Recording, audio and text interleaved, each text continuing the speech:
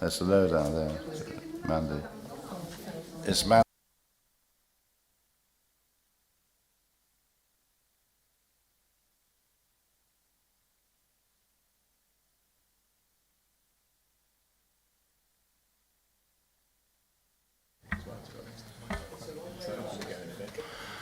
Well, good morning, everybody, and welcome to this planning committee meeting.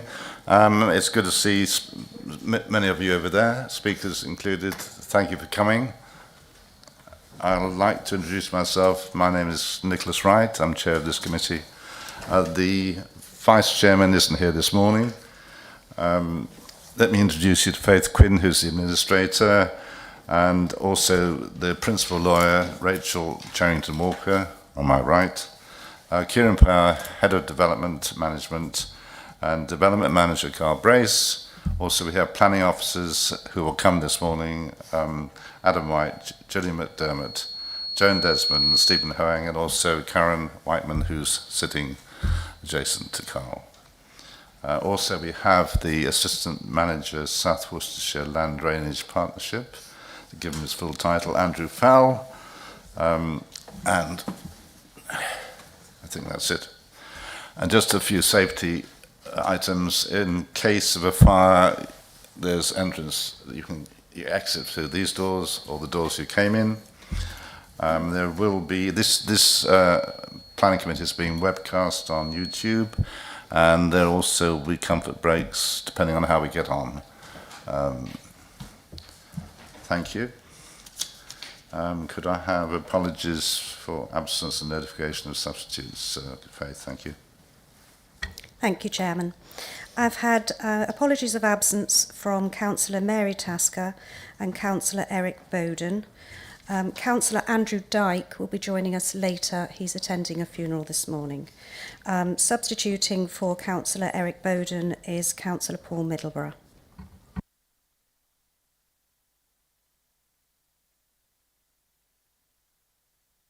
Thank you.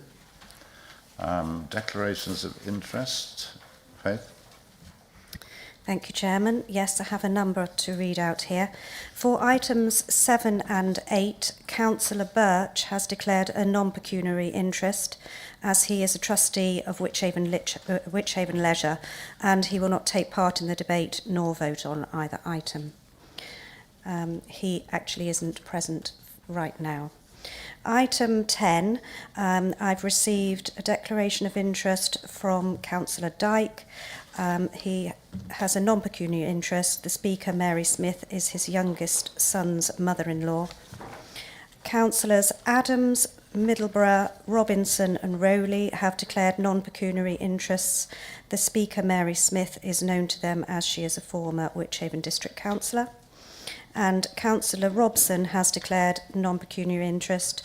The Speakers Ian Robinson and Mary Smith are known to her. Councillor Robson will be acting as ward member only for this item and will not take part in the debate or vote. For item 12, Chairman, you have yourself declared a non-pecuniary interest in that the landowner is known to you, and you have declared that you will not speak nor take part in the debate or vote.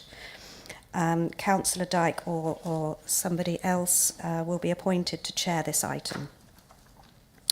Councillor Birch has declared a non-pecuniary interest in that he used to work for Ormerod Rutter, of which the Speaker, Peter Ormerod, is a named partner. He still intends to vote and participate as normal as he no longer works for the company, and therefore there is no influence over how he would choose to vote. And finally, for item 16, Councillor Adams has declared a non-pecuniary interest. The Speakers, Alistair Findlay and Natasha Dent, are known to him.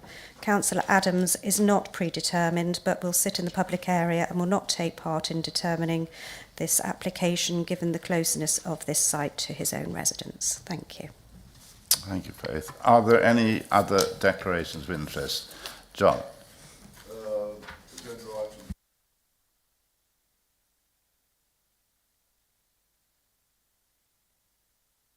Thank you. Any other declarations from the committee? No? Thank you very much. You've received the minutes of the last meeting. on the 30th of January. Are there any points to make on those minutes?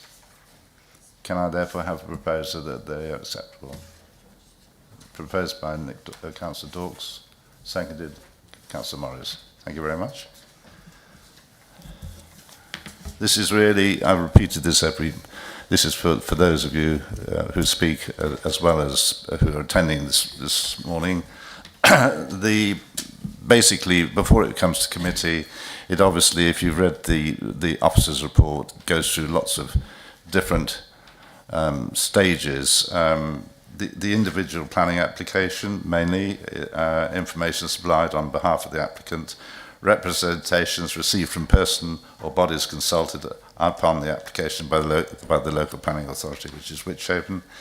Town and Country Planning Act 1990 and Planning of Buildings and Conservation Areas Act and related acts, orders and regulations and circulars published by and on behalf of the Secretary of State, National Planning Policy Framework, the Planning Practice Guidance, the Waste Course Strategy, South Worcestershire Development Plan and supplementary planning documents, neighbourhood plans as relevant, and other decisions as Secretary of State. That's the major ones, and I'm only mentioning this because a lot goes into it before it becomes this planning committee. Planning is a balance, and I'm afraid sometimes you won't get the result that you want. But I do ask you to respect the decisions of the panel after their debate. I think you've had one of these on the seats, which is rather draconian, but we obviously need to keep things in order.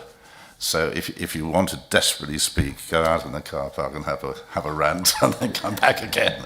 But don't speak unless you are one of the speakers, which we welcome.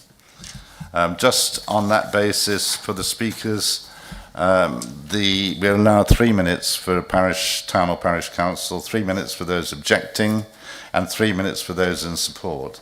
If there's more than two of you speaking, you have to only have 3 minutes between you. All right, so you'll have to split it up. There are one or two cases, I think, where two people are speaking, so you've only got 3 minutes in total. And the way it works, if you haven't been here before, the planning officer will describe briefly the proposal. Then the parish council will be asked to speak. Then the objectors will speak. Then the supporters, and then there'll be questions to the speakers from the ward member and then the panel before we go into debate. That's how it works. Are there any questions on that? No. Thank you very much. So, without further ado, and also you've probably seen one of these, so just read it. I haven't seen one of these myself before, but if you disturb proceedings, then you'll be asked to leave. That's the last one. So thank you for cooperation on that one. So we move on quickly to item 7, which is Pershore Leisure Centre, application 24/02201. We have no speakers for this item.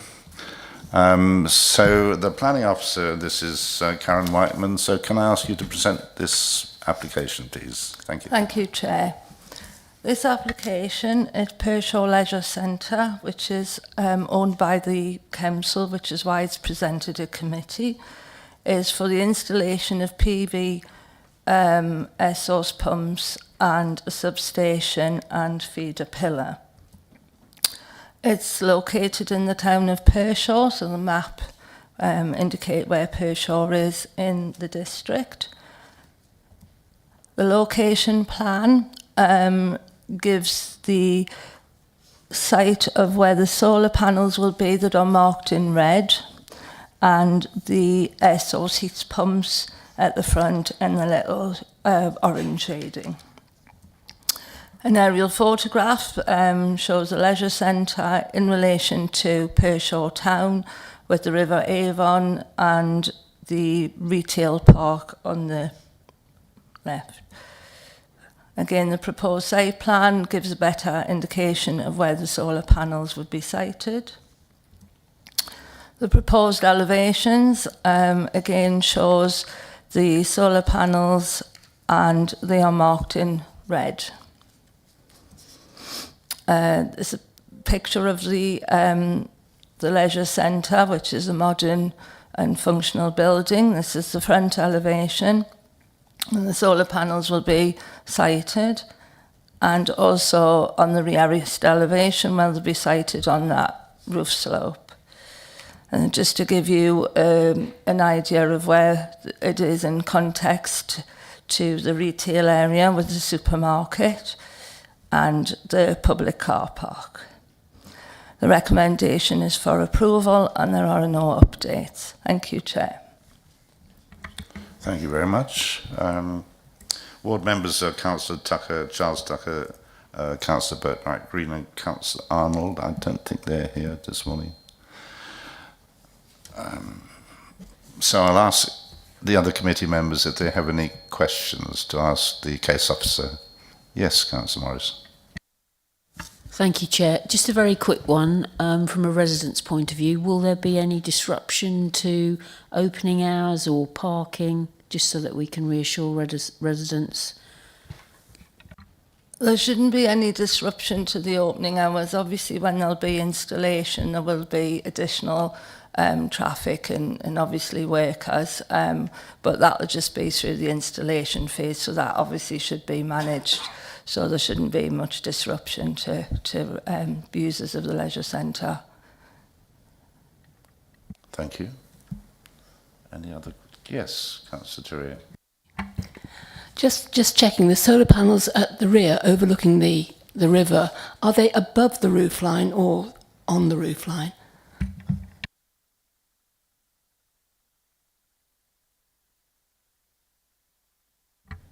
They're on the roof slope, that roof slope there where you've got the two sort of box dormers. They're on that roof slope underneath there. They will be conditioned that they have to be matte black, and all of the framing, all of the fixtures and the fittings will all be matte black, so they will blend in with the roof slope. Thank you. Councillor Morris. If there's no other questions, I'd like to propose approval of this application. To debate yet, but so let's just sorry. open it up to debate. I think there's questions, aren't there?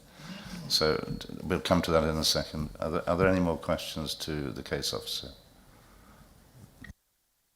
Then we'll go straight into debate. Councillor Kersey. Chairman, thank you. I very much welcome this application and propose approval in line with officer recommendation. Thank you. Councillor Turrier. Yes, I will second that. You've been usurped. Councillor Morris. Are there any more comments from the members of the committee? Thank you very much. Do you want to sum up where we are, or would you like me to? I can. I'm happy to. Okay, if you could. Thank you. So the motion has been proposed and seconded to approve the application in accordance with officer recommendation. Will all those in favour of the proposal please raise your cards? 1, 2, 3, 4, 5. It's okay. 1, 2, 3, 4, 5, 6, 7, 8, 9, 10. That is unanimous. Thank you very much, Thank you. and thank you, Karen. I'm sorry you had such a. I'm sorry your moment of glory was so short. She'll be back. She'll be back. Have we got Carl? Have we got? Oh yes, we have Stephen. Yes, thank you. Here we are. Things are looking good. Thank you. Moving swiftly on to item 8. It's going to get harder as the time goes on. I'm just warning you. Don't get any illusions that we're going to be quick today. Oh, no, okay.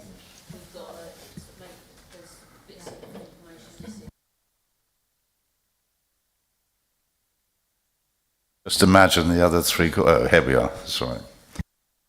Moving on to item 8. This is application 24/02384, Droitwich Sports and Leisure Centre. Again, we have no speakers for this item. So I'll ask Stephen Hoang to outline this application. Thank you. Thank you, Chair.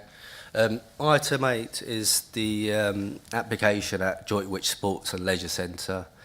The proposal is an extension to the leisure centre, extension to the front. There's also some internal works and minor works as well, and to provide a new pool hall, plant room entrance, cafe area, internal refurbishment and extension to the car parking works. As you can see on the site location plan, the site is located to the north of the district within the main town of Droitwich Spa. Here outlined in red is the site, which is Droitwich Sports and Leisure Centre, which includes an area of open green space to the north of the Leisure Centre building, as we can see adjacent to the sports court. We have an aerial photograph here, which shows the site access via Briar Mill to the south. Briar Mill is also connected to A38 to the west, and also Ombersley Way to the east.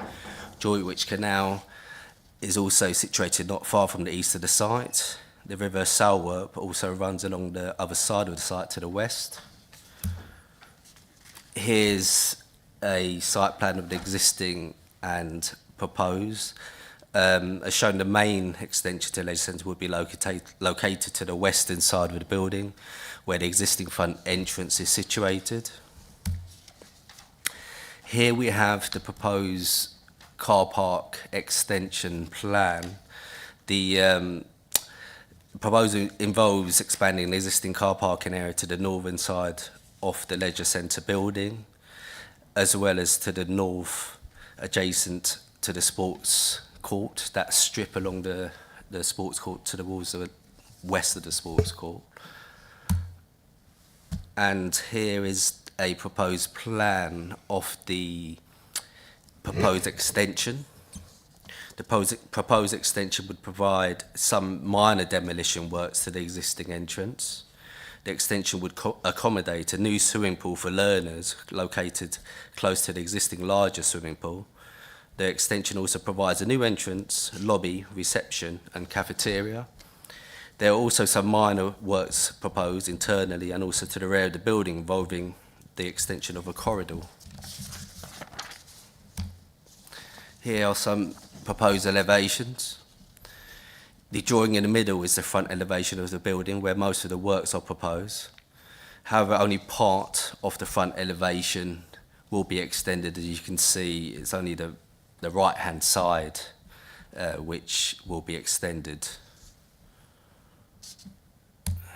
Here's a sketch of the proposed extension, which outlines the scale of the extension in relation to the existing leisure centre building. You have a series of photographs. First one is the front elevation, showing the existing entrance just to the left of the photo, and the location of where the front extension will be. Here's the rear elevation, where there's an existing car park. This area is immediately to the north of the leisure centre, where part of the car park extension is proposed. This is further to the north of the leisure centre, where you can see the sports court, and to the left of that is where there will be a strip of car parking area being proposed.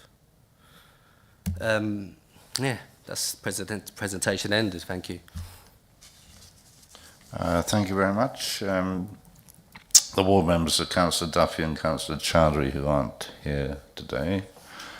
So are there any questions you want clarifying from the case officer? Councillor Morris.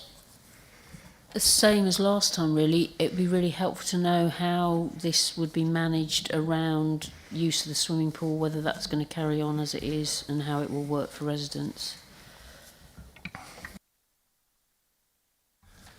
I mean, my understanding is the main pool will remain, and the proposed pool is a smaller learners pool, which would be pretty much close proximity to the larger pool. So overall, it would provide facilities for less experienced or younger swimmers. Sorry.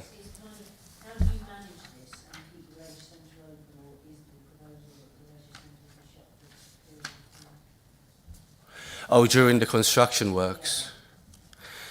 Could you use your microphone, Nicola? Could you use your microphone?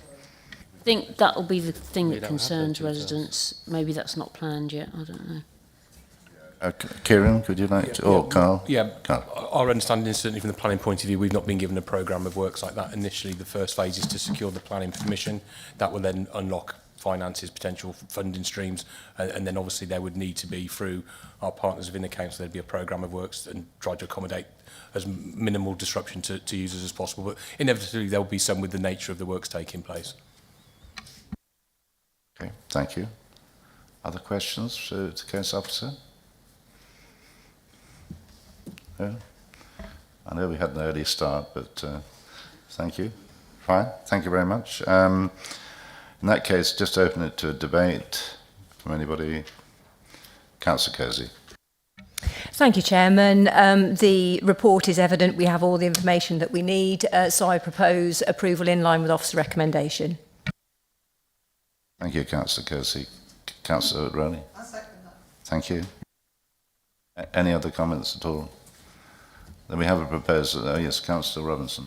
Chair, it's just for noting if, as a result of hearing this debate, residents are concerned, the beauty with Droitwich is they'll have the Lido as well to use for the pool. So they'll have a nice alternative, hopefully. Indeed, Droitwich is going to be some place for anybody there from Droitwich. Centre of England, Droitwich, for those who live there. Any other comments? Therefore, we have a proposal saying, Rachel, over to you. Okay. So we have a proposal. It's been seconded to approve in line with officer recommendation. All those in favour, please raise your cards. That is unanimous, Chair. Thank you very much, and thank you, Stephen, for presenting. Thank you. We just have a slight delay, and hopefully Councillor Birch will arrive. No, give him a call. Is he around in the building, do you know? Sorry.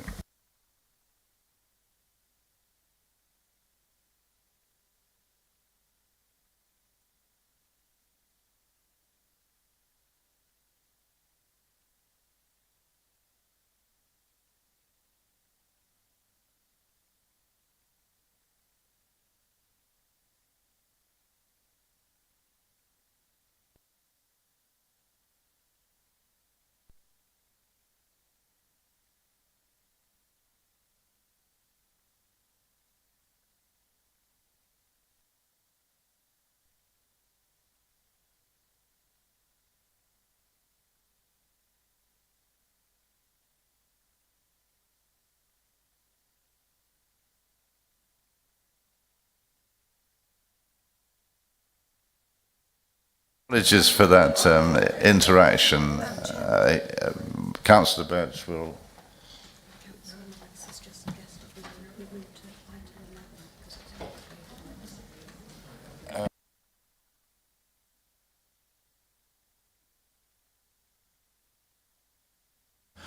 We will continue without Councillor Birch, who's going to be here for the next item. So we move on to item number 9, which is application 24/02066, the land at Kidderminster Road, Hampton, Lovett, and the erection of 91 dwellings. Could you just, okay, you all right? And we have 3 speakers. We've had more than 3 speakers, actually. We have 4 speakers. Councillor Paul Speechley from Hampton, Lovett and Westwood Parish Council, Mrs. Janet Suffield and Ms. Merzadai Lubridge Roberts, is that right? Have I pronounced your name properly? Mercedes, thank you. Thank you very much. Sorry about that. And Mr. Guy Wakefield. If you'd like to come to the seats in the front.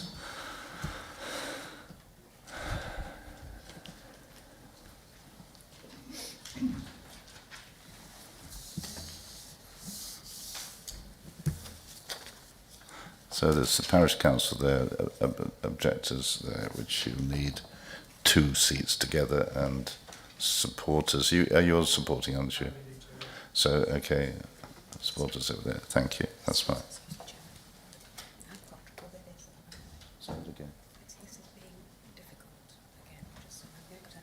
Yeah, sorry, we've got a slight problem with the screen behind me, but Faith is trying to sort that out. Okay.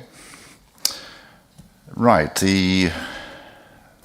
actually, we haven't got Chris Day here either, have we? No. He's the councillor speaking of this. So, can we just delay slightly until I just see if I know the ward member is going to come and he hasn't arrived, so if I could just find out what's happened there, if you don't mind.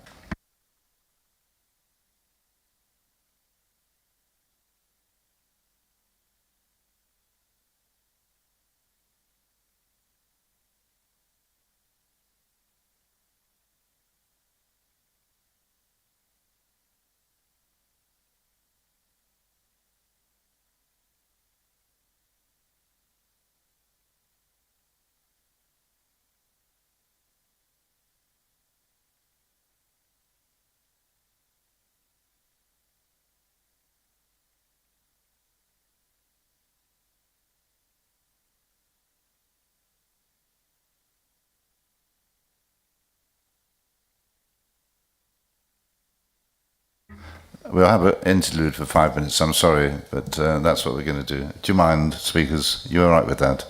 Are you okay with that? Thank you very much. 5 minutes if you want to chat, do. Thank you.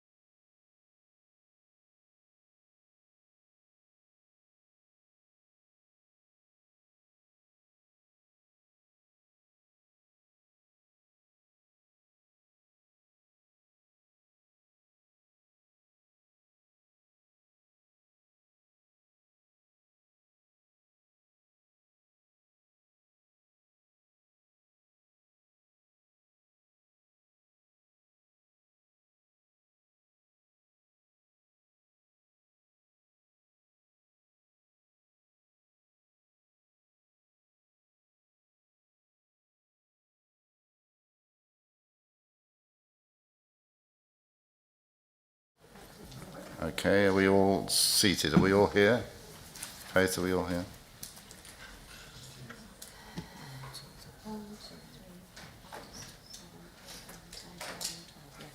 Thank you very much. Where were we? Anyway, going back again, welcome to the speakers. Thank you for coming this morning. I'll pass you over to the case officer, who's Joan Desmond, to go through this application. Thank you, Joan. Thank you, Chair. This application is related to land at Kidderminster Road, Hampton Lovat, and the proposal is an outline planning application for the erection of up to 91 dwellings, a new vehicular and pedestrian access and associated works, with all matters reserved except for access.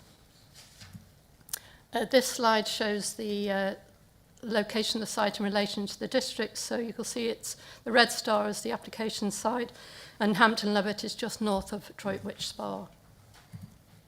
This is the site location plan.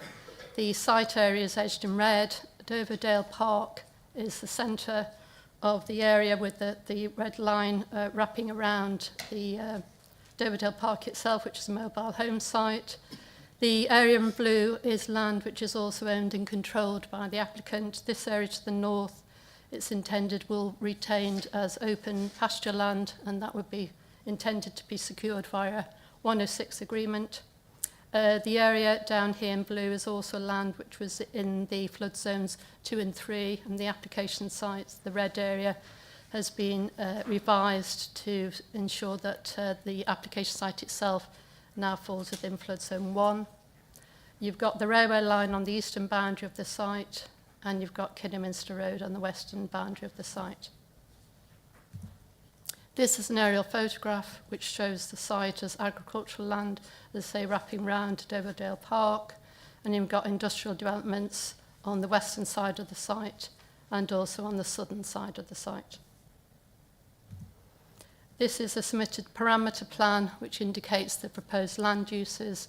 So in brown, you have where the proposed housing development will be, the green areas or the green infrastructure. This green boundary along here and on the northern boundary site is intended to be a landscaped buffer zone, and in blue, it's indicating the flood zone area. This is an indicative site plan. As I say, it is an outline application, so the only matter that is unreserved is access, and the access is shown to be proposed on the northern end of the site. It's approximately about 60 metres south of an existing access into the industrial estate. It indicates that the housing developments, say, will be wrapping around the Doverdale Park to the north, and also between the railway line and the park itself, with an area of green buffer to the northern side, and say this further land to the north is intended to be kept open. Most of the green infrastructure is to the south of the site, with an emergency access and also a pedestrian and cycle route intended to pass through this site, linking on to Kidderminster Road. This slide shows the proposed changes to the site given the 2022 appeal, which was dismissed but for 102 dwellings. But that appeal decision was subsequently challenged and quashed on the basis that the planning inspector hadn't carried out the right test in terms of weighing the heritage harm impacts against the public benefits of the scheme. So in terms of the changes, you've got an enhanced separation buffer to the northern part of the site. The heritage assets, in particular, members will remember was the Grade 1 listed church of St Mary, and there is a Grade 2 lynch gate, which is off the road to the north, the forest, which is where members went to visit the site. The other changes, the reduced number, as I say, in the number of dwellings, down from 102 to 91, which will help to reduce the impact on Doverdale Park itself. And as I say, that reduction in the site area to exclude the flood zones, and that introduction of the emergency access route. This slide sort of is intended to try and help members see the proposed changes. As I say, it is an outline application, but this is an indicative indication of the changes to the location of the dwellings in the northern part of the site. So the pink is where the 2022 scheme was proposing the dwellings, so they have been moved, as I say, further back away from that boundary. And this is the Grade 1 listed church here, which is a heritage asset, and you've got the Lynch Gate, which is Grade 2. And these follow a series of photographs. So this is looking at the site, looking north from Kidderminster Road. You're sort of here on the corner of the Dovedale Park mobile home site. This is a view from Kidderminster Road to the south, just beyond where the roundabout is, and that's looking to the east and north of the site. And this area is all part of a significant gap in the local plan, which is intended to be retained as green infrastructure. And this is a view that members will be aware of. It's from the forest, and it's looking south. You've got the backdrop of the Dovedale Park, and the tree line here is indicating where the route of the railway line would be. And this again is another view from the public right-of-way looking west. So you've just got the corner of the Dovedale Park here. And this, you can just see some cars here, which will be along the Kidderminster Road. And this is the area to the north will be, as I say, intended to be kept open as pasture land. This is a view looking again from the forest. There's the sign for the public right-of-way. And it's looking across the site with, as I say, the Dovedale Park in the sort of distance. And these two slides are taken from the submitted landscape and visual impact assessment. So the top again is that wider view looking from the forest. So you've got the northern open pasture land to be retained, and then the backdrop here of the Dovedale Park. And this slide is just a slightly further distant slide again showing the site here. So in terms of just to make members aware, there were some additional representations received from the Dovedale Residents Association, and also there were some photographs that were submitted which didn't get through to members, so they've been placed on your desk for you to just be aware of. So as set out in the report, this site has a detailed planning history. It's had 2 dismissed appeals relating to larger scale housing developments, and the previous appeal, as I said, in 2023 was dismissed. And it was dismissed on the harm to the setting of heritage assets, the adverse effect on landscape character, and adverse impact on visual amenity. But as I say, that decision was quashed, and that appeal was then subsequently was withdrawn. So this revised scheme seeks to further mitigate the identified impacts by reducing the number of dwellings and reducing the site area to pull the development further away from the heritage assets. This has resulted in the harm to the setting of the heritage assets going from at the lower end of the lesser substantial to being negligible, which is considered to be outweighed by the public benefits of the scheme, which includes the delivery of both market and affordable housing, all of which are accorded significant weight. There are no technical objections to the application on highway or drainage grounds, and with the tilted balance engaged, it is considered that the harms identified would not significantly and demonstrably outweigh the benefits of the scheme. Therefore, the application is recommended for approval subject to delegate authority subject to the completion of 106 and for any subsequent changes that might be needed to planning conditions. And that ends the presentation. Thank you, Chair. Thank you very much. Councillor Paul Speechley, you have 3 minutes. Thank you. Good morning. Yes, I'm Paul Speechley and a parish councillor for Hampton Lovett and Westwood. And I can assure you that the parish council fully disapproves of the development, not only for the many reasons stated by the objectors, but for the complete destruction of the identity of Hampton Lovett and its residents by this type and size of development, which would just make us part of the urban sprawl of Droitwich. Dovedale Park on its own contains 85% of the population of the area, and it should be remembered that even the Boundaries Commission, who wanted to make us part of Droitwich West, relented and instead recognised our rural status and joined us and Westwood with Ombersley, thereby maintaining our green belt separation.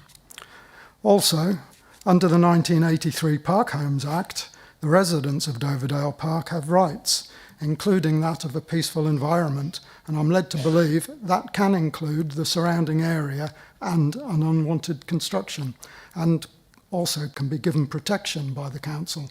I would urge the planning committee to look into this, as I don't believe it to have been considered before. The proposed site is what the locals have called the anthrax field since the 1960s.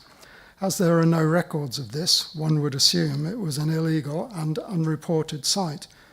Now, in the event of the worst happening, and anthrax spores being released, who, at the inevitable public inquiry, is going to be held responsible? Especially as you have all been warned.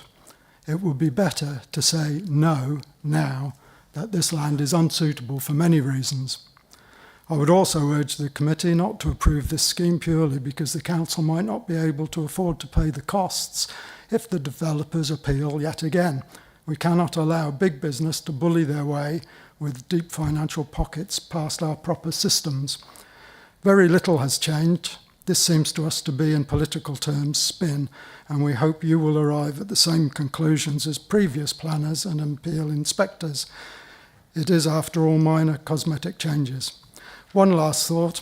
If your parents or grandparents had bought their ideal retirement home only to be upset and worried, how would you feel? It can be a cruel world, but it doesn't have to be. Thank you. Thank you, Councillor Speechley. Mrs. Janet Suffield and Ms. Loveridge Roberts, you have 3 minutes between you. I don't know who wants to start. You want to start? Thank you. Good morning, members of the council and interested parties. I am Janet Suffield, a resident of Doverdale Park and a co-opted committee member of the Residents Association, speaking on their behalf. All local residents strongly object to the application in principle. Firstly, approval is stated on the planning online status. The case officer's report places conditions and processes to be agreed before development can begin, but the report and agenda recommendation is approve. The former is that conditions are required, but the latter implies no further conditions needed. This is contradictory. This application is still not addressing issues adequately, and there have been some changes in the last 2 years. Major issues are flood mitigation measures, need more detail for accurate assessment how surface flood water is to be managed, increased climate change, rainfall, frequency of flooding. Sufficient mitigation cannot be guaranteed for the lifetime of the site. Who will be responsible? The heritage assets, distances have been mentioned, but there is a discrepancy of 11 metres between the distance from the development to the Lich Gate and the church. Views are not enhanced for the current users and a permanent loss of sense of place, history and setting, with a modern urban style housing and activity replacing the peaceful landscape. The SWDP, both the out-of-date one and the emerging one, there is no development for Category 4, none beyond the development boundary, and the significant gap would become less significant. Therefore, it's not plan-led. BNG is already deficient in targets set, and it's being re-evaluated by the government. Travel network is insufficient for all, especially the less affluent, shift workers, etc. Road is dangerous, increased traffic, vans and HGVs at speed above 40-50 miles an hour. Consider braking distances.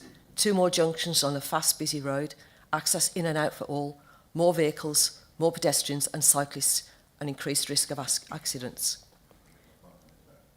Infrastructure is lacking. Okay, I'll cut mine short. I would also like to say about human rights, respect for private and family life.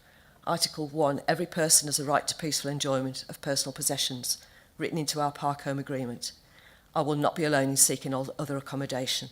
Can the site be sustainable for all the reasons above? Planning rules different in the past, now time to control for betterment. Any doubts? Would urge refusal and consider impact on the most vulnerable receptors, elderly residents of the park who need protection.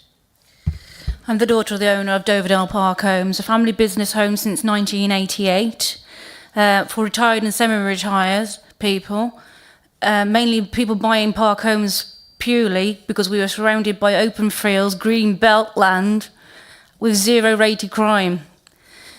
The sewer system that we have is located towards the Elmbridge Brook, which we have owned and maintained since we purchased it from the council. We do not want anyone messing with our sewer system, which occasionally gets blocked, which we have to maintain regularly. We have a new development going on. If houses are built on top of them, we will struggle to sell them. It will affect our business. We already have residents regretting buying park homes as they fear they will be surrounded by houses. It's okay. Thank you for those comments. We appreciate them. Mr. Guy Wakefield, you have 3 minutes. Thank you. Thank you, Chair. Good morning, members, and thank you for the opportunity to speak today. This proposal responds carefully to the previous concerns raised by your officers and inspector at the last appeal, which, as the case officers noted, was quashed. A key change includes the reduction in the amount of development and an increase in the retained pasture land to the north, which has led to a reduction in the number of units by 11 when compared to the previous application. The area of open space to the north, as you've been told, will remain as agricultural grazing land, as governed by the draft Section 106 agreement that's already been provided. These changes have improved the relationship of the proposal with both the church and Doverdale Park, to which further consideration can be given at the detailed design stage if necessary. The Council's Conservation Officer raises no objection to this revised application, as the impact on heritage assets has now been reduced to negligible. Officers have also confirmed that the proposal complies with the conservation aims of the SWDP and the MPPF requirements in respect of the historic environment. There are no technical objections to this application, as the case officers also confirmed. As the flood risk assessment explains, the road level will be raised to be above the shallow pooling that currently occurs, and the drainage strategy overall will provide a betterment to flood risk in the area. This betterment was acknowledged by the previous appeal inspector, and the council's drainage officer or engineer has raised no objection.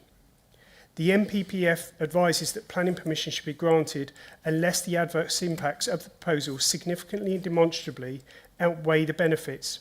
In this case, it is evident that the adverse impacts of the proposal do not outweigh the benefits. The substantial benefits of this proposal include a minimum 20% net gain in biodiversity, which could be conditioned, 40% of the site to be designated as public open space and green infrastructure, improvements to the local footpath network and bus services benefiting existing and new residents alike, an overall reduction in flood risk, the delivery of 40% affordable housing making a valuable contribution to meeting local needs and supporting the existing infrastructure, the delivery of open market housing to help address the housing land supply shortfall, and finally, significant economic benefits both during construction and once the new homes are occupied. In addition, the proposal will secure over £1 million worth of education contributions, along with significant contributions to all public transport, healthcare and sports and leisure facilities. Admittedly, some of that money being to offset the impact of the development. To summarise, in our view, there are clear and significant benefits that weigh in favour of the proposal, and therefore we hope that you can support the officer's recommendation. Thank you for your time. Thank you very much. The ward member is Councillor Christie. Councillor Dave, have you any questions to ask? And you can include Drainage Officer Andrew Fowle within, and that applies to everybody. Any questions you ask to ask the speakers or the case officer? Thank you. One question about drainage. So this afternoon we're going to look at a planning application for a large solar farm just north of Hampton Lovett. And that solar farm, the runoff of which will go into the Elmley Brook, which is that brook that you're looking at there. Have we considered what the combined impact of those two things will look like?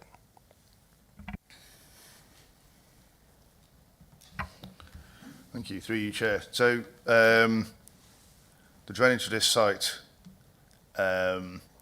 is or has been looked at. Obviously, it's only outline stage, so we don't have full details. But the principle basically is that there's no direct runoff going to Elmbridge Brook. It's all being held back to match the greenfield runoff from the site in its pre-developed state. So the developer is well aware of that. They've got to provide attenuation for the extreme rainfall events, which is why they have a suds pond. So the pond is at the southernmost part of the site. It's being kept out of the flood zone, so it's in the lowest risk of flooding, which is flood zone 1. So there is no knock-on effect to Elmbridge Brook. It's going to maintain the flows that go into there by virtue of having a sustainable drainage system. and that will also apply to the scheme that we talk about later on. Councillor Day. Thank you for that optimistic assessment. Can I ask about the quashing of the appeal for our officer, or is that not a possible question? I think it's a possible question. Kieran, do you want to take that? The question is the quashing of an appeal, the last appeal. Yeah, the last appeal. So I think a key factor in this case is whether or not that is relevant, because it seems to be being brought up consistently. The point I think that I would make is that the appeal was quite clearly it dismissed the appeal at the last PIN's review. And two tests are done. There's the overall tilted balance test, and then there's a separate test where you're just comparing the heritage asset with the benefits. One is a subset of the other. It was the subset one that was not performed, but it didn't, and this is the key point, it did not alter the overall conclusion that was made by the inspector, and it wouldn't have made any difference in any event. That's the way that's been described to me. So we shouldn't see the quashing of the appeal as being a significant fact in the overall determination of the case. Thank you, Chair. In terms of the quashing of the appeal, the status of, or the sort of result of that means that the appeal decision essentially falls because it was unlawful. Therefore, it's dangerous to give that weight in the planning determination, because ultimately the inspector erred in law while determining it. It doesn't change that there's material planning considerations that will have, been considered by the inspector and others at the time, and that still needs to be considered today. But there's that, in terms of that specifics, like I say, a quashing of a decision essentially means that it's null and void. What we're tasked to today is look at the scheme in front of us. It is different. There has been amendments. The policy background is potentially different in terms of where we are in terms of housing land supply, etc. So we need to consider all those things in the round and take a balanced view. But yeah, the quashing decision, like I say, it's critical. That's why it's been covered, because that decision was issued. It was then challenged and deemed unlawful. Okay, Chairman, I'll move on to my comments in that case. Thank you. That's all right. And beg your pardon? Yes. You have further questions? Sorry, no further questions. No further questions. Questions from the rest of the committee. First, Councillor Adams, followed by Councillor Kersey, followed by Councillor Dawes, followed by... Thank you. Councillor Adams. Yeah, thank you, Mr. Chairman. Just a little bit of clarification from somewhere. To me, it's about this beautiful church in Lichgate, and the reference I noticed takes me back to my Kidderminster Market days, to the late family, and recognise from that. So how far is the nearest dwelling from that church in Lichgate? And with the wet ground in mind that's been spoken about in this wet area, is there going to be any piling? And is there, if there's some important business in that church, like a funeral, is there some agreement with the developers as they can stop working? I think, Councillor, the case officer, would you like to take that question? About the distance of the development from the Lichgate or the church? Yes, Chair, I can try and help. I've done some measurements. Because it's an outline, we're not looking at the layout, so there is no indication. There's an indication of the dwellings.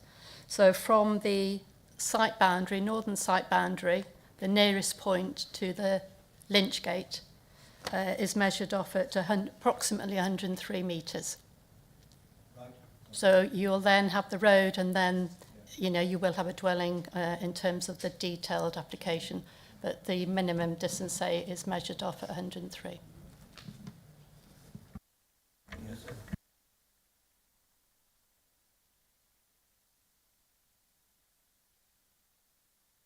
I don't think we know that question, do we, at the moment? No. Thank you very much. Councillor Kersey. Chairman, thank you. Two questions, please. One to the Doverdale Park Residents Association.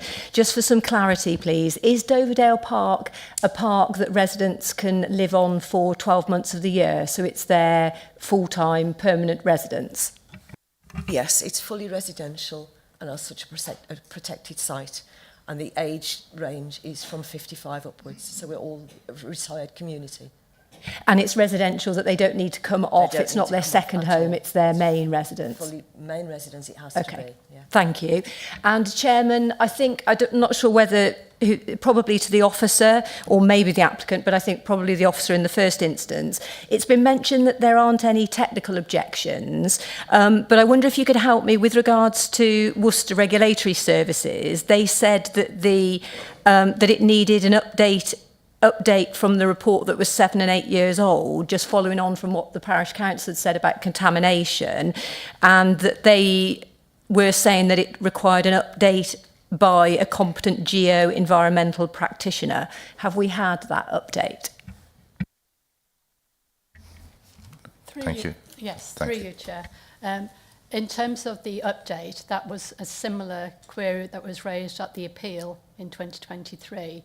And at that time, the inspector took the view that that issue could be adequately dealt with via a sort of a condition that would require any further investigation of potential contamination on the site. There was certain works done, which it didn't indicate, as I say, that there were the contaminations issues that had been raised were there, but it's accepted further work would need to be done if permission was granted. But it was considered that could be dealt with via condition. And on the schedule, you'll see that a similar condition is being recommended should members decide to approve the scheme. Thank you, Councillor. Councillor Dawes. Thank you, Chair. This is a follow-on from Councillor Day's question, I think, because I'm still a bit confused about the previous planning application. Do I take it was approved, went to appeal, the inspector refused it, and then a High Court reversed the inspector's decision? And if so, have we still got, or has the developer still got planning permission from that? Thank you. If I can, through you, Chair, if I can just clarify.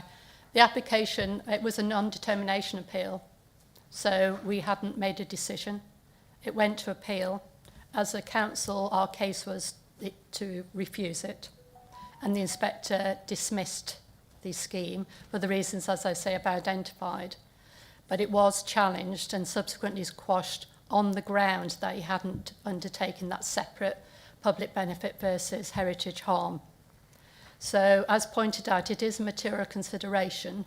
There's no permission granted, it's fallen, it's quashed, but it is relevant in that the inspector looked at all those issues like highway drainage, contamination, landscape impact. So it's reasonable, I think, to take those findings into account. The area that was quashed is obviously on the heritage harm, so I say very limited weight could be given to that because he was found to have erred in law in that exercise. Thank you. And one other question, please, Chair. There was talk of the northern area between the buildings and the church being protected in a 106. I've been looking through the conditions here, forgive me, but I can't see any mention of that area and it being protected.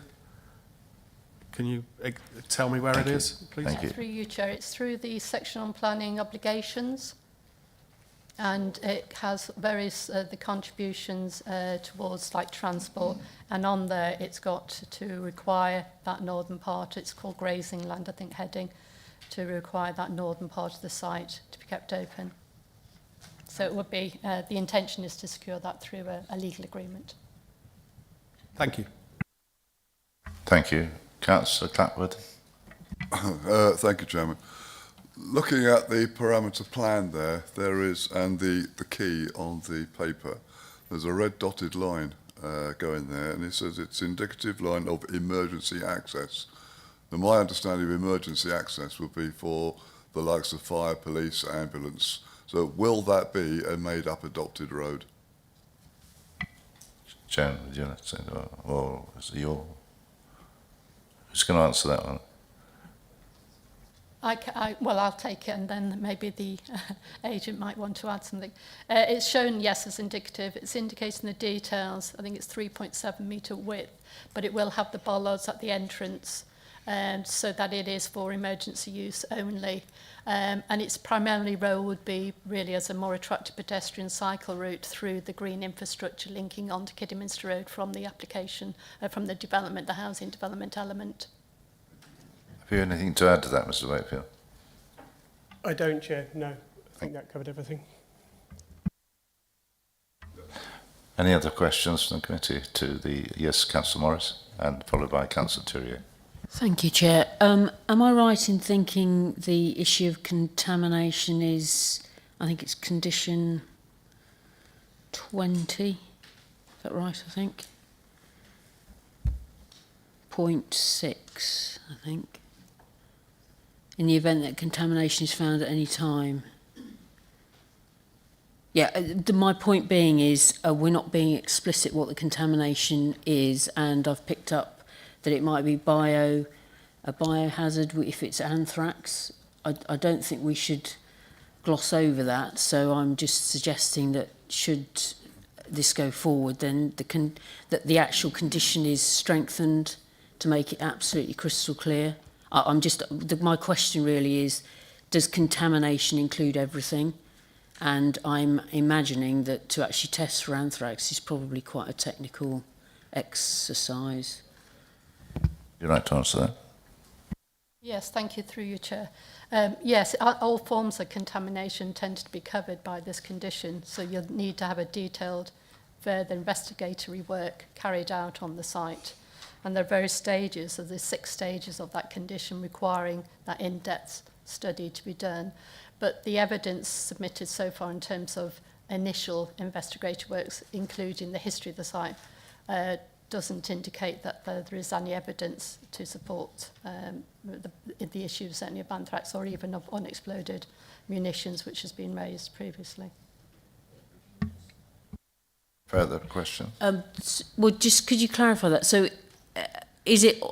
are you automatically looking for every contaminant in every site, or do you would it be considered that the most likely contaminants are automatically looked for, but in more specific locations where somebody who knows the history of a site might go, well, actually, you really do need to look for?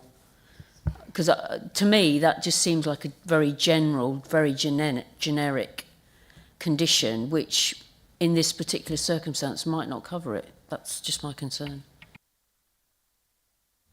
Through you, Chair, I would have thought if there are specific concerns which are known, then when they do the submission in terms of the details required with the planning condition, it would be for the WRS team which have highlighted their concerns to ensure that they're happy that those any potential contamination issues that they're concerned about are covered and addressed in that report. That's the whole reason for the condition. So it will obviously look at different things, as you say, but it is site-specific. So at that time, that would be picked up by the internal WRS investigation team. If it helps as well in terms of any anticipated submission, that would include a review of the site history and outline potential risks they're looking for. So in this instance, given the site history and some of the things that would be said, we would anticipate those specific items would be listed and then look for, so it would be covered off. And of course, given the collective comments that have been raised, if it wasn't, we would raise that with WRS as part of any discharge of conditions, so it would be covered off. Councillor Thurier, followed by Councillor Sims. Thank you. Question for the ladies from Dovedale. We've seen some photographs of flooding in January this year, and I wondered actually if Dovedale had been affected by floods at all. And a question for the developer, are you expecting to go around Dovedale with your pipe work for drainage, or have you asked to go through it? Yeah. Would you like to have a go at that one? There has been some flooding onto the former Wimbush site, that it trickles through from the field onto there. And there are new homes that will be placed there fairly soon. So obviously they will be subjected to problems there. But it's also running out onto the road near the entrance of the park. So there are, there's more than one area on the road that floods. And we're concerned that raising the road level will push the levels down to us. But the rainfall has been more frequent, more intense. The land is saturated, so it runs, the field permanently has an expanse of water in several areas throughout the winter, and it just tops up and goes down. And that's happened. The last 2 years, it's been even worse. Can you answer that one, Andrew, please? Thank you, Chair. So it was obvious from our our site visit that there was water line on the fields. We've been aware of that since certainly 2007, when the parish council at that time submitted information to us confirming exactly where flood flow routes were and that the highway flooded, and that also there might have been one or two of the homes on the northern boundary of the site which would have been affected at that time. So we're well aware of how the land lies. As like I said, we could see that from the site visit. But in this instance, there may actually be, or there will be, some kind of betterment. You will have a positive drainage solution which will intercept a lot of those flows, and they will be diverted to the holding pond to the southwest of the site. So whilst the road may well be lifted, the developer has a responsibility that nearby properties are not flooded during the works and afterwards. So the fact that you've got a spine road going through the middle of the top part of that site, all being positively drained, it can't go to the highway. So the drainage has to go east and then south. So you're effectively removing a chunk of flooding off of the highway. And like I said earlier on, it's not an optimistic view of drainage, it's what a developer has to do. There's clearly guidance there of what drainage storm events they have to design for. It includes extreme rainfall events. So a lot of that surface water which is causing a problem on the western part of that site, excuse me, will be diverted to the holding pond and then slowly dripped into Elmbridge Brook, all as per what the MPPF requires. Thank you. Thank you. I think you had a second part of the question. I don't know whether you can answer that one, Mr. I William. think the question was whether or not the developer would need to take pipe work through the existing park, and the answer to that is no, we absolutely would not. Thank you very much. Councillor Sims. Sorry, Chair, I was just trying to find some information. Can you ask, actually, the Parish Council about the cumulative effect? I understand there is a development for 40 homes. Is that right, coming through or not? I don't think so. Is there? Sorry. No, I don't think that's right. Have I got the wrong application? Are you referring to the extension of Doverdale Park? Possibly.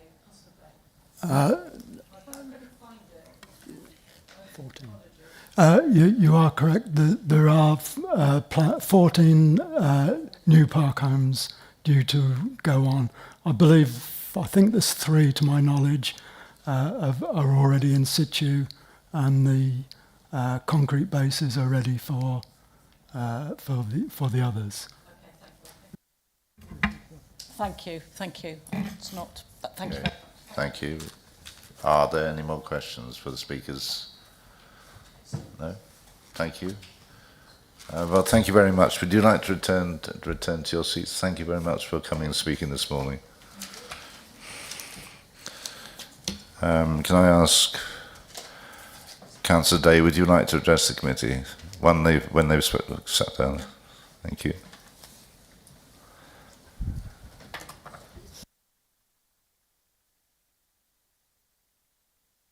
Over to you then, Councillor Day. Thank you, Chairman, and thank you, Committee, for your questions and attention to the application. I have to say I'm troubled by it, this particular application. What can I tell you about Hampton Lovett? It is a lovely place, and historically it's pretty unique. It's not just a Grade 1 listed church, there's also in Westwood a Grade 1 listed mansion, and that's where the Packingtons lived. And you can imagine hundreds of years ago them riding their horse between the mansion and the church, and it wouldn't have taken much more than a minute or two to get there, although today the connection is simply through the Monarch's Way, the footpath that runs there, and a bridle path, so you could still do that journey. So it is in terms of this country, it's a very historic place. As you've heard from the residents, it's got a really strong community. I always enjoy going to Doverdale, to the caravan park there. It is a residential caravan park. The people there are owner-occupiers, and they're there all year round. And they've created a really nice and strong and supportive community. And I feel sorry for them at the thought of them being built around, essentially, by a whole block of buildings that will feel very alien and I don't think fit into the landscape or what we're trying to achieve in our local plans at all. It seriously doesn't. We are trying to create strategic gaps between Droitwich, Bromsgrove, Droitwich, Kidderminster. This is the beginning of those gaps, and they happen to be around a Grade 1 listed church and a Grade 2 listed Lichgate. And those are the factors that really influenced the previous inspector. This has been to the inspector in Bristol twice, and it's been refused twice. And I'm just going to ask you, what would happen? Let's imagine you turn this down again. What will the inspector say when he looks at it again? Well, I think he's going to say to himself, this looks familiar. I saw this application 2 years ago, didn't I? Yeah, because we wrote the report in March 2023. And the report was very clear. All this business about quashing of the appeal is simply quashing it on a technicality. The actual conclusions were, however, in my view, taking into account the community infrastructure levy payment and all the planning obligations, including education, these public benefits are outweighed by the great weight attached to the harm to the Grade 1 listed Church of St Mary, the great weight attached to the harm to the Grade 2 listed Lichgate, the moderate weight attached to the adverse effect on the landscape, and the moderate weight attached to the adverse impact on using Grade 2 agricultural land. But he was pretty decisive. And I think, knowing what the inspectorate are like, that they'll be pretty decisive again, because they're not going to want to overrule one of their previous applications unless something strategic and material has changed. Okay, so you're the inspector. Let's have a think about it. What has changed? Well, flooding, I think, will have got worse, because it is all going to pile into the Elmley Brook, because that's what it says in the application. The lead local authority suggests the application be deferred, and this is in the officer's report, section 4, deferred due to surface water flood risk to the northwest, the need for further indicative SUDs, pipework exchange for a swale. Severn Trent Water, no objections to the submitted drainage proposals. Surface water is to discharge to the nearby watercourse, the Elmley Brook. The fact that it may go to a pond in the meantime is neither here nor there with the amount of rainfall we're getting these days. I think, given that and given the solar farm runoff that will be occurring just up the road, this is a significant risk. All right, so that's flooding. The roads, definitely worse. We're opposite, we've got more traffic. But these are minor. If you think about it, the 40% affordable housing, that's the same. That was in the last application. The tilted balance, the lack of a 5-year land supply. That's also the same. We didn't have a 5-year land supply when this was turned down by the inspector last time. Okay, so what really has changed? Well, I'm inclined to agree with the parish councillor who said that this feels like a bit of spin, because what has changed is that we're going from about 100 houses to 90 houses, and we're moving them 5 metres back on a distance that's around about 103 metres. I call these trifling changes, frankly. What you're looking at there will be big buildings. These are going to be big houses, and they're going to be about 6 metres high. And what we've currently got there are some caravans that are a little bit taller than me. It will look and feel significantly different. And I think that the inspector, faced with all of that, will just say, you know what, this is quite an easy decision for me. Refused. And that's what we should be doing today. We should stick behind our own belief in our plan. We should not give in to persistent applications. We should keep to what it is that we're standing for in Wychavon and in this district. Thank you. Thank you, Councillor. I'll now open it to debate from the committee. Councillor Kersey. Chairman, thank you. And thank you very much to the officer for the detailed report, but also the extremely detailed answers to all of our questions. So thank you very much for that. The thing that I'm struck by with this is that we're talking about the closeness to residences, and that seems to be our overriding issue with this application. But then we have right in the middle of this site, we have a residential area, and yes, it's park homes, but it is still a residential area that is being increased. So when we talk about everything really, the proximity to the heritage asset, and when we talk about the additional flow into the brook, all of those residences are creating the runoff. And so why is it that it's okay to increase the number of residences by park homes, but it's not okay to increase it by built homes?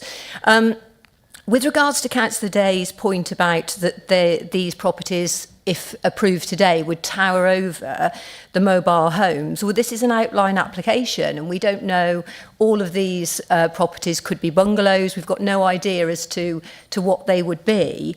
So from my point of view, everything is in the conditions. I can see the journey that this application has gone through, and therefore I support the officer's recommendation and propose approval in line with the officer's recommendation.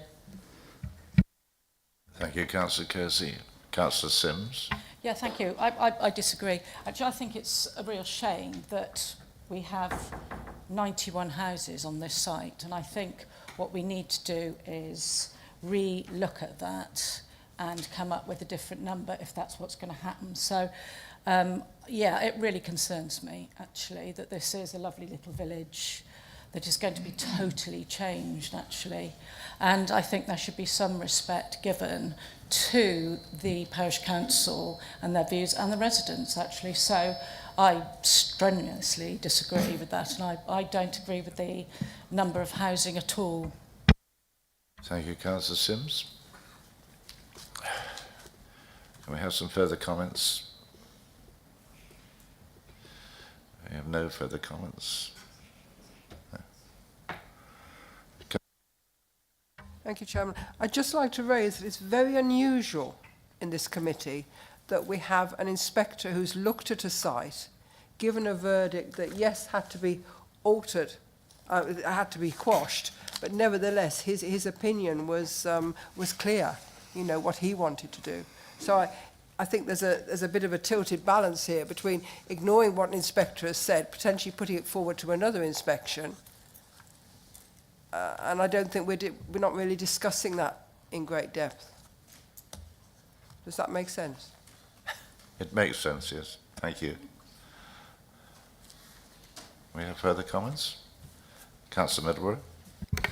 Thank you, Chairman. I think the issue with the inspector, we're talking about one inspector.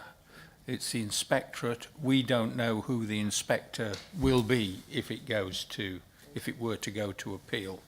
And I think, as the proposer has reminded us that this is an outline application, and I think because it is an outline application, there are things that we are very concerned about. I mean, so the heritage aspect remains important, and if we were to approve today, it would come back and there would be more opportunities to look at the heritage issue and to look at the drainage issue and to remind ourselves about on what basis Worcester Regulatory Services look at contamination.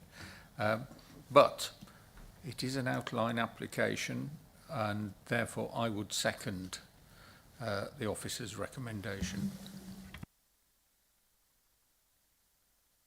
Thank you. Is there any more comments from the floor? Councillor Adams. Yeah, I tend to agree reluctantly with Councillor Middleborough, but to me, we still, it is outlined, so it'll come back and we'll have another go. The effect on the church and the Lichgate really concerns me, but we will be discussing this again. But what we've got to be clear about today is that what we are agreeing, and that is this access, and we've got to be totally sure if we send it on to the next stage, you know, to be determined that is in place. And I think we all ought to realise that that's not up for grabs next time. Thank you. Are there any more comments on this? Yes, this is outline permission, of course. We have. Are there any more comments at all? No. We have a proposal from Councillor Kersey and seconded by Councillor Middleborough. Can I pass it over to you? Thank you. The proposal is to approve the application in accordance with the officer recommendation. Can all those in favour of approval please raise your voting cards? 1, 2, 3, 4, 5, 6, 7. That's 8 in favour. All those against? 4 against. The motion to approve is carried. Oh, I think he wasn't. No. So that's 8 in favour of approval, 4 against. The motion to approve is carried, Chair. I'm so sorry. I thought we were 12. I think Councillor Birch is... Was Councillor Birch here for the whole presentation? Sorry, wasn't here. No, he wasn't here, right, sorry. so he's not entitled to vote. So the motion to approve is carried, Chair. Thank you, and thank you for the speakers for coming and so eloquently speaking. We appreciate it. 5 minutes break, thank you, only 5 minutes, thank you.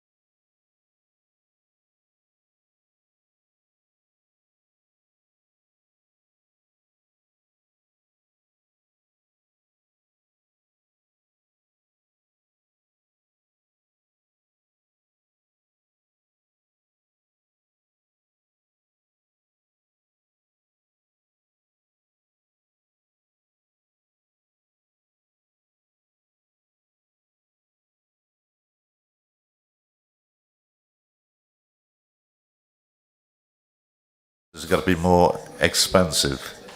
Is that the word? Because we haven't got it at the back here. No. We're waiting for IT. So, and I think we'll carry on. Can we carry on? There might be some time. Are there? We will continue. If you see somebody fiddling around here, it's not Faith, it's the IT chap, hopefully. Are we all here? No.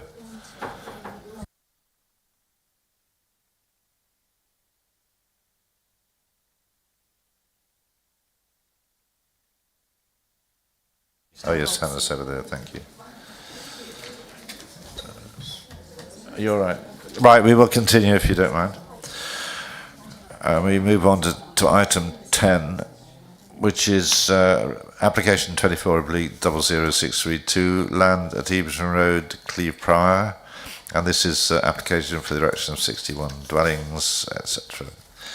And we have three speakers, Councillor Ian Robinson from Cleeve Prior Parish Council, Miss Mary Smith and Mr. Mark Gay. Could you like to come up and sit in the seats? Thank you.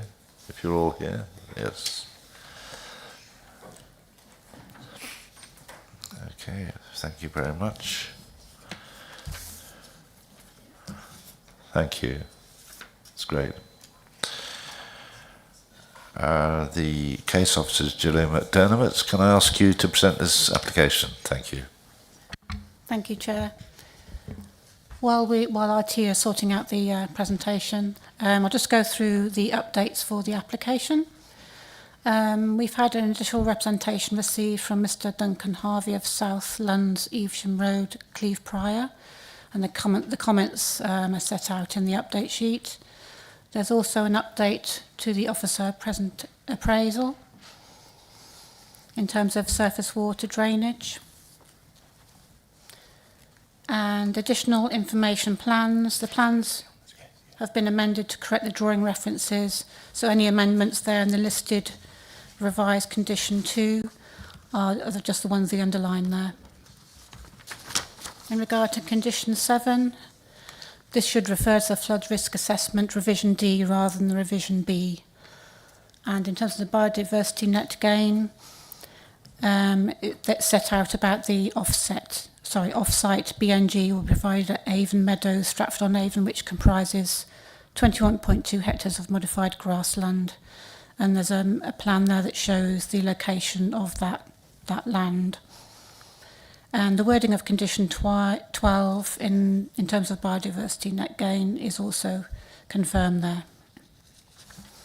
Since the update sheet, there's also been another representation from Mr. Duncan Harvey of South Lunds, Evesham Road, Cleeve Prior, and he refers to the fact that comments from the South Worcestershire Land Drainage Partnership and the LLFA, it seems to him that further comment is expected from both of these agencies. He also comments that the committee report also attributes comments from the drainage engineer on the 7th of February, but these do not appear on the website. So just to confirm to members, they are now on the website, those comments. And he also talks about there have been tankers operating 24 hours a day since the weekend, taking the overflow from the pumping station on Quarry Lane. This has been a regular occurrence over the last few years. Okay, now I'll just go through the presentation. This shows the location of the site in relation to the district. It's north-east of Evesham, and it's within 500 metres of Stratford-on-Avon district boundary. This is the site location plan. The site comprises 2.95 hectares of agricultural land. It's generally rectangular in shape, also outside the development boundary but adjoins it. The development boundary of Cleeve Prior runs along the north part of the site and also covers the properties on the other side of Evesham Road to the west, and also includes the properties at the close to the east.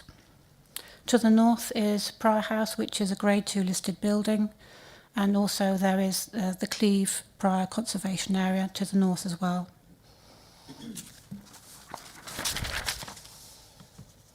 This just shows an aerial photograph to show the context of the site. The Millennium Wood local green space lies to the south of the site. This is the proposed site layout plan. The proposal is for 61 dwellings, and including 24 affordable housing units. The density will be 33 dwellings per hectare, and the dwellings are set back from the road in accordance with the development on the west side of the site. In terms of Prior House, which is to the north of the site, the Grade 2 listed building, the nearest dwelling from that property will be 67 metres away. The site layout presents with a perimeter block layout with a central access road through the middle of the site. And there would be a 2 metre wide footway on the east side of Evesham Road along part of the site, with an uncontrolled crossing point with drop curbs and tactile paving, and a further uncontrolled crossing point at the south would be at the southwest corner of the site. This just shows the tenure in terms of the affordable housing. The red unit shown there would be social rent, and the blue units will be shared ownership. This shows the green infrastructure plans, which will be located around the periphery of the site and includes a mix of amenity and semi-natural green space, and also includes a central SUDS GI corridor. In terms of the access arrangements, the access would be off Evesham Road. The width of the access road would be 5.5 metres, and visibility displays are shown here, which would be 82 metres in both directions. As I said before, there's also two pedestrian crossing points to Evesham Road. This is the outline drainage strategy. The blue areas there are shown to be permeable paving. There'll be an attenuation basin, including a 0.4 metre deep wetland for wildlife benefit in the south-east corner of the site. There's also a combined water pumping station along near to the south boundary, and attenuation storage tank area in the green areas there to the south. This shows an indicative drainage plan. Basically, shows the proposed sewer or swell to connect to attenuation basin to existing ditch, subject to third-party landowner agreement. So condition 6, as set out in your report, includes the wording to this effect. In terms of soft landscaping, part of the front boundary hedgerow would be retained as part of the development, and there would also be new hedgerow planting along the front boundary and tree planting. There'll be orchard planting to the north corner of the site, and there'll be landscaping to the front of some of the dwellings and street tree planting as part of the development. This shows the landscaping to the east part of the site. Again, there's like tree planting and meadowgrass planting along the north GI area of the site, and shrub planting along the eastern boundary, which will be adjacent to the close. These are street scenes. The top one there is AA, which is fronting along the Evesham Road, which includes some dwellings to have blue lyre stone elements in the design, some render, and the use of red brick. The middle street scene there is along the access road facing north.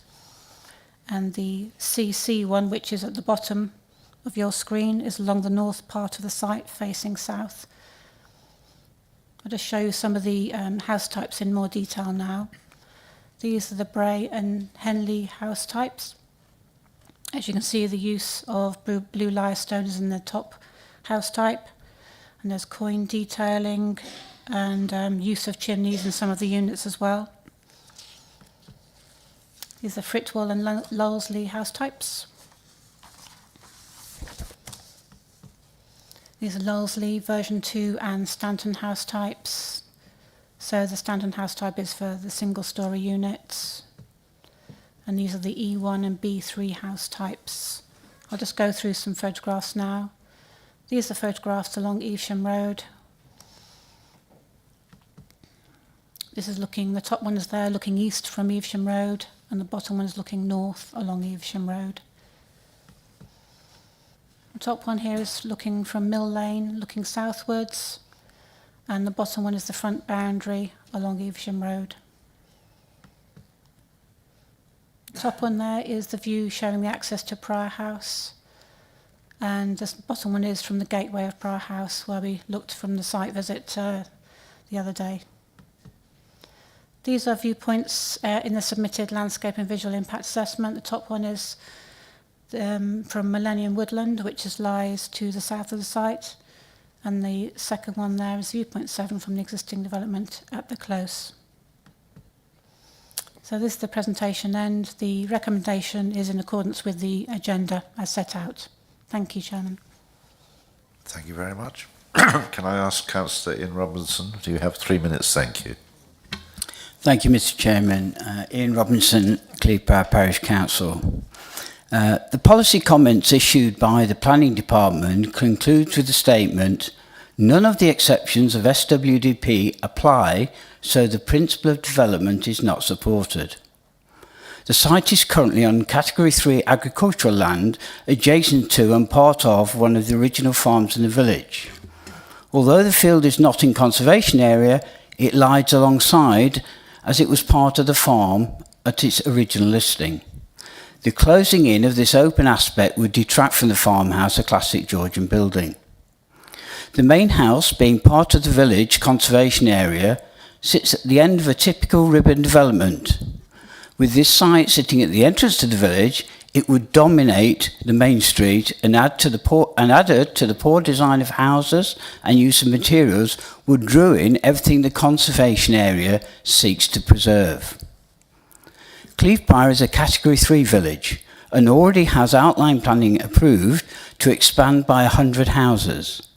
A further 61 would mean that the village would have to grow from 250 to 411, an increase of 66%. The site was allocated in the SWDP showing 52 units. Clause 13 of this policy recommends a density of 30 per hectare.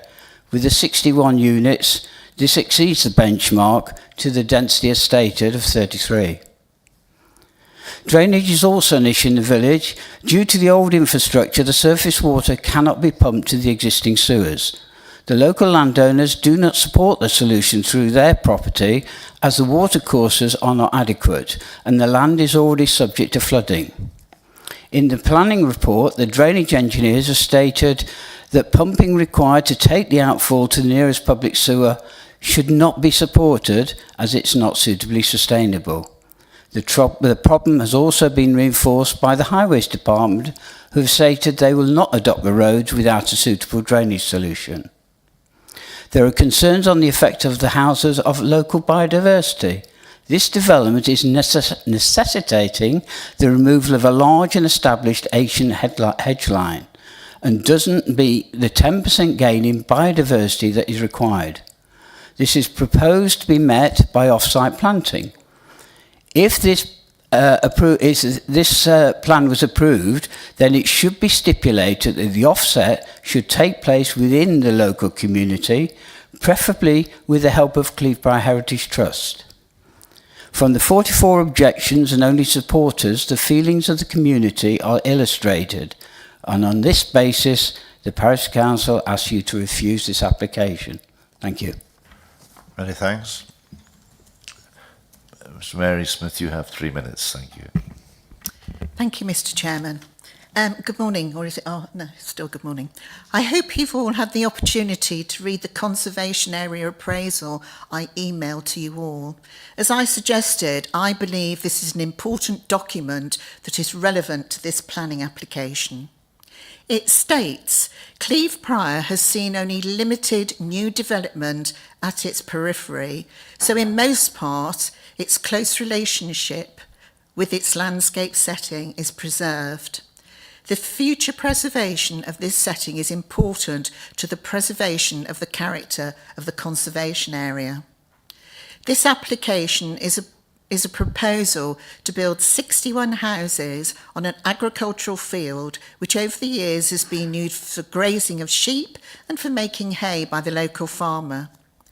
Whilst the field in question is in the centre of the village, it is also on the periphery and looks out across open countryside towards the Cotswold Hills and is a very welcoming open space for our village. The field abuts the Grade 2 listed building of Prior House, the conservation area, and has two significant viewpoints on the conservation area boundary map. The proposed development for 61 houses will have a significant impact on the setting of the Grade 2 listed building, the conservation area, and will negate the significant views across the open countryside which has been enjoyed by residents for decades, along with the many walkers that frequent Cleeve Prior. The material used and the design of the housing is most definitely not in keeping with the conservation area. In fact, your conservation officer has written an excellent report in which he states, whilst Cleeve Prior contains some brick buildings, it is characterised by its use of blue lias stone. Furthermore, the proposed design and housing mix appear to be typically suburban, of a design which can be found on modern housing estates throughout the UK. Whilst we all appreciate the need for housing is nothing new, and that you, as the planning authority for Wychavon, are under pressure to provide homes, but we must remember that we are only custodians of the places where we live and choose to call home. So we all have a duty of care to safeguard the areas in which we live and uphold plans that are put in place to preserve, enhance and protect for future generations, and not just to build. Thank you. Thank you very much. Mr. Mark Gay, you have 3 minutes. Thank you. Hello, my name is Mark Gay and I represent Hayfield, the applicant. This site is draft allocated in the emerging South Worcestershire Development Plan Review, which also proposes to upgrade Cleeve Prior to a Category 2 village due to the sustainability of the location and its capacity to accommodate new housing growth.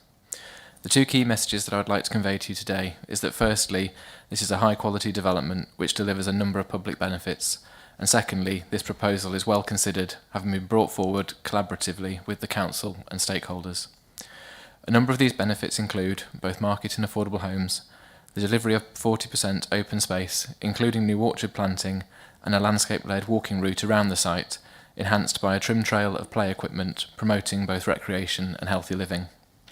A comprehensive sud system with green-blue corridors throughout the site, including numerous swales and a balancing pond, which has been designed as dual purpose with both drainage and biodiversity benefits, and which provides a storage capacity 150 metres cubed above that required for robustness.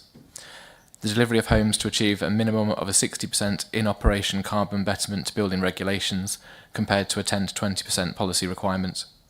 All homes meeting nationally described space standards and internal M42 heightened accessibility standards.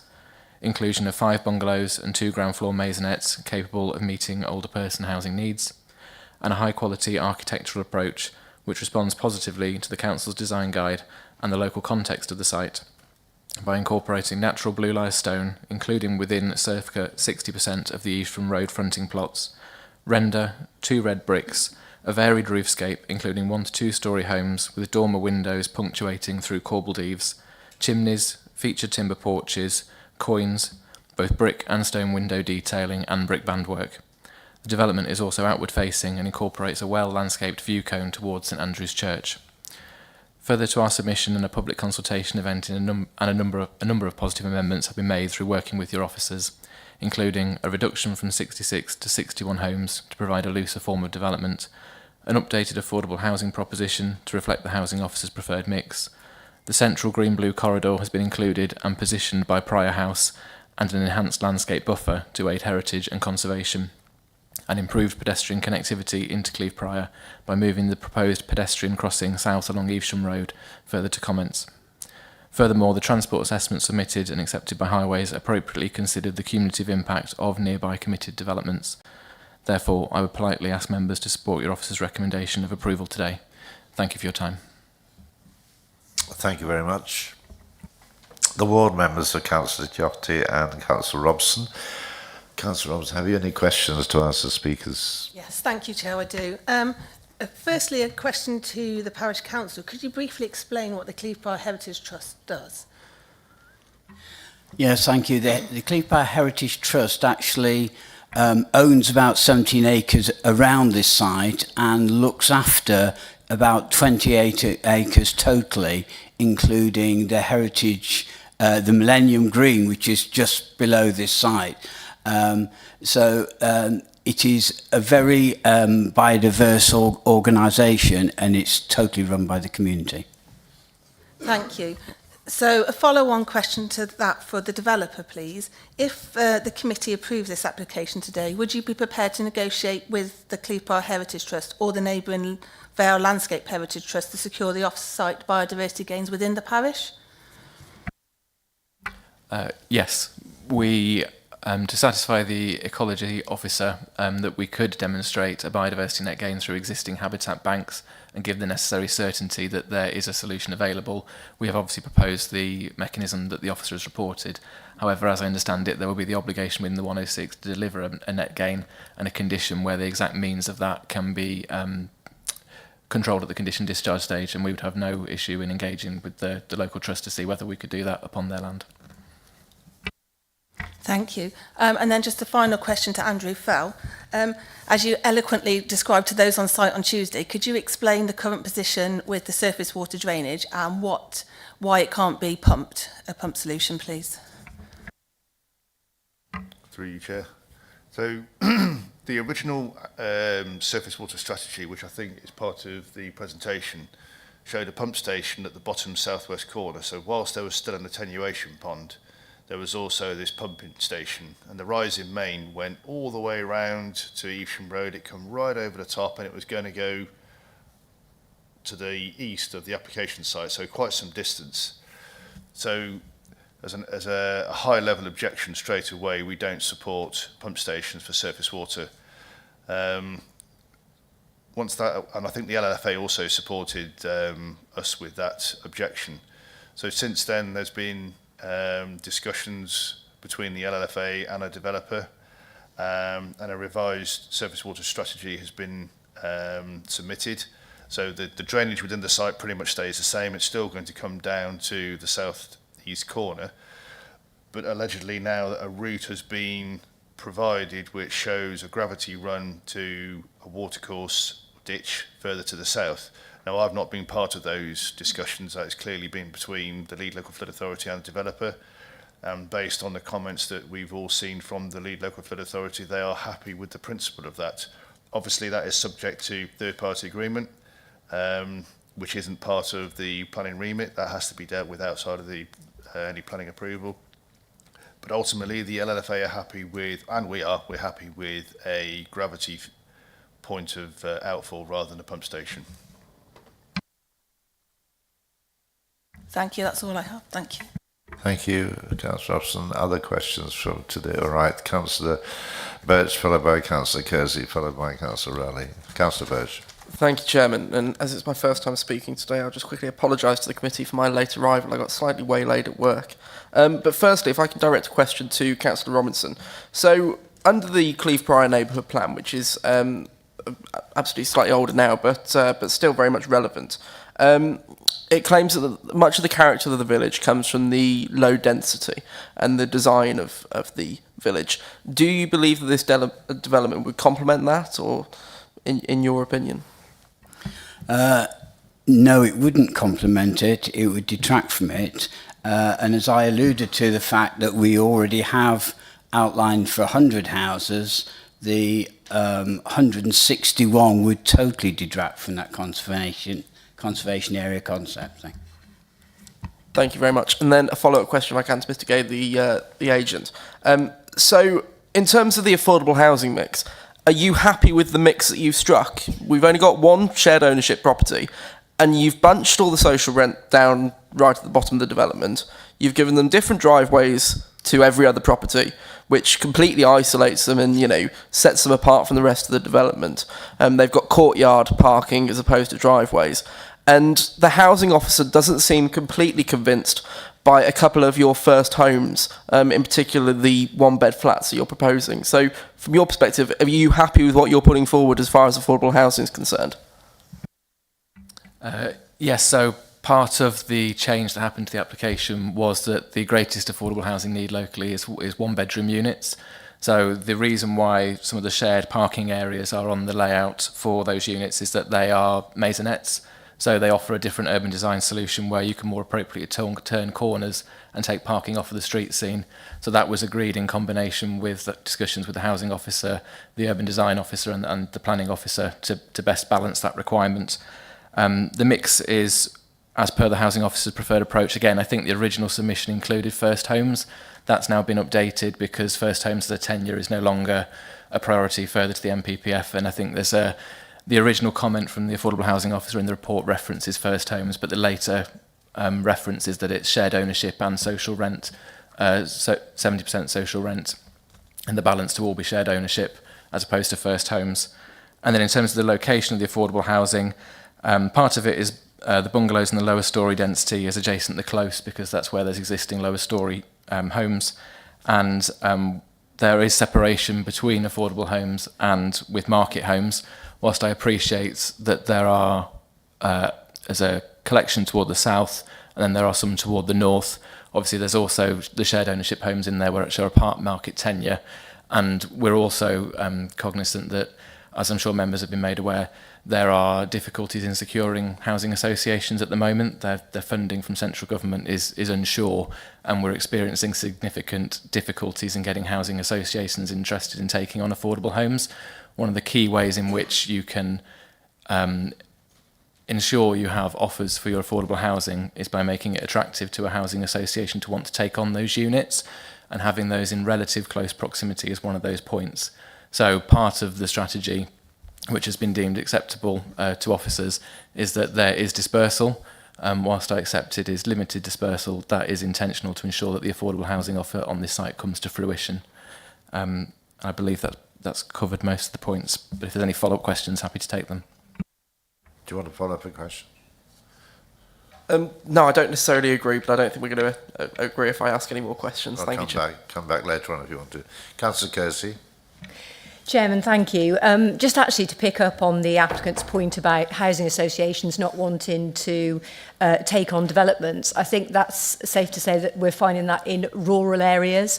So it's basically counterintuitive if what the government want us to do with affordable housing, particularly on rural exception sites, because housing associations don't want to take that housing on. But that's by the by. But yeah, thank you for raising it. But it's particularly in rural areas, which obviously for the most of part of Wychavon, that's what we consider. So a question for me, please, to the agent. We've heard a lot from the Parish Council and from the objectors about design, and we also have the neighbourhood plan in place which speaks about design, and clearly it's a heritage area and therefore design needs to be important. I can see that you've amended the plan and you've been in engagement with the Council's urban design officer. So on that basis, what I'd like to ask you specifically, please, is what percentage of this design that you propose accords with Wychavon's design code? So obviously the design guide is, design code is the principles around the layout and the in-keepingness of the elevations. So I said it's been a thorough assessment with the council's urban design officer. Our view is that the development wholly complies with the design guide and the design code. As we've talked about the blue lyre stone, for instance, the blue lyre, the conservation area, and as you continue up round Evesham Road to the north, the balance of blue lyre stone, the prevalence of that does become greater as you come back towards the southern end of the village, as I think was clear from the officer's presentation when it showed the LVIA screenshots of the existing development to the west and to the east of our site is predominantly red brick and render. So what we've done is recognising that as you come along the Evesham Road, you will come into the village into what is more of a red brick render area, but we've included blue limestone on the 4 of the 7 properties along that frontage, so that it introduces that material. As you then go through the village and continue travelling north, it becomes more prevalent and is particularly prevalent toward the north of the village. Within the site itself then, there are still blue limestone elements within there. There's also render, and that materiality sort of changes as you move through the site to become more red brick toward the east, because the close is an entirely red brick development. So we feel that it's appropriately balanced that, and also the final materiality is also conditioned by one of the conditions in the officer's report, should it be felt that that is something for further consideration. Thank you. And just one follow-up question with regards to density, because it's in keeping with the design, and the neighbourhood plan states that obviously new development needs to be scale and designed to reflect the character of the village. Now, appreciating that neighbouring this is a newer development, but why have you, against a policy requirement for, I appreciate that it is a small difference and diversion from policy, but why have you gone for a density of 33 dwellings per hectare as opposed to the policy compliant 30, particularly when that actually is noted as a key item in the neighbourhood plan? So partly, obviously, good quality, good density arrives from good design. We feel that having worked closely with the urban design officer, that has been balanced, but also a density figure can be distorted when you have got maisonettes within a development, because as they're read, they will be read at its 2 dwellings within what appears as more of the scale and massing of one. And therefore, I would imagine once you consider the maisonettes, you're going to be very close to, if not on or below that 30 dwellings per hectare. So in the round, we believe it's a suitable scale. Okay. Councillor Rowley, followed by Councillor Dawkes, followed by Councillor Clatworthy. Yes, so to continue really on the conservation issue, the houses we saw up on the screen, the greyish ones, are they the ones that are the blue limestone? And to follow up on that, is the conservation officer now happy with the proportion of the traditional housing? The street scene shows the, as I say, the grey part there, the grey elements. That would be blue limestone. The conservation officer still considers that there'll be less than substantial harm to the conservation area, so they don't completely, obviously, in favour of it, but that has to be balanced against all the other issues in the conclusion which is set out in the report. Thank you. Could we just keep any conversations later? Councillor Dawkes. Thank you, Chair. To the agent, please, a couple of questions. Can you explain to me what a FOG or FOG is, please? Yes, apologies. It's a flat over garage. Okay. Which, again, probably also, coming back to the density point, the inclusion of that will distort it. And they were included through the dialogue with the urban design officers to make sure those parking areas have suitable natural surveillance. So I'm sorry, because I looked at it and thought it was flat over garbage. It seems to me that they're over a load of bins. It says bin store underneath them.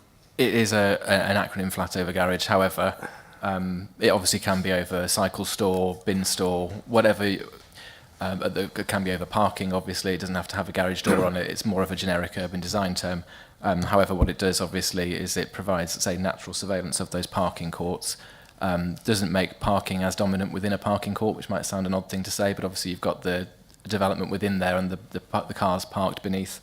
But yeah, it can be multi-purpose in that respect. So would you be happy in the summer living above a bin store?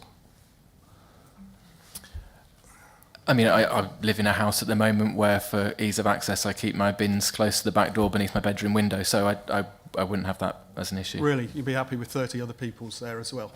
Oh, it's not. It's only for the use of those particular homes. So it will be those 2 maisonettes that will have their bins in there. So it's not for the whole development. It's only for the maisonettes that are utilising that. So it's their own garbage, to use your term. But yes, that would be fine, in my opinion. Okay. I can think of all sorts of things for FOG, but I won't at the moment. Councillor Clackworthy. Thank you, Chairman. Looking on the pages that we were given on Tuesday, thank you, they were absolutely brilliant. Unfortunately, with so much information, you need a magnifying glass to read the right-hand side of it. But on I noticed that there's a proposal to put a trim trail and play features, and on the second one you see some images of what they may be. From a health and safety perspective, what is going to be underneath those for any children falling off? Will it be a spongy type material or just simply put into the grass? It would be it's alternative to a formal lap provision, so it would be the same as you would expect in a children's play area. That softer safety hard surface. Thank you. Councillor Adams, followed by Councillor Birch. I think it's just been answered. My query was, I see there's no play area, and how far was a decent play area from this side? I was going to ask the parish council, but I think it's been covered. Thank you. Councillor Birch. Thank you. A question, Gillian, if that's okay. Can you just clarify what the affordable housing mix is? Because I've got slightly confused, because in the report I'm still seeing first homes, but per the agent, they've been taken out. And I've just checked the update report. I can't see anything that tells me that they have been taken out. So I just wanted to make sure I was 100% clear on what the affordable housing mix is. It's section 7.8, if that's helpful. Yeah, it's in section 7.8 on page 130. So it lists all the social rent properties there and the shared ownership. No first homes, and it would result in a 10-year split of 71% social rented and 29% shared ownership.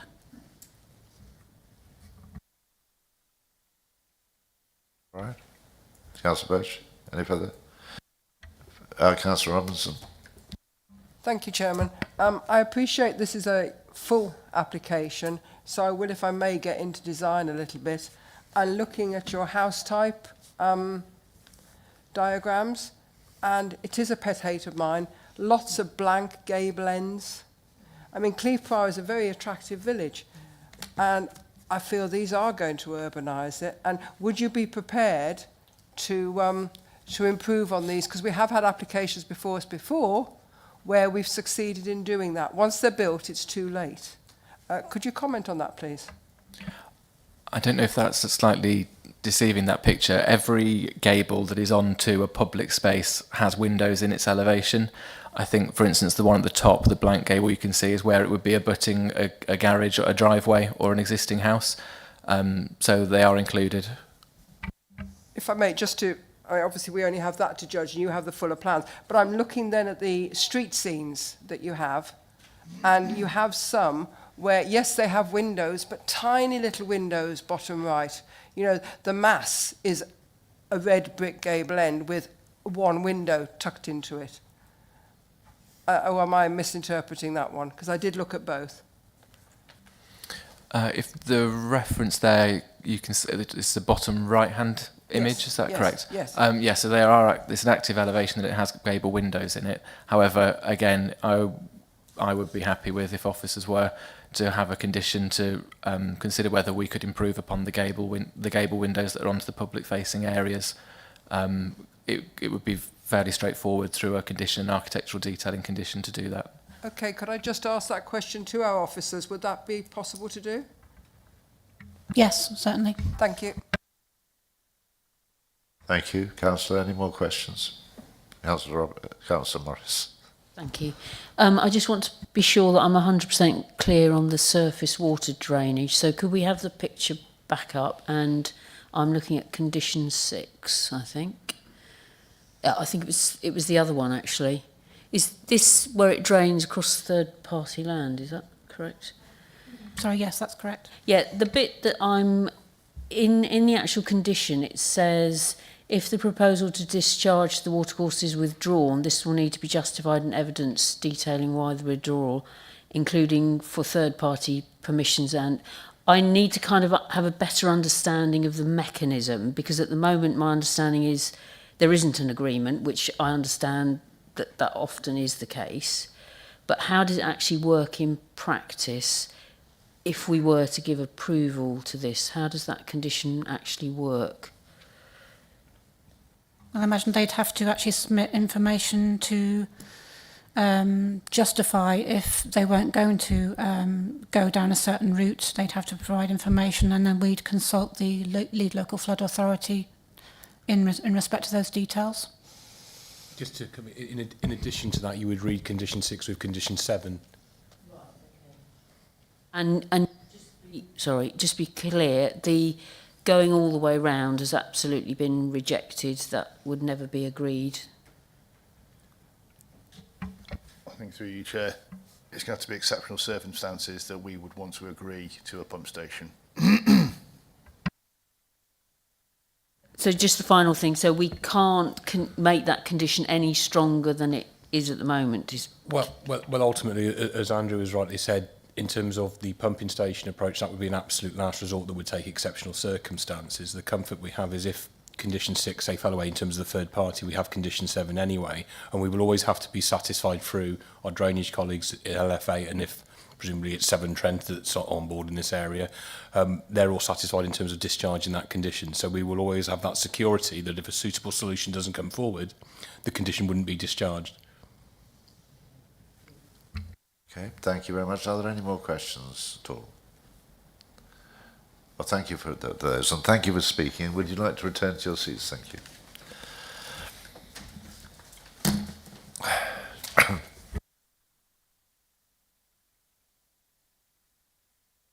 Councillor Robinson, would you like to address the committee? Thank you. Thank you, Chair. Cleeve Prior is a village of 249 dwellings at present, with an additional 100 dwellings approved at committee in May 2024. That's an increase of 40%. If this application for 61 is approved, then the increase to the village size would be 66% in total, in a very short space of time. We have read and heard that the village is in need of additional residents to help the school and pub thrive, but the question is 66% too much for a Category 3 village? The application site is adjacent but not within both the village development boundary and the conservation area, the latter being of the most significance. The site falls within land associated with a Grade 2 listed building, and building here would change the setting's landscape. It would also be at odds with the historic settlement pattern of the village and would not preserve or enhance the setting of historic Cleeve Prior. This is, as we've heard, an allocated site in the emerging plan, but it is for 52 in that plan. That was submitted at a late stage to help with the numbers, and the site was objected to at this point by both the parish council and the community due to its impact on that conservation area. Years ago, and I mean years ago, a smaller application was refused on this site due to the blighting of the view of the Cotswolds. This application should be more imposing, and as so many of you saw on the site visit, totally changed the view of not only the Cotswolds, but also the conservation area. This area is listed as a significant view in the conservation appraisal. I would like to point out that the viewpoint 7 in the officer's presentation cannot be seen from the application site. Your view is of the Cotswolds, the church, trees and some village rooftops. The design and layout is not reflective of the adjoining conservation area, the integral part of Cleeve Prior. The inclusion of blue limestone has not been utilised to match the design within the neighbouring historic dwellings. It's been offered more as a gesture to appease us. Within the last year, we have had 3 applications in Pebworth and Middle Littleton, direct neighbours to Cleeve Prior, dismissed at appeal on conservation grounds. All 3 sites adjoin the conservation areas, and appeals were dismissed because the public benefits did not outweigh the heritage harm. There is also a shortfall in the biodiversity net gain requirements, and the purchasing of off-site habitats units to compensate has been included. We're very disappointed this is some distance away in Stratford District, and as we've talked earlier, it's now been agreed that we can hopefully, if approved, get that within the parish.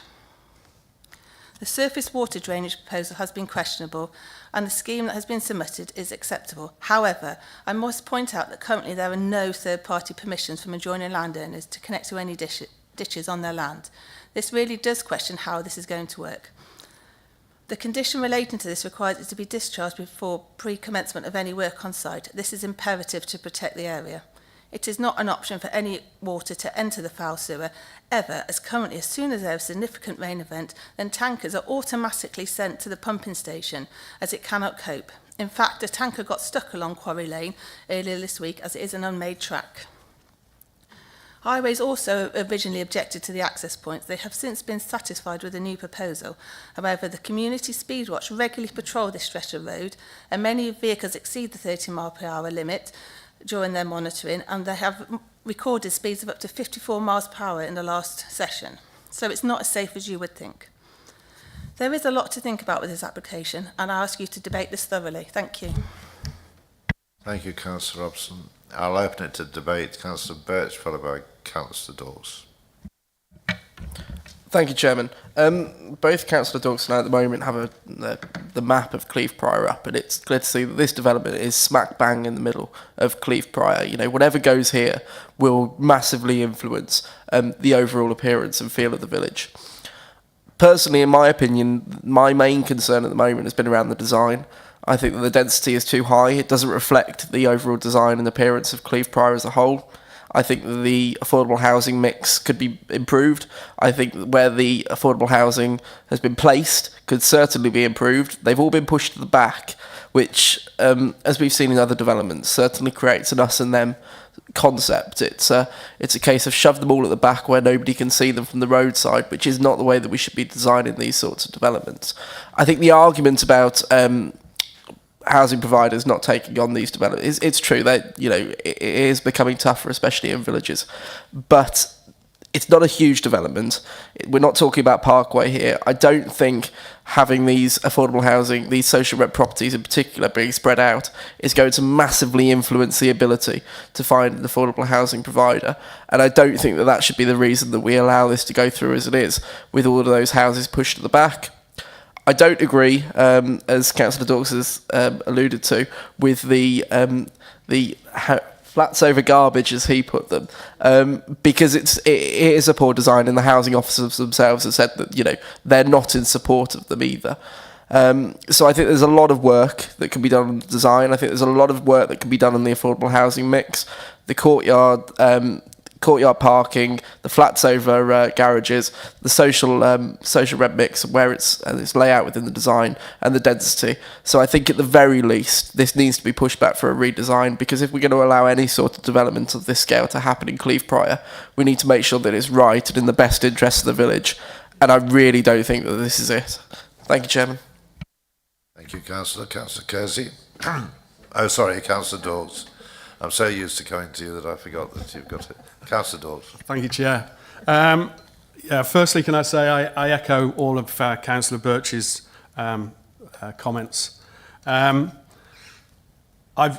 feel that I can't really support this at all. The cumulative effects with the 100 already approved, the poor design, and the lack of any agreement for the drainage strategy with any of the neighbouring landowners. I really think they need to come back with a better design, and perhaps some sort of provisional agreements with some landowners over the drainage, and also to design out the flats over garbage as well. Thank you. Thank you, Councillor. Where are you next, Councillor Kersey? I believe I was, Chairman. I certainly didn't want to jump the queue in front of Councillor Dawes. Okay, there's an awful lot to consider here, and I might be at odds with my neighbours here, the way that we're going. With regards to the drainage, I completely understand Councillor Dawes' concerns over the drainage agreements, but it's not really for us at Planning Committee to... We can only look at the application, and then whatever comes after that either comes or it doesn't come. There's two real things for me on this. First of all, with regards to design, and my mind has slightly changed as we've gone through debate and as we've asked the questions. Because initially, when I looked at this, I actually thought that there hadn't been enough consideration for the design, and particularly if you look at exactly that picture that we have on screen at the moment, it doesn't seem to me that it is in keeping with its surroundings, and particularly as there is a neighbourhood plan in place for Cleeve Prior that does specifically state design, and particularly because of the value of this land, and because it's in the conservation area and so close to the conservation area and all of those things, which is why design in this application needs to really be at the top of our list. But then when we look at the changes and the liaison that the applicant has done with our urban designer, Councillor Birch has mentioned about the parking arrangements, but the parking arrangements have actually been changed to conform with our design code. And then when we start talking about the density, again, I was uncomfortable with the density, but then if we're taking a higher density to achieve closer housing need to what the village want, then, and it makes then the density look higher, then that is actually performing more what the village want to have. So initially I was swaying towards deferral with regards to design, but picking up on Councillor Birch's point, I'm really unsure as to any deferral for redesign, because there's so much work that's been done already. I'm really unsure as to what they could do with the design based on what they've already done. Are you looking at Carl as if he needs to come in there? No. Oh, okay. I was saying he's next. Sorry. Oh, okay. So okay. carry on. So, so design definitely was a concern of mine, and that's where I was heading. But the question, I think, for deferral that we always need to ask ourselves is, what are we hoping to achieve? And I'm not sure that anything else could be achieved significantly different to what's before us today. So that takes me to the other point, and that is the number. I totally feel Cleeve Prior's pain. Yes, this is an allocated site, but I hear what Councillor Robson has said. It was an allocation that was put in later on that had a lot of responses to it. So I totally feel their pain as far as numbers are concerned.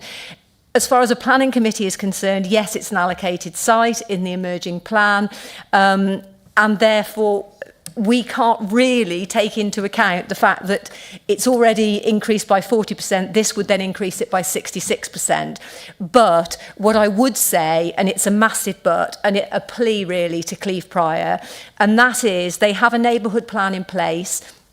If this application is approved today, I would urge them to, if they're not already, to review their neighbourhood plan, add a housing allocation in there, and then that will, from a numbers perspective, protect them. The review process is relatively quick, and they will have the allocation that they can put in there. So I will conclude, Chairman, by saying that I will propose approval in line with the officer recommendation, with the addition of 2 conditions, one being to improve the gable end with regards to the windows, and the other condition for it to be a condition for the developer to work with the Heritage Trust for the biodiversity net gain. Thank you. Carl, would you like to have a word? Thank you. Through the chair to members to help with their deliberation, taking some of the 4 key points in reverse order. In terms of design, absolutely we can have a condition regarding the elevational treatment as suggested by Councillor Kersey. We've also, as you know, have the condition regarding materials as well as an element that can be discharged, so we have that control as well. Turning to the drainage and the third party matter, that would be a civil matter. If that could not be accommodated, then we have the protection of the conditions that are in place. So in very blunt terms, if they can't get the third party agreement and can't agree a suitable drainage strategy, we don't discharge the condition, the development doesn't get built. So that's for the developer to sort out, obviously with our input at the discharge of condition stage.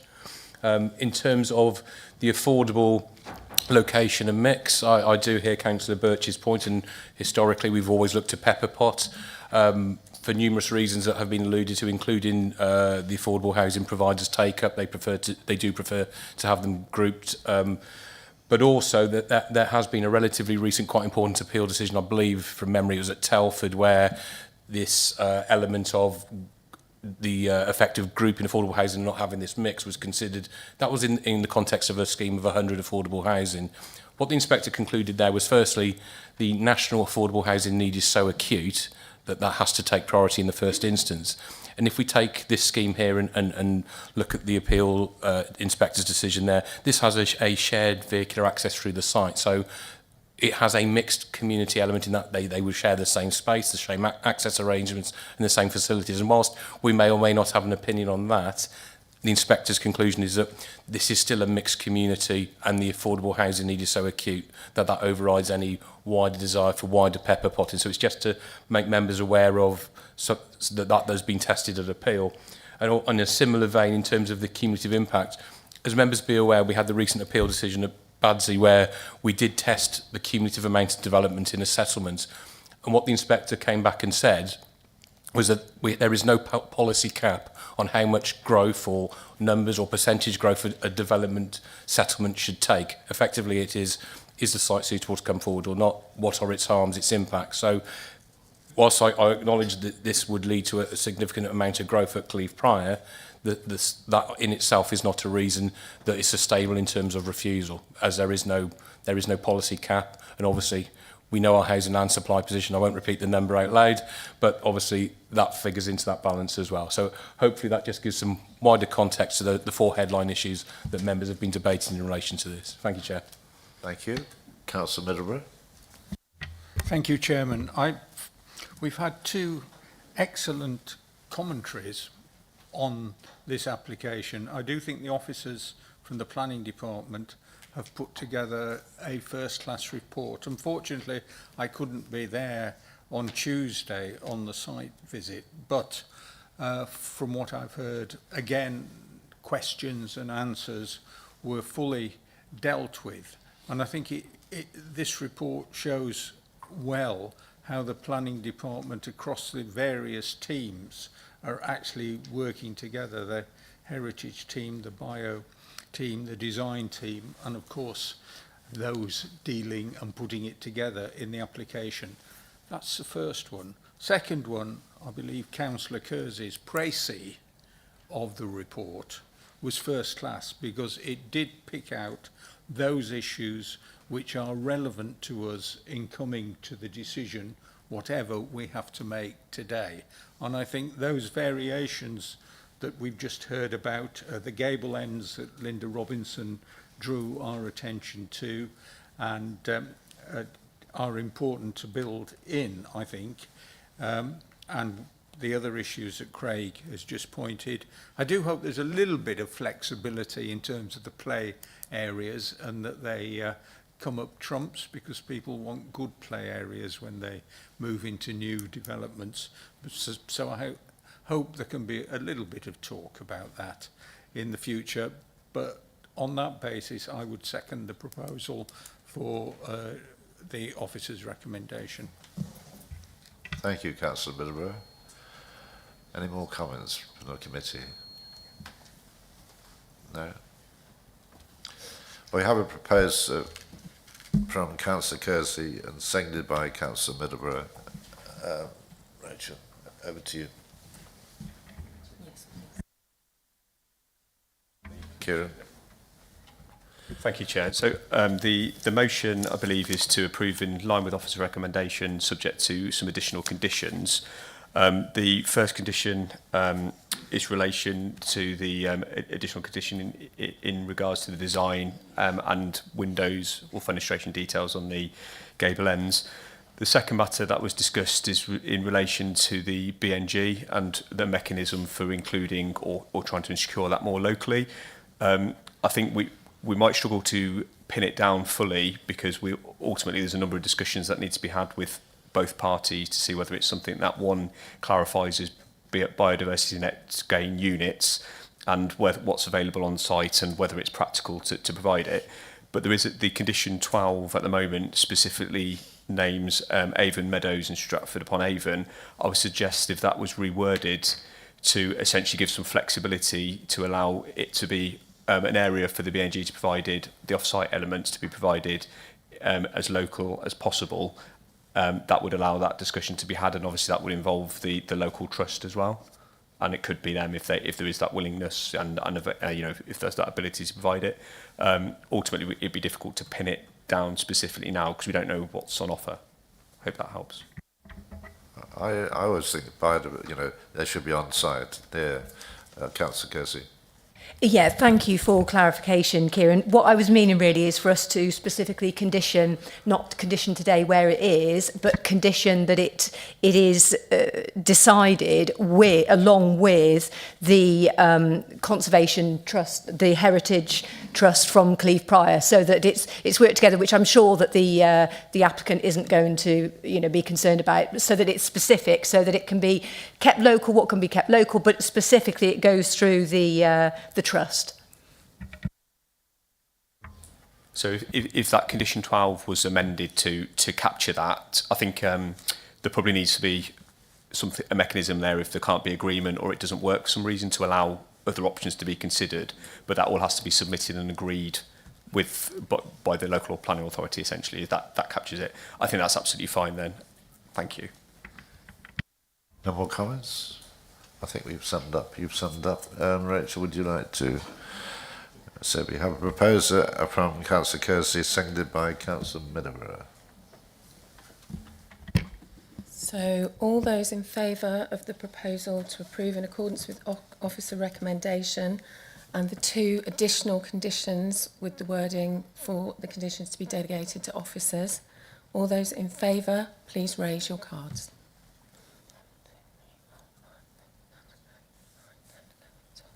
That's unanimous in favour. Thank you. Thank you for coming to speak, and thank you for those attending for this item. Just to remind that when we're going to consider the last, before lunch, if you haven't signed in, there is a document for you to sign for your presence. Thank you. Let's moving on quickly. If you want to leave, unless you want to stay for the remainder of this morning's session, do depart now. Thank you.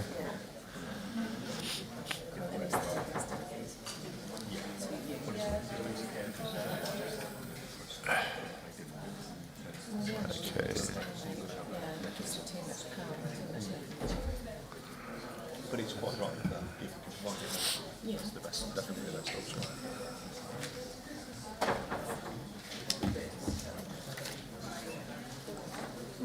Right, thank you. Moving on to item 11. This is planning application 23-0/01838 regarding the car park at St Andrews Square, Droitwich, and 2 retail outlets. We have no speakers for this item, so could I ask Adam White, please, to present this application? Thank you, Chair. So this application relates to the car park to the Western Morrison supermarket and St Andrews shopping centre in Droitwich Spa. Just shows you a general location there.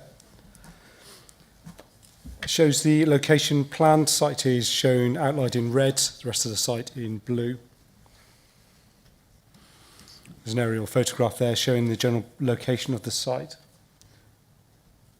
So the application proposes alterations to the existing car park layout and the erection of 2 Class E retail units. One of the units is proposed as a drive-through restaurant. The proposal also includes car parking and walkways, hard and soft landscaping, plus 20 EV charging points. That shows you the elevations of Unit 1. That's the drive-through unit as well. It's the second unit. This gives you some views of the site. This is from the existing main access point of Priory Lane. Again, looking from Covercroft. Again, this is the other access to the site. And this is a view from Saltway, which is the road that runs to the side of the site. That's the end of the presentation. Thank you. Thank you very much. Sorry, the board members are Councillors Neil Franks and Nicola Morris. Councillor Morris, would you like to ask the case officer any question?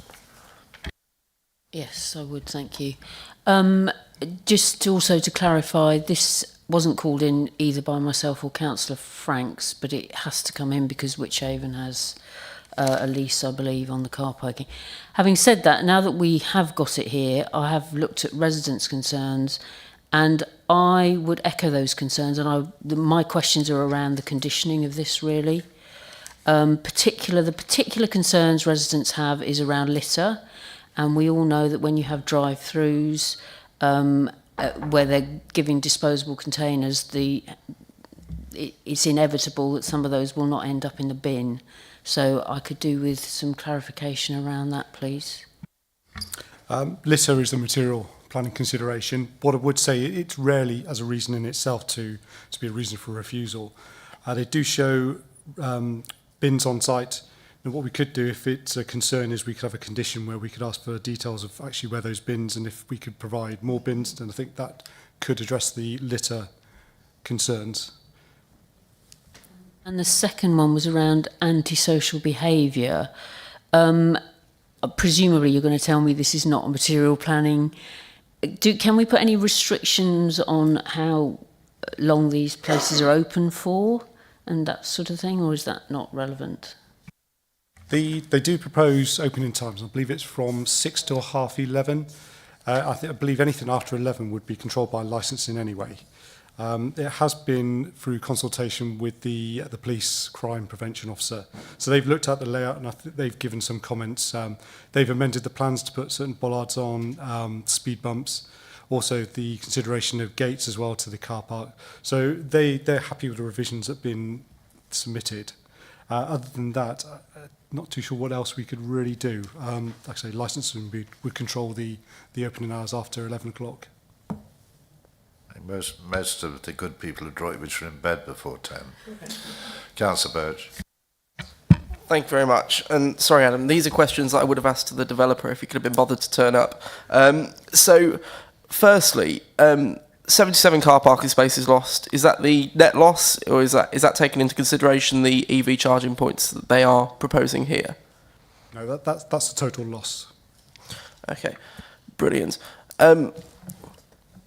Okay, thank you, Chairman. If it's okay, I'll come back with another one in a second. Councillor Raleigh. Yes, well, we need more EV, or some EV charging points, I quite agree. But we don't need any more retail units. Droitwich has got a lot of empty shops already. So why on earth are we having more retail units?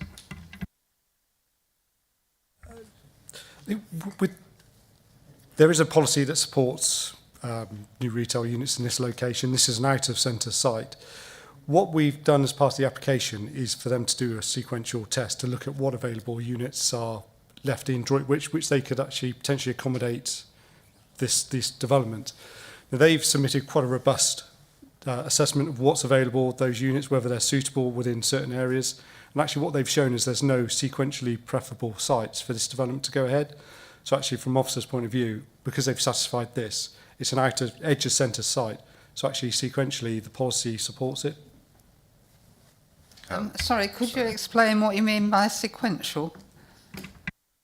Yeah, so what you want to do, first of all, is you need to concentrate all your retail units effectively within the centres, the town centres. Now, if you can then look to, if you're proposing one that's outside the centre, what you need to do is then demonstrate that there's no available sites within those centres first, before you can consider edge centres. So what they've done is they've looked at what's in the centre of Droitwich. There's nothing that can accommodate this development, so therefore we can then look at an edge centre site where this is. Actually, sequentially, it's fine, because you've looked at what's available, there's nothing available, so therefore this is acceptable in this location. Could I ask, what's the radius of the town centre? It's not a radius. What in the local plan, they'll have actually a defined area. If I can... But I would have thought this was in the town centre. It isn't. It's just outside. The boundary is, I believe, the Morrison supermarket. Right, okay. So it is very close. But so it's in their car park. Okay, thank you. Councillor Birch. Thank you very much, Chairman. I'm back. Sorry, my mind went blank for a second. So my question is, once again, I get around the sequential. So the people of Droitwich may like coffee, but with the new Costa Coffee drive-through coming on Copcut Rise, half a mile away, have they taken that into consideration? And also, when we're looking at available units, there are a number, I think anybody who's been to Droitwich in the past year will tell you, there's a number of available shop units in St Andrews Square, down the High Street, in neighbouring retail parks.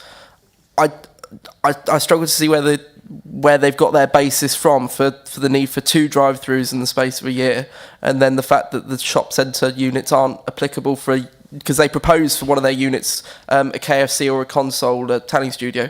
Why would that not be suitable for one of our town centre units that are currently available?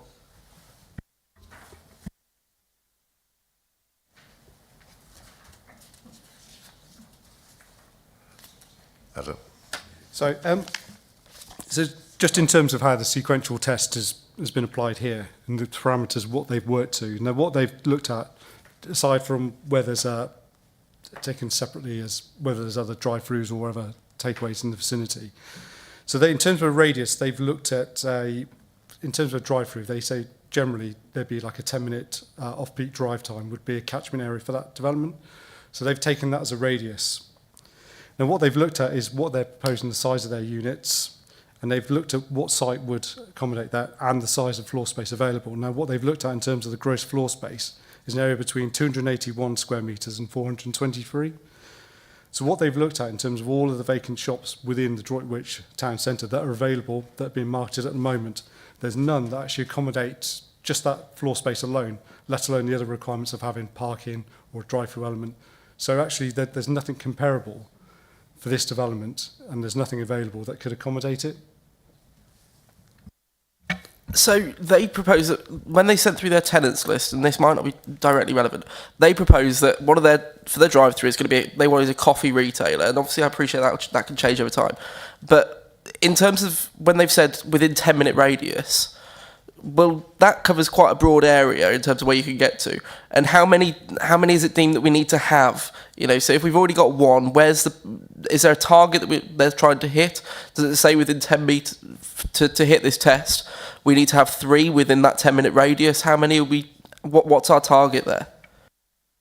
Well, there's no policy that stipulates there should be X number of cafes or X. I mean, ultimately, this is a Class C unit, so it could be a retail unit. I mean, what's ultimately we're going to be proposed here is a drive-through restaurant, but technically it's a retail unit, it's a Class C retail unit. In terms of the surrounding area, what they focused on is because of first of all, it's the focus in the town centres, then the edge centres, then the wider area. So what they've looked at is first the Droitwich town centre, then the surrounding areas, and then the other, what you might find in terms of any local shopping centres. So actually what they've looked at in terms of the available sites, none of those are actually in better areas. So this being on the edge of centre, which is the next best thing from the centre of Droitwich, is sequentially the best location for this site. Thank you. Councillor Ali. Well, you're in 5 minutes walk of a cafe you can sit down in, and there are other retail shops serving food, again, in 5 minutes walk distance. It's not, in my view, it's centre of town, not edge of town. I mean, just for clarity for members, obviously there's an element of market forces in play. So if a developer's bringing something forward, there will be competition, but that in itself isn't necessarily a planning matter. If there's a Costa and it might be another coffee chain or whatever, that's just market forces competition. So in theory, if they're bringing something forward here as they're proposing, we must assume that it's viable and there will be an economic benefit to both the town and also to the tenant that will go in there. So the fact that there are competing competition isn't necessarily a factor for us.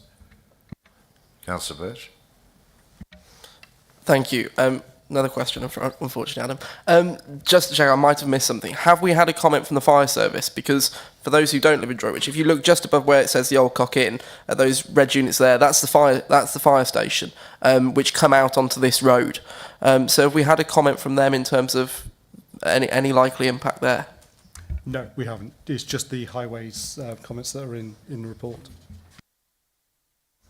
Right, thank you. Are there any more questions to the case officer? Then I'll just open it to debate then. Thank you. Councillor Birch. Thank you. Back again. Councillor Morris is a ward member. So my mistake. Councillor Morris, would you like to address this committee? Yes, and I will be brief. I think this is illustrating the difficult position we all find ourselves in, and I don't normally have any applications in my ward. When this came through, just warning us that it was coming through, I was very much guided by the town council's view on it, which was to approve. Since then, it's been apparent that there are a number of residents who are very concerned by it, and I share those concerns. So, as always, I find myself conflicted insofar as the residents are right. We have empty units, and my colleague, Councillor Rowley, has mentioned that. There are empty units.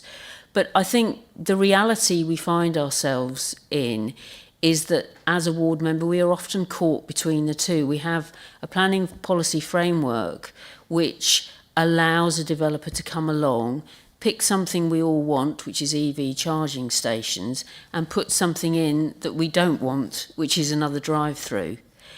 And in my role as ward member, I feel my responsibility is to bring forward the concerns, which are litter, which I hope we will get that condition, so that hopefully passes that one off. But the reality is we don't want any more drive-throughs, but we do want EVs. So we're caught, and we're caught by the planning framework that we have, where there doesn't appear to me to be any grounds to refuse this application, yet it has elements that none of us want and residents are very concerned about. So I kind of feel in my position is to make sure we get the best possible conditions and accept that within the framework we have, there is very little we can do about it. And that's all that I need to say. Thank you. Thank you, Councillor Morris. I'll open it to debate. Councillor Birch. Thank you very much, Chairman. Now, absolutely, as a resident of Droitwich and a representative of a neighbouring ward, this application gives me a number of concerns, and concerns that have been raised with me by residents. 82% of Droitwich residents that have responded to information that myself and fellow councillors have put out about this application and to tell them to go and look into it. 82% weren't in support, with 11% who were. So they're absolutely, additional business is always good in the town. But my major concerns come from, firstly, to do with parking. 77 car parking spaces lost. Now, for those who attended the council meeting only a few months ago, you'll remember that the Waitrose car park around the corner, which used to be a Wychavon car park, is now a Waitrose car park. Now, if they wanted to, they could make that exclusively for Waitrose customers. That's not within our ability to control anymore, which means car parking in Droitwich has been restricted. To lose a further 77, to go from, I think it's something like 319 down into the 240s, is a real hit to the parking in the town. This car park services the majority of the town centre, as it's the most easily accessible. So the loss of parking is a real concern to me. Now, a number of local businesses have reached out and spoken to me about their concerns. Now, this is an out-of-town development. These aren't in the centre of Droitwich Spa, and a drive-through unit isn't going to entice people into the town centre. That's not going to drive people down our high street. That's not going to drive people into St Andrew's Square. That's not going to drive people to go and visit the butchers, go and visit the salons, go and visit the haberdasheries. That's going to get people to nip into town, cause a load of traffic, and then leave again with their coffee that they'll chuck out the window 10 miles down the road, and Droitwich Bar Litter Squad will go and pick it up, which isn't what we want to be encouraging, in my opinion. So I have some concerns over, by allowing these out-of-town developments to occur, when we have vacant units available in the town centre, then we're discouraging the economy within our town and discouraging people from visiting the town centre. Time and time again, local government and national government are accused of not understanding business. Now, to draw business away from the centre of the town is an example of a council not understanding small business, not understanding the struggle of how hard it is to attract customers to come down the high street and come and buy a coffee in your lovely little independent coffee shop, because you've got a multinational coming in the edge of the car park and occupying the business space. Litter is a massive issue. If you speak to Councillor Della, who represents Wychbold, and speak to him about the McDonald's in his ward, the amount of McDonald's wrappers and rubbish that he ends up having to collect along the sides of the road is incredible. You couldn't picture it.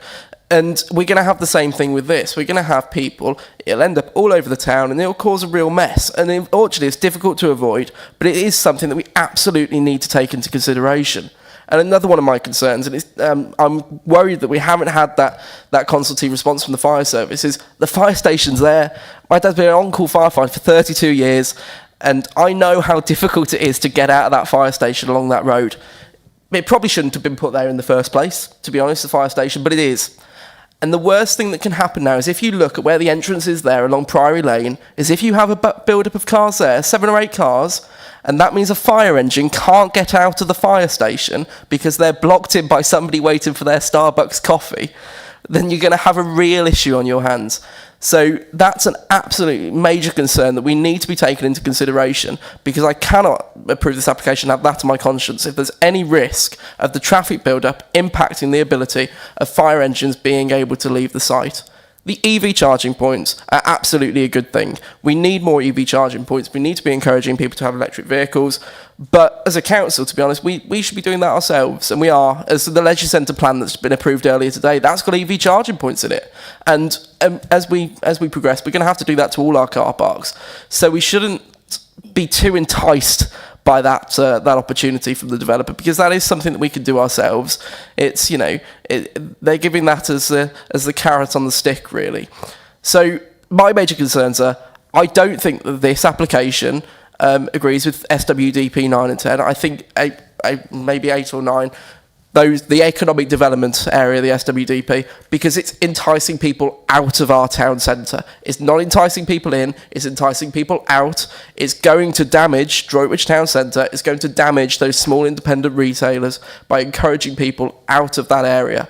And I also think that the parking loss does contravene the MPPF, and I can probably find you the policy on it, but the loss of parking will impact on our ability to have sustainable travel, the ability for people to get into the town centre and to access those key services. You've got the doctors just over the road. The doctors don't have a car park, so that's the car park people need to use, along with Covercroft opposite. So by losing those car parking spaces, we are going to impact residents' abilities to access key services. So I'm more than happy, unfortunately, Chairman, given those reasons, to propose refusal in line with the points I've raised, and I can get the policies clarified. I can have a quick swipe through the MPPF and the SWDP to clarify. But I'd propose approval, because I don't think that this is in the best interest of our town. Propose refusal. Good God. Propose refusal, because I do not think this is in the best interest of Droitwich Town. Thank you, Councillor. I'm not sure whether it's Starbucks, actually, to be correct, is it? So just in case you're besmirching Starbucks, I don't think it is. I think Councillor Kersey was next. Was that right, or Councillor?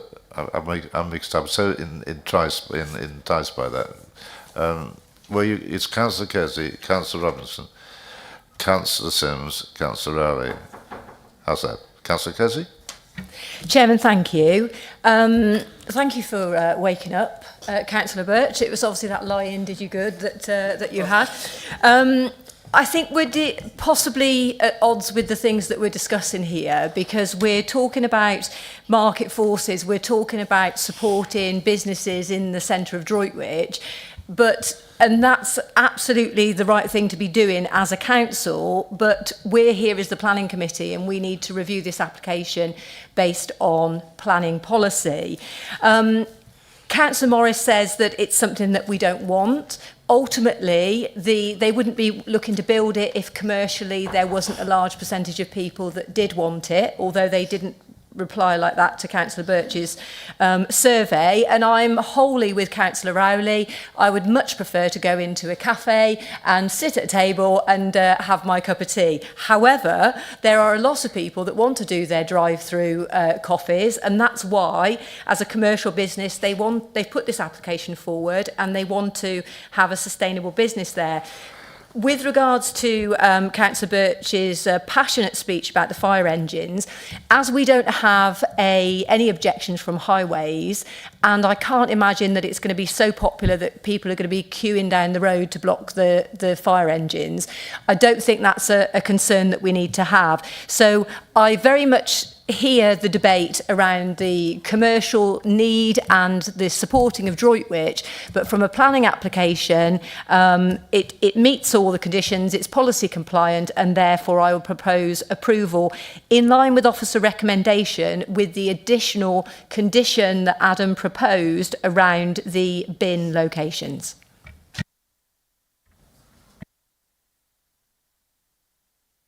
Councillor Robinson. Thank you, Chairman. I appreciate I'm my rural ward is a long way from Droitwich, but I do know Droitwich well. And I do see, travelling around the country for PAS and things, that you see these drive-ins destroying not just our immediate town centre, but its periphery. And I think this is what we're looking at here. So it may not destroy the town centre, but it contributes towards its demise. And it's hard enough to get people to come into the town centres to shop if there's nothing else for them. If they can be attracted by little cafes or coffee shops, they're more likely to come in and spend a few hours and spend some of the pound in their purse. And as a member of the Fire Authority for County, I'm surprised they haven't responded, that the Fire Authority themselves haven't responded, because one thing we learn as Fire Authority members is that time is crucial. And the time difference of minutes between a call out to a local fire station and getting to either a road traffic accident or, God forbid, a fire, can cost lives. And I would have thought that if this does get approved, there should be some very strong double yellow lines introduced so that no traffic queuing can prevent those fire engines getting out as quickly as possible. It is already narrow, no doubt about that. And finally, the very fact that it's a drive-through, well, why can't it be a little bit further out where people are driving through? I think the electric charging points is just being put as a bit of a compromise to get the main point across. So apologies to Councillor Kersey, but I can't agree on this one. Thank you. Councillor Sims. I mean, it's a real difficult one, and I totally agree with Councillor Morris. You know, there is a balance. EV charging points are important, but so is car parking, which is absolutely essential. Saving our high streets is absolutely critical. However, I think supporting business is a good driver to bring people into town centres.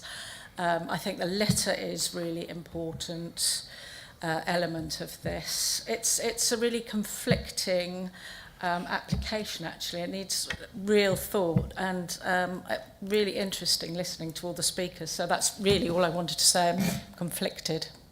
Confliction. Councillor Riley. I think it's all been said, but I just cannot see why anyone would want to have a drive-through in that particular position, because it's somewhere you park, not somewhere you drive through. Thank you. Councillor Middleton. Thank you, Chairman. I don't think everything has actually been said. I think there have been a lot of good points, but of course people who use drive-throughs don't want to go into the town because they're driving through. And that commercially, clearly, is a location which people are willing to take a risk on by investing there. I think I have the two biggest drive-throughs in my rural ward of the whole of Wychavon and probably Worcestershire as well, because I've got a 365 day a year McDonald's and a 365 day year Costa coffee as well. And it does cause problems. Most of the problems it causes are probably sort of south of Tewkesbury when people are throwing the things out of the car. But actually, locally, it does cause a problem with those who throw it out as they have bought the original things, and it does blow into the parish. And it is very difficult to condition it. But I would have hoped that somehow we can make the management responsible for tidying up the location. It's not just about having more bins, that's important, but it's actually the tidying up that we need to do. And it's, I mean, say, the town council have done that. So I would support the application, and I'm not sure whether Councillor Kersey proposed it. Well, this is getting a bit too much, really, but I will second the officer's recommendations. But if we can somehow tighten up the responsibilities for the owners, the managers, or the operators to have some control over regularly picking litter and tidying up, not just on their site, but round about the site as well. And as good commercial organisations, I would have thought they wanted to do that rather than having their name blighted across Droitwich for most of the people who will never ever drive through a Costa Coffee.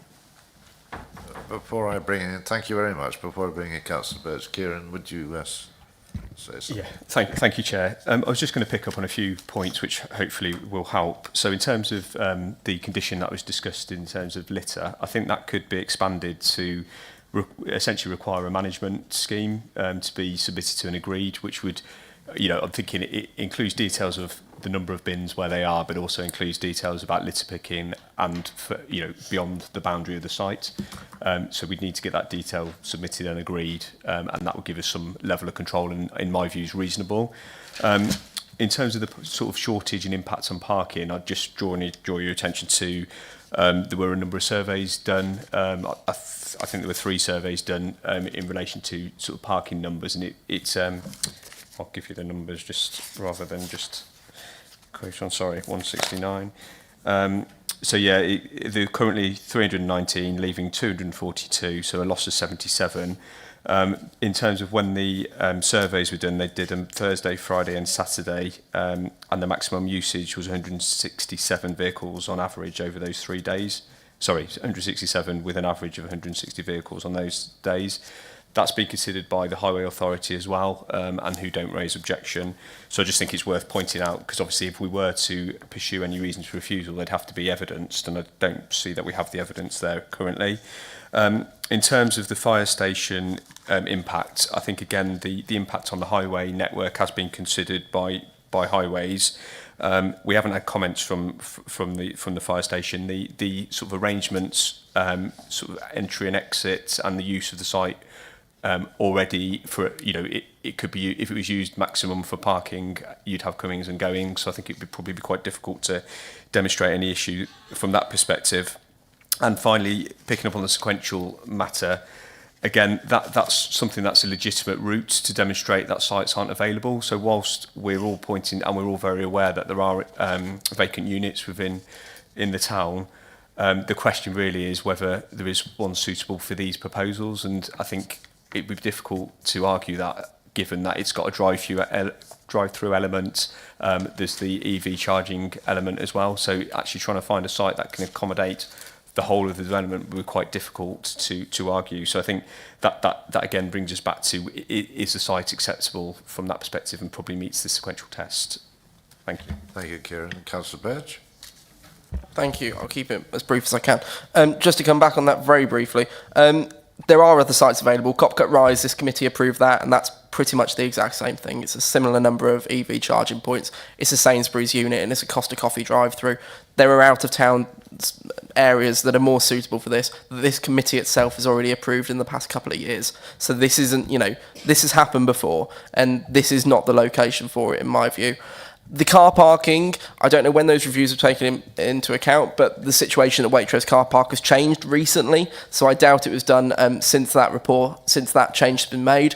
And we've got to take into account the brilliant events that go on in Droitwich, regular events throughout the summer, pretty much every weekend, where car parking is a real scarcity. So we do need to protect car parking.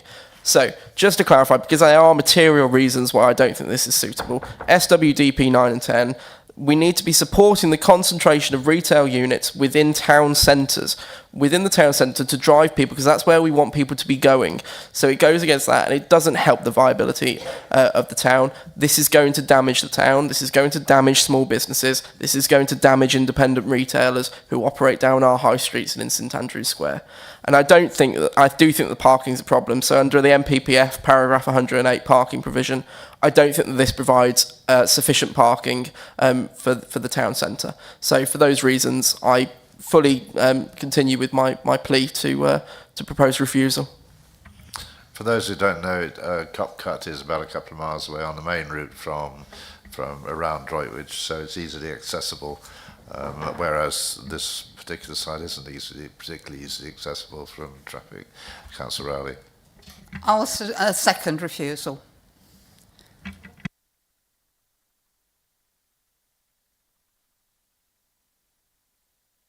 Thank you. Is there any more comments? Are there any more comments? Councillor Morris? Yeah, I feel I do need to remind everyone that the town centre did consider this at their planning committee, and one of them is, I think Mark Keld also has a position on the place board.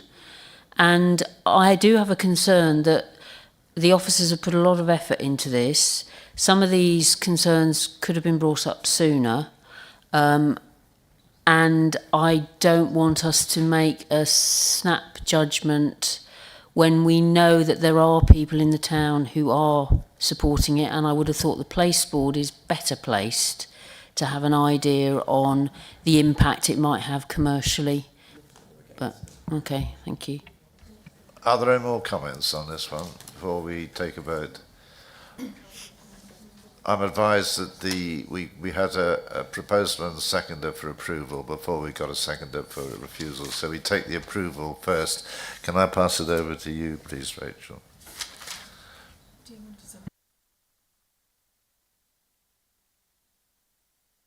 Just those two additional conditions. Okay, Kieran, you sum up, please. Yeah, thank you, Chair. So I think it's the motions to approve Planning Commission subject to additional condition in relation to the sort of management scheme to manage and deal with litter and the provision of bins on site. So the final wording of that would be delegated to officers to finalise. I think that was.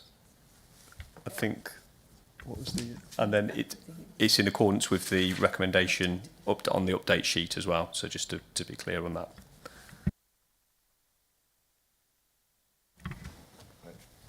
All those in favour, please raise your cards.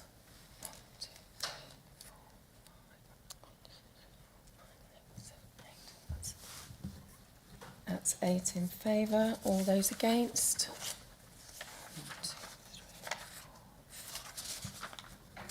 5 against. The motion to approve is carried, Chair. Thank you, and thank you for everybody for lasting out the morning. We meet again at, can I just concentrate, at 2 o'clock we're going to start again. It is now 13:11, so you have exactly 49 minutes to have your lunch. Thank you.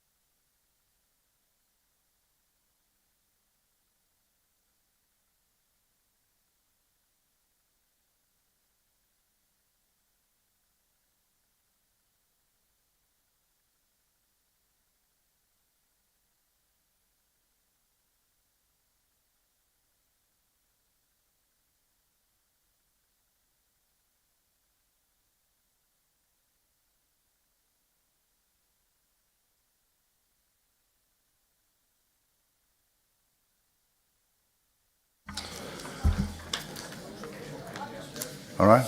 Good afternoon, everybody, and welcome back to the committee. Thank you for coming back this afternoon. For those who weren't here this morning, I'll repeat some of the introductory comments.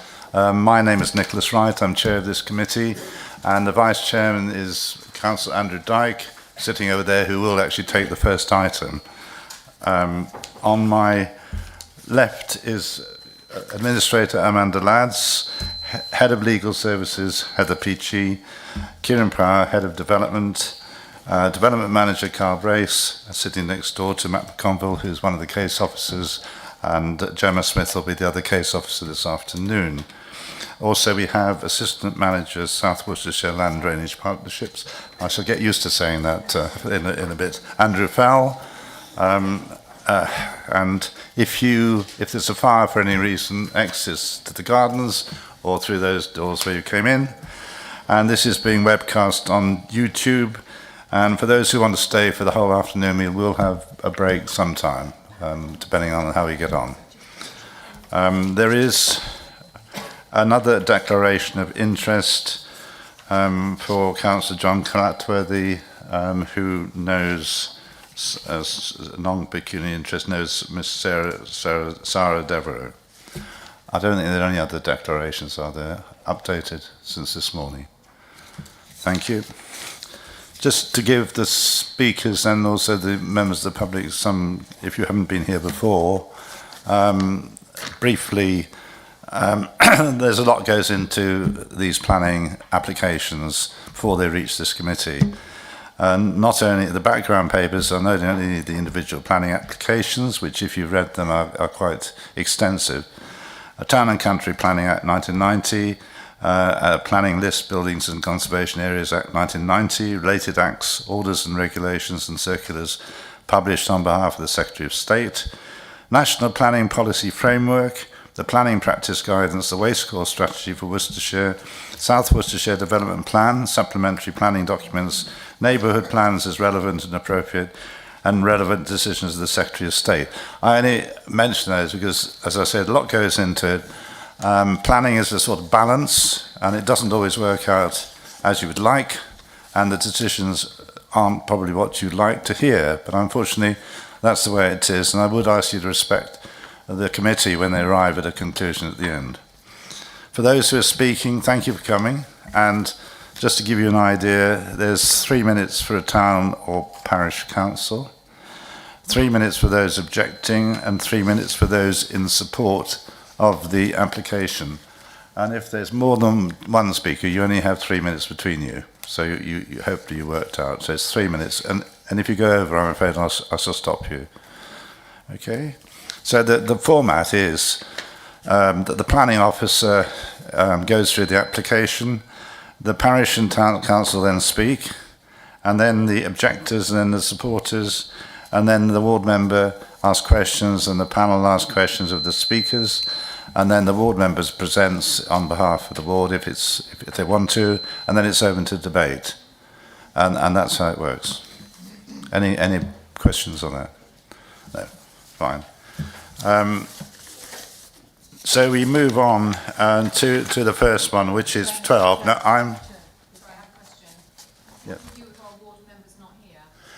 Then we have got two reports from ward members who unfortunately can't be here. Mark Ward is one of the ward members who's in hospital, unfortunately, and Councillor Aaron Powell has sent me something to read out to the committee. Okay. Before item 12, I have plenty of conflicts of interest because I know the landowner and also I'm clerk of Elmbridge Parish Council, and I know people around, so I'm handing over this and sitting out on this particular, and I welcome Councillor Andrew Dyke to take the chair for this item.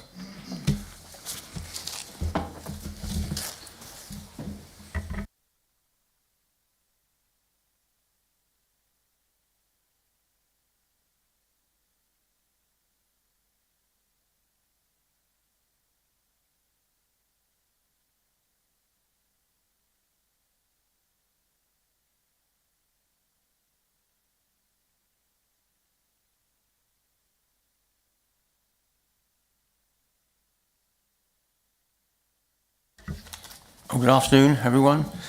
As the chairman's already said, he's sitting out on this one, and I shall take them. Now, if I've got, yeah, there we go. So, can we start with putting people in the places where they're going to be for the meeting? Supporter, Mr. George Watson, we have as an objector. Mr. Peter Ormrod, I understand you're speaking in, for both of you. And then there is the Parish Council. I'd like to come and sit at the front there, please. Councillor Paul Speechley for Hampton, Lovett and Westwood Parish Council.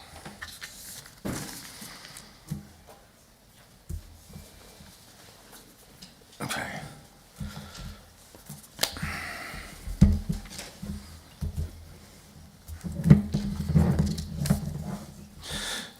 Right, this is planning application, Broad Alley, Hampton Lovett, Cutler Green, proposed development of a 40 megawatt photovoltaic solar and array battery energy storage system and associated infrastructure.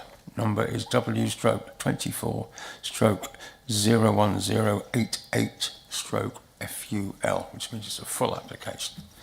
So, Matt, if you'd like to lead us off, please. Thank you. Thank you, Chair.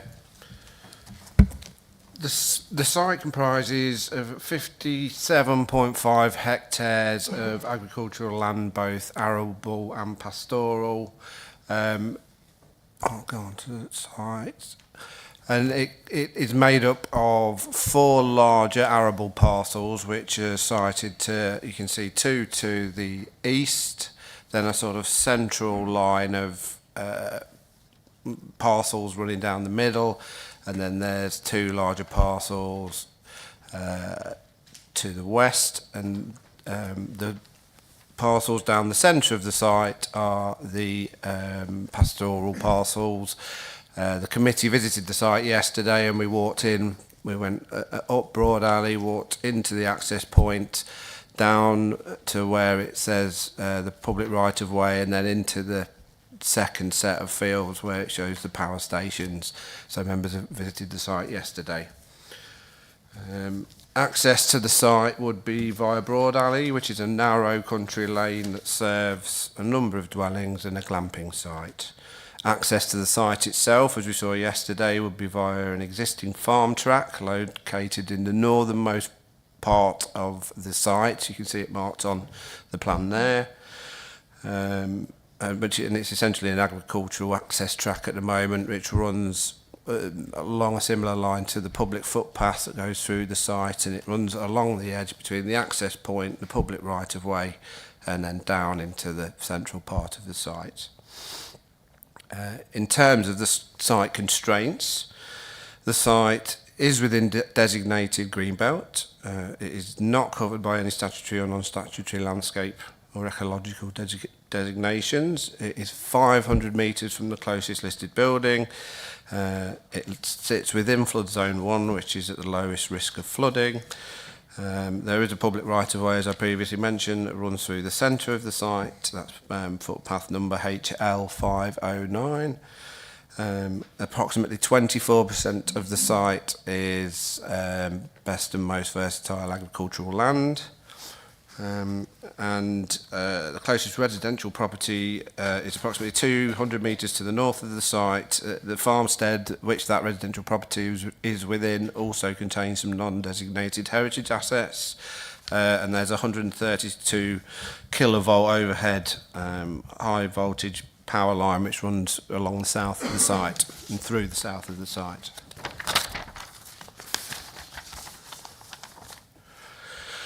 So as was mentioned, the application proposes the construction of a 40 megawatt photovoltaic solar array, and that will be linked with a battery energy storage system and all of the associated infrastructure that comes with that. The development would be operational for 40 years, after which time the site would be decommissioned and all development removed and the land restored unless the permission has been given to extend the use. The solar arrays proposed to be co-located on site with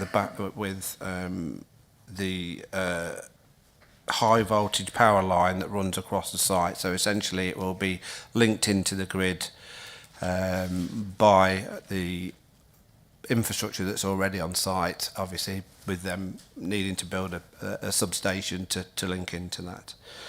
The development would include, among other things, obviously the solar panels, new internal access tracks, 14 power stations, 18 battery storage containers, 9 battery storage stations, 1 district network operator substation, a switchgear building, and then the associated infrastructure would be 2-metre high deer fences, CCTV cameras around the battery energy storage, and they would be up to 4 metres in height. Surface water drainage infrastructure, there would be hedgerow planting, tree planting, and extensive grass seeding, and finally there will be low-level lighting around the battery energy storage containers for security reasons. And I can show, so just as an example of some of the equipment that will be would be placed on site. So you've got in the top left-hand corner, the solar panels, which will, depending on the gradient of the land, be up to 3 metres in height. You've got top right is an example of the power stations. There's the district network operators building and the battery energy storage containers. Also, you can see the substation, which is obviously an important element that will link into the high voltage power line. And then you've got examples of the switchgear building, deer fence, and the palisade fence. Just to go through what we saw yesterday, so the top picture is the access from Kidderminster Road down Broad Alley. We turned there, went down Broad Alley and sort of experienced it all the way through up to the site. And then there are just some pictures of the site to refresh your memory. The top picture here includes the large high voltage power cable that runs through the site, to which this would be linked.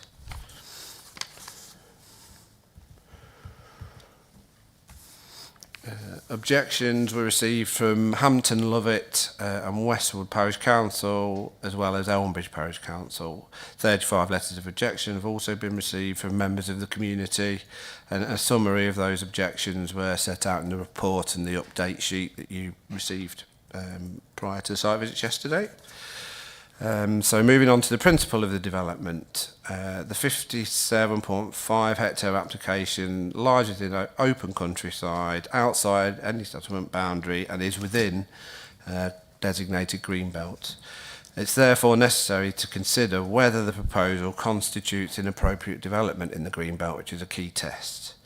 The MPPF is clear that substantial weight should be given to any harm to the green belt, including its openness, and that inappropriate development by definition is harmful to the green belt and should only be improved in very exceptional circumstances.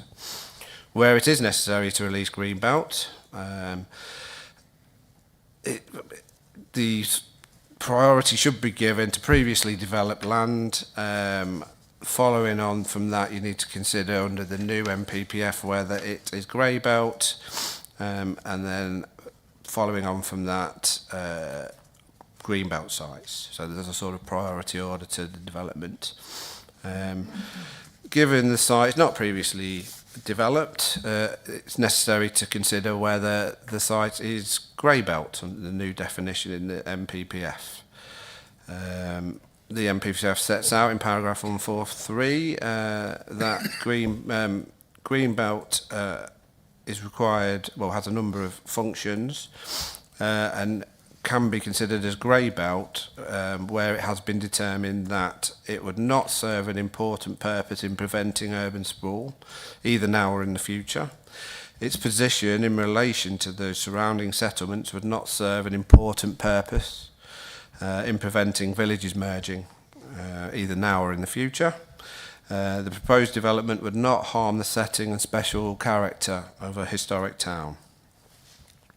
And all of these in the considerations, it was felt that this land sort of met with those requirements that allowed it to be considered as grey belt. It was also determined that the development would not fundamentally undermine the purposes of the remaining green belt across the area. There is a demonstrable unmet need for this type of development, and the proposal would not undermine the principles of sustainable development. And there will be very limited traffic generation when operational.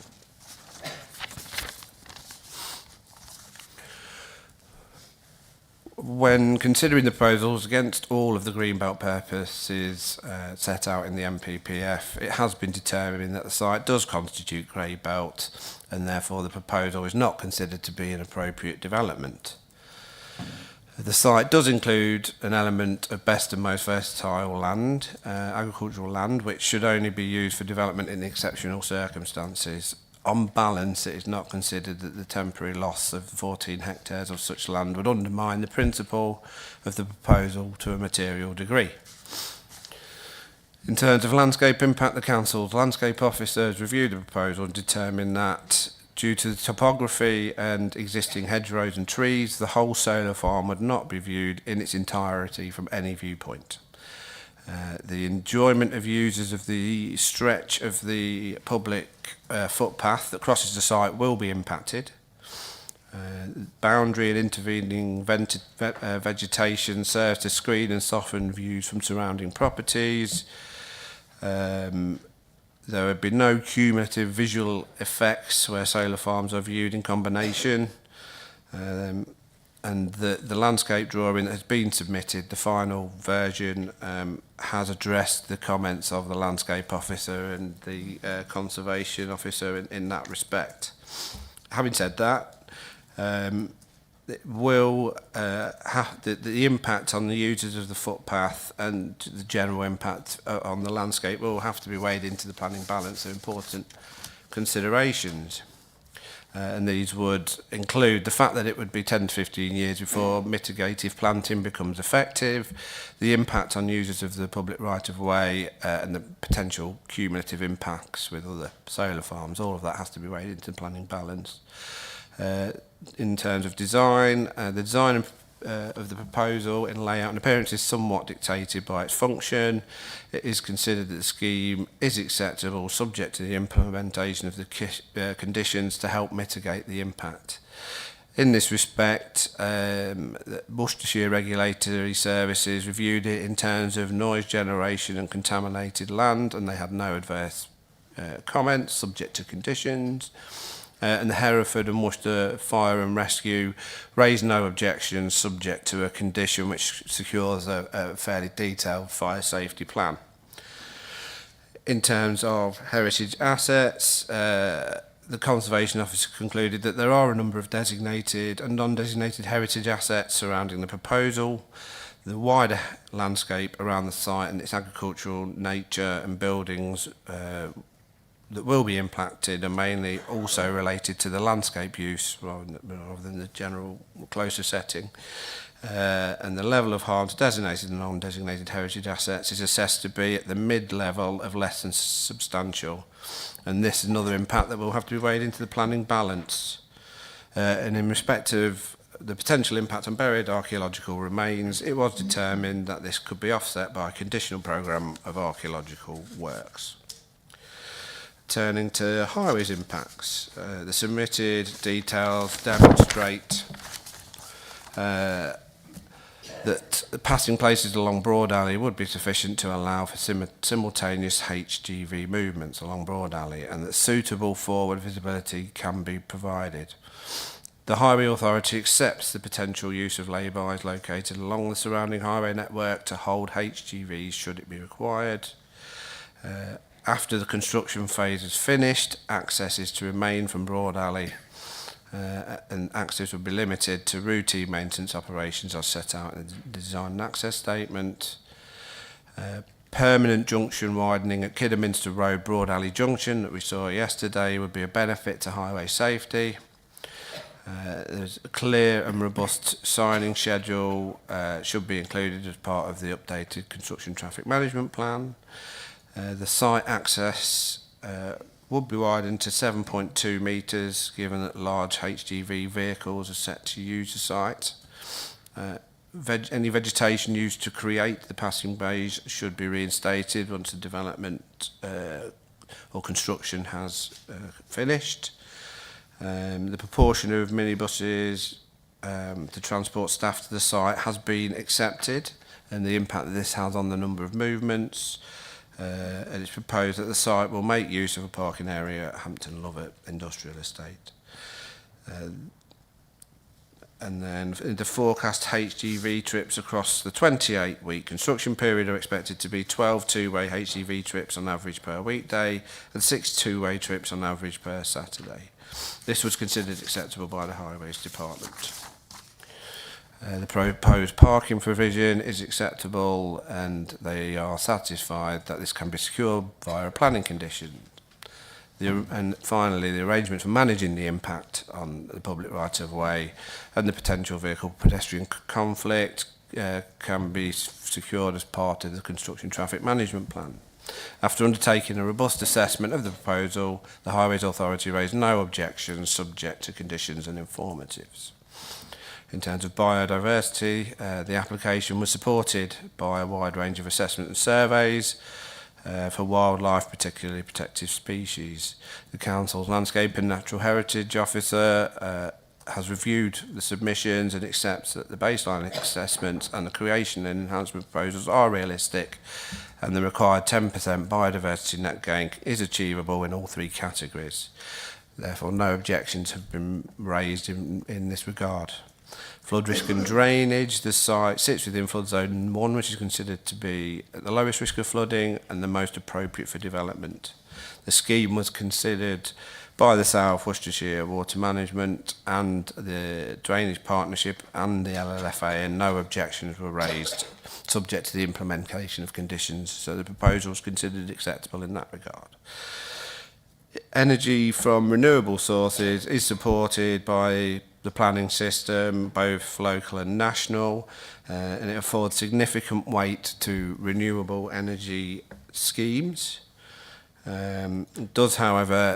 This benefit does, however, have to be balanced against all of the material considerations in the planning balance. And looking at the planning balance exercise, when reaching the recommendations set out in the report, it was necessary to consider all of the positive and negative impacts of the proposal to determine whether the benefits outweigh the negative impacts. When reaching the recommendations set out in the report, it included a consideration of the fact that the site is considered grey belt and the proposal does not constitute inappropriate development. The less than substantial harm to the direct and wider setting of some of the close and nearby designated and non-designated heritage assets, which must be still afforded great weight, even though it's less than substantial harm. The significant weight to be afforded to renewable energy proposals, the minor adverse impact on the landscape, and the associated visual impacts, and the loss of best and most versatile agricultural land, and finally the fact that there were no objections from a highways ecology, flood risk or design perspective. And when considering all aspects together, it was determined that the positive impacts of the development outweigh the negative ones, and as such the proposal is recommended for approval subject to a minor amendment to the recommendation, which should read to approve subject to grant planning permission subject to recommendations and the conditions listed, and any subsequent amendments as required by the Director of Planning and Infrastructure.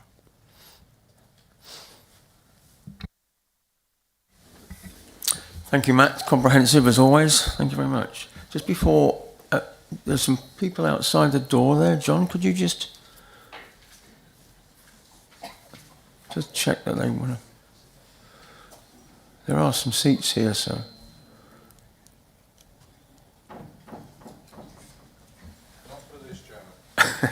Okay, thank you very much. Right then, can we please have Mr. Councillor Paul Speechley for the Parish Council? Thank you. Thank you. As already been mentioned, the Hampton Lovett Parish Council is against this proposal. However, today we're asking that a decision on this application be delayed. This is the first grey belt planning application in Wychavon since the new announcements. Fibdon's Farms application is based on a brand new government planning concept called Grey Belt and Green Belt, passed only 2 months ago. People are still trying to understand it. The published Grey Belt policy came as a huge shock to everyone because the government's consultation document last summer called for Grey Belt to be poor quality, disused land on the outskirts of town that did not affect the beauty of the countryside. The House of Lords hold this policy as being rushed through, not properly thought out. The government minister has still not released further information on the definition of grey belt. Fibdon Farm sits high on a hill, looking down on both Grade 2 grazing and arable agricultural land on both sides, visible for miles around, and located between two 12th century listed churches and historic houses. According to this new grey belt policy, land qualifies to be grey belt if it makes a limited contribution to the aim of green belt. On the contrary, Fibdon's farmland makes a huge contribution to green belt. Fibdon Farm, if developed, would fundamentally undermine the northern Droitwich green belt. This 21st century development would site 22 metal shipping containers, each 40 foot long, all visually prominent until the tree screen grew high enough in 15 years, and are a fire risk, and would be emitting noise from average of 32 to a maximum of 80 decibels, breaking the quiet of the countryside. We do understand why the Spanish developers, which are a UK shell company, want to rush this application through the Wychavon approval process for commercial benefit. Hampton Lovett Parish Council cannot understand why the application is not in the name of the landowners and the business of Fibdon Farms Limited. As we see, they will be responsible for upholding the landscaping, tree planting, any 106 agreements and dismantling of the project in due course. We are asking for a delay today because it's too important to rush without properly understanding all the guidance. We need to give our parish councillors and our neighbouring Elmbridge parish councillors and Broad Alley residents time to take advice with time to understand the policy.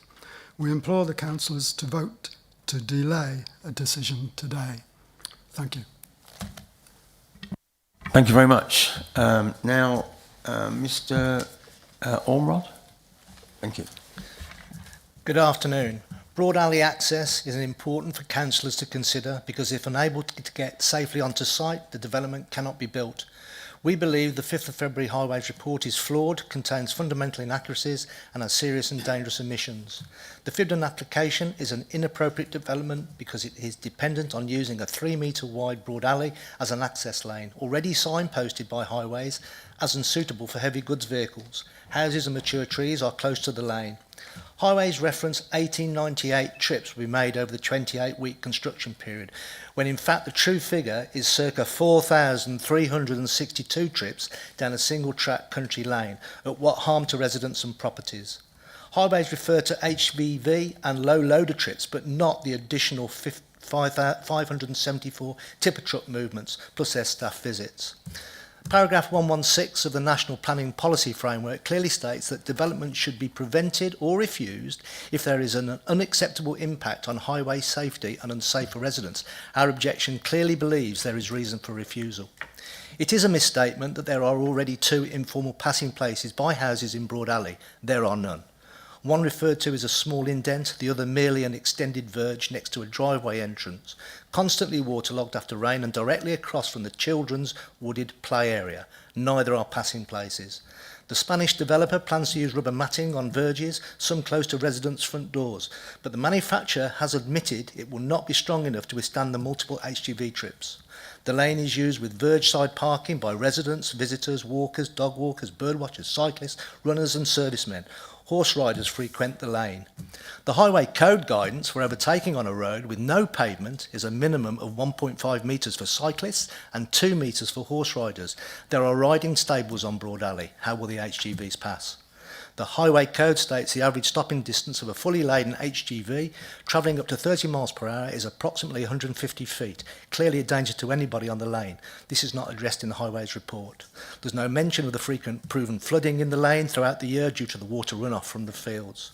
Residents take great pride in Broad Alley as a well-kept single-track narrow lane. The proposed widening of the lane entrance off the A442 does not alter the fact that for the majority of its length, it's a 3-metre wide lane.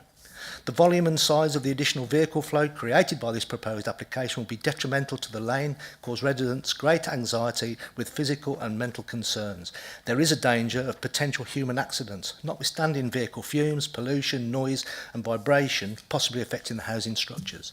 If the application is approved or deferred, all the local residents affected want a 106 agreement before construction starts, guaranteeing them land compensation for the damage that will be done and for living throughout this ordeal. We ask the committee to acknowledge our concerns and refuse, or as a minimum, defer the planning application due to the unsuitable access lane.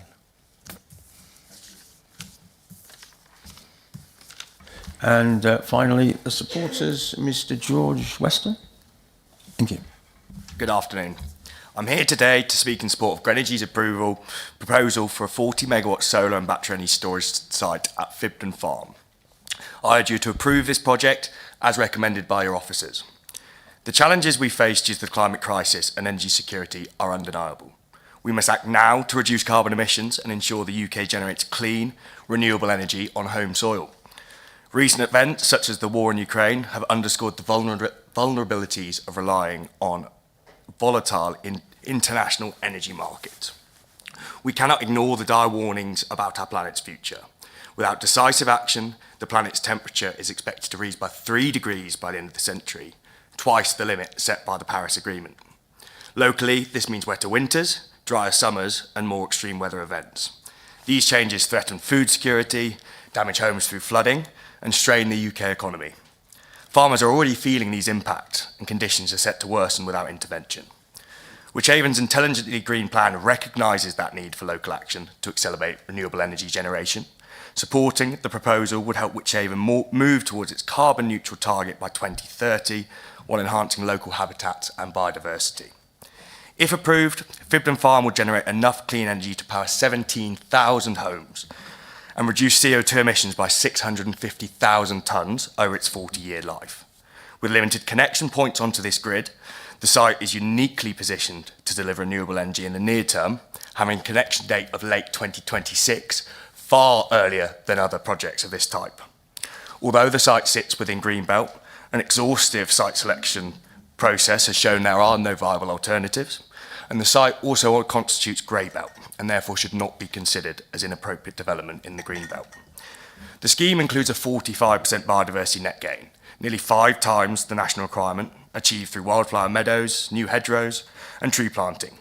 That will enhance habitats, support pollinators and boost surrounding farmland productivity. The site's majority subgrade 3B is classified as non-best and most versatile, making it less valuable for agriculture. Nonetheless, to maintain productivity, 30 to 50% of the site will be retained for sheep grazing between panels. The project also provides the landowner, an active member of the local community, with a sustainable income to reinvest in farming activities. Greenwich has worked closely with the local community throughout this process, and we're encouraged by the 11 supportive comments from residents, many of whom welcome renewable energy and dual land use. In response to concerns about visual impact, we've adjusted our landscaping plans to minimise visibility, particularly from the Elmbridge area. Greenwich is also collaborating with local schools to educate students about renewable energy and climate change. A community benefit fund will be created as part of this project. I'm sorry to interrupt your flow, No, but you've had your 3 minutes, so you can just No, wrap up? Nearly or- at the end. And or- all I was going to say, community benefit fund available, and as such, with all the benefits associated with the scheme, I'd ask the committee to support the officer's decision for approval. Thank you. Now, we have with us the ward councillor, Councillor Chris Day, leader of the council. If you'd like to make your representations now, please. Can I ask a few questions of the speakers first? Are we doing it at the end?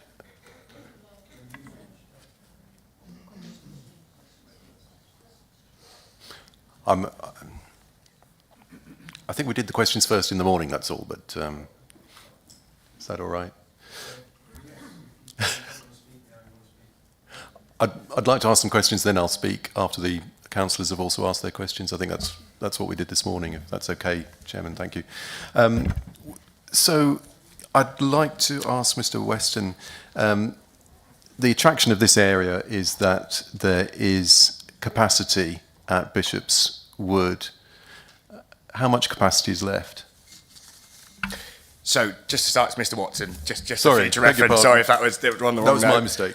There shouldn't be any capacity left without having to do significant upgrades. So how Greenwich's strategy works is we look at taking up the available capacity remaining on substation connections. Now that's down to our individual analysis. So there is some interpretation there on publicly available data.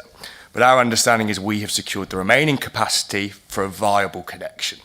Now, another developer could potentially apply to connect into Bishop's Wood, but the offer they'll receive will likely mean extensive reinforcement work. So this could be an extension of the existing substation, an entirely new substation, or even wider reinforcement works to the network, such as, redoing overhead lines. Ultimately, this would mean the scheme is not viable.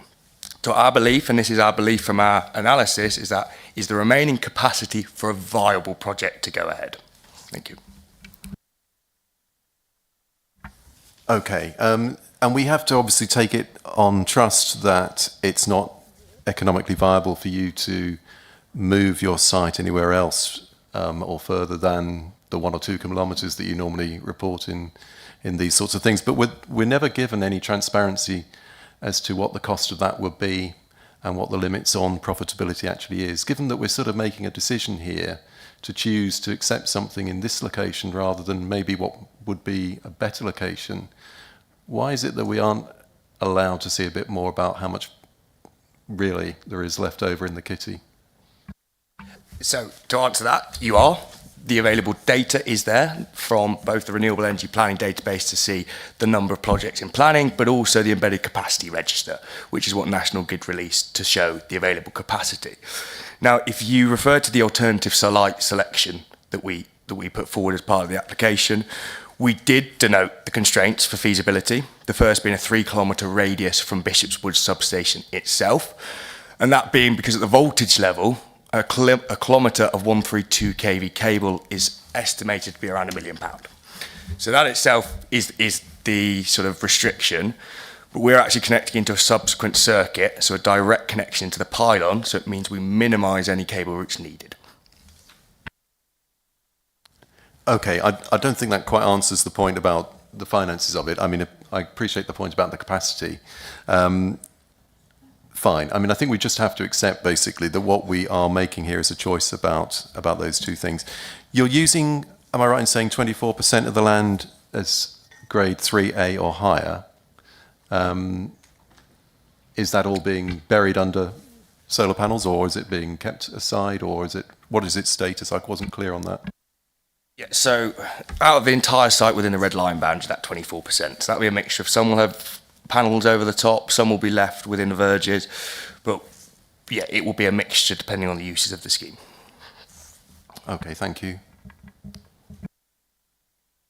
Thank you very much. So any other questions from Councillor Birch, then Councillor Kearsey? Thank you very much. Thank you very much, Chairman. Now, I have had to declare a non-pecuniary interest in this application because I did used to work for Mr. Ormerod in the past. So if it's okay, I'll turn to you first, Mr. Ormerod. So in terms of, I'm assuming when you purchased your property, you knew that the area around it was green belt. I take it you didn't assume that the area would be made into grey belt. And therefore, from your perspective, what impact would this application, if it was approved, and in particular the construction period, have on your quality of life? It would be very, very severe. We bought the house 5 years ago with planning. The planning was under severe conditions. There were bat problems, there were newt problems, which we got round. And it's the most beautiful road, and we've got some most beautiful views. And we consider that the disruption through the noise, the danger to a most beautiful road would be severe, and our views and everybody else's views of the area would be completely destroyed. So for that reason alone, we completely object. I mean, the lane is 3 metres wide.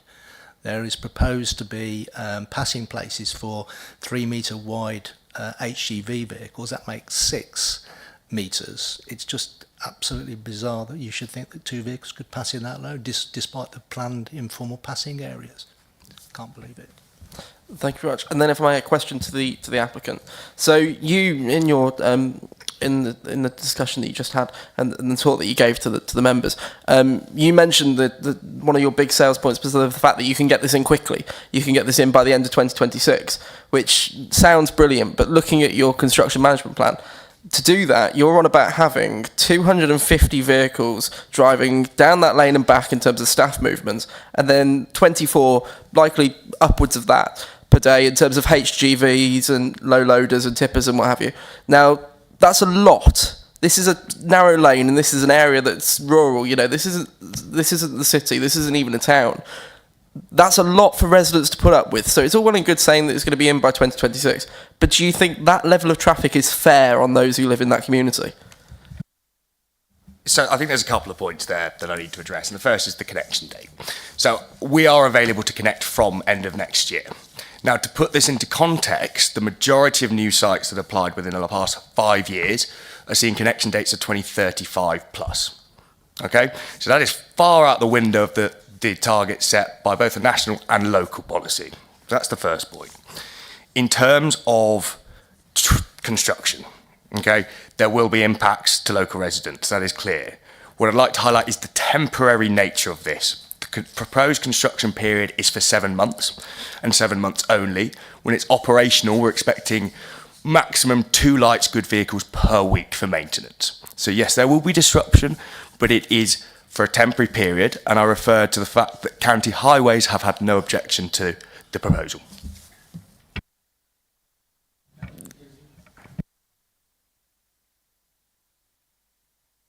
Chairman, thank you. First of all, a question to the agent, please. Can you tell me exactly what percentage of energy that's going to be generated there will be used? So I'm not sure what you mean by that question entirely. So all energy generated by the solar will get exported to the grid. Okay, so it's a 40 megawatt export capacity. We are oversizing the solar so you can produce more than that, because there are losses in a system like this, as with any electrical device. So if we are producing 40 megawatts, we will be exporting that. Okay. Now, if the grid is unable to, if there's some level of curtailment, which we're not expecting, the system has a battery energy storage system associated. So any losses that you're referring to are captured by that battery system and can be released later in the day into the grid network. Okay, thank you. So on that basis, I'll ask my question again. What percentage of energy that is going to be generated will actually be used? I can't answer that today. It would depend on the energy demand and supply of the time in that area. You know, we can forecast this, but the expectation is when the sun is shining, you know, it produces 40 megawatts and exports that. That is what we have. We have agreements as well with the national grid, is that if we're not exporting sufficiently close to that 40 megawatt, is they will have to assess the scheme. So there are safeguards in place to make sure that we are maximising the potential here of the site. Okay, I'm rather surprised, particularly the conversation that we've had about viability, that you're not able to, because surely the energy that you're producing, you're going to know what's going to be used, because otherwise how do you look at your viability and look at it as a business model? And I'm sure what I'm referring to, and the reason why I specifically asked that question is because it was in the news. I think it was something like £72 million has been paid to solar farms to hold back the energy because the national grid can't take it. So, but you're unable to answer that question at this time, yeah? could you tell me the specific energy demand of the country in 10 years' time? I think the answer is no. So there is some forecasting involved in this, but I refer again to the battery storage element included, and that is the fact that that is there to capture any energy that cannot be exported into the grid and make sure that we are utilising as close to full productivity of the site as possible.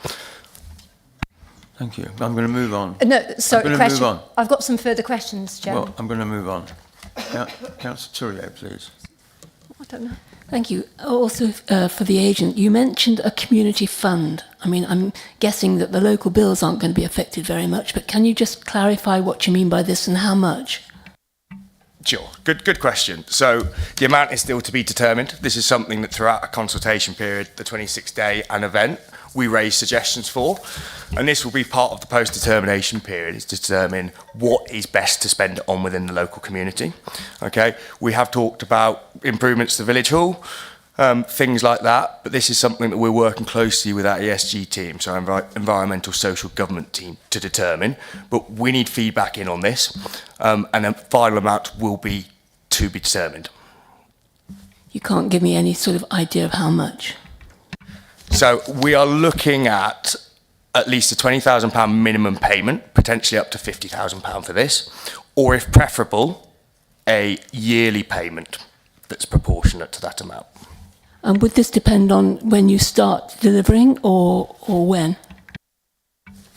So again, a good question. So the intention is certainly before commissioning, this payment will be put into place. So this community benefit fund will be in place, and in terms of what we're spending it on, defined.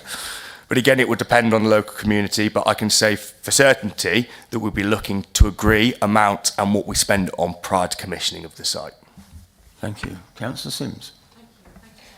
Can I ask the applicant, please, what size of acreage is the farm? And the reason I'm asking that is because this is 57 hectares. Is the whole farm being utilised for solar, or is there actually some land left for using food for the land, from the land? Thank you. I have another question as well. No, thank you for the question. So I couldn't give you an exact acreage at this moment, okay, but I can confirm that this is not the entire farm. You know, I have a good relation with the landowner, and he's still intending to continue farming activities. As I said before, we're proposing grazing between panels, and that will be utilising his current livestock that's on the farm as well.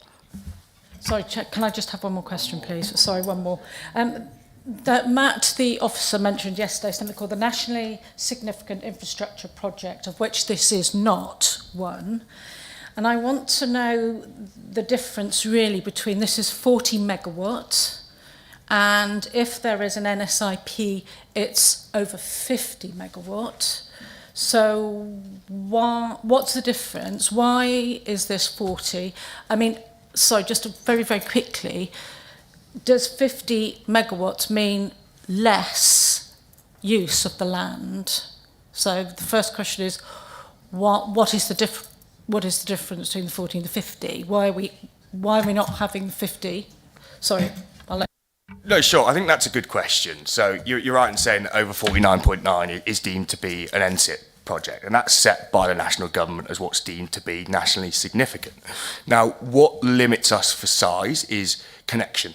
Okay, so different voltages dictate different size of project. So at a voltage level that we're at, which is 132 kV, the minimum size of project for feasibility is 40 megawatts. So you can see sites at a 132 level sit around 40 to 70, maybe up to 100 megawatts if you're lucky on the connection available. So that's what dictates it itself, is we have that pylon running through the site. We identified capacity at that 132 level, and then 40 megawatts was deemed the minimum amount that we can make a viable product work from a connection standpoint. Hence why we've chosen that capacity. Thank you. Councillor Robson. Thank you. Just going back to the access, is there another option rather than passing places, excuse me, to allow a better movement of traffic, say temporary traffic lights, because those banks and hedges need protecting? And I can't see how two HGVs coming would know far enough advance unless you've got a banksman at each end. And also, is there a possibility to have a working times restriction put on there?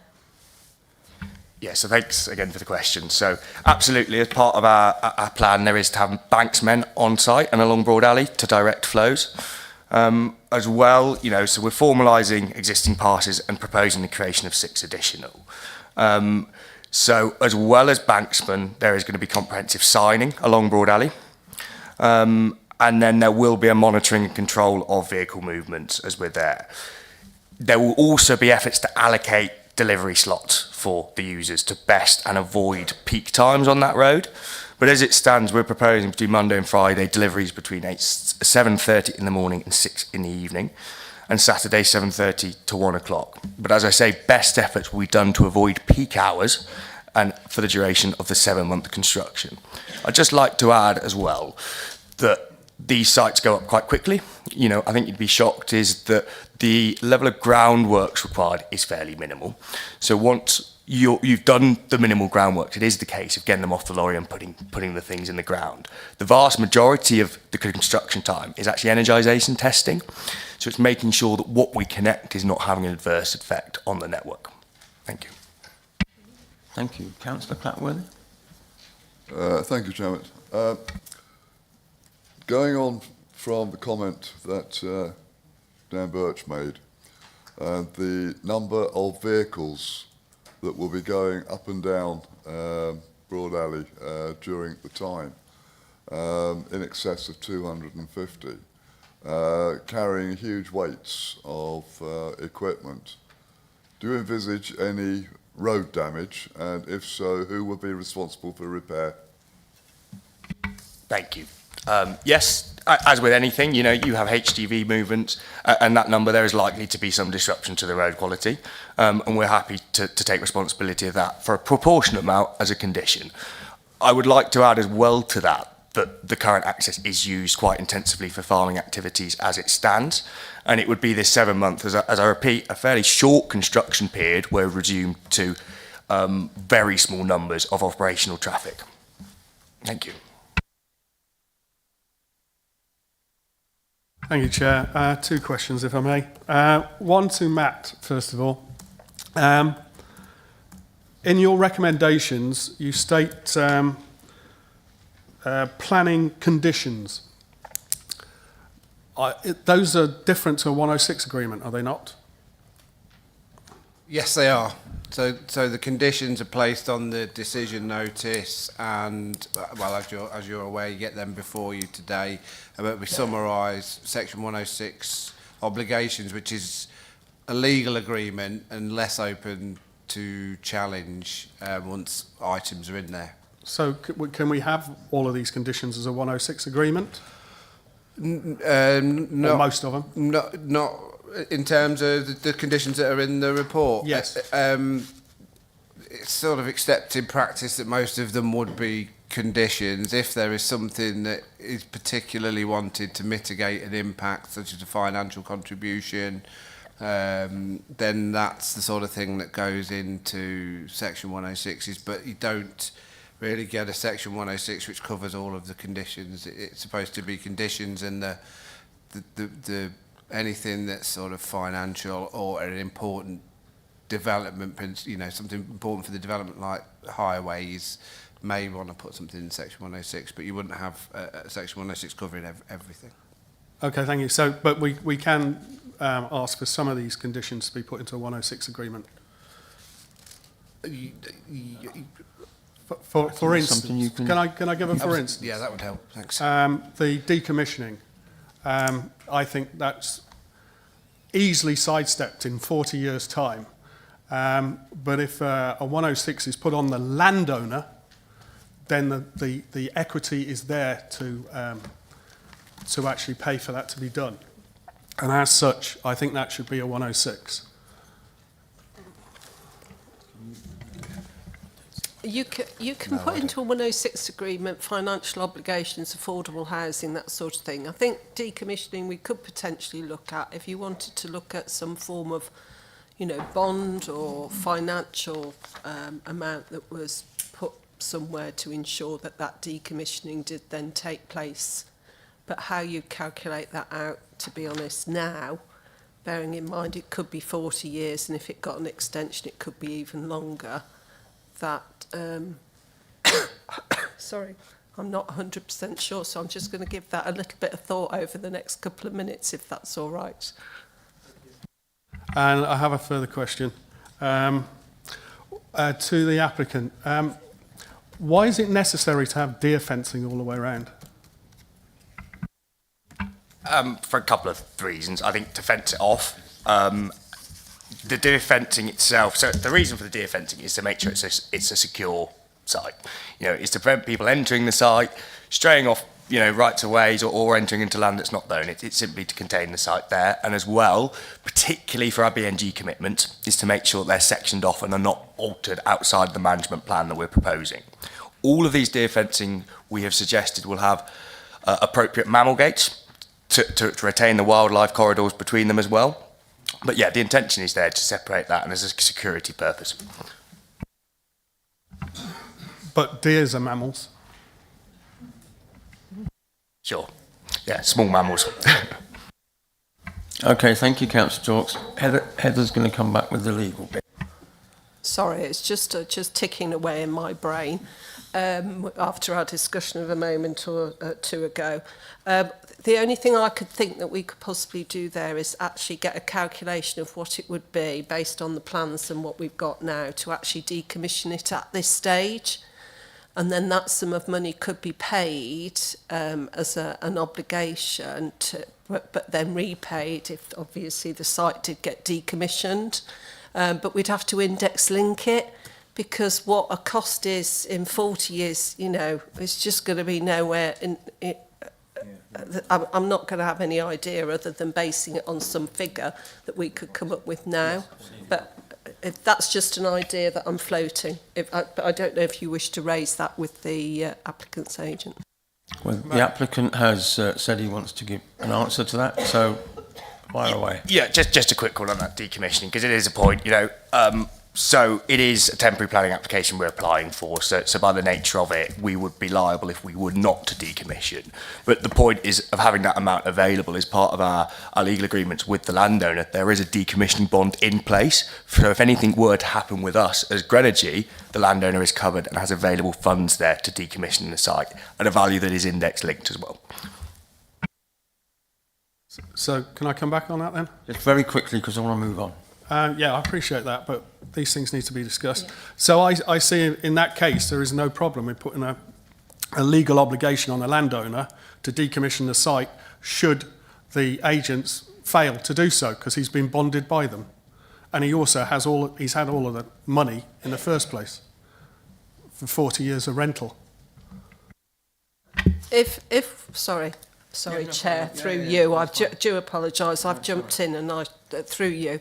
That is an option, but if that's in place and the company have actually put that in place with the landowner, then provided the landowner was willing to enter into such an agreement, because it would rely on their contract that's between the landowner and the developer, and they would actually have to enforce that. But they are making the money. Thank you. Nicola Morris. Two questions, and I think they're related. You mentioned at one point that the groundworks, we would be surprised how little that is. Maybe it would be helpful if you told us what it was. Yeah, sure.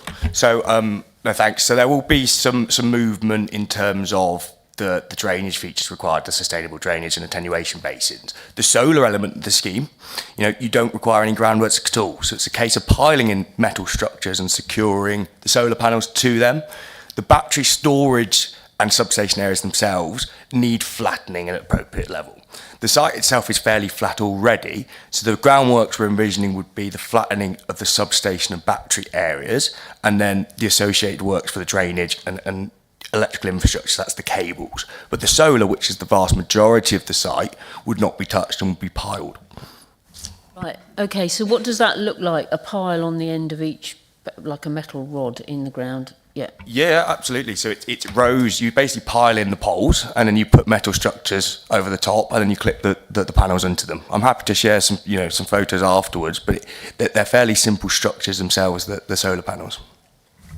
Thank you. And there's just one Hang thing. on just a second. Sorry. I'm going to move on. Councillor Middleton, please. I'm going to move on. Councillor Middleborough, please. Thank you, Chairman. When the objector spoke, he did mention compensation, and I think that related to probably impact damage and maybe damage to foundations of properties, and the question of where that compensation would come from. So my question actually is to Matt. Is this a planning condition, or could it be a planning condition about damage to properties, or is that solely a civil matter between the owners of the vehicles which have gone up and down the road and the property people? Mention was said about tractors using the lane. I mean, say tractors are big these days, but they have low pressure tyres which don't have the same impact on foundations of buildings. So is it a potential planning condition, or is it purely a civil matter between those who've been impacted and the owners of vehicles? Through you, Chair, if that's okay. It is a civil matter. It's not something that we can condition. It lies outside of the bounds of planning legislation. Just to come in as well, Matt's absolutely right. But what we have done, and we've got one ongoing at the moment in terms of a construction management plan, we are trying as far as possible to mitigate that within the realms that we can within planning's remit, and you know, in terms of making that clear in terms of those movements. But it would be, if there was, say, an incident in terms of a lorry hitting a property, it would be a civil matter. Thank you. Now, I've got nobody else on my list. However, anybody can have one more question. No, you can all have one more question if you wish to ask something. And it's different to what's already been said, because there was a number of things repeated there. So, Councillor Kearsey. Chairman, I've got a couple of questions to ask, and I'd rather ask them all so that we can debate comprehensively, if that's okay with you.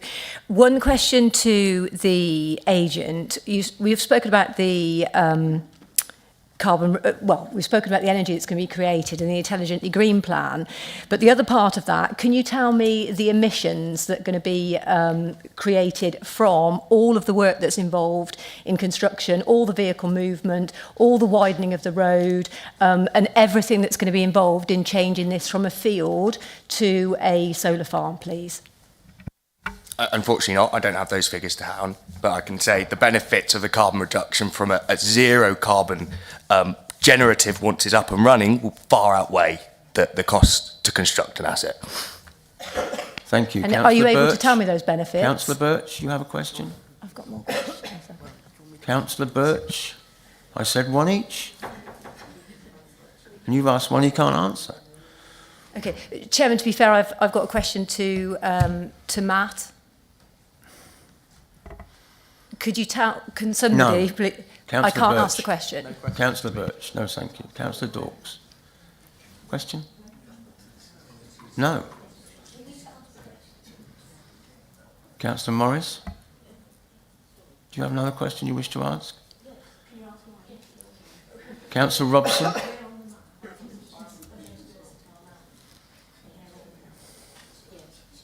And I did have that as a question, but I wanted to ask it earlier. It's about the best and most versatile land. Do you know where on the map that actually is, please? Thank you.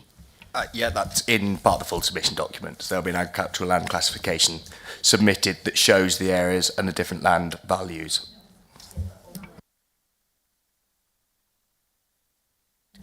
Not off the top of my head, but as I said, submitted with the full application was an agricultural land classification report that denoted the areas of the 24%. I'm not going to get up and point at the map at estimations of where I think those areas were, but it's quite clear that it's a less than majority of BMV land. Yes, just one question. Is the biodiversity all going to be on site or is any off site? No, thank you. It's all intended to be on site. Yeah, to Heather. Is it right that we're being rationed on what questions we can ask? It's Chair's discretion to actually take the debate as it goes through.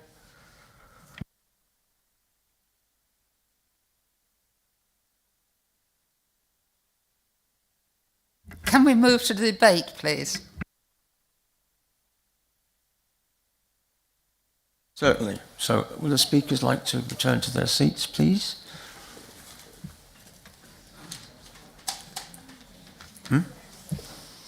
Oh, it's supposed to be. It's supposed to be Chris Day, isn't it now? No, he hasn't. I am right. He missed it. Sorry. No, he did ask questions. He did questions.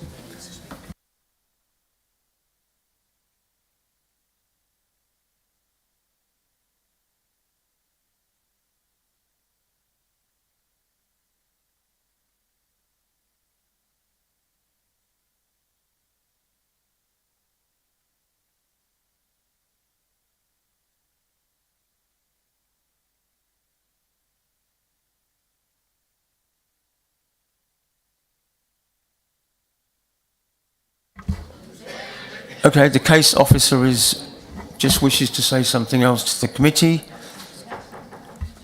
Settle down, please. Thank you, Chair. It was just a quick point of clarification. There's been a number of discussions around highways and the number of movements. From the Highways Department response and them taking into account the potential use of minibuses and other practices to reduce the number of movements, they have estimated that there will be 28 two-way movements a day. That's just as a point of clarification. Thank you very much.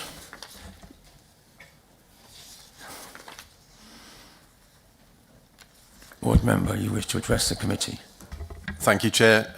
Yes, I think there are two areas that I'm concerned with about this application at the end of that discussion, and I wanted to thank all the councillors for their questions and also the speakers. The Councillor Spetchley, I think, has once again nailed a very important point, and that is the green belt. And I think if there's one thing that's going to sway this application, it is how we are assessing the green belt in this area, and indeed the concept of the grey belt. And reading our report by our officer, I personally feel that I'm somewhat concerned on behalf of the committee that we're stepping a bit over the mark, and I do agree with the thought that we would do well to get a bit more advice as to really what the grey belt means and how big it is and how we interpret it. And I say that because, as Councillor Spetchley mentioned, it is a new concept. I don't think there's a lot of groundwork that's gone before. I do recall the Deputy Prime Minister talking regularly about building on car parks and building on old petrol stations, and it all sounded quite benign when you were talking about a grey belt that was limited to the odd car park and the odd petrol station. But I read in our report now, on page 225, that we seem to be arguing that the green belt is indeed vanishing, almost down to the size of a belt, I feel. I used to think the green belt was something that was big enough for you to drive through. But not anymore, because if you read in page 225A, to check the unrestricted sprawl of large built-up areas, I thought that was the whole point of the green belt. We want to keep a gap between Droitwich and Bromsgrove, between Droitwich and Kidderminster. But what we're arguing here is we're saying, well, the site is located within a very rural area comprising small settlements set within an expansive agricultural landscape and not immediately adjacent to any large urban areas. It wouldn't therefore serve an important purpose in preventing urban sprawl, either now or in the future. Really? I mean, you could say that about any piece of land between Droitwich and Bromsgrove, couldn't you? Or Droitwich and any other part of the green belt. If you stick to that definition and that interpretation of what we're saying the grey belt is, or the green belt is, you are going to have a vanishingly small green belt. It's going to look like that piece of lawn out there, frankly. And we go on to say the same thing in B. We're using the same argument. To prevent neighbouring towns merging into one another. Well, the site is located within a very large rural area comprising small settlements set within an expansive agricultural landscape. Whilst there are a small number of settlements that are located around the sites, they are separated by large areas of agricultural land.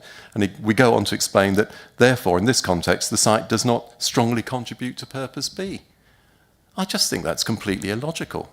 The whole point about having the green belt, if you look at any big conurbation, is that it is a sizable piece of land and we need to protect all of it. We can't just pick and choose and say, oh, well, this bit's not very close to the town, that bit's in the middle, that bit's at the other end, therefore it's of no interest. So I would urge the Planning Committee to think very carefully before we accept those definitions, because if you do accept them, I think you're effectively saying the green belt doesn't really exist anymore. It's all grey, it's got to be right next to the town until it becomes green. It's a vanishingly small strip. And I do feel too somewhat aggrieved that I don't know that we've actually reflected our own views of what we've done in the past in terms of looking at the green belt. We have written reports about the green belt as part of our SWDPR review, and we have assessed it and we've looked at certain sites, and the ones that we've looked at are things like Sixways or the Hartlebury Industrial Estate. We've confined it and we've sort of said, oh, we're worried about whether that's green belt now or not. But this definition that we've written in our report here throws that out the window, and I think it's just a step, I mean a massive step too far. I would really caution that we accept it. I think on that basis the green belt arguments here fail, and I think on the basis of them failing I suspect that the balance of evidence fails and you wouldn't actually accept the scheme. That I think is the key argument, and I think I would urge everybody to look at it closely. There is a subsidiary argument, and that's the one about the best and most versatile land. Now, being the ward member for Ombersley and Doverdale, Hampton Lovett and Westwood, gives me the privilege of having 5 solar farm applications within the last few years. And over that time, we've gradually moved from talking about 3B land, and oh yeah, it's only ever going to be 3B, to, well, now it's a bit of 3A, until now we're sort of saying, well, actually, you know what, it's best and most versatile, 24%, that's not material. I heard those words, not material. Well, I don't know what sort of materiality you're working to. If you're an accountant, 5% of profits is considered material, not 25%. I mean, God, what sort of accounts would those be? If you said, I'm not sure about what your profits were, could be within 25% of the figure I've given you. That's not a material, a successful argument, I would suggest. You have to say, we are using a material piece of best and most versatile land against all of the edicts that the government has given and against everything that is in the NPPF. And indeed, the NPPF talks about using brownfield. You know, it talks about using industrial old space long before you start worrying about farmland. Why is that important? Well, just take a look at the map of Britain today and take a look at the map of Britain in 2050. And what you'll find is that a massive portion of the eastern coast has gone underwater. And that just so happens to be the very areas where we've got the most Grade 1 land and Grade 2 land. And we're walking into this crisis without really even thinking about it. We're not truly balancing the two factors. So I know it's been a long day for the Planning Committee, and I'm not going to extend the argument further. I think it's probably important that we focus on the two things that really make a difference. And for me, that's the green belt argument and whether or not it holds, and the best and most versatile land. Thank you. Thank you very much. I think Matt wishes to react to some of that. Thank you, Chair. Again, just a quick point of clarification. I agree that the grey belt definition and the way in which it's interpreted through the NPPF is new, but I have to... the way that I followed that reasoning within the report was very closely based on recent planning inspectors' decisions who have also weighed the same issues into account. So whilst it is a subjective judgment, I didn't just make this decision myself. I was guided by the processes of planning inspectors who will ultimately lead the way, I guess, on these processes. Thank you, Matt. Now we will open to debate. Councillor Birch. Thank you very much, Chairman, and thank you to Councillor Day for putting those arguments across. So, as a Droitwich resident myself, whenever you travel into Kidderminster or Stourport from Droitwich, you travel through this area of Elmbridge and Cutnall Green and through Ombersley and that patch. And it sets it apart incredibly clearly when you come out of Droitwich and when you start to enter into Kidderminster. This is Greenbelt for a reason. It provides that barrier, that that gap between the two major towns, and it's an incredibly important area of Greenbelt. And the recent changes with the grey belt, of course, throw a spanner in the works and make the decision around this slightly more challenging. But regardless of the green belt argument, there is still an element of best and most versatile land. And under the SWDP and within the SWDPR, we say consistently that we need to be using best and most versatile land as well as we can. We need to be utilising it, and we should be using it for food production where we can. Now, if you look at a map and look at the topography of the area, there's a lot of tram lines and things like that in the neighbouring fields and all around the area. These aren't fields that have been sat idle. These are fields that have been used for growth and for growing products. And that's what we should be encouraging more than solar farms. You know, this isn't a political committee, but not even the Green Party think that building fields like this is a good idea, and that's saying something. So in my mind, this is not the best use of this site in the slightest. If we're going to be utilising best and most versatile land, we should be doing it for food production.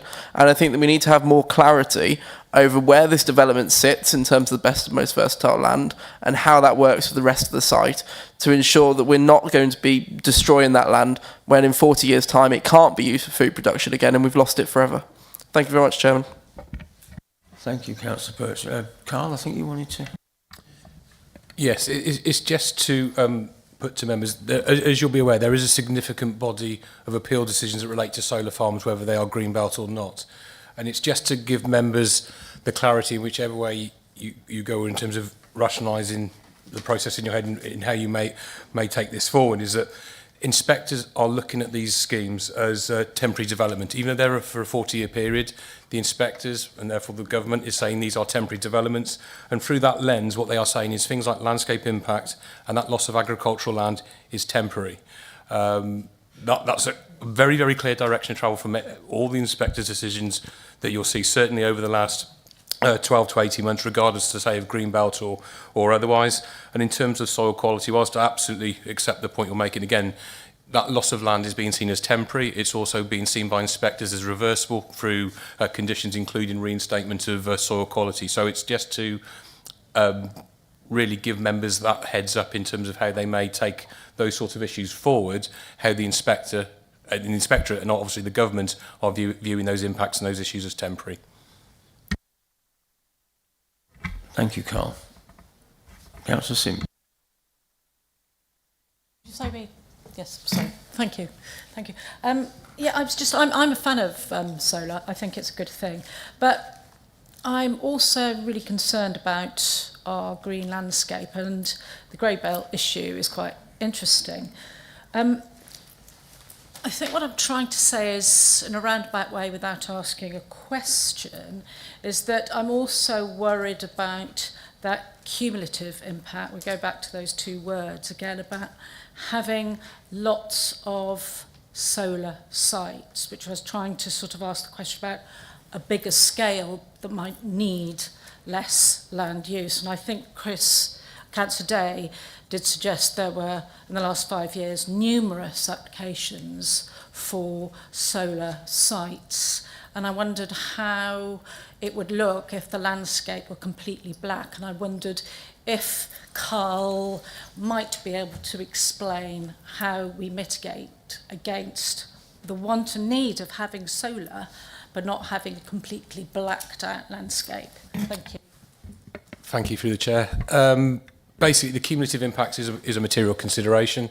I think what we're looking at really, where we have a number of these in a similar geographical areas, we're looking at really things like intervisibility. Are they adjoining? Is there that intervisibility between these sites? If there is suitable spacing or a lack of high-level intervisibility, then it might deem that cumulative impact is acceptable in planning terms. Or you may take a view that for the reverse, it's not. So it's really how each site relates to the other. So I don't think we would, as officers, would be bringing something forward to you if there was that sort of blackout, to use your phrase, impact on the landscape. Obviously, in terms of this and taking into account the other sites that you heard in Councillor Day's ward area, we're feeling in respect of this application, the intervisibility and that cumulative impact is acceptable in terms of this example. It's not to say something else that comes forward we would find acceptable, but as I say, here with the one before you, we're saying in terms of the issue you raised that it's acceptable. Thank you, Carl. Anybody else wish to speak? Councillor Rowley. Could I move the officer's recommendation? I think we've had a long discussion on this matter, and we do need solar energy. We're running short of energy. We need to have this particular green application for providing solar power.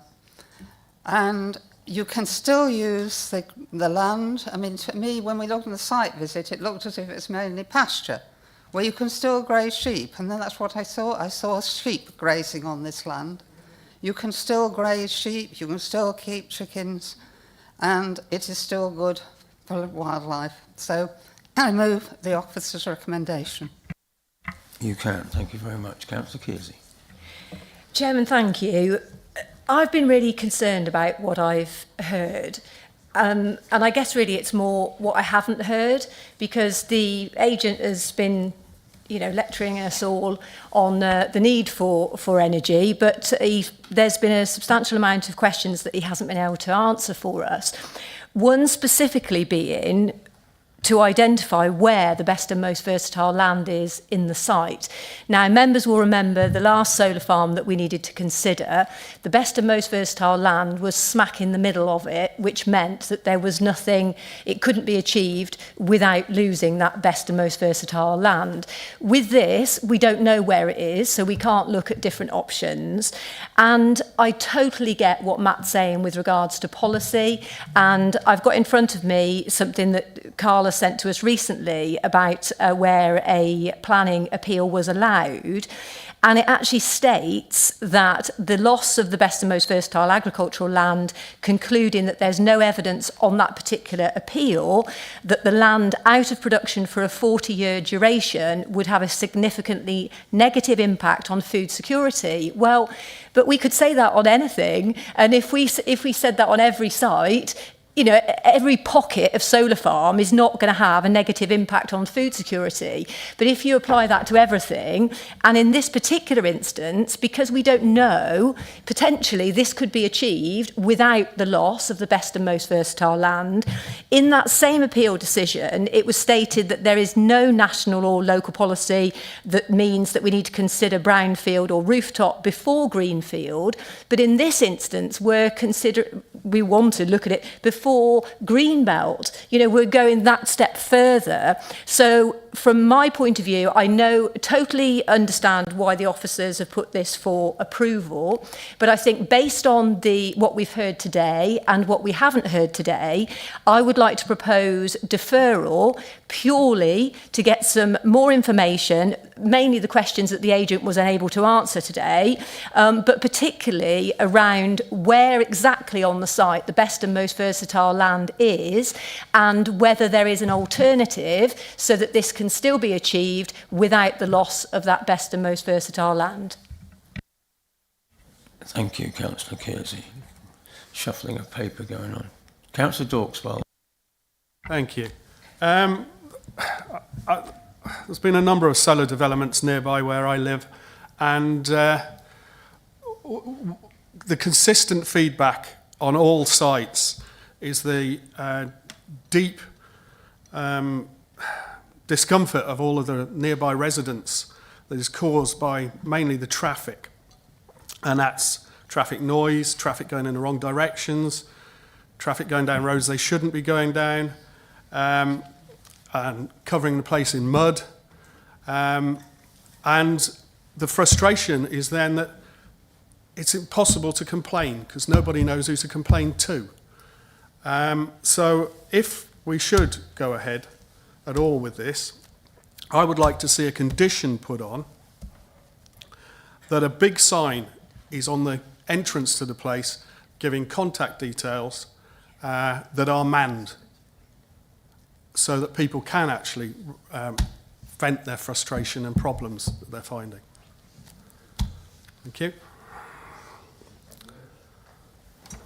Thank you very much, Chairman. Just to second the proposal for deferral by Councillor Kersey. Yes, talking about conditions, I'm not sure, Matt, if there is already a condition about the community fund, but as he was talking about it, could we include that in the contract? There isn't a condition about a community fund. It's not something that we necessarily need to recommend approval. It's not it's something to mitigate the impact, but is it something we could include in? Through you, Chair, if I may answer that, thank you. I don't think it would pass the SIL test, to be honest, because it's not something that's necessary for the development. It's something that's been offered that we could actually secure via a Section 106 contribution, so sorry.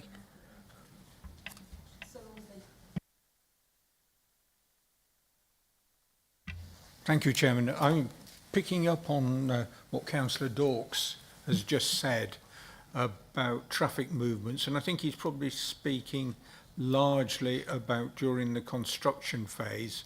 I think Carl earlier said it's possible to, I'm not sure if it was to condition it through a traffic management arrangement, so that we would actually know who to phone up and who's in charge on the day. That's got to be enforced, there's no doubt about that. And there's got to be penalties. But is that a possibility? And if that is a possibility, I would be happy to second the proposal. Through the Chair, we can certainly construct the condition in terms of construction management plan to accommodate what you suggested. We can even go a step further in terms of if that is a condition that comes forward in terms of discharging that, we can consult obviously with the parish council and the local member as well to make sure that sufficient details are provided to provide the comfort that you're talking about in terms of points of contact and things of that nature. So we can certainly involve the local community if it does move forward in terms of making sure those details are sufficient for their needs. And that's not an unusual situation. It's something we've done routinely, certainly since I've been here, in terms of discharging those conditions and making sure we've got that information that we need to give that level of comfort. Thank you, Carl. Does anybody else have anything burning to say? Councillor Adams. Well, we've been going an hour and a half now. I think we ought to do. The members that want deferral here, I'm not in agree with that. We've been talking an hour and a half now. I'm sure we can determine this. Personally, those that are on for deferment, I think you've got good enough reasons for refusal, and I would vote for that. Thank you, Councillor Adams. Thank you, Chair. I'd just like to add, if we go to a vote on approval, that I'd like to see conditions 4 and 5. Deferral will be first. Yes, I realise that. That's why I said if we go to a vote on approval, I'd like to see conditions 4 and 5, 106 against the landowner. Please. Okay, Carl, I think you wanted to come back as well. Then we're going to go to the vote. Sorry, it's just to, before we take the vote on deferral, just because we to provide some context in terms of the soil and land quality, we've got some details we can share. So we have the plan, called up the plan that is within the agricultural land classification assessment. There is an area of grade 2 agricultural land, probably the smallest of the types on site, and from looking at this it appears that it is the central band. You've got a separate small field with a sort of angled top section next to the BSS, so you've got big field, a small field with I would, but I don't think I can. It can't see it. Sorry.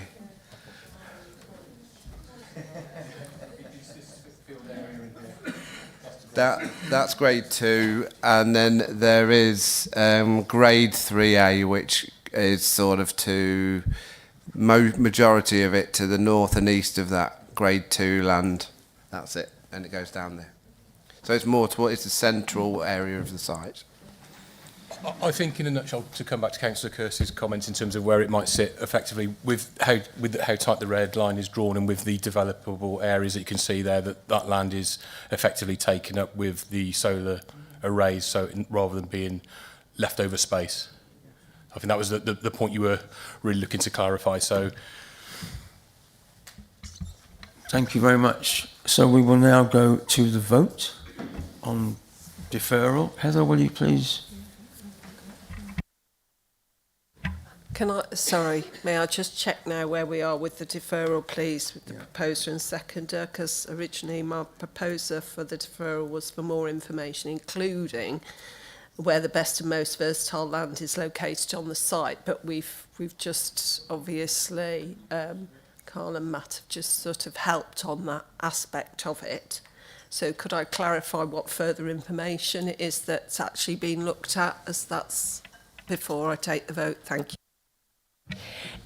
Yeah, Chairman, thank you. What I really want to clarify with Carl, really, I guess, is that that's fine, that's in the centre of this site, but then really our consideration is, or is it not, could this energy be delivered on another site, even if it's 2 fields across, that wouldn't lose the best and most versatile land? I appreciate, obviously, that isn't what's before us, because obviously that isn't what the applicant owns, etc., etc. But to actually meet the criteria to be able to lose this, to have a solar farm, do we not need to, or does the agent not need to demonstrate that they've looked at alternatives?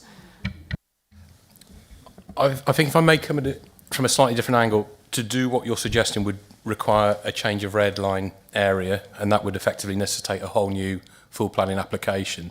And whilst on one hand that is a proposition, that's probably going to be completely unviable or unrealistic to the applicant. I think what we have is a scheme before us, and we need to determine it on the merits before us. And if members are happy or otherwise with that, you as decision maker now, I think it's within your gift now to make that decision. I think we're not, to be quite plain, we're not going to secure amendments to that extent as part of this application, I'm afraid.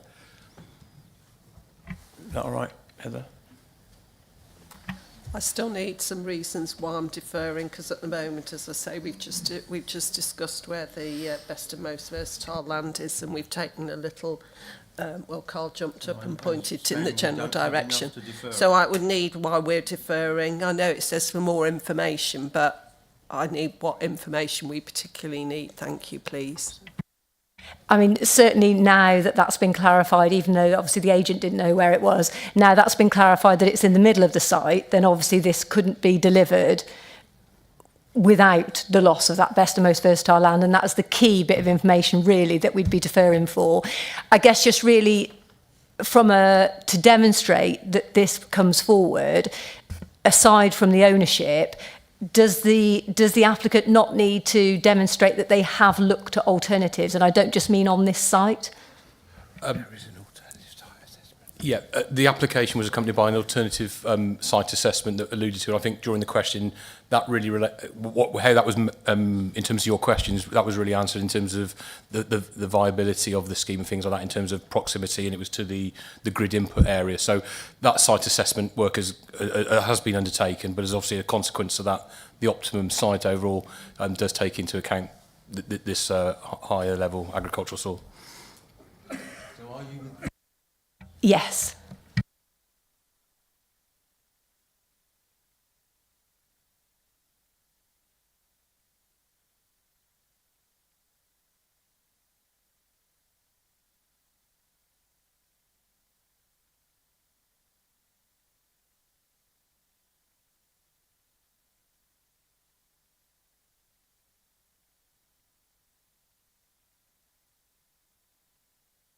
Now we have an approval from Margaret Mowley, seconded by Councillor Middleborough. Yes? Yeah. Yes. May I again, Chair, if that's okay with you? Can I just check on where we are, please, with the approval?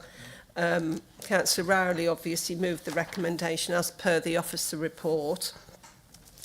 Councillor Middleborough actually was seconded that proposal, but referred to more detail in the construction management plan.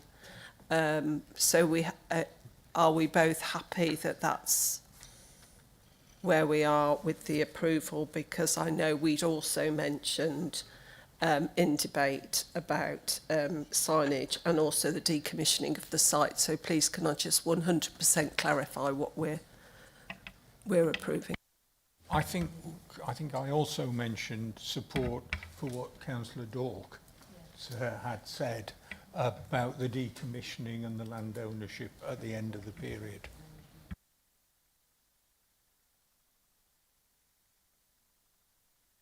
So may I make a suggestion, if that's all right with you both, just to, and I'll propose some wording, and if you're then happy with that, if you could confirm.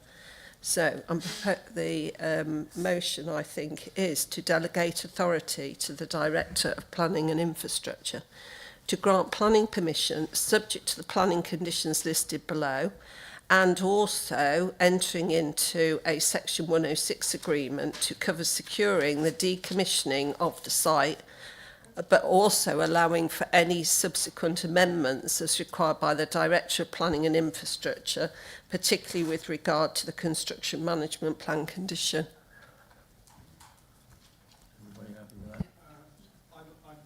I'd like specifically that the owner of the site is responsible for the 106 agreement.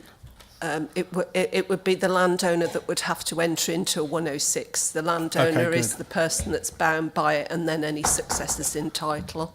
And could we also add another condition about some signage to allow people to complain? We'll have to go back to the proposer and the seconder, Councillor Dawes, to ask if they're happy with that, because obviously it's their Councillor Rowley and Councillor Middleborough. Yes. Yeah, can I come back? And I think that's covered by the points that Carl has made about the management of the construction period.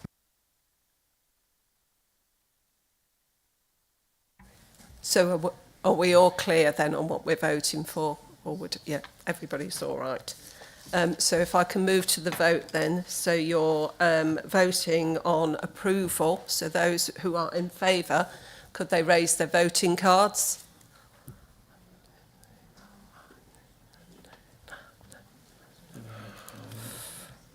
Those against? Any abstentions?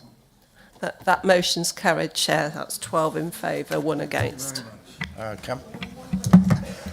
Can we have 5 minutes break, if that's all right? 5-minute break before the next one.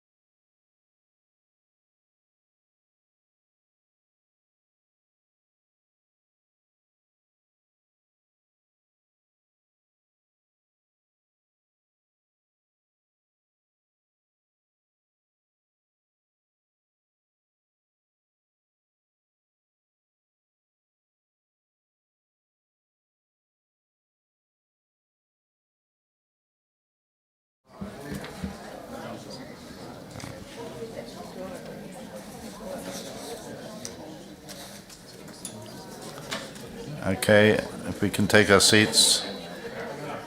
There's somebody waving at me over there. Somebody.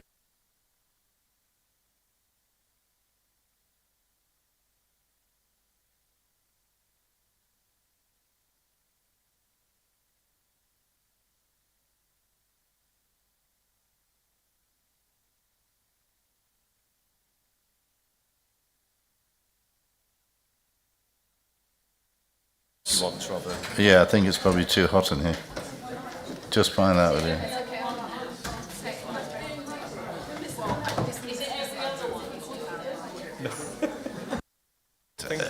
Ladies and gentlemen,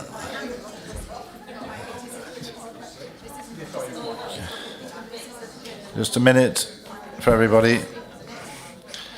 It's just for the committee's benefit, it's one question each from now on. No, I'm joking, sorry. 1.5. Right, let me quieten down because we've got rather a lot to do. Can I just have some clarification, please? Our district councillor is not here. Yes. Therefore, I've just sat here and watched as the district councillor had 7 minutes to talk at the beginning of a discussion and then had 10 minutes to ask questions and debate, to be part of that debate at the end of it.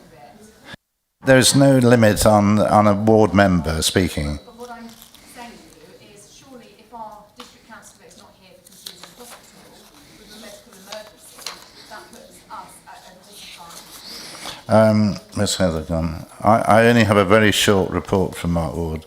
But he therefore can't ask any questions that come out of this meeting. That's procedure. That's just the procedure. I'm afraid that is the procedure. It's unfortunate. It's unfortunate. We hope that the rest of the panel ask the significant questions. I'm sorry about that.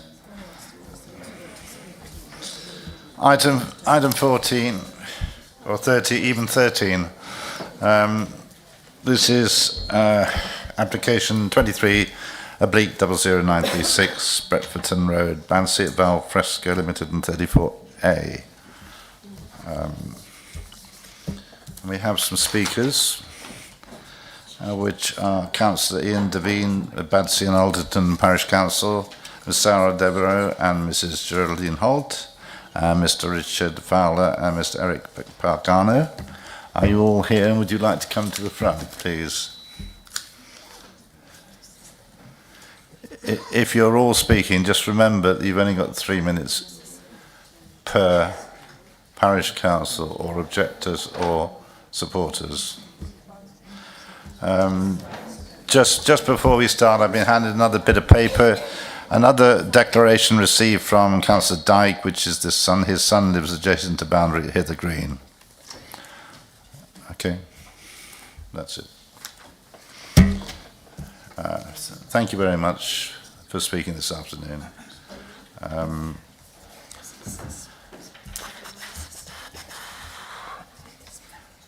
I'll ask Matt McConville if he could go through this application, please. Matt. Thank you, Chair. This is an outline application with all matters reserved except for access, and it is for up to 90 residential dwellings with associated infrastructure, landscaping, and vehicular and pedestrian access.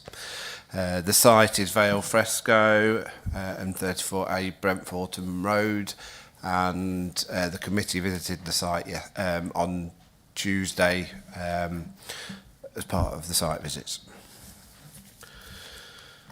So the site and the 90 houses and infrastructure is proposed on a 3.92 partially brownfield site located to the northeast edge of the primary built-up area of Badsey and to the south of Brentforton Road.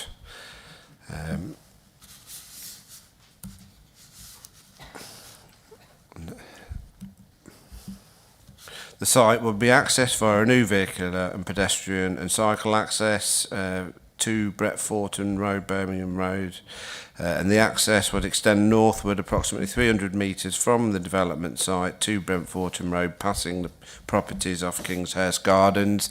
On site yesterday, I can't use my We stood and looked across the area of land that's currently covered by trees to the north of the site and to the west of the access. So we had a good look up there where the access will be extending from the development.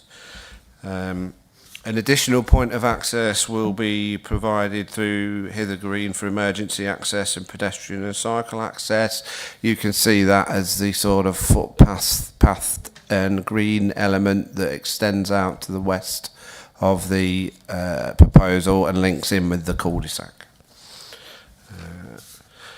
The indicative plan submitted with the application shows properties set to the north with open space to the south abutting a brook and another potential development site which is directly to the south of this one, and both of those sites form part of a potential allocation in the development plan review. The site comprises undeveloped fields with an element of brownfield land previously used for commercial agriculture and market garden purposes. The brownfield element currently includes a number of greenhouses. On the visit yesterday, some of them are still being used for growing of crops. The site is bordered to the north and west by residential properties, and to the east the remaining operational element of the agricultural business. Approximately 50% of the south boundary also borders existing property, with the remaining 50% abutting the potential additional site to the south. It lies in flood zone 1 with a small section currently positioned within the green infrastructure which is shown as susceptible to flooding. It is not located in the conservation area and there are no listed buildings within the boundary. There are a group of grade 2 listed buildings located grade 2 star listed buildings located in the Badsey High Street and Old Post Office Lane within the conservation area. And this is about 200 metres to the southwest. The site is relatively flat with a gentle slope towards southwards and contains a number of areas of mature landscaping, including the boundaries. The Brewers Lane parcel to the south, which is part of the same potential allocation in the review, is set for 75 dwellings. That application is in at the moment. Badsey Parish Council has objected to the proposal, and there have also been 278 objections to it, 8 comments and 1 support. All of the objections and reasons raised in them are summarised in the report. So turning to the principle of the development, policy SWDP2 sets out that the development strategy and the site allocations in the South Worcestershire Development Plan and the principles used, I'll start that again. Policy SWDP2 sets out the development strategy and the allocation and the site allocations in the South Worcestershire Development Plan, and it sets out the principles that have been used to identify those allocations. The policy is clear that the open countryside is defined as land beyond any development boundary, and that any development within it will be strictly controlled. It is also clear that development proposals should be of an appropriate size, scale and type to the location. The application sits outside the designated development boundary within open countryside and as such does not accord with Part C of Development Plan Policy SWDP2. However, the fact that the Council cannot demonstrate a 5-year housing land supply position means that the policies relating to housing supply, such as SWDP2, cannot be considered up to date and the tilted balance is engaged as per paragraph 11D of the MPPF. In such circumstances, the paragraph requires permission to be granted unless the impacts on assets of particular importance provide a clear reason for refusing the development, and any adverse impacts of granting permission would significantly and demonstrably outweigh the benefits. They're the two main considerations as part of this application. The conflict with policy DP2 is therefore not sufficient to warrant refusal of the application on its own at the present time, given the 5-year position. Development Plan Policy SWDP 21 requires all development to be of a high level of design quality and to integrate effectively with its surroundings and to reinforce local distinctiveness and enhance cultural and heritage assets and their settings. The policy also seeks to ensure that all development proposals do not result in adverse impacts upon amenity of existing and neighbouring dwellings and properties. Whilst the application is in outline form and therefore detailed matters will come forward as part of the reserved matters stage of the process, on the basis of the information currently available, there is nothing to suggest that an acceptable scheme which incorporated good placemaking principles, the requirements of the policy SWDP 21 and the design code could not be brought forward at the reserved matters stage. In terms of landscape impact, the development plan policy SWDP 25 states that development proposals and their associated landscaping schemes must demonstrate that they take into account the latest landscape character assessment and its guidelines. The application site is not located within a landscape of any special designation, protection or sensitivity and is surrounded by existing development within Badsey, which would screen much of the views from the wider landscape. The application was supported by a landscape visual impact assessment, which included, among other things, that the only predicted significant visual effect was in relation to the users of a public right-of-way. There would be moderate to short-term visual effects from points along Bretforton Road. And that would be whilst landscaping was becoming established. Views from roads and public right-of-ways to the north are screened by existing vegetation and existing development within Badsey, and views from receptors to the east, south-east and south are largely enclosed by intervening vegetation. Overall, whilst the current proposal would have an impact on the surrounding landscape, the extent of its impact is localised and would reduce over time, given the landscaping scheme. It is therefore considered that the proposal is acceptable in landscape terms. In terms of heritage assets, the heritage impact assessment submitted with the application also considered the potential impact of the proposal on designated and built heritage assets around the site, including the Grade 2 star listed St James's Church. It found that the proposed development would not affect the setting or significance of any built heritage assets in the wider area due to the presence of intervening features in the surrounding landscape, and also due to embedded measures within the proposed development.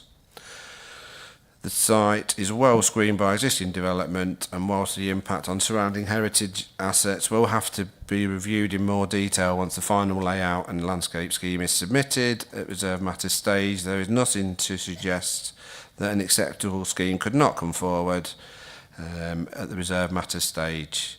The proposal is therefore considered acceptable from a heritage asset impact perspective, and in terms of archaeological remains, the Council's archaeological advisor considered that a conditioned programme of archaeological works would be sufficient to ensure that any impact is mitigated.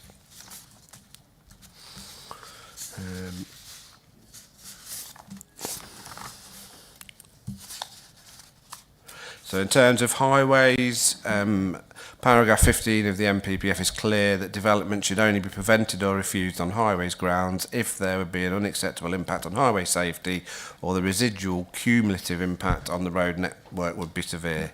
This position is supported by Development Plan Policy SWDP 4, which has a focus on highway safety and capacity. The application was subject to considerable discussion with the County Council's Highways Department, and following receipt of a number of amendments and a road safety audit, it was determined that the site would be served by a safe and suitable access, and that the residual cumulative impact on the highways network would not be severe.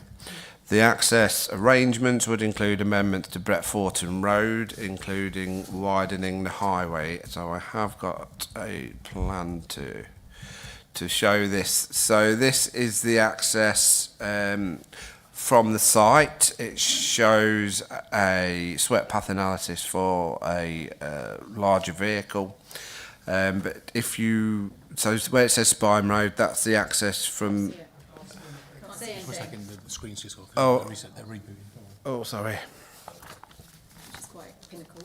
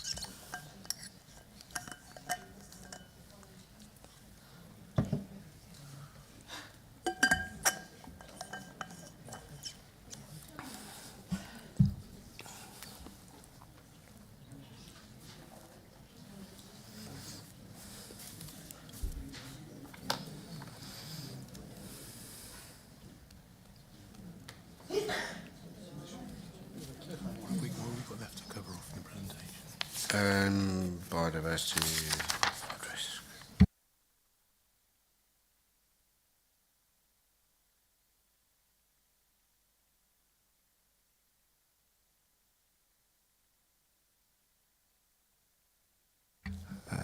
Thank you, Chair. I was just going to describe where those road widening works would be around this junction. So you've got the Spine Road, which is the access coming out from the proposed development, and then you've got the curve section to the west, and it's this section that will be widened to ensure that there's sufficient room for any additional traffic and for larger vehicles. That would cut into a bit of the, there's a sort of natural landscape buffer along that edge of the road. It would cut into that because there will be a need to create a retaining feature and some safety fencing.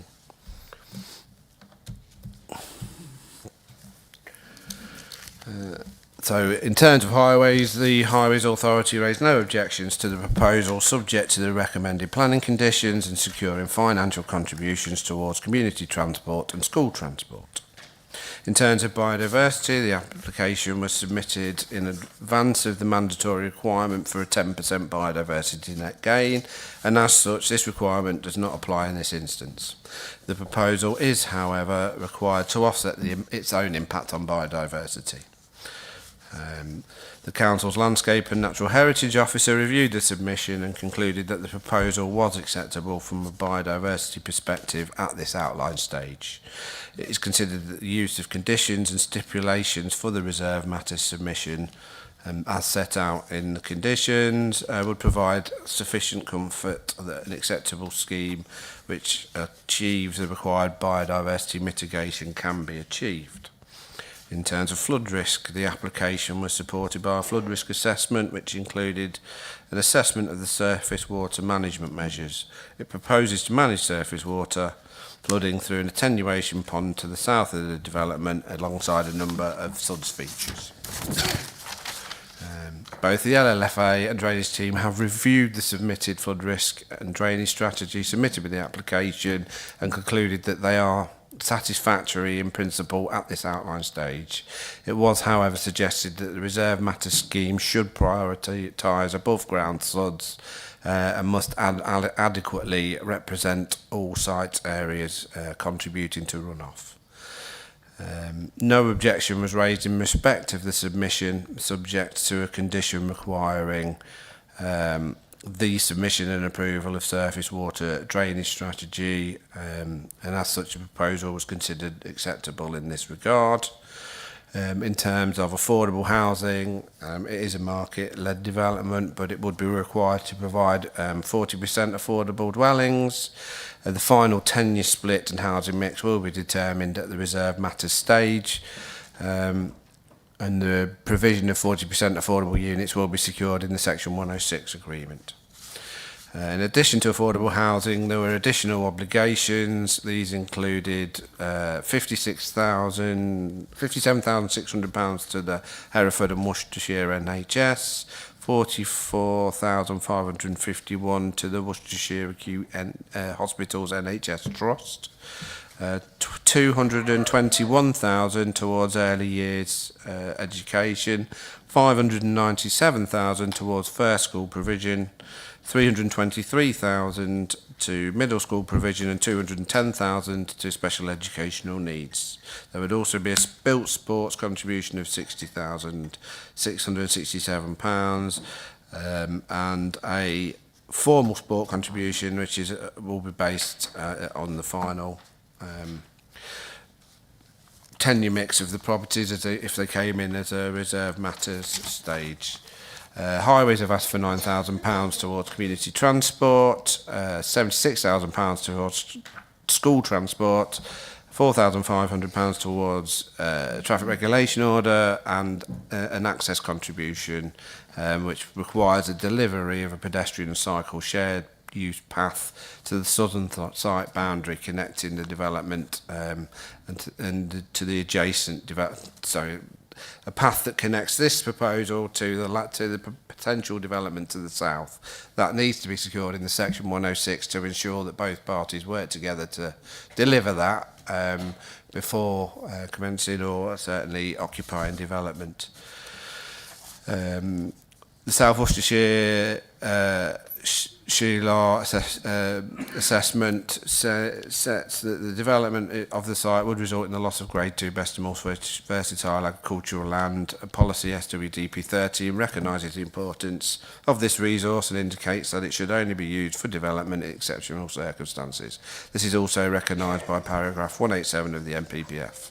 Whilst the benefits of retaining best and most versatile agricultural land is recognised, it is considered that in this instance the relatively limited size of the proposal added to the 5-year housing land supply position are such that the benefits of developing housing outweigh the loss of such land.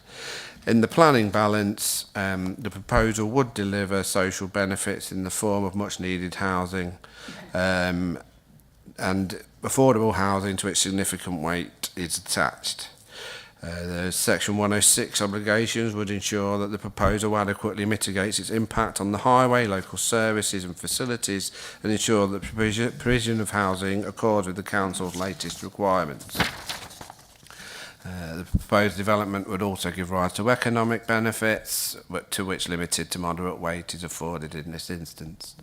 In terms of harms, there would be the inevitable landscape harm and the loss of best and most versatile land by virtue of developing a greenfield site. However, the extent of that harm is considered to be minor and not demonstrably significant or adverse. As such, limited to moderate weight is attributed to that harm. For the reasons set out in the report, it is not considered that the negative impacts of the proposal will be so significant as to outweigh the positive impacts, and as such the development constitutes sustainable development and is acceptable.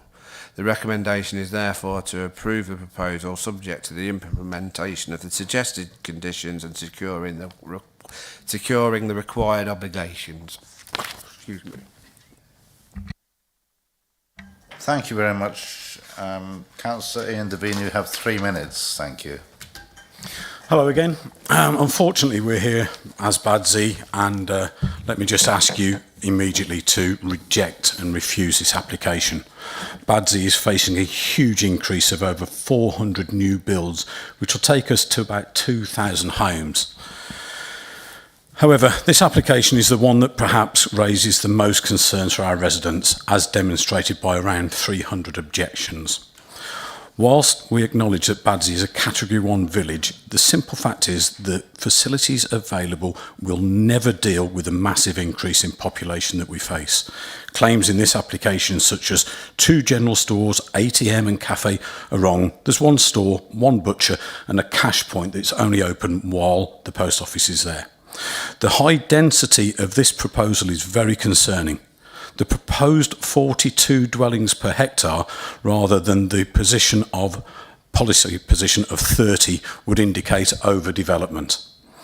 The land slopes, as we've heard, slightly to the south, but that will enter the brook, so rainwater runoff and other pollutants will adversely affect the wildlife and the nature of the Badsey Brook, let alone the neighbouring properties. Possibly the major concern for residents is the U-turn by highways in relation to approving a signalised junction on the B4035 despite the vast traffic increase and the details that this is a designated HGV route. Stationary vehicles at these lights are going to have a massive and adverse effect on air quality. The lights will result in huge tailbacks. The tailbacks that we've seen in roadworks of late have stretched out of the village over half a mile. The construction vehicles alone are going to cause major problems for locals, as demonstrated recently on the same road where we're having a 90-odd house build. The remodelling that highways refer to, I just don't understand where that is from. The last documents that we saw on the portal, Highways asked for deferment in September of last year. We've seen nothing else since. The PC has written to the case officer to voice our concerns on this U-turn, yet we have not received a response as yet. The cumulative effect on local utilities has to be considered. We know providers have raised no concerns. However, real-life experience demonstrates our worries, such as water and sewerage. We question the behaviour of the applicant on a number of fronts. In its document, presented as a legal document, it was written by a retired King's Coroner. The applicant was offered a meeting with the parish council. However, we've heard nothing back from them. What a surprise.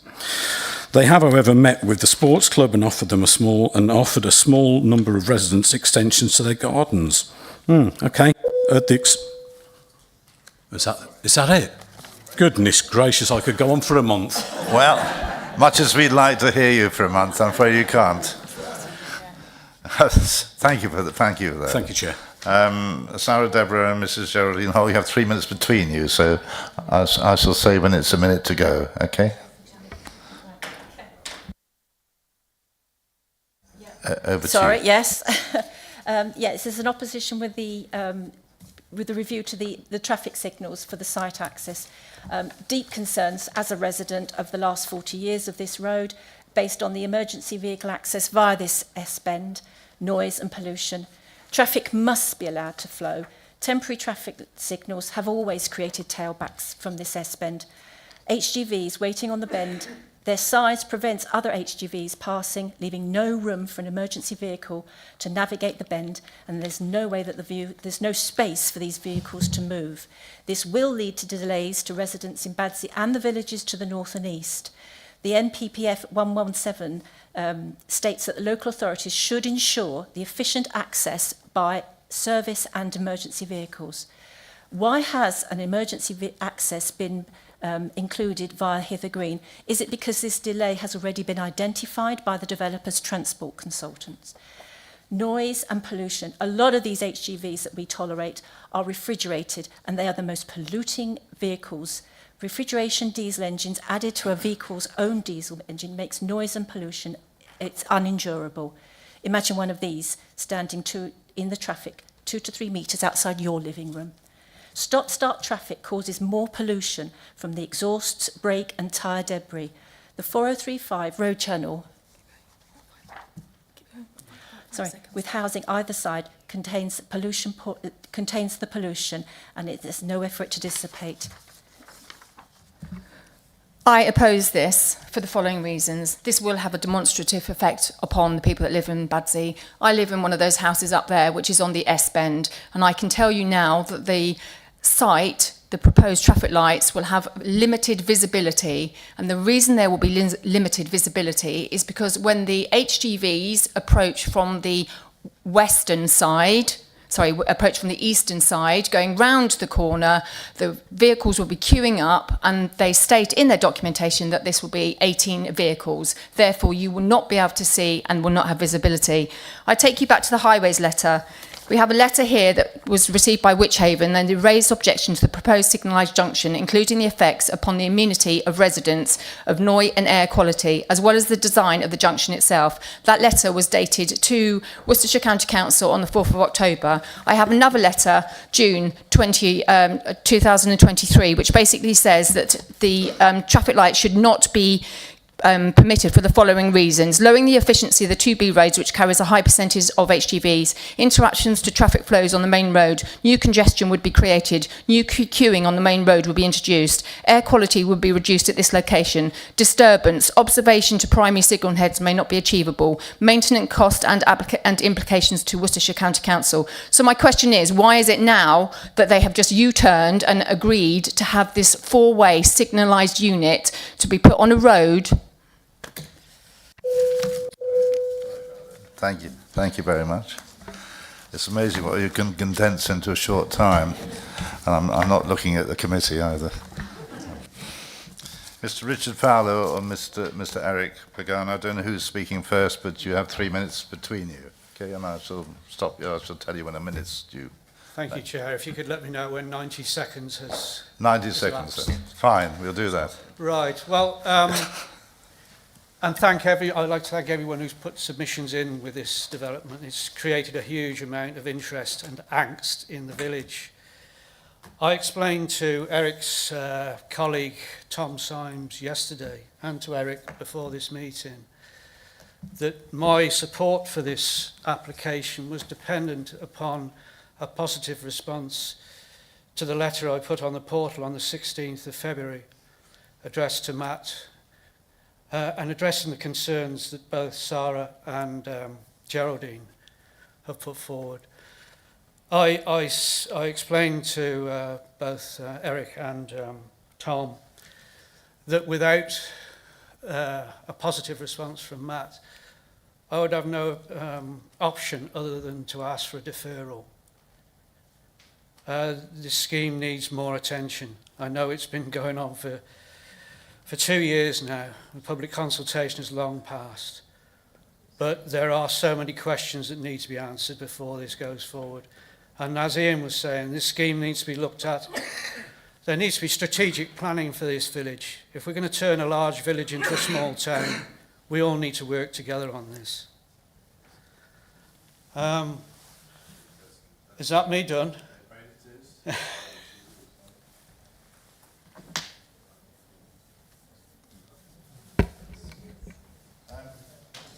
I think I'm not quite sure here, listening to you, you're not a supporter in favour of this, are you?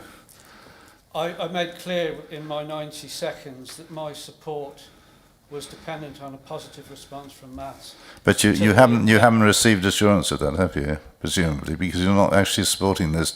So we need somebody to support it. So, in my judgment, are you supporting it? I am, yes. Then if you don't mind, since I take you as being sort of ambivalent, if you know it in the middle. I'm not ambivalent. I made clear that this needs to be deferred. Well, in that case, I shall ask you to have 3 minutes if you want it for supporting it. Over to you. Thank you, Mr. Chairman. I'll keep it short. The Brett-Thornton Road site is allocated in the emerging local plan and has been scrutinised by all statutory consultees and found to be sound and deliverable. There are no traffic, air quality, noise, ecology, or indeed any other technical issues adversely affecting the site. Good afternoon, members. My name is Eric Pagano and I work for the applicant Landform Estates. The application is for 90 houses and will include 36 affordable homes at 40%. It will also deliver a new footpath linking the north of Badsey directly to the village centre. The existing site access is substandard. The narrow footpath on Brett-Thornton Road runs close to heavy traffic and is consequently underused. A cyclist was killed here a few years ago. The new access has been carefully modelled and approved by the County Highways team. The new 3-metre wide footway cycleway will give residents from the north of the village shorter, easier and safer access to the village centre, to the school and to the sports club. The application meets the Council's housing policies with 40% affordable, and the mix has been approved by your housing officer. The homes will meet the Council's new design code, and there will be substantial biodiversity net gain, notwithstanding that this site is not yet subject to that policy. The SIL payment will be met in full, along with additional funding for Badsey School and the sports club, which will be secured through the Section 106 agreement. In the limited time available, although more than I anticipated, I hope I've been able to adequately summarise the proposals, which I commend to members. Thank you. Thank you very much. In the absence of the ward member, who I'll talk about it shortly, could we have questions from the committee, please, to the speakers or to the case officer? Councillor Kersey, followed by Councillor Sims. Chairman, thank you. A question to who I presume is the applicant. There's over £1 million that is needed to be paid for education contribution, although it states that that is going to be a contribution towards Badsey First School, for example. But we know that Badsey First School is oversubscribed and Badsey First School has no way whatsoever of expanding. So how do you imagine that the children that are going to live in these homes are going to be educated? I think there's a range of payments. Some of it's for special education needs. Secondary school, I don't think, requires a contribution. Badsey School does have the capacity to expand. It has substantial land. There was several independent reports produced and submitted to Worcester Education Department, who have confirmed that that is the case. There is room for expansion subject to contribution from different schemes coming forward, of which I think Matt has made reference in his report. Chairman, sorry, could I just have a follow-up question to the Parish Council in respect of that? Yeah. Could I just ask Ian, please, how do you imagine Badsey First School being able to expand? Probably if you make it about 15 stories high, there's no room. The kids have got a playground around it and sports field at the back. We're told to allow kids to play as well as learn. Thank you. Carl? I draw members' attention to the appeal decision at Badsey that we had on the 3rd of February. That was an appeal where we had refused an application on the basis of the education colleagues objecting to the application on the matters you raise. As that appeal progressed, the education colleagues did a 180 and it was concluded through work they'd done with the school that the school could be expanded on site, and therefore that refusal reason fell away. That left us in a appeal position that was going to be a public inquiry that was eventually downgraded to a hearing because we effectively withdrew from that appeal because our substantive reason fell away. How that appeal progressed was in terms of that particular appeal, on the basis now where the scheme came forward for approval prior to the inspector's decision, it's the next subsequent applications in Badsey will provide the contribution to go towards the expansion of that school. So whilst we can all have an opinion on how that school may or may not expand, the school and the education authority are satisfied that the appropriate expansion can take place on site. And with respect, I don't think that's a matter either for the planning department or this committee to sort of second guess if education is saying that can be accommodated on site. Mr. Chairman, could I just add a sort of slight narrative to that? I've met with the previous headmaster of the school and the current headmistress of the school, and they both welcome further expansion and would like to generate more use at the school. There hasn't been a headmaster. If we could just keep it fairly tidy. Can I have more questions, please? Councillor Sims, followed by Councillor Adams. Thank you. It's a question just to the planning officer, please. The Parish Council states that the site forms part of draft allocation in SWDPR, which has not been tested yet. The application is therefore premature. Can you please answer that question, Carl? Thank you. And I just have another question. Well, in terms of prematurity, obviously we're giving minimal to no weight to the plan review, but it is material that it's allocated in that plan, but we're not putting weight on that, but it does. So we're not relying on that in terms of advancing this application. How we are advancing it is it is a sustainable location adjacent to the main built form in the context of our housing land supply position and in terms of the MPPF guidance. Yes, thank you. Come back, please. Thank you. Could I ask the parish councillor? It's Ian, isn't it? Ian, you mentioned a crazy figure of 2,000. Is that new builds? Did you say? No, that will be the total. We've got about The 1,600. total what? Sorry, the total. Total houses That's what in the village will, with this and the others that are going on, will give us about 2,000 homes. So- It's a village. Yeah, exactly. So it would make the village not a village anymore, as it almost. Might So make it a new town. So I'm just trying to ask, so with those developments, sorry, Chair, there's 40% affordable homes on that. So how many more affordable homes does Badsey require if there is the, say, 500 new homes, I think it is, isn't it, perhaps? So I just wondered I think it's important that we have affordable homes, no question, but how many more affordable homes is required in Badsey? Probably a question for case officers. I don't know whether they can answer that question. Yes, do then. There is currently a demolition order on 4 properties on Horsebridge Avenue. That went through last year, and they have asked to be vacated and they will be demolished. That land is owned by Rooftop Housing. So at the back of Horsebridge Avenue, you are going to have a rooftop housing estate. One of the other things that hasn't been mentioned on the map is there is also a PIP, a planning in progress for houses right on that corner. So can you see there's shrubbery? There's also a PIP for housing development on that corner as well. Thank you. Councillor Adams, followed by Councillor Casey. Thank you, Mr. Chairman. My questions are really relating to the quality of life of people who live in Badsey. And I'm sure they know we've got no 5-year land supply, and it has a major input onto any applications come forward, which is a great pity. So 2 things really. I think I picked up, and I can't go back on my iPad, I'm trying to keep a little bit of battery for later on. 400 new builds. Is that over a short period? Can I just put 3 questions together and then you can deal with them? Perhaps you can deal with them all. How long a period is that over, and what sort of percentage is that of the whole I can tell houses you in the village? what that period is over. I can give you all Yeah. the dates. So we had an appeal that went to the High Court. That was for 100 houses. That's at the back of the village hall. We've then had 10 houses built in the village. There's another planning application for another 12 houses to be built in the village So that has been approved. when was that? The village hall is ongoing now. The planning application for the 12 houses in the village was last year. The 10 houses that have now been built are in the village. That was last year.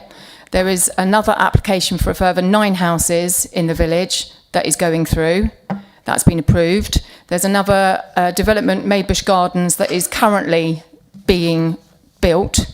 I'm not sure how many houses is going. 35 houses on there. And then there's another application for another 35 houses in a current application pending. We've also got Brewers Lane, which is another 75 houses, which is the one that they're trying to link to this. That's going through the planning process as we speak. And then there's a PIP on the corner of that piece of land that is a planning in principle. I've got the figure. Plus, hold on, fine. I've missed off the biggest one. Then in December 2024, you allowed Bloor Homes to develop 90 houses. Okay, I've got the Thank feeling. you. I didn't know if that was spread over 10 years or whatever. Oh no, so that's spread over 1 year. Yeah, I've got the point. The other thing, Mr. Chairman, is I wanted to ask, and perhaps it's Carl will deal with this. There seems to be in this quality of life, which for the people of Badsey, about this traffic congestion and the air quality. Do we know anything about the air quality there, or because I think I think it was said about it, you know. We have, on the report, it says that there are 12,000 vehicles that go through the village on a daily basis. And of that 12,000 vehicles, I can guarantee you, living in the house that I live in, which is right on the road, 65% of those are HGV lorries.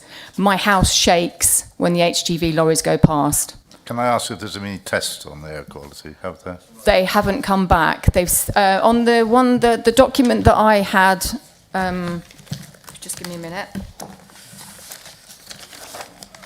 On the document that I got a copy of, which is Stantec, and this was sent to Worcestershire County Council on the 4th of October 2023. It says, and I quote, Mr. Jacobs in the 26th of June 2023 response raised objection to the proposed signalised junction, including the effects upon the amenity of residents, and then in brackets it's got noise and air quality. It doesn't actually quantify it, as well as the design of the junction itself. Thank you. Great. Thank you, Councillor Kersey. Chairman, thank you. My apologies for doing a bit of a Councillor Birch and forgetting my second question. A question to the agent, please.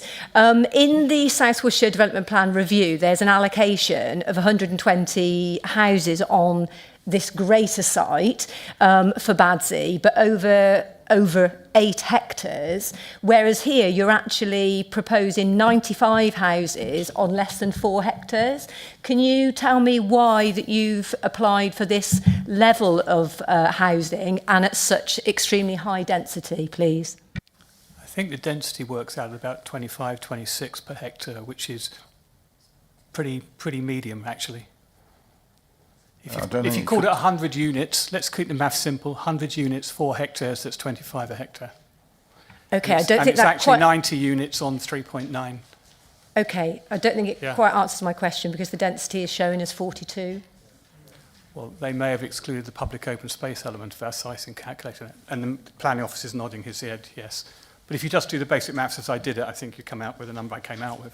Yeah, I mean, to be honest, I'm doing basic maths. I've got 8 hectares at 120, whereas less than 4 hectares at 95. So my question is, why are you proposing such a large amount of homes?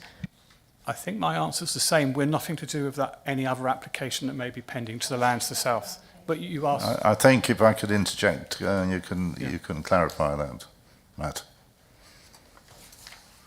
Yes, so it is above, it is around the 42 dwellings a hectare when you consider just the development area without the open space. From a planning perspective, it is in outline form. There will be amendments, obviously, in reserved matters that will come in at a later date if you are minded to approve this application, and it will be sort of at that time that, because the permission is for up to 90 dwellings, that we would look at the layout, the appearance, the impact, on the neighbours in a more certain way and determine whether up to 90 dwellings was acceptable. But in principle, from a planning perspective, because of our need for houses and because it is laid out in a way that means there is nothing that stands out that says that this number of dwellings would be wholly unacceptable, the benefits of the housing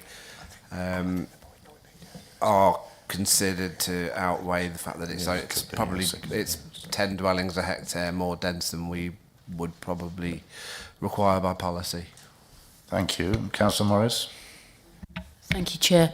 I think this might be really significant, actually. I've found an air quality report in the documents. It's dated April 2023, but when you read the conclusion, it appears as though the data is based on 2019 during COVID. And even if it isn't that, I mean, I need to know, one, from the developer whether there's a more up-to-date report, and if there isn't, how can we possibly make a decision on something that's so out of date? Sorry. Thank you. More questions? Have we any more questions? Sorry, do you want an answer to that? Well, I just want to check that I've got my facts right. Are we making a decision on air quality data that is from 2019 during COVID? Matt, could you answer that one, please? It says pre-COVID. Yeah, We're just the agent needs calling to up the answer, document. Quality consultants. So I think I can help you there. My colleague said the traffic assessments and the report you've got were taken with data both before COVID commenced and after COVID period. Can I just interject there, because County Council had to get them to do another report because one of the reports didn't contain the HGV traffic. So there was another report that County Council requested, which is in the recent letter that was sent back to them. It was one of the obligations that they had to do was to provide up-to-date information because the traffic data hadn't included HGVs. So if the traffic hasn't introduced HGVs, then there'll be no data on air quality assessment. Because So that's I'm what causes... taking it the last assessment then was in 2023. My colleague has just confirmed that HGVs were included in the surveys. Righto, thank you. Thank you for that information. We can look into that. Carl? Just for confirmation, the air quality assessment with the application was dated April 2023. All right, further questions? Are there any further questions for the moment? Thank you. Well, thank you for speaking, everybody. That's really good. And could you return to your seats, please? As I said at the beginning, it's unfortunate that Mark Ward, that the ward member isn't here. He's supposed to attend the planning committee today on behalf of Badsey and Allington Ward. Fortunately, he was taken to hospital in the middle of the night, last night, and so we send him our best wishes for a speedy recovery. In the middle of the night, he sort of, he said these few lines, I'm afraid, as he was going to hospital. There aren't very many, but I will read them out. Cumulative development, it's basically what he's going to state was that the application for houses on the Badsey Road were cumulative development with an effect on the visual impact and the school provision, especially considering pending major developments. There are already 230 houses approved along the Badsey Road. Does the four-way traffic lights take this into consideration?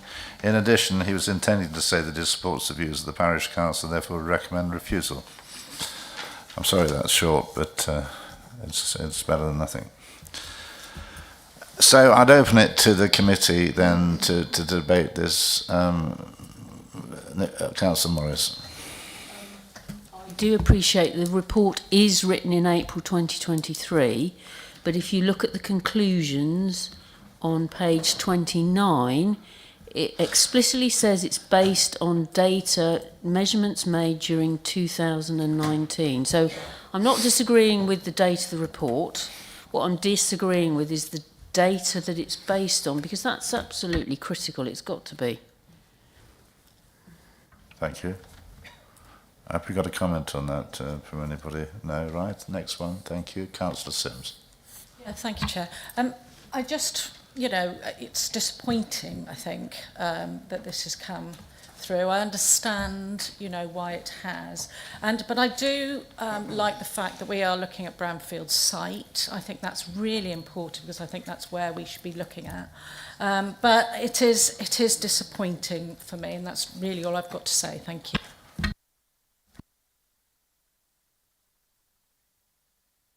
Councillor Birch.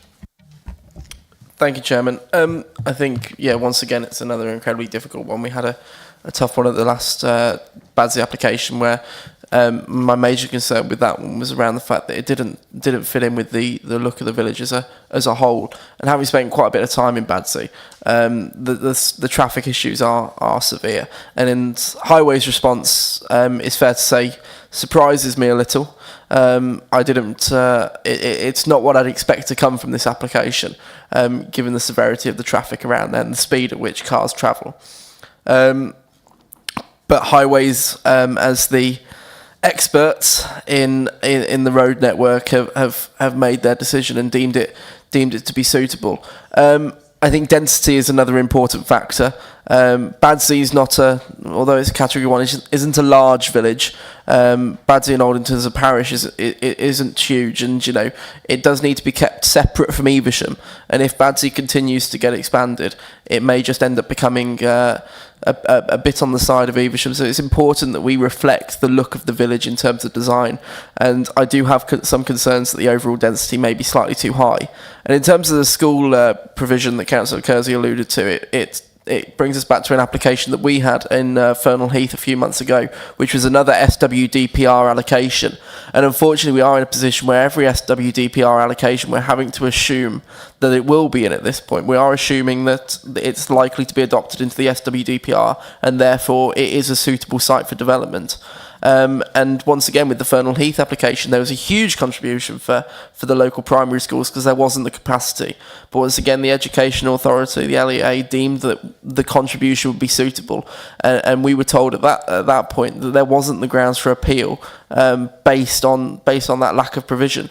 And if it's said that there is going to be able to, the capacity in the school is going to be able to be put in, then unfortunately, in the eyes of the inspector, that's what they're going to take, and that's going to be their angle on it. So I think it's an incredibly difficult one because the level of development that Badsey's seeing is similar to that of villages like Fernal Heath, like Drakes Broughton, who are seeing an onslaught of smaller applications. But the arguments we've got at the moment, you know, in terms of material arguments against this, is difficult because Highways have came along and said that they're happy with it. So have the LEA, so have a lot of the other statutory consultees. So from my perspective, it's a very tough one to argue on those grounds. Thank you, Councillor Birch. Councillor Kersey. Chairman, thank you. When I came here today, I was dreading this application because it's exactly as members of Badsey Parish Council and residents of Badsey know that I've been dreading coming forward for Badsey, as was the one a couple of months ago. It's absolutely what I was dreading, which is why I've been encouraging them to, and a plea to them really, to do a neighbourhood plan. Now, I was dreading this because this is coming forward to us. We know the housing land supply situation, but also this is an allocated site or part of an allocated site in the SWDPR. So I was expecting today to be reiterating my words that I said previously to Badsey, and those do remain. Absolutely, I want Badsey to do a neighbourhood plan and as quickly as they possibly can, because the housing that's already been given permission, they'll be able to include as their allocations. It won't mean that they need additional housing, but it will protect them from speculative development. However, because this is an allocated site, it is a different kettle of fish.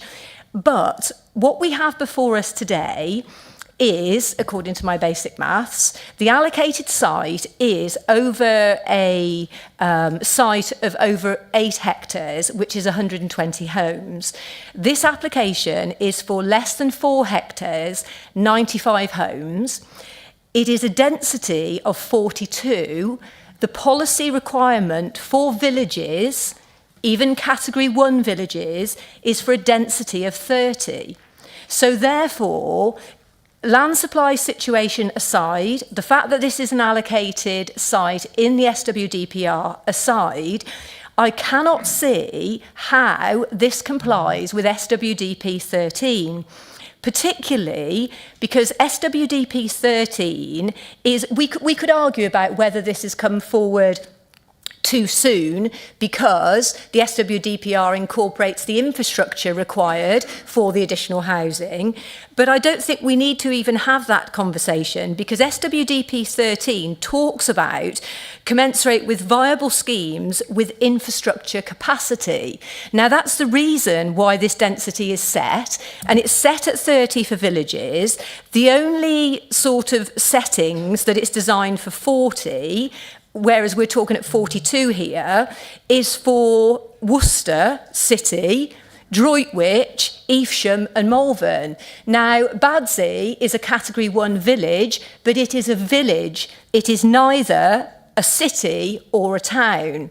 Now, the other thing to take into account is it's very much the infrastructure, because yes, it's a category 1 village, and not that I'm particularly arguing with it being a category 1 village, but we have to take into account the reality that as part of that category 1 village, yes, there's a shop and a butcher, and there's a school, which will keep it as a category 1 village, but the chicken and egg situation here is that whatever anybody says about education contributions, anybody that would go to live in these homes cannot go to that school that is part of making this village as a category 1 village. Now, As you know, I totally understand the situation with the housing land supply, but in this situation, a 42 dwellings per hectare versus policy compliant 30 is a step, for me, it's a step too far. I absolutely echo my plea to Badsey to do a neighbourhood plan and to do it at pace, but I propose refusal that it does not meet SWDP 13. Thank you, Councillor. This is an outline planning permission, just to remind people, and can be revised. Can be, possibly. It's up to 90 as well, houses. Councillor Dawes. Thank you, Chair. Just following on from this air quality and the whole traffic system, which I think is quite frightening.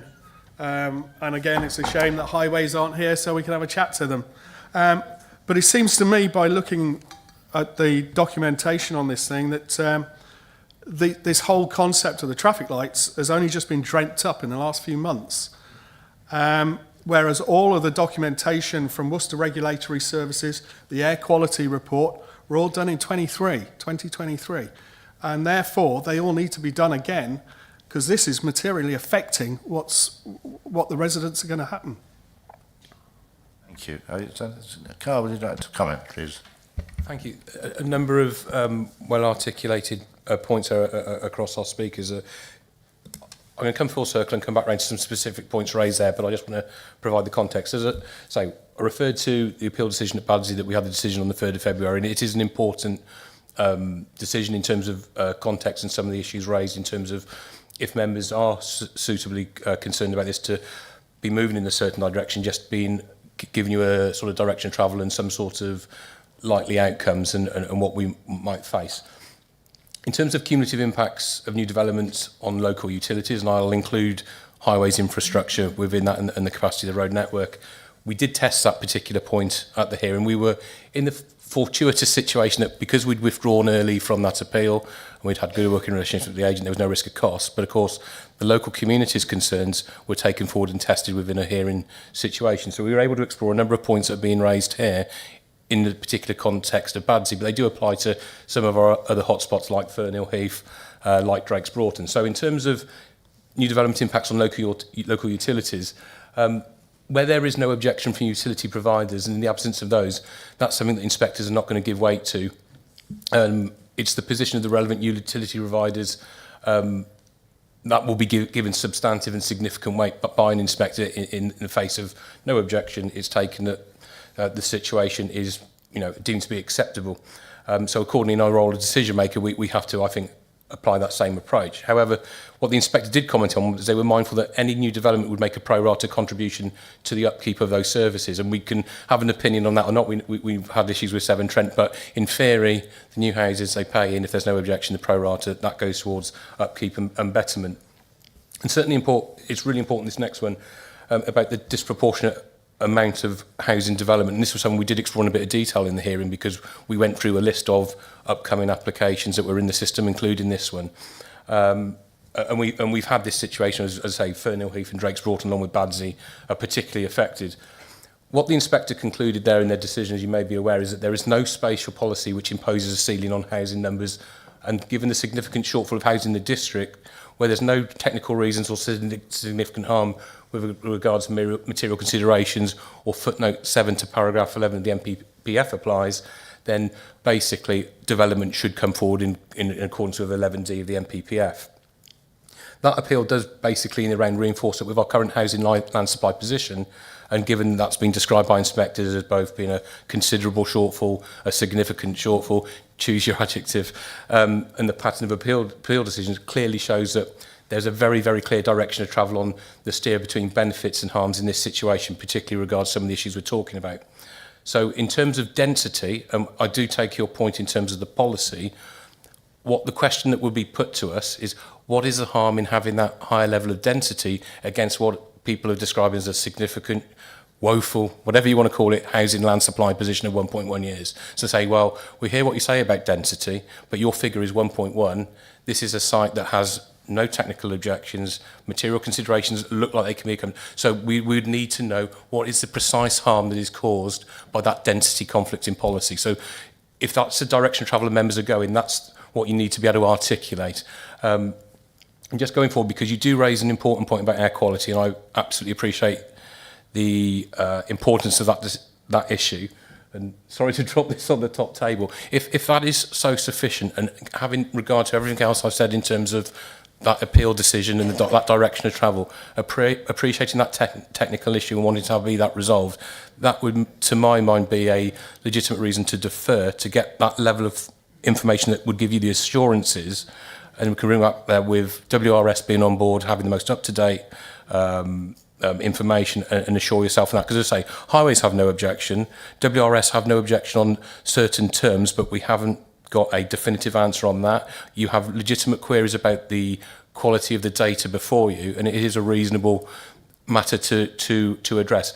Given that this site, as you say, is in an emerging plan allocation, I mean, I think it's reasonable for me to assume that, you know, there isn't necessarily the rush on this site in the same way others might be trying to exploit our housing land supply position. This is a site that will probably come forward sooner or later. So let's get it right now, and you can have an earlier permission potentially than waiting for the plan to be adopted.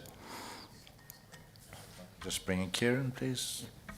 Followed by Councillor Adams, then Councillor Kersey, then Councillor Morris. Yeah, well, just sort of echoing really what Carl's just covered, really. But in terms of the density point as well, I mean, just as we know, this is in outline form.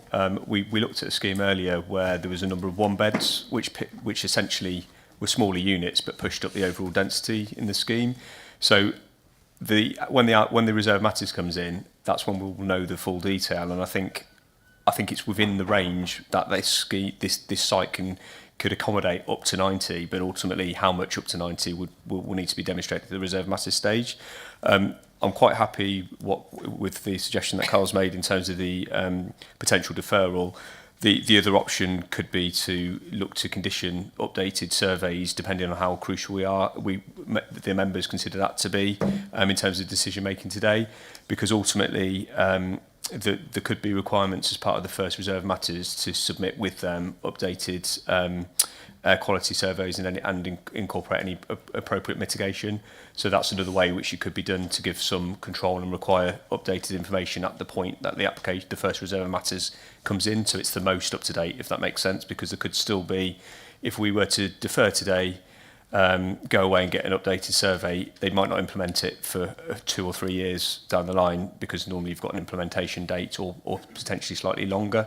So tying it to the first reserve matters could give you more update evidence, but you'd have to be comfortable that it's not likely to be a matter of that would kibosh the principle of the development in the area, I think. So they're the two options for members.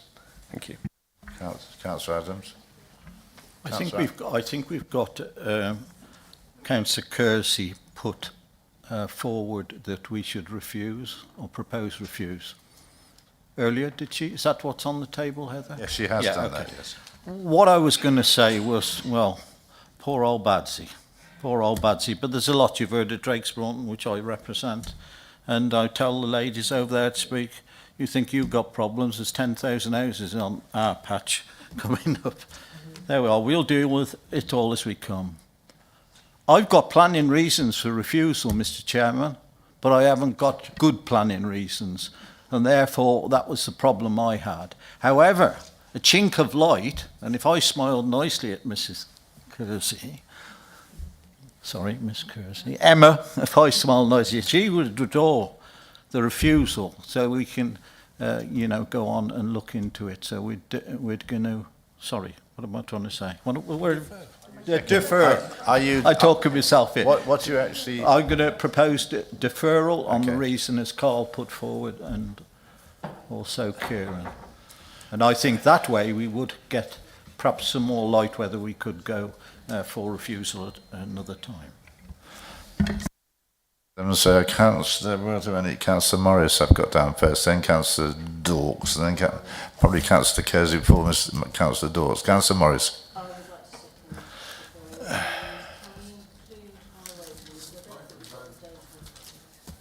Sorry, could you put your microphone on? Because you Yeah, can't hear you. I'm seconding Councillor Adams' proposal, and I also want to include highways in. I'm not convinced we've got all the data on highways, and it clearly is a problem for the residents. We need we need to absolutely nail these problems now, Okay. and this is a good opportunity. Right. Thank you. So Kirsty, and then followed by Councillor Dawkes. Chairman, thank you. And thank you, Carl and Kieran, for your clarification. And I hear everything that you're saying. I guess the thing for me that I can't quite get past, I totally understand that it's outline and then up because it's up to 90, but the issue that it's so far out as far as density is concerned, I appreciate that if it's up to 90, I know we're talking about deferral, but if it then comes back with the air quality report, etc., we're then still talking about up to 90, when that does give a density that is just not remotely policy compliant for the villages, and it is all about the infrastructure that's provided in the villages, and that's why the density is, that's why my understanding is that's why that policy is set. Thank you. Councillor Dawkes, followed by Councillor Birch. Thank you. Yeah, I hear what Kieran said, but this is an outline for access only, and it's the access that's caused the traffic light junction, and it's the traffic light junction that's going to cause noise and air pollution. And as such, I think deferment to analyse those properly and get some proper figures would allow us to make a much better informed decision. Thank you. Councillor Birch. Thank you, Chairman. Just to say, I'm happy to support. Well, ideally, I don't think we'd allow this development to go ahead, but in the conditions we're in, I'm willing to support deferral. And I think the concerns around the density, as you've alluded to, Chairman, it's an outline application for up to 90. And even if this application was to get past this stage of reserve matters, I'd like to think that that density issue could be addressed thoroughly then. But for now, I think we need to get the information that we need to make an informed decision. So I'm more than happy to support deferral. Thank you, Councillor Birch. Have we any more now? Any more comments? No. Right. Okay. We have.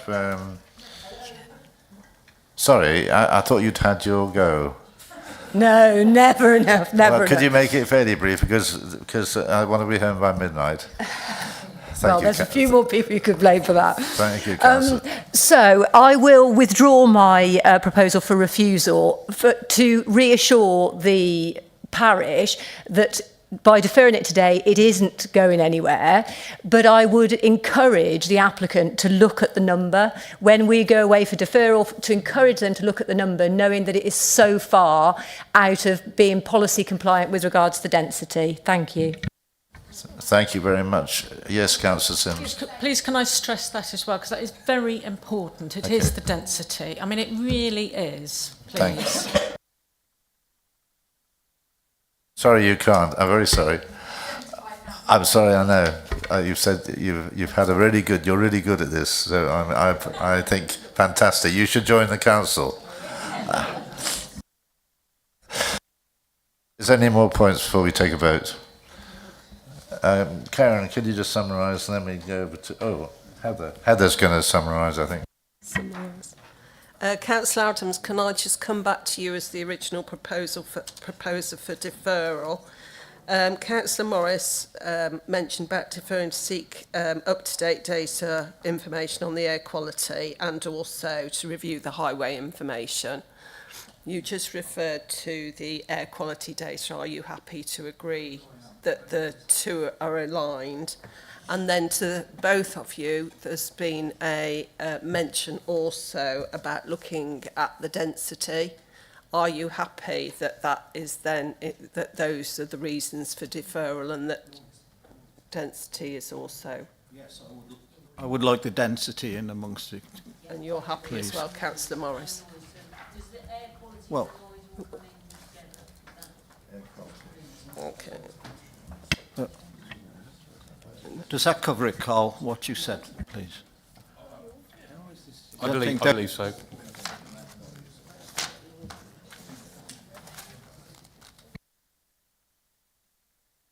Yeah. So we're looking. Yes, Heather. Could you just So we're actually now looking, the motion on the table is for deferral to seek up-to-date information and data in relation to air quality, which may also include the noise side, and also to seek a review of the highway information, and also to look at density overall on the site. So if we're happy with that, I'm going to then move to the vote, please. So those in favour of deferral, please.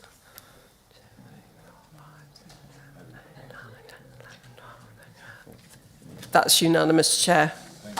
Thank you, everybody, and thank you to the speakers for coming. Before we move on, if anybody wants to leave, by all means leave now, fairly quickly, so we can plug on. Are you happy that we do one more before a break? No.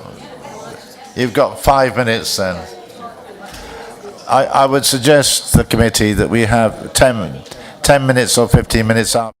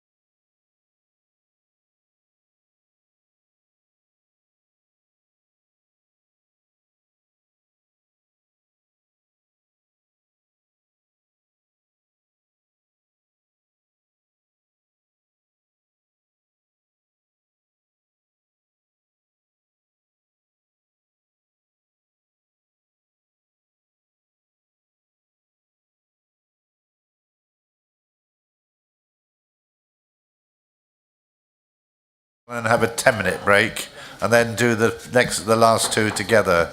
So if you've come for the last two, anybody, you're just going to have to relax and enjoy the building, or whatever, or go and help yourselves some tea. Are we all here? Are we all here?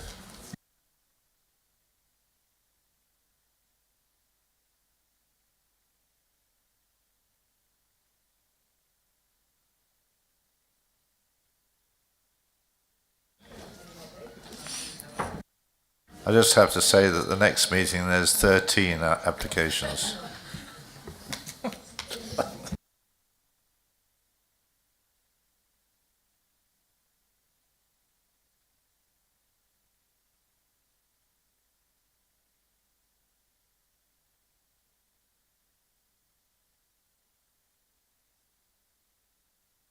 Sorry, you're waiting for one councillor.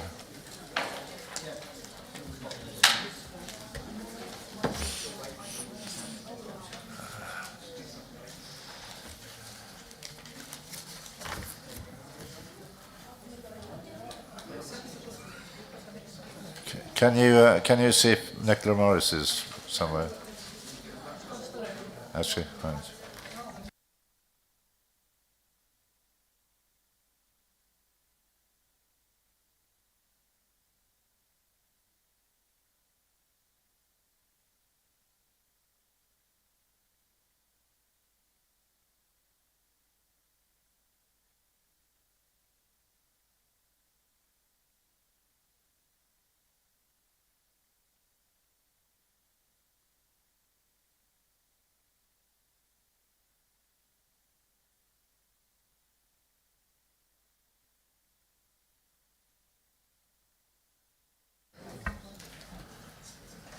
Right. Thank you. This is item number 14, planning application 23/01116, land at Highfield Road, Evesham, 30 affordable residential dwellings, and we have 3 speakers: Councillor William Kimberley, Evesham Town Council, Mr. Stuart Jackson, and Mrs. Katie Parsons. If you'd like to come up and sit at the front here, thank you very much. That's great, thank you. And the case officer is Matt McConville again. So Matt, over to you. Thank you. Thank you, Chair. We've already been through what the proposal, so I'll start by summing up the site. So the site is 1.09 hectares, and it sits to the north of Hampton, outside of the development boundary as identified and within open countryside. It's sandwiched between existing properties off Highfield Road to the south and a Egyptian traveller site to the north, and beyond which is the Woodland Trust's Eove Wood, which wraps around the Gypsy Travellers site and towards this one. It's located within Flood Zone 1 and is not covered by any statutory designation. And the site sits on the edge of Evesham, which is one of the 3 main towns in the South Worcestershire area and is regarded as being highly sustainable. The scheme for 30 affordable units includes a creation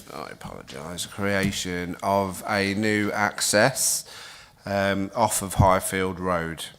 The access would utilise an existing landscaped strip and turning head, and would also involve the removal of a tree that's covered by a tree preservation order. I've included this just as a reminder because members visited the site on Tuesday of the situation. So we were standing at this. Well, we had a look from about the area that this photo was taken, and the access would loop into that landscape, grass landscape strip, and that tree that is offset slightly to the left, the sort of rounded tree, that would be removed, and then the access would punch through the hedgerow across the right of way and into the site.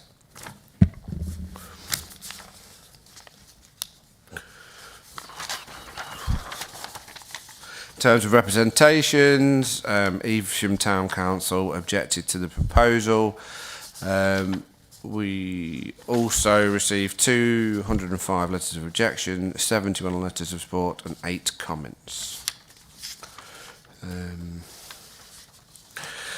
So the principle of the development, as we've already been through, so I won't go through it again. Whilst the proposal it sits outside of the development boundaries within open countryside, its conflict with SWDP2 is a limited reason for refusal, given the council's 5-year housing land supply position. The proposal. Also, in terms of SWDP 05, provides a slight under-provision in green infrastructure because it is 0.9 hectares, which includes consideration of the access, and because it's over a hectare, it's required to provide 40% affordable, 40% green infrastructure, sorry. And the site actually provides 25% green infrastructure, so there is a slight under-provision.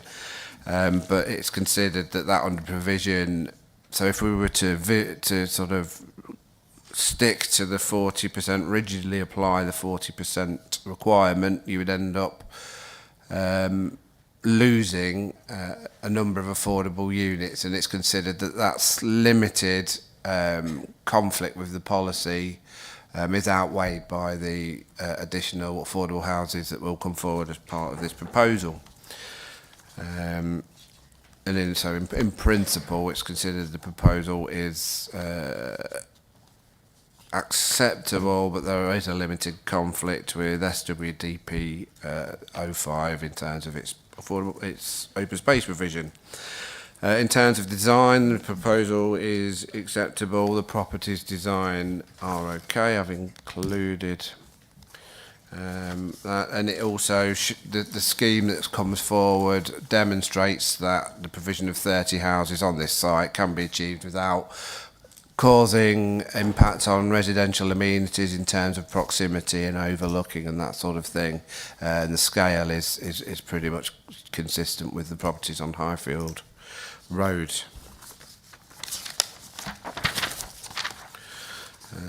In terms of landscape impact, the nature of the landscape around the edges of the site within the adjacent parcels would screen the development and reduce its impact from a wider locality. You saw on site the extent of the boundaries and the fact that there would be an area of landscaping retained to the east sort of front side of the development to reduce its screen its impact from the point at which the land drops away into Evesham.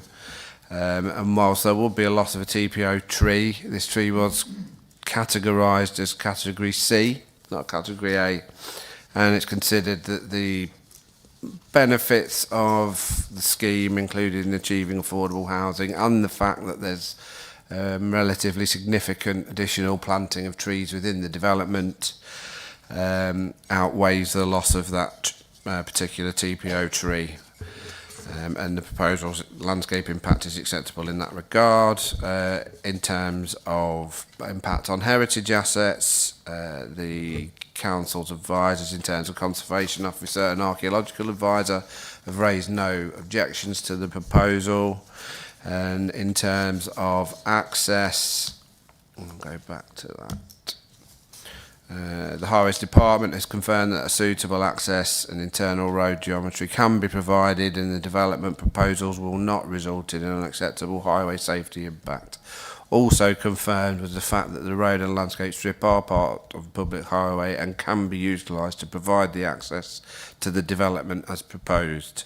The Highways Authority raised no objections to the proposal, subject to the recommended planning conditions and obligations.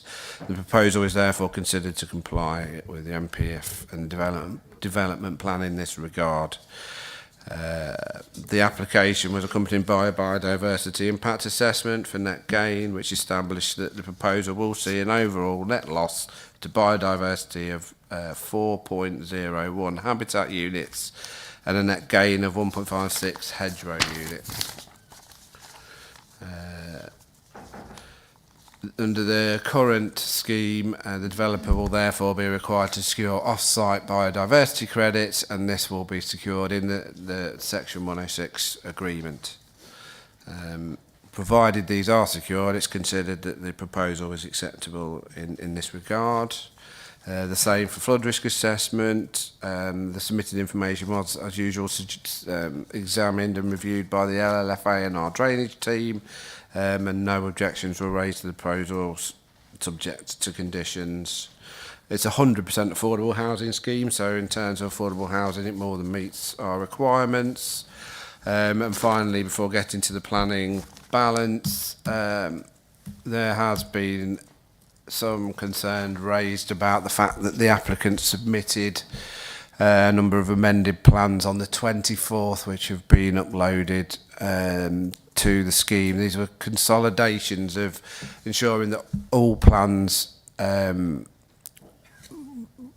considered and related to each other and included the same details and were acceptable. What it included, you can't see if I've not got, it essentially included if you look at the central bank of properties, 3 of them have got a small sort of landscaping strip between the tandem parking areas, and that putting that in has slightly moved the position of that central bank of properties. It's not to a particularly big degree, and it wasn't, the impact of that hasn't affected the development, its impacts or its nature to the degree that would warrant reconsultation and reconsideration. If you look at the plan on the top, the coloured plan, that's an overlay of the proposal before those little landscape strips were included and after, and you can see the majority of the development stays the same, and then this central bank of properties has shifted slightly to take account of the landscape strips in between the tandem parking. So that's just for clarity. And in terms of the planning balance, obviously the provision of affordable housing is given significant weight, and it in the planning balance, and there is a defined need for those. It will give rise to economic benefits in terms of new residents, but limited to moderate wages afforded to this.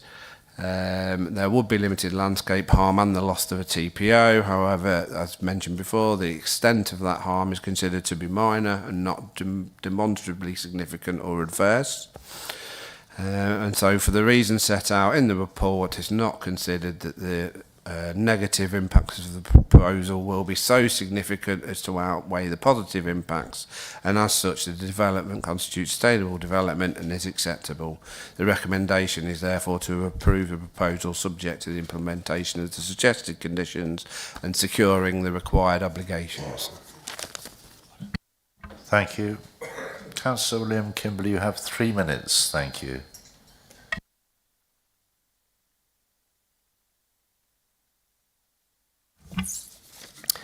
The Highfield Road / School Road development in the 1960s has always been considered one of the most prestigious developments in the hamlet of Hampton. A quiet development of a mixture of detached houses, semis and bungalows. The bungalows being positioned at the top of the escarpment so as not to impact the skyline. The proposed housing will tower over these bungalows, impacting any previous privacy. If this ill-conceived plan is passed, the whole integrity of the area will be compromised by an inadequate evaluation of the area as a whole. The list of things wrong is unbelievable. The water pressure, the drainage, accessibility, traffic, parking, the destruction of wildlife habitat, the list goes on. To gain access, the developers are taking away parking spaces allocated to houses on the school road that have no vehicle access to the front of their houses. Also, they are crossing a public right-of-way and taking down the tree with a preservation order on it. This does impact it. If this goes ahead, the residents would feel Wychavon planning had sold them down the river. Highway access will be totally compromised for the local residents. There is already street parking in the Highfield area, and the length of School Road has vehicles permanently parked now. not to mention the dog walkers and other visitors that park while visiting Eves Wood, a local landmark of outstanding beauty. If the plan is passed, I want assurances from this council that no builders' vehicles would access the site via School Road and Red Lane, which is a made-up bridleway. It is not a proper road, and parts of it are owned by the house dwellers on School Road. If passed, the site would generate at least 60 vehicles in daily use. This development will turn into a rabbit's warren of cars and vans parking on the road and blocking access to houses, causing immediate problems for the new residents as well as the Highfield Road residents too. A prime example of bad planning similar to this is Breeden Hill View in Hampton, with people not able to access their homes, and Platform, Rooftop and Wychavon District Council are powerless to prevent it. Myself and my wife have been fighting the case in that area. There is a footpath leading down from this site. It is a steep climb and nobody will walk to the shops or the school. The preferred mode of transport will be cars. With all the negative aspects of this site, all the local residents would feel Wychavon planning would be letting them down and ruining one of the nicest parts of Hampton. This development, if passed, would be traumatic for the local residents, and the planners and developers should not make a mad scramble for low-cost housing. Thank you. Thank you. Thank you very much. I just finished that, sorry. Just talk a bit quicker next time. That's a bit. Mr. Yeah, Stuart Jackson. Hello, my name is Stuart Jackson. I live in Highfield Road and representing the residents of Highfield Road and School Road. We're a friendly community including young families and retirees and a whole range of people, and we are currently very worried about our future and the negative impact. I've come here today not exactly sure in what we're actually looking at, because if you look at your early agenda document that was downloaded, it is a very different layout to what you see here. The housing locations are very different to what this proposal is showing. And therefore it's been difficult to prepare because I wasn't sure what we were going to get until it came on the screen. And that has been quite a problem for us. With just 48 families in Highfield and School Road, there are over 200 responses in favour of rejecting the plan, which shows that there is a much greater, larger concern within the Greater Hampton area. A high proportion of the ejections focus specifically on road safety.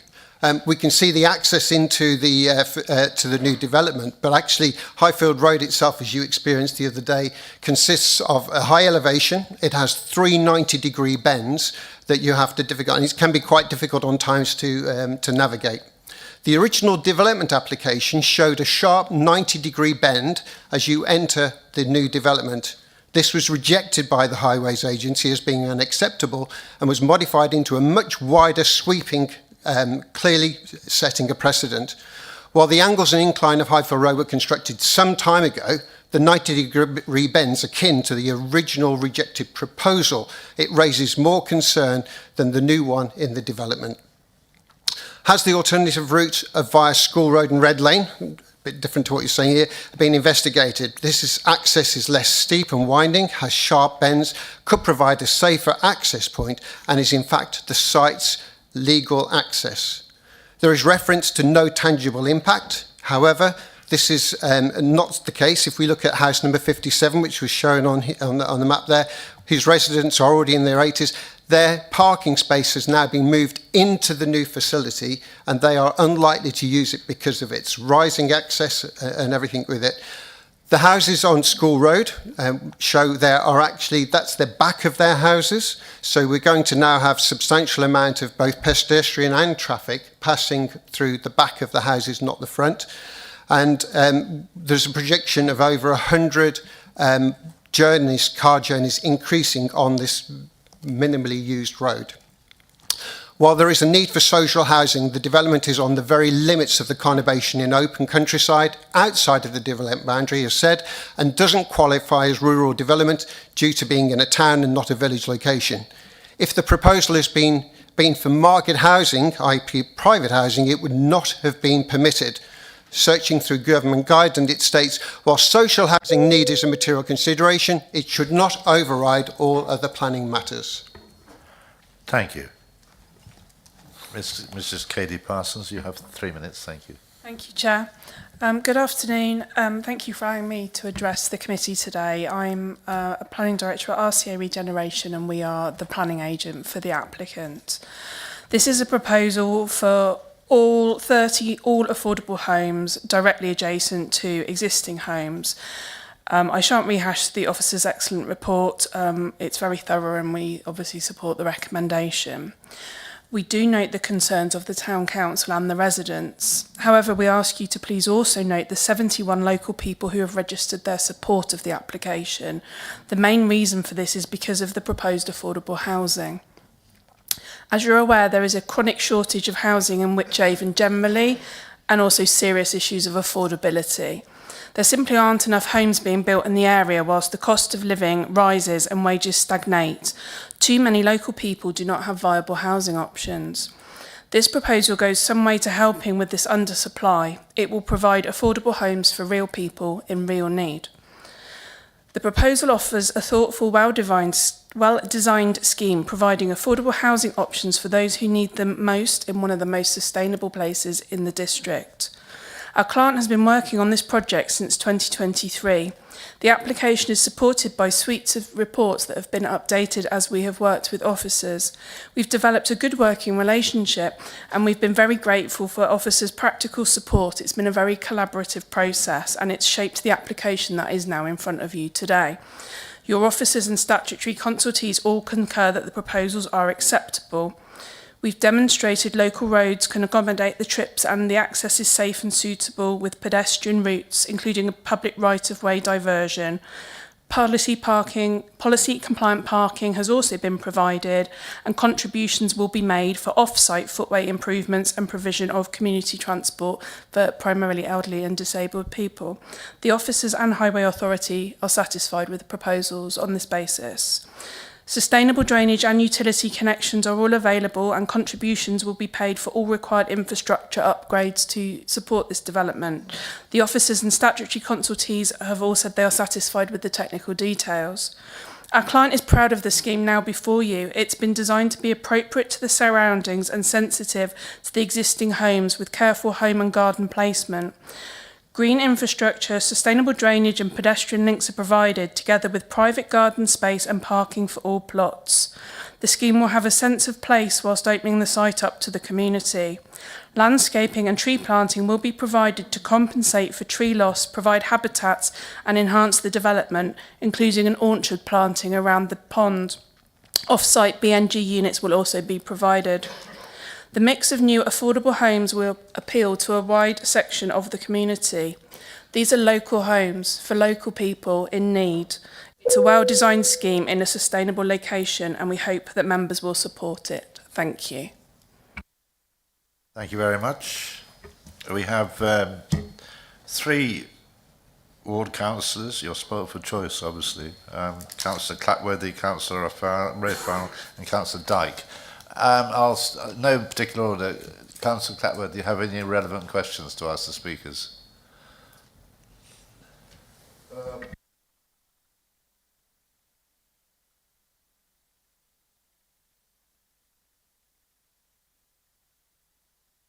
Can you put your microphone on, please? If you look at the outline of the proposed development, I don't know how old that picture is, but it cuts across Red Lane into the opposite side. It's not where this development site is identified. Can someone explain that, please?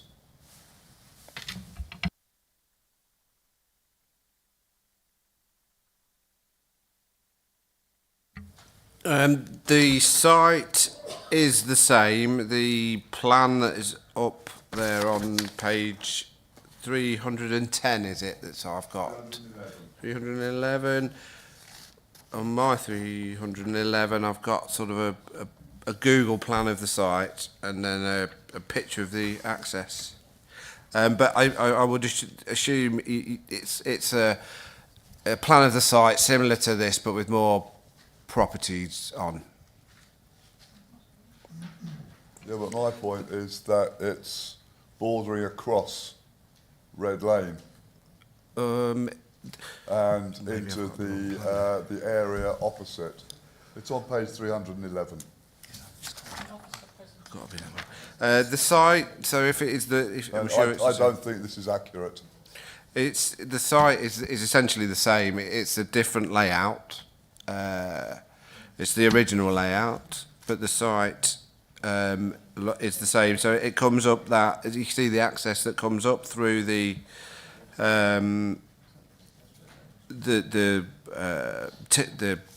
turning head where it is proposed on the new application. Then it projects out a little bit to the east, up. So it's still set away from Red Lane in the same way. You can see the tree that's near Red Lane on both plans. No, I'm purely going by the image. Apologies, if it is the Google map, that's one that I have probably tried to draw out to make it. Oh yes, let me tell you, sorry, what's happened there. So what I tried to do is outline the site in red, so that it was easy for you to see, and you can see there's on this online version there's the site shown. If that gets if the text gets edited or the picture gets moved, unfortunately the outline that I put on stays where it is, so the whole thing moves out of kilter. So that's why that's happened. So that picture is wrong, Councillor Clatworthy? Yes, it is wrong. If it's that picture... In my opinion, yes. Yeah, it's wrong. Yeah, it will be, I think. Have you any further questions, Councillor Clatworthy? Not directly, no. I'll speak when I'm invited to. Thank you. Councillor Robert Raphael. Thank you, Chairman. I've got 4 questions, if I'm allowed. We're allowed I it. promise to speak really quickly, and I think they're quite simple answers. In the developer's brochure, this is the JHD Partnership Housing with the rooftop logo on brochure. It says, sorry, this is a question for Katie Parsons. I'm sorry, I should have said that at the beginning. Careful consideration will be given to the existing surrounding dwellings upon Highfield Road to minimise any overlooking and loss of privacy. However, the most affected dwellings on this proposed development are actually 43 to 57 School Road. Can you tell us what provision has been made to minimise overlooking and loss of privacy to those homes? Thank you for the question. As you can see from the layout, the houses have been arranged so that it minimises the impact on the surrounding houses in terms of the siting and the garden sizes. I suspect you are referring to the impact of the access though, rather than the houses. That's highway land rather than land that belongs to any of those houses. So it's been designed in consultation with the Highway Authority of a suitable location that Highway are happy to support, with mitigation that highways are happy to approve in respect of moving the informal parking spaces that currently exist there and moving them slightly inside the site. It is merely an access road. There is not a lot else, unfortunately, that can be done to mitigate it, because that was the only location that was suitable for accessing the site from there. Okay, thank you. There are 71 people lodging their support for this scheme on the Wychavon portal. These people were approached by a telephone survey conducted by Just Build Homes. It's a London-based firm whose website advertises the fact that they help organisations engage with supporters of house building. Did you or your client commission this work? And was there any further consultation work carried out within Hampton to truly gauge the local public opinion of this development from the people who live there? I don't believe that the applicant did carry out their own public consultation exercise because it wasn't required by the council. So the public consultation exercise has been the council's own once the application has been published. Yes, Just Build Homes are a company that carry out consultation on behalf of applicants, but they are all genuinely local people. Yes, they have been contacted to let them know about the application and asked them about their thoughts, but they are all local people who have chosen to respond. It's just that it's made them aware. Planning applications very often focus on objectors and very rarely focus on supporters. Just Build Homes are trying to ensure that councils also hear the voices of the people who are in need that don't necessarily know how to make that known other than through the housing register. So Just Build Homes have contacted local residents on behalf of the applicant to ask if any of them are in need and would like to support the application. But they are all local. You can see the addresses on there. That the people that are responding are Evesham people. They're not London people. So did you commission the work, or was it your client? We're a planning consultant, so any work that's done is done on behalf of the client, on behalf of the applicant. Please, could you clarify your construction access? Would the construction and delivery vehicles use the steep residential Highfield Road or the privately owned track known as Red Lane? I don't believe they have any right of access on the private track, so I think it would need to be via the public highway, but there is a condition for a construction management plan that will include details of excuse me, points of access and hours and all the rest of it, but the applicant certainly won't be seeking to use anybody else's land without their permission and agreement. It is public highway, so it is, you know, subject to a suitable construction grade access being put in. It is an acceptable, well, you know, if highways approve it, it is a theoretically acceptable access point. I mean, they obviously wouldn't just roll over the curbs and the verge that exists now. There would be a temporary construction access likely requested by highways at that point. You'll be using Highfield Road, thank you. Mr. Barber is a neighbouring farmer who currently has a right of way over this plot to his property. Have you been in negotiation with him to retain his right of way access for his agricultural vehicles? That would be a matter outside the planning system, so it's certainly not something we as planning consultants have been involved in. The applicants obviously are very aware of the legalities around the development because they have to secure, you know, the application site, any third-party land, diversions for utilities and all of the rest of it. They are aware of their obligations and they will be doing what they are required in all respects, but I can't tell you in any detail because it's not a planning matter, I'm afraid, sir. Thank you, Councillor Dyke. Have you any relevant questions to ask? No, not at this stage. Thank you, Chairman. Thank you. In that case, open it to the committee to ask questions. Councillor Rowley, followed by Councillor Yeah, Morris. the plan on page 310 is different from the one we've got on the screen. I assume is that the one that we're discussing? It is, yeah. Yes. Apologies, so it is, yes. The 4 properties very close to the existing bungalows. What type of property are they? Because we've got we were given this sheet showing the properties. Which are they? 2-storey properties? They what are, size? yes. Which ones are they? 2-storey. I'm not sure those ones are included on that. That was just a representative sample of. They're 2-storey. Yes. And they look quite wide. Are they semi-detached? No, I think they're detached. They're single unless they're size on that.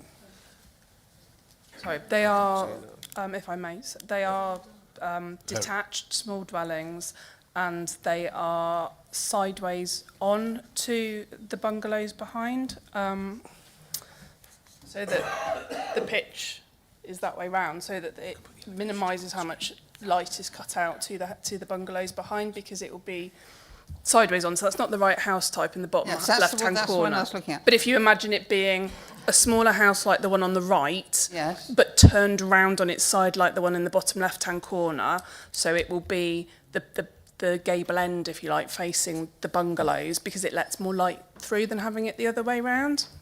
So it has no windows on the side facing the bungalows, is that right? I don't have that plan in front of me, but I would imagine not, because that would be overlooking if it's at second floor level, so That's what usually I was not. trying to I don't discover know whether it's overlooking. Yeah, I'm sorry, I don't have a printed off pack with me. I'm afraid I don't know if officers are able to pop it open and confirm, because the actual site plan has got a table on it which says exactly what house type is on each plot at the bottom of it. It would be helpful if we could see that. Hopefully officers can pop that up on the screen. Thank you. It's got windows. Can the officer put something up in a minute? I'll leave it to you. Right. Councillor Morris. Thank you. Followed by Councillor Sims. It's just a point of clarification, really. I hadn't realised.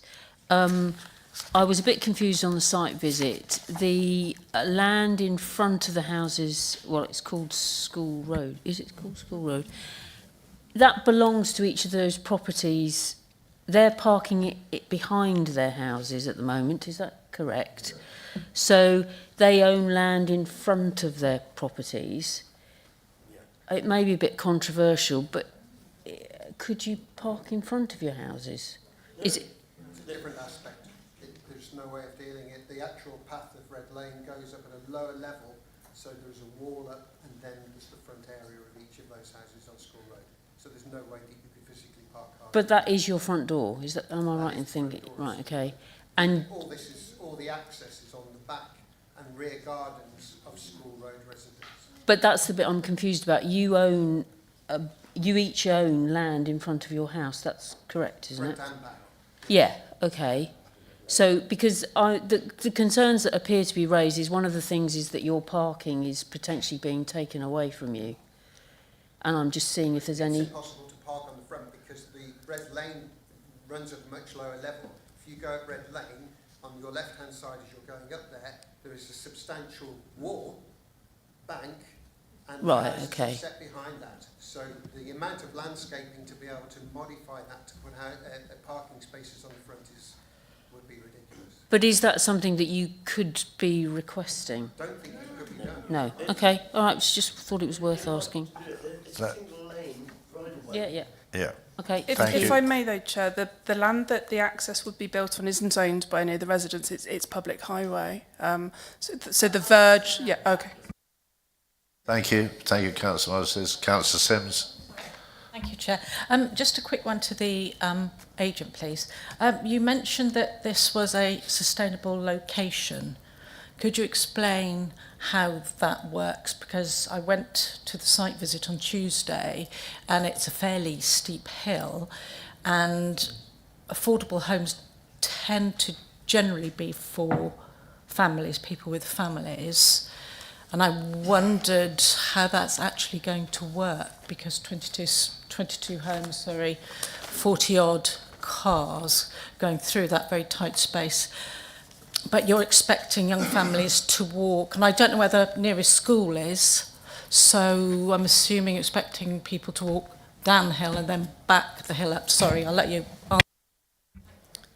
Thank you. For those who do want to walk to local facilities, there'll be two options. There'll be the one to go down the hill where you've just indicated, but of course there's the public right-of-way that goes between the site and the existing houses, which is obviously also available to be used.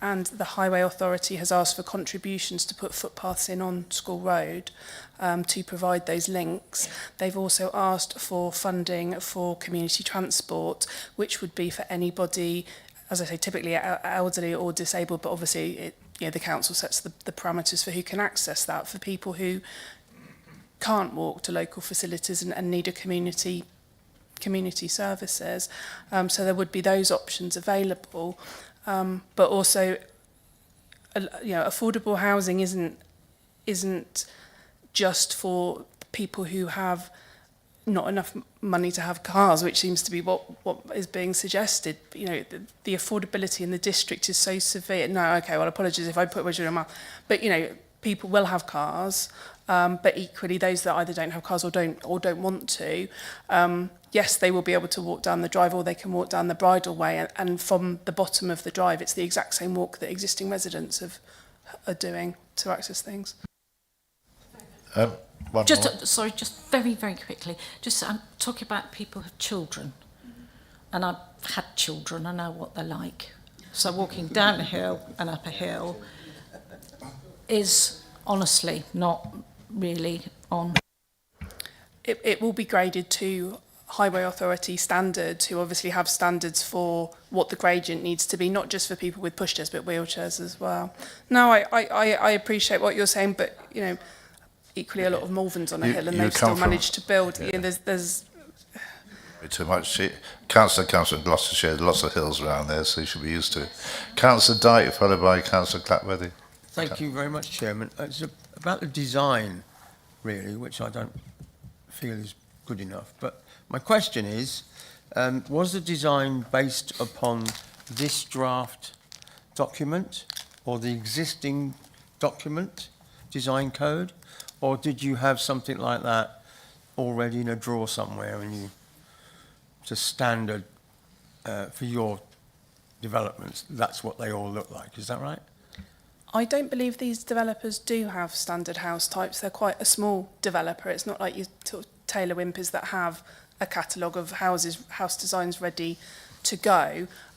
They have obviously chosen the house types based on what they believe is the local housing need in terms of the sizes of the houses, and then they have looked around the local area, not necessarily the immediately adjacent houses, but certainly you don't have to walk very far, and there are houses of this style.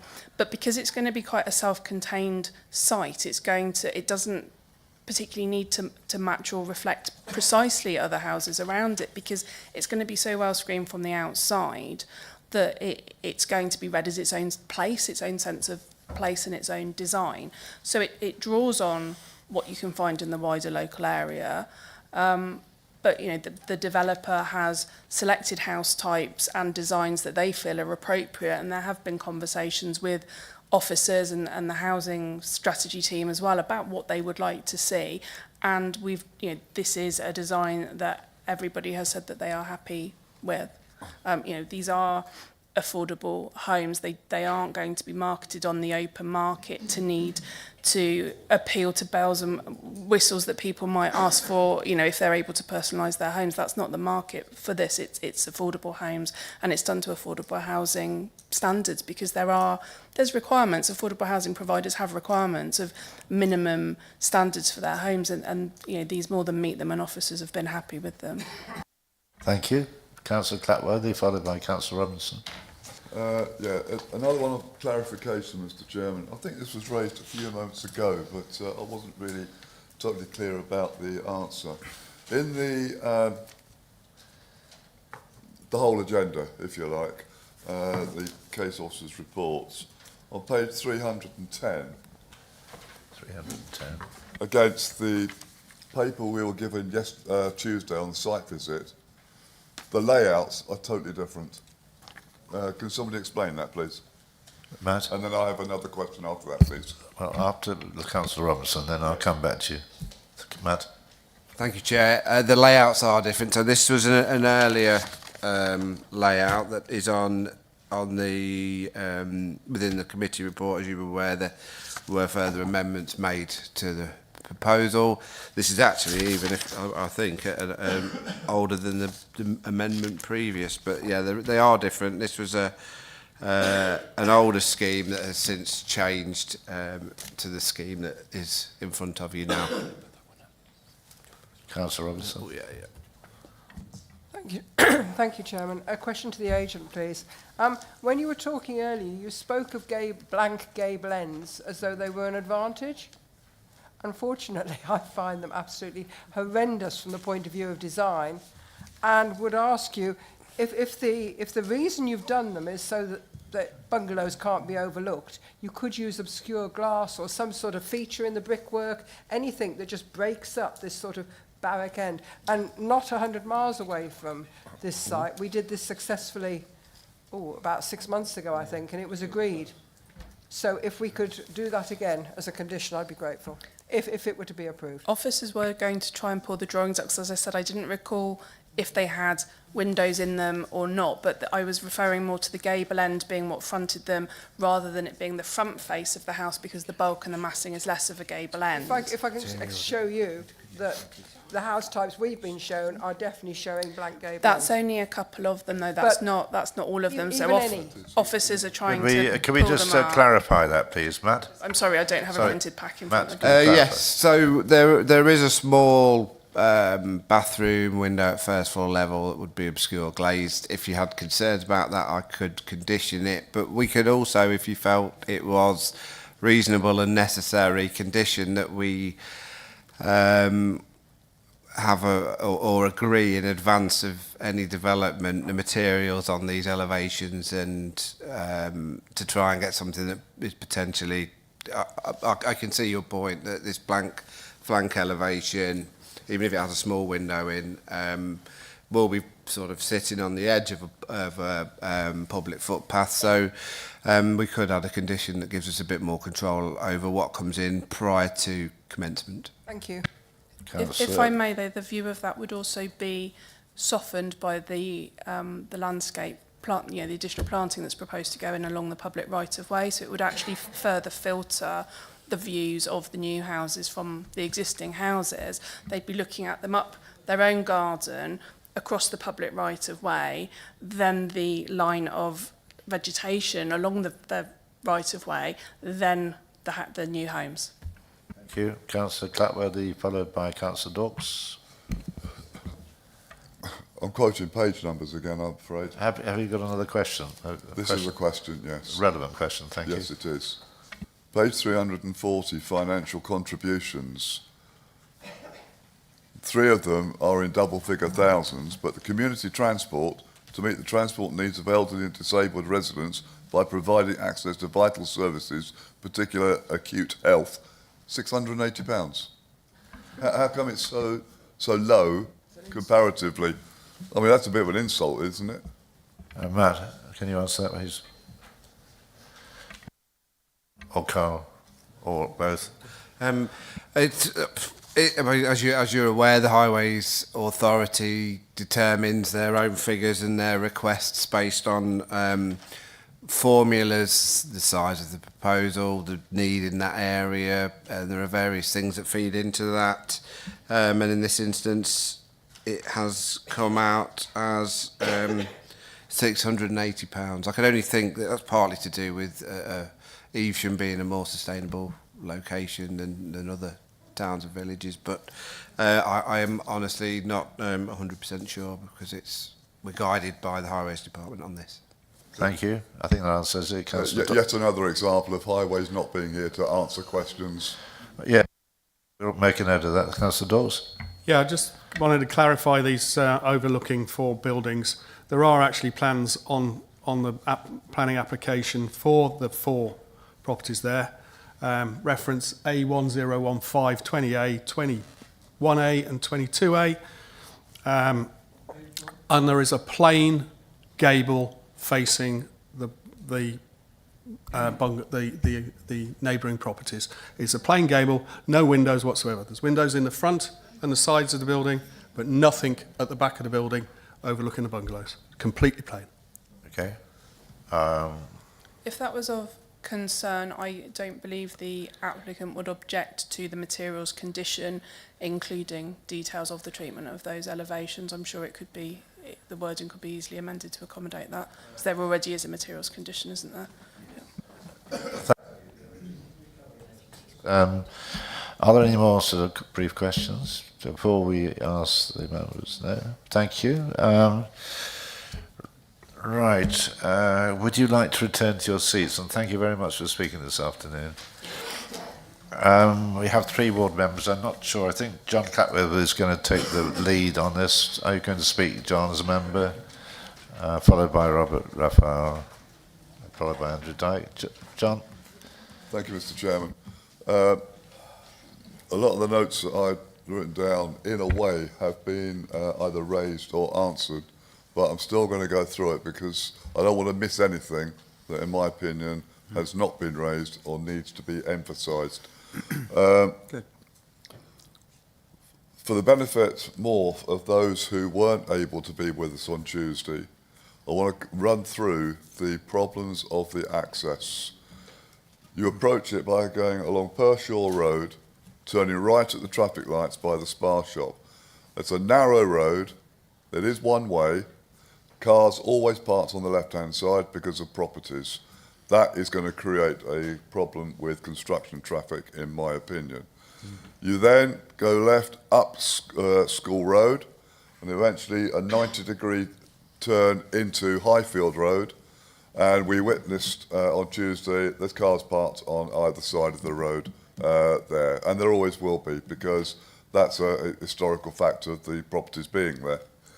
You then, after about 100 yards, you turn right, or you bear right, 90-degree bend again, and you're then confronted with this incredible gradient of a hill going up. Now, it has been mentioned about that in one way or another, but those who saw it on Tuesday, I did notice one or two gasps of expression of the gradient of it, even to the point where I have been advised that people who actually live at the top during the winter months, and you might say, well, that's their choice to live up there, but during winter months with snow and ice, they have to park at the bottom and walk up. They can't get their cars up there. Along with the case officer, I was able to identify the problems that are now evident, and some have already been raised through questions asked. So I won't go through those again. But I am concerned the middle of that grassed area is a tree which has been spoken about with a TPO, and I don't know if it's just my interpretation of it, but it just seems, okay, it's a TPO tree, but it can come down, you know, and we'll then just steamroller through the hedging, the pavement that's there, and the public right-of-way before entering the proposed site. Page 310 identifies that the proposed development is sandwiched between existing properties and a gypsy and travellers site. And I know from residents that they have, over the years, had problems with antisocial behaviour, and they are further down. And you're now going to put a development between them and that site. Now, I'm not a prejudiced person, but some people may just feel that they don't want to live in a property that has people with that label, and that's all I'm going to say on that. Page 310 also identifies that the proposal would limit the ability of number 57 to park on the access track outside of its plotting gates.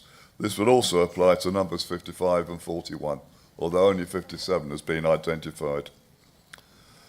Mr. Griffiths, who's lived at number 57 for more than 50 years, will have access to his property impinged on, and as we've already heard, they're being offered parking spaces within the new development site, which means those who remember the site from Tuesday, he would have to go out, up the new road to the development site to get to an allocated parking space.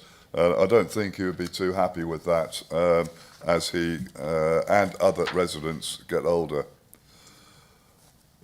Now, one aspect that's not been identified, unless I dozed off, and importantly, page 318 identifies a significant Middle Iron Age, early Romano-British occupation has been identified. Evidence from the evaluation has thrown up light upon prehistoric agricultural practices. Now, the way I read it in there, it may have been looked at in the past, but if that is an area that potentially has historical evidence as a site of archaeological importance, then it needs to be looked at in more closer detail. The site, as we have already heard, is outside the settlement boundary of Hampton.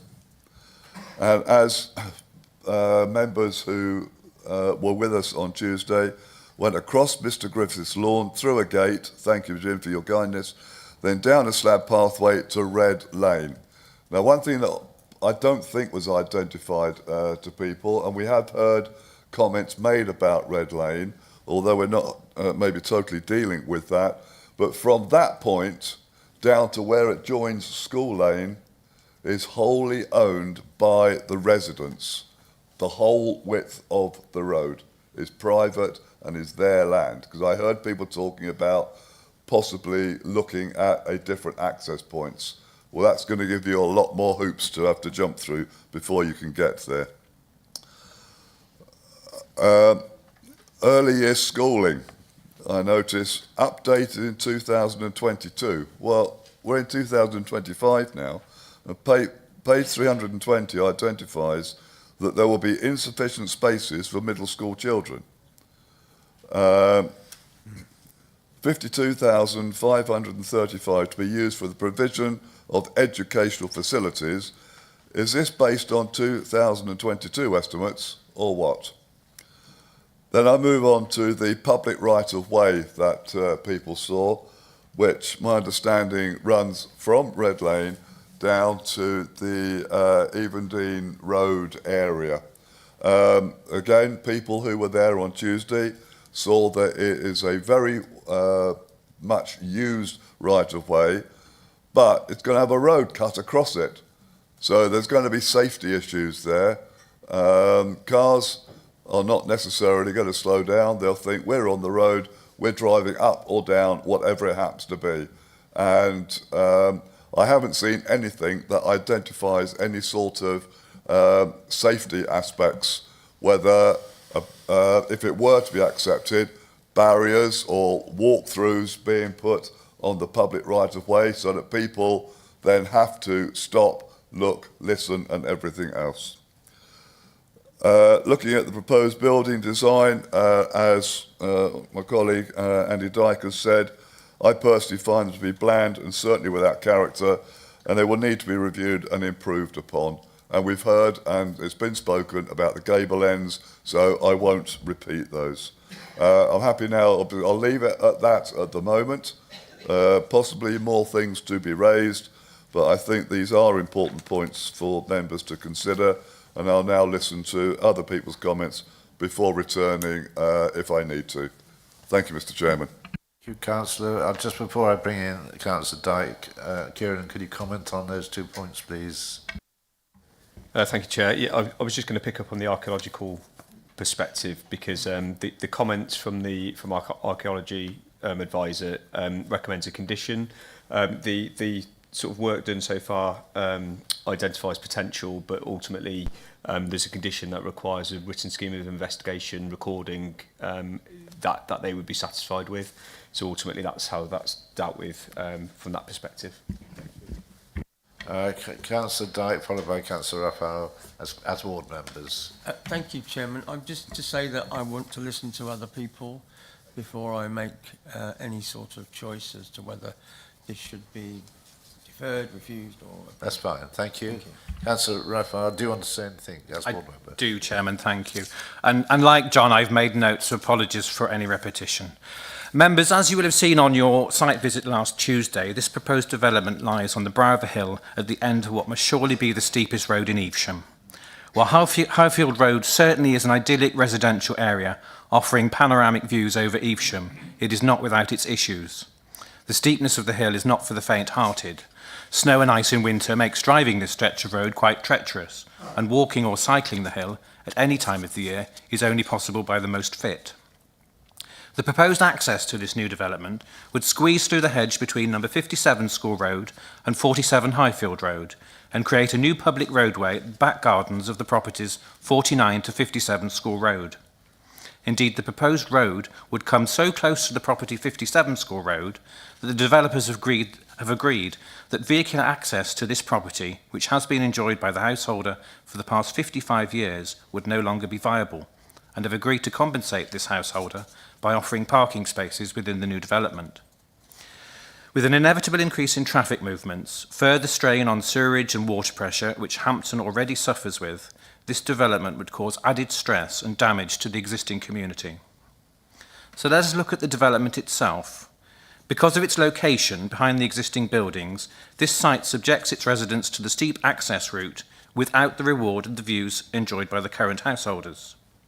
Remember, this development is 100% social housing stock, with a wide mix of dwelling types: 4 one-bed maisonettes, 4 one-bed bungalows, 9 two-bedroom houses and 12 three-bedroom houses. So the intended market for these homes is quite clear: maisonettes for single people, bungalows for the elderly and disabled, two-bedroom homes as start homes or for small families, and larger homes for expanding families. So that will inevitably mean the elderly, disabled, and parents with buggies and people with shopping who live in this new estate will have the option to either tackle the steepness of the hill on foot or be reliant on vehicles. And then there's the design of the homes themselves. The developer's brochures promises dwellings featuring chimneys and bay windows to make the street scene and roofscape interesting. And yet the streetscape designs show bland, identical square box builds, completely out of character and different from the existing Highfield and School Road homes. If I may, Chairman, I would like the committee to be aware of how the application completed its statement of community support, which it published in November 2023. A telephone survey was carried out by an enterprise called Just Build Homes. These telephone responses were then entered onto the Wychavon planning portal as if they were unsolicited responses from individuals. Whilst responses from objectors often ran to paragraphs of reasons why this application should be rejected, the supporters' comments were usually only 1 or 2 sentences long. But most interestingly, within all of the supporters' comments, the words Evesham only appeared 5 times. The word Hampton does not appear at all, and Highfield Road is only referenced once. Chairman, I recognise some of the names of the objectors and made contact with them to ascertain how they had been approached for this response. One of the supporters is quoted on the portal with the comment, and this is her precise comment: "I believe affordable homes are essential, and it's disheartening to see so much opposition. Negative sentiments impact us more than anyone else, and I truly think this is the way forward." When I drew this comment to her attention, the individual who reported to have made it, they replied to me, "Are you sure it was me? I have no recollection at all," and followed up with, "I don't even know where Highfield Road is." Chairman, members, I put it to you that this proposal is a bad application wedged into the wrong place. The construction and final product would damage an existing community and offer little to new residents who move there. I plead with you today, please do not defer this application to improve the design or make right the community engagement. The location is simply wrong, and that cannot be changed. Members, while none of us deny that there is a vital need for social housing, this is a copy and paste development of poorly designed homes in the wrong place, which is of no use to anyone. It's the wrong location for our residents' needs. It offers boring home designs copied from a stock design and pasted into a space on a map. Community engagement has literally been phoned in from an office in London. By rejecting this application today, you will send 2 important messages. The first to potential developers, that this place is our home, and if you want to build here, it had better be good. And the second message to this council's housing association partners, who I am struggling to remain respect for at the moment, our residents deserve better than the options you are coming up with. Just because you can squeeze 30 homes onto a plot of land at the top of a hill on the edge of a town doesn't mean you should. Members, please tell future developers that we want better. Tell housing associations that we deserve better, and reject this copy and paste application outright today. Hear, hear.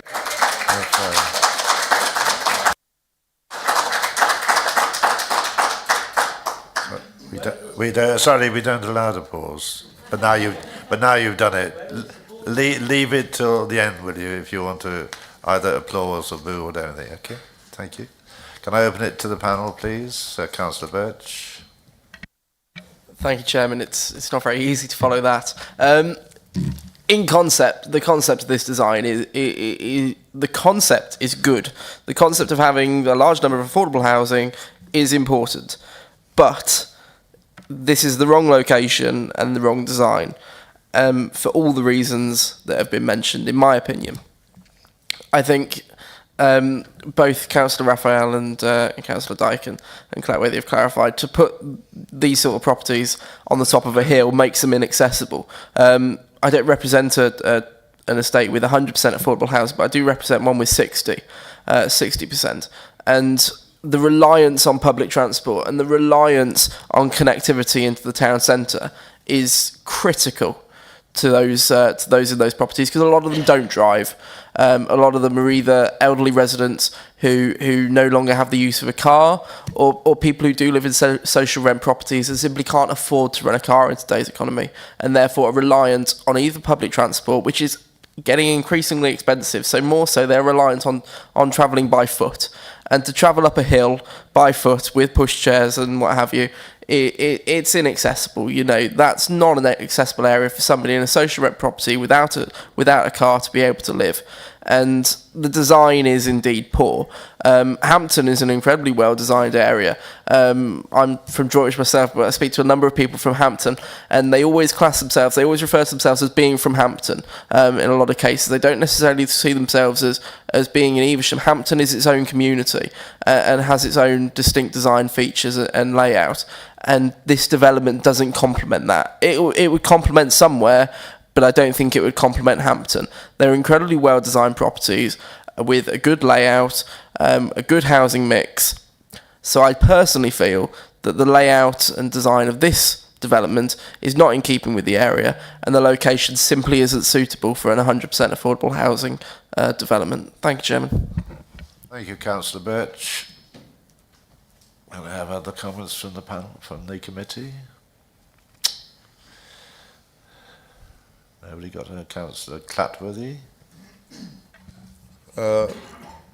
Committee members, having had the opportunity to listen to what has been said, I had got a few more points to raise, but having spoken with my colleagues, obviously, over time, Robbie Raphael has already covered the majority of those. And with the feelings I've got, I'd like to formally propose refusal of this application. Okay, thank you. Have we just...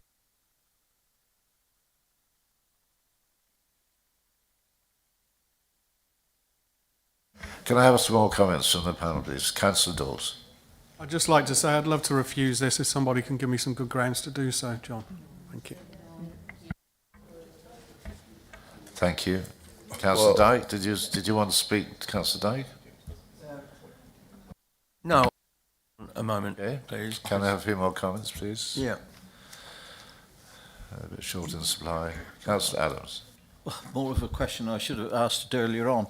In bad weather, my understanding was that people parked their cars and walked up to the site. Is that right? Did I hear that right? So if you've got more dwellings up there, where are they all going to park at the bottom of the hill? Okay, thank you for that. That's a question, really, but I'll take it as an yes. Thank you. Did you want to speak, Councillor? No. Can I have a few more comments, because we're Councillor Dyke. Thank you. Chairman, I've listened to everybody else on here. Councillor Birch has just said exactly what I've been thinking, sitting here to say. And what he's described is exactly why you shouldn't put where it's proposed to be. So I would like to second Councillor Clatworthy's proposition. And I think the grounds, certainly access, is one major issue. The mix, the design, going slightly off-piste, as it were. It looks like where the hammerhead is, that gap has been left, so maybe another one can go on the outside of it, which would even be even worse. Local opposition, I know there's supposedly some support, but local opposition to this has been far more than we would normally get on an application like this. So I would have thought those particular reasons were good ones. Other members might think differently and have some other areas to put up, but from what Councillor Birch said and what I've just sort of summarised here, I think that should be all right for refusal. Kieran, could you just help out here a bit on a few of those points? Or do you want to speak?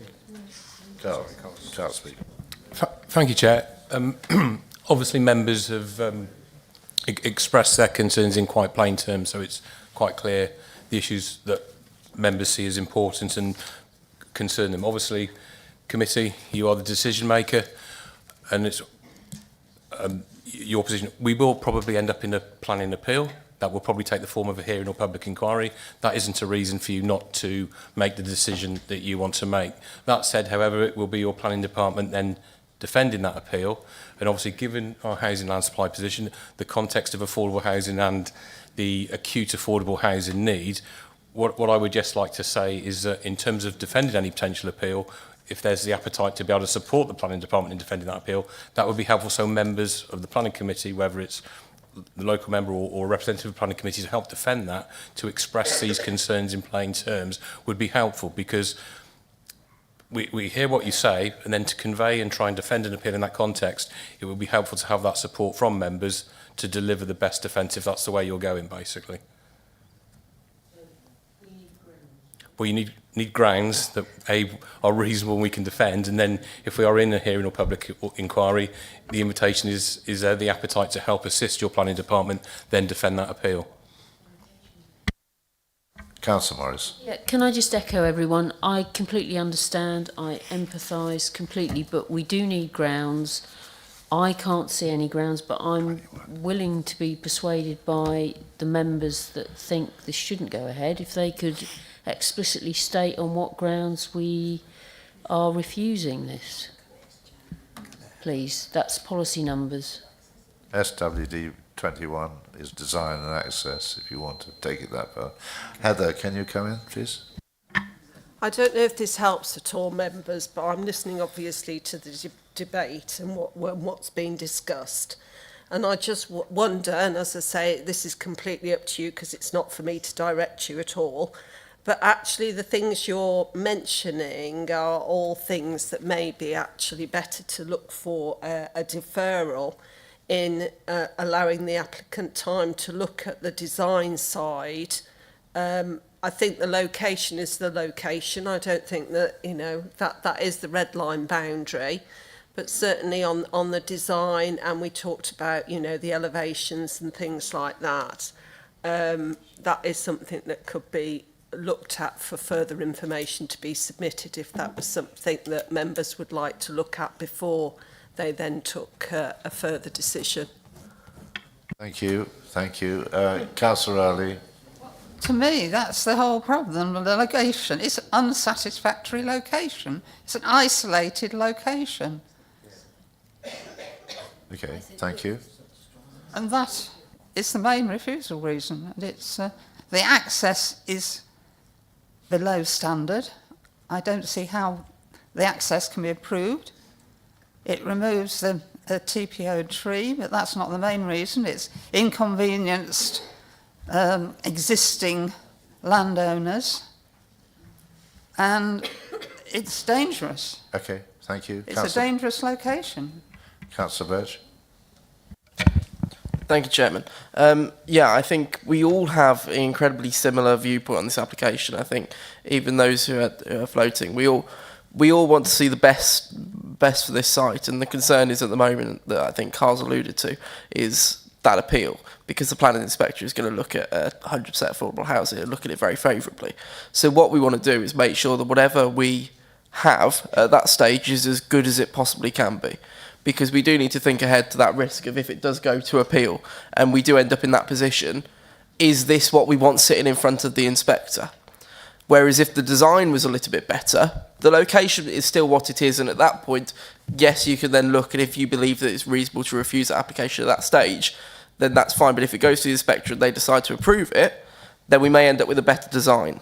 Whereas at the moment, if we refuse this today and the inspector overturns it, we are still stuck with the same design that the majority of us in this room have all agreed is substandard. The location is a big issue, but as is design. So personally, I'm leaning towards the thought of we defer this application over design to ask them to go back and look at these issues that we've raised, and that way when it does come back, even if it gets refused at that stage and then gets overturned at appeal, whatever's going to the inspectorate is better than what we're looking at now, because the overall design on this development, I appreciate that because it's 100% affordable housing, it doesn't get the same flamboyancy that market dwellings do, but it should do, and it can do better than this. And there's been a number of concerns raised about issues with oversight and issues like that. So on those grounds, for a redesign, in consultation with the ward members, I'm happy to propose deferral. Thank you. Those comments. Kieran? Thank you, Chair. I mean, the potential to defer is obviously open to members. I think what the applicant would really need is they need to know that you're going to accept the location. Ultimately, they're not. You know, you need to really say at this point, if we're deferring it for the design to be right. Assuming that is, we can't then. You know, they're not really going to be motivated to negotiate and do a scheme. Then we go, oh, thanks for that, it's brilliant now, we love it, but actually we never wanted it in the first place because the location's wrong.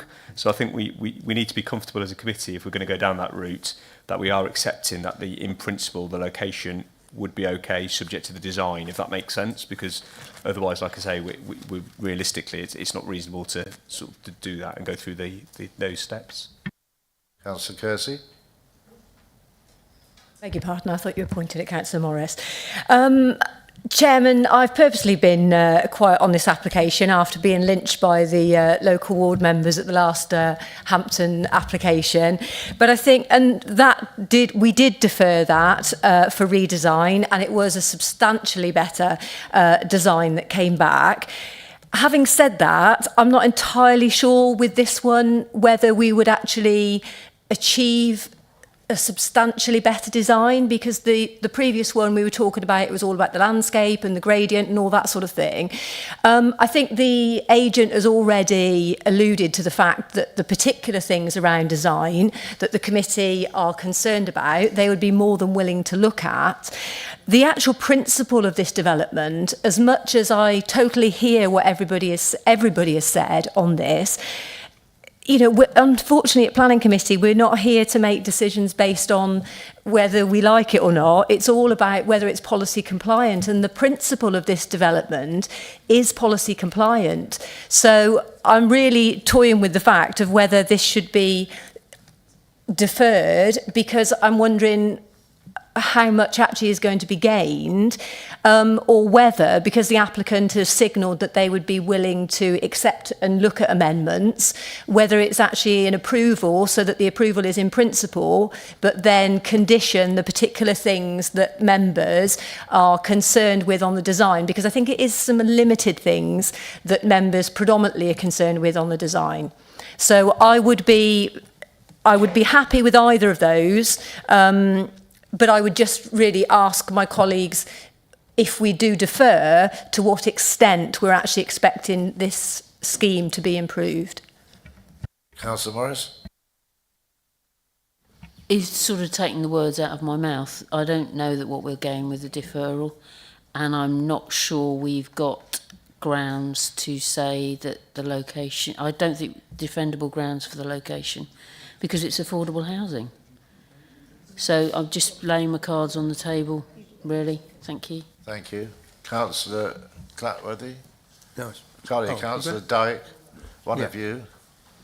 That's taken the wind out of my sails a bit. We have to accept this because it's social housing. That was an awful thing to say.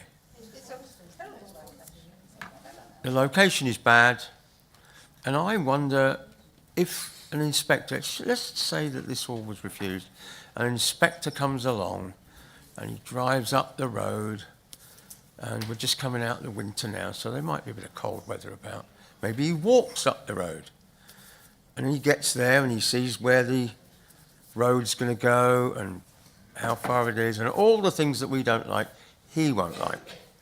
And he will not, I don't think, he will side with the council and not with the applicant, because they always come and have a look. Thank you. Are there any more comments to make? Because we obviously giving this a fair hearing. I have got a proposal to refuse from Councillor Clatworthy, seconded by Councillor Dyke. And we've also got a proposal for deferral from Councillor Birch. I don't know whether he had a seconder for Councillor for the deferral. Okay, from Councillor Sims. We had to take the first one. Did you want to add anything before we take a vote on this? When we're talking about reason, you know, for whatever people think, great, indifferent, or whatever, we seem to only be going on about location and design. Apart from the comment that I heard from Kieran, I've not heard anything about the past identification of archaeological interest and things, and maybe we need to either find the report from when previous work has been done, or even find out what that whole situation is. But the fact that it's in the case officer's report of the history of it, that can't go without being ignored. Can I interject? It hasn't gone without. It's in one of the conditions, which is how it was explained by Kieran. So that is covered by condition. I'm right, aren't I? Yeah, condition 9. Condition number 9. Okay. So that is covered. Carl. Yeah, sorry to check. Just to help members, because I know the first motion is for refusal, is that correct? Yeah. It's just, if that is advancing, it's just to give a caution to members in terms of the language and the wording that you use. I've heard things like access mentioned, and it's just to be mindful highways do not object. I've heard the word isolated mentioned. This site adjoins a significant post-war estate. Those are words that leave us open to an unreasonable refusal reason or unreasonable ground. So the way I'm interpreting your concerns, it's more about accessibility rather than access in the sense of highways. What I've heard is concern about effectively pedestrian links and would people walk it or not. And again, in terms of the inspector, they are going to see that this site adjoins an existing residential estate where how many existing houses make those trips, whether it be in car or foot, and they're going to view it in that context. So it's just giving members a clear picture of how this will be assessed at appeal, but also making sure that if you still want to continue on that path, because that is in your gift, making sure that you frame the wording and the precise language used is going to be incredibly important to make that a reasonable refusal reason. That A, we have any reasonable chance of defending, but B, don't expose ourselves to unreasonable behaviour. Thank you, Chair. I think, John, I think you've said quite a lot, really. So I think I'd like to bring it to a conclusion, if you don't mind. Well, I'd like to make a comment. Or comment then. And that is listening to other councillors, and having spoken to Andy Dyke, who seconded my proposal, on the basis that deferral will bring further information. Much as I regret doing this, I'll withdraw my proposal. Right. And are you withdrawing and seconding that? Yes, I am. So we have no proposition or secondary for refusal. So what's on the table? Do you want to say anything else, Councillor Dawes? Because we're going to... I'd like to recommend that we approve it. All right. So have I got a seconder for approval? Right. So we have a deferral. We have a proposal to defer this application with more details on design and access. I think that's the question proposed by Councillor Birch, seconded by Councillor Sims. So over to you, Heather. Thank you. So we are voting on... Sorry,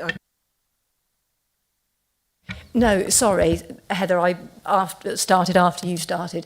Could I just confirm, for the deferral, what are the specific reasons that we are deferring? Because we've already said that access is acceptable to highways, so what would be the specific, what are we seeking to achieve with the deferral?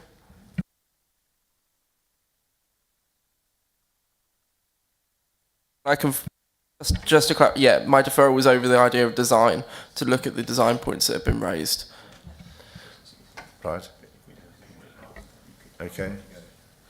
And are you happy with that, Councillor Sims? Yes, I am. Sorry, just very quickly, can I just clarify? That's quite a vague term. So Kieran and perhaps Heather, could you just expand on exactly what we mean by design? And I think it's important that councillors and perhaps residents have input in that, because it is some mitigation, I think, for the issues.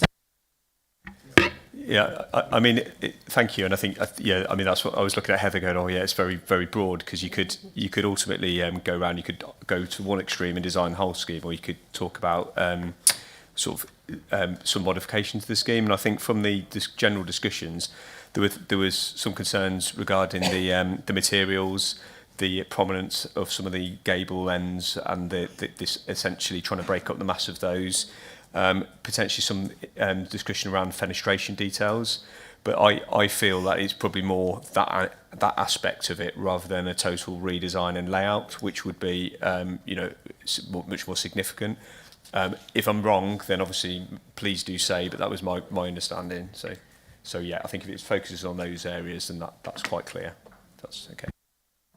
Are there any more points on this before we take a vote on it? Thank you. Heather, would you like to take? So just to clear and be 100% certain in this, we are, the proposal is for deferring, but we're accepting the location, but we're going to ask the applicants to look at design issues that have been raised by members this afternoon in consultation with the ward members in relation to materials, the prominence of the gable ends, fenestration and similar matters. Yes, and my proposer and seconder are fine on that. Yes, thank you very much. So we'll move to the vote then. Those in favour?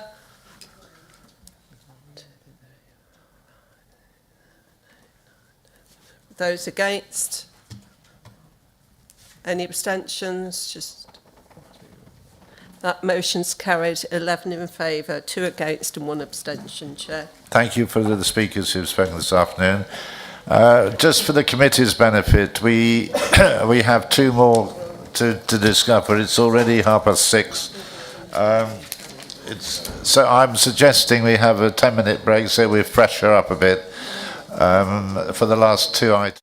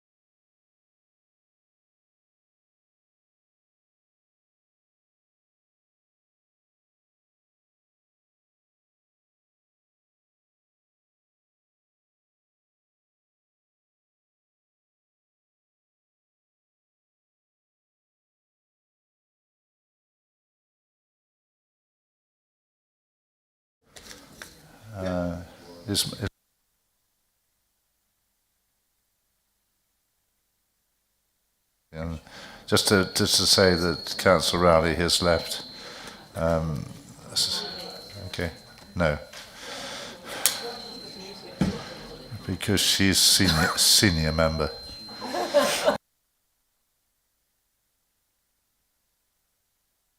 Start again now then.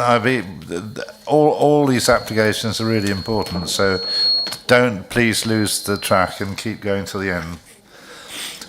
This particular application, number 15, 24/01637, Laurels Road Nursery, Laurels Road, Upton, and we have two speakers, Mr.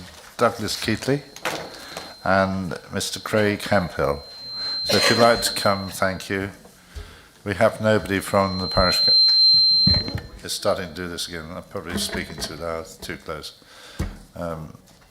Thank you very much. And the planning officer is Gemma Smith, so could I ask you, Gemma, to go through this application? Thank you. Thank you, Chair. Good afternoon, or good evening now. This is item 15, not item 13 on the presentation. The application seeks for outline permission for the construction of up to 22 residential dwellings and the reserved matter of access. Here's the location plan. So we're in Offingham, and the location plan. And the aerial photo here just shows the context within the area. So the site is outside of the development boundary for Offingham, which is a Category 1 village within the hierarchy of settlements. The site's located along the south side of Laurels Road, opposite to residential development to the north, which is in a linear character, and also to the west. There is farmland to the east and south, and obviously the south is bound by the Laurels Road to the north and fresco agricultural buildings to the east and south. The site is largely open to its surroundings, but there is some vegetation along the west, which is the access to the agricultural to the rear. To clarify, there are greenhouses to the rear of the site and a greenhouse within the rear of the application site. I know that some members did query this on site on Tuesday. A public right-of-way runs through the site. The application site is not within an area under designating control, nor within proximity of any listed buildings. This is an extract from the adopted South Worcestershire Development Plan. The star shows the site in context to the development boundary and also to the three allocations within that site plan. Most of these sites have been developed out, with the one at to the rear of Laurels Avenue, which is currently pending in planning for a number of 23 homes. This is the South Worcestershire Development Plan review. So this is the interactive map online. And this shows an additional site allocation, which again, we've got some pending applications here, one outline, and I think that one's for 35 homes. This is a context plan. So for those that didn't go to site, showing the aspect and the surround. And we're on to the indicative site layout. As I've said, the application is an outline with all matters reserved except the access. The proposal seeks up to 22 units, including 40% affordable. The site measures 1.1 hectares. The access has now been rationalised to a singular access from the frontage of the site, as agreed through discussions with local highways, with the original objection to the scheme. An indicative site plan supports the proposal, showing how the site could be developed, showing the internal roads and public open space to the rear. This would also double up to include the 40% requirement for the green infrastructure. This indicates, on subject to agreement of final layout and appearance, dwelling houses visible along the roadside, which would offer a continuation of residential development, extending the linear spatial pattern of development along Laurels Road. As I've said, public open space is included to the rear. This is 0.48 hectares, leaving a net developable area of 0.72 hectares. The density, therefore, here would be 28.6 dwellings per hectare. Off-site footpath works would increase connectivity to existing pavements. So there's a quick off-site highways works there. So we indicated a frontage I'll go into that in a little bit more detail later. It's adjacent to the bus stop, serving regular services to Evesham, to surrounding villages en route to Bengeworth, Offingham, the village itself, and South Littleton. The impact of the proposal on neighbouring residential amenity will be mitigated through future reserve matters for scale, layout and appearance. There would be localised harm to the landscape, which would be mitigated through a landscaping scheme. Archaeology has also been considered through dust-based assessments submitted with the application. There's no objection from archaeology, subject to the usual programme of archaeological works. There would be an opportunity to deliver the required BNG, with the site being assessed as species poor. Conditions are both imposed to secure both the landscaping and the BNG enhancements. Severn Trent Water have responded with an identified issue with capacity in the area. A condition has been imposed prior to development to either show ability to connect that there is capacity in the area at point of development, or to propose an alternative foul water drainage in the meantime. There are contributions requested for education, community, transport, health, built and formal sports and built sports, public open space, affordable housing, together with non-financial off-site works for connectivity, the off-site Section 278 works and affordable housing. Here are the proposed access arrangements, so the visibility displays and the access into the site. And again, here we have the footpath arrangement to the front, again with tactile, unmonitored access to the opposite side of the road at the north. Here are some photographs of the site. So that's looking into the site from the Laurels Road, looking south. The residential context, the site again, and that's it. So referring to the case officer's report, the proposal has been assessed with a recommendation of approval subject to those conditions in Section 106 to secure those obligations. And that's it. Thank you. Thank you very much. Mr. Douglas Keatley, you've got 3 minutes. Thank you. Could you put your microphone on? Do you mind? That's better. Thank you. First, this site in question is outside the development boundary. It was considered for inclusion in the new SWDP, but it was rejected. That review plan has now progressed to the stage of examination in public. This must be given some weight. And this site was not included, while others in the village were. There is sufficient supply site in SWDP review for Wychavon as a whole and Offingham as a village. Other sites are progressing in Offingham, Three Cocks Lane and Laurels Road, which more than meet the local affordable housing need. The number and scale of current live applications warrants collective consideration with regard to the sustainability of local services and infrastructure. The capacity of Offingham First School is likely to be exceeded by the sites included in the SWDP review. While the policy SWP 13 on loss of prime agricultural land is strictly evoked on this occasion, there is a risk that if is avoided by bringing forward small sites that ultimately add up to a larger site. This site was previously quoted as being significant agricultural value. A recent episode of BBC Countryfile on planning, the government stated that we should not be developing housing on food production land and that the food security is part of our national security. Both the surface water drainage and the foul drainage are problems identified by the applicant. There is no identified solution by Severn Trent. Development of the site will lead to a loss of visual amenity contrary to SWDP 25. The character of the village is identified in policy as low density housing into between pockets of growing land. This land provides the last area of open aspect on the approach to the village centre and should remain as such. In summary, we have said before, Offingham recognises the need to address Britain's housing shortfall and accepts that Offnham has its part to play. However, this is being addressed by the SWDP review, and the scale of extra sites, the resulting infrastructure issues make this site unsuitable for our village, and we respectfully request that the application is refused. Thank you. Thank you, Mr. Keatley. Mr. Craig Hemphill, you have 3 minutes as well. Thank you. Thank you, Chair and Committee. The applicants who are here today have grown up in the local area and are part of the community of Offnham. Prior to submitting the application, the applicant held a well-attended public meeting in Offnham Village Hall in July 2024. A significant concern raised at that meeting was foul drainage linked to capacity issues at the existing Severn Trent pumpkin station. In response, the applicant has put forward an on-site treatment plant instead of connecting to the public sewer.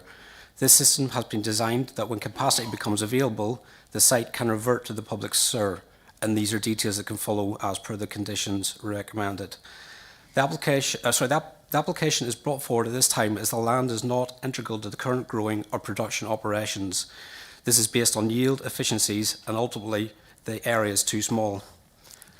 The application seeks outline permission to establish the principle. Except for access, all other matters are reserved for later consideration. These details would include appearance, landscape, layout and scale. For example, as part of the landscaping, the recently planted saplings to the front of the site, the applicant would seek to retain these saplings. Any that require replanting would be secured in an approved plan as part of reserved matters. The application submitted proposes the provision of up to 22 new homes in a location which is well related to the village. The proposal will provide a mix of open market new homes which will include a compliant affordable housing provision. There is commitment to fully contribute to the infrastructure requirements. These will be secured through the Section 106 agreement. To ensure that local distinctiveness is secured, the applicant's intention is to bring the site forward themselves. This will allow for their aspirations to deliver quality new homes which follow the established character of the village. The Council faces a significant shortfall of housing supply. This shortfall is a district-wide requirement and is set out in the committee report. The application offers a contribution of new homes which are well related to the village, which itself is identified as a Category 1 village in the South Worcestershire Development Plan. The case officer has produced a clear and considered report from the Planning Committee. As with most planning applications, concerns are triggered from the local community. The officer's report picks up on these and provides clear policy guidance on how these matters have been considered. We would like to endorse the case officer's recommendation to permit the application. Thank you. Thank you very much. The ward member isn't here. I have a report to read out later, so I'll open relevant questions from the committee to the speakers. He says, Councillor Sims, thank you. Thank you. Can I just ask the agent, please, on this picture, this indicative layout, the green area at the south end is at the moment, am I right? I don't know. Greenhousing, because it abuts that greenhouse business area. Can you just confirm or explain what is going to happen to those greenhouses, please? Absolutely, yes. The greenhouses, the top portion of the greenhouses, where it's just to the south of the dusty line, they are within the application red line site, and they would be coming down as part of the proposal. That area is there on the current plan on the screen, identified as part of the public open space. Sorry, I'm not quite clear. Sorry, Chair. My apologies. So the... Are you taking them down or not? No. Yes. Not right. all that front portion of the glass houses, greenhouses would come down. Not the whole lot. No. Yes. But just the one that abuts sort of overlooks. So that green area is going to be where the existing greenhouses are now. Correct. And there's going to be screening from... OK, that's fine. Thank you very much. Councillor Kersey. Chairman, thank you. Can I have clarification, please, from Gemma and from the agent, Craig, with regards to the drainage, please, because Gemma mentioned the condition with regards to Severn Trent's holding objection. And so if you could clarify, are we then imposed in the Grampian style condition, and also with regards to the alternative drainage if Severn Trent didn't have capacity at that point. But then when Craig has then mentioned about an alternative solution, does that mean that that doesn't then involve Severn Trent, or is it ultimately still need to be connected to Severn Trent? That's right. So Severn Trent have commented that there is currently no capacity within the area, but then they've also provided an update, obviously with their statutory duties, that they're investigating that and assessing the area. I've mentioned in the report that there's been a similar, so obviously your first question was about a Grampian condition, and obviously we had a recent inspector's decision at Drake's Broughton Freshfields, which we addressed the use of that Grampian style condition in relation to foul water really. They concluded that that was not reasonable, so it wouldn't meet the test. This is an outline permission. It's quite embryonic in terms of the capacity needs within the area. So it's felt that we've taken the approach of the Church Road Growl application in that we've put a consistent, so it's condition number 17, which sets out that at the time that they're obviously coming to develop out the site, that we would seek either a connection, so if there is capacity, however within 2 years it might not be possible, within the time frame of the reserve matters, or to provide, as Craig has mentioned, a on-site solution until a time that they can be connected into the local services.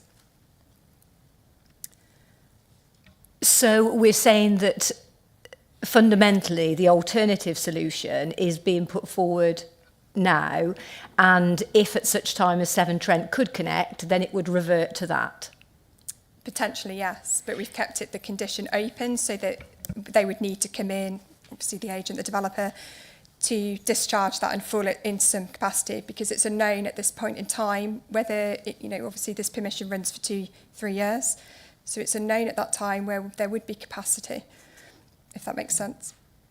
And just one follow-up, just for clarification. So the alternative drainage solution that Craig is proposing now, with them not having capacity, is acceptable to everybody that it needs to be acceptable to? It's acceptable in principle, so the relevant bodies have had a look at it, but it would need to be refined, and that's why we've got that condition, to give it openness for both options, essentially.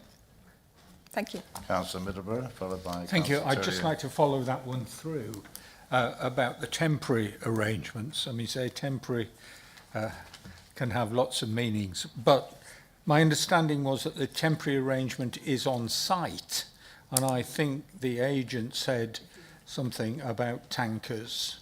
Could you just explain where the temporary arrangement is going to be sited, and how and what capacity it's going to have, and where the discharge will be? Yes, of course. The on-site solution, the finite detail of it will come in through the condition discharge, but it is an accepted approach from drainage officers to accommodate the requirements. So the pack system that would be installed would be basically underground, and it would deal with the systems, and the use of the word temporary is, yes, temporary, but it is something that could last for the lifetime of the development. So it's not in itself a one-off solution, but in terms of the hierarchy of drainage, the preference is to connect to the main drains. So the on-site solution would effectively have a dual system that could just connect into the main sewer system at that point in time. The capacity is available, and those details can come forward as part of the conditions as well. In terms of any not off spill, but with the treatment plants, they provide clean water as a byproduct of their systems and how they work, and they would be drained to a water course which would be located to the south of the site in the existing brook. Can I just come back and take that through to the next stage? So it's effectively an on-site super clargester, if I can describe it as that, which is a processing plant with clean water coming out. So there's going to have to be a discharge. But does it mean that the plant is going to be within what we've got now as the public open space area, so actually reducing that size of public space because it's an operating sewage plant? The understanding I have of the situation that it is an underground solution, so it wouldn't affect the provision of the open space on the surface. So it would all be mitigated and dealt with below the ground. Okay, for the moment. Councillor Turrier. I think this might be for Andrew, because I saw in the notes that it's historical flooding in Laurel Avenue and Boat Lane, which if this drainage system is going to go into the local brook as well, then this might have some... Okay, through you, Chairman. We don't have much in the way of local knowledge for this particular site. I'm not going to go too far down the foul route because, as you know, I don't deal with the foul sewer side of it. But as far as the surface water side of it is concerned, currently we have a plan which identifies soakaways as being the main means of surface water disposal. I have no reason to expect that's going to be a problem given the location. I mean, Offenham's well known for good areas of growing, so I would imagine that soakaways would be perfectly acceptable. And that is exactly what we would want to see at this location. Councillor Clackworthy. It's another one on looking at the presentations. You've got the indicative site layout plan, and I'm looking now at the properties closest to Laurels Road. And if you go to the next one, the properties have moved. It's not the same layout on the proposed access arrangements, where the properties are highlighted, but they're not in the same place. There we go. They're not in the same place. And now you've got above those properties, you've now got what I presume looks like a pathway, which is not on the previous one. Gemma? Hi there. Yeah, it's illustrative. So these are technical drawings for highways. So it's the red line is around the application here, and obviously everything outside of that extent, I think some of it they've clarified as highway owned verge, so that's what that is. So the red line application is here, so this is the indicative plan. Yeah, I'm now and this is also the location plan, so this one here. So these are technical drawings that are submitted through the transport note. Is it the red line that you have? No, it's just simply the fact that on the indicative site layout plan, this one, those 6 properties closest to Laurels Road are not in the same place on the proposed access arrangements. And also you've got what looks like a pathway with an underpass. There you go. all right. It's just indicative at this stage, so that's not approved in terms of the site layout. That's for reserve matters. So it's just showing how I suppose the development would be. I suppose the transport statement could have an older layer. So do we know which one we're considering? We don't have a site layout for this scheme. Is an outline. It's fully I appreciate in it's an outline, but you know, are we looking at both of them and thinking which is the better, or is that out of our hands? We're not looking at anything, I don't think. We're just looking at this is what it could look like. Okay. Kieran, all I was going to just make sure that members were aware, it's the access point that is being agreed, so the access onto the existing highway. The illustrative plan, so the illustrative layout plan that you've seen, the nice colourful one, is one that could develop that way. The highway design plan, which is this other one that has some houses showing on it, those houses are quite irrelevant, to be honest, because really it's again for illustrative purposes from a highway perspective, but it's that access point and those turning bits that are what we would be approving today. None of the other elements within that, if that makes sense. So just to clarify. Thank you. Any further questions to speakers? No? Thank you very much, both of you, and could you return to your seats then? Thank you. The ward member, as you know, is Aaron Powell, Councillor Powell, who unfortunately can't be here, but I have something to read to you. And it says, "Dear colleagues, firstly, my apologies for not being with you today. I had requested this item be deferred to next month when both I and representatives of the parish council could be in attendance, but I'm advised that this was not possible. There is significant local concern in Offenham about this proposal, and there are grounds that I believe require careful consideration by the committee today. Firstly, the site in question is outside of the development plan, SWDP2. It was considered for inclusion in the new SWDPR, but was rejected. In spite of the 5-year housing and land supply, as that plan has now progressed to the stage of examination in public, it must be given some weight, and this site was not included, whilst others in the village were. Indeed, at a previous committee meeting, the committee noted that another application should be approved because it was in the plan, even though it hadn't been adopted. If that is the case, then suitable weight should be given to this site not being in the plan. There is a sufficient supply of sites in the SWDP review for Wychavon as a whole and for Offenham as a village. Other sites have already progressed and are progressing in Offenham. For example, 3 Cox Lane, Laurels Avenue, which more than meet the local affordable housing need. The site in 3 Cox Lane is now 100% affordable, so there is greater provision than when the committee approved it at 40% affordable. While SWDP 30 may not strictly be invoked on this occasion, as the site is small, there is a risk that it is avoided by bringing forward small sites that ultimately add up to a larger site. This site was previously quoted as being of significant agricultural value by the agents for the applicants themselves, and the progressive loss of valuable agricultural land by multiple applications would be highly regrettable. In addition, the relative weight given to SWDP 25 in the officer's report needs further consideration. It is recognised in the report that this development would result in loss of visual amenity.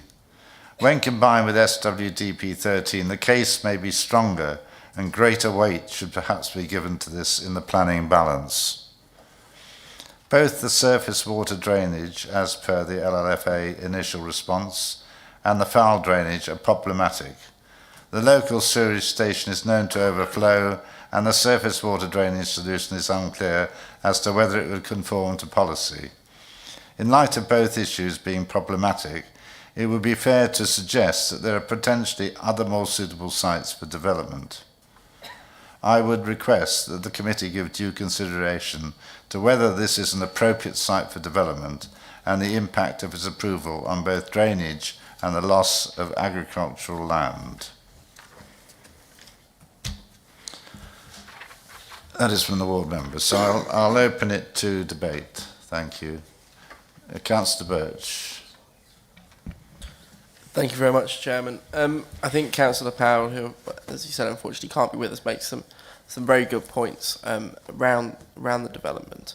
And I think a number of those points should hopefully be able to be addressed if this was to be approved under the reserve matters stage.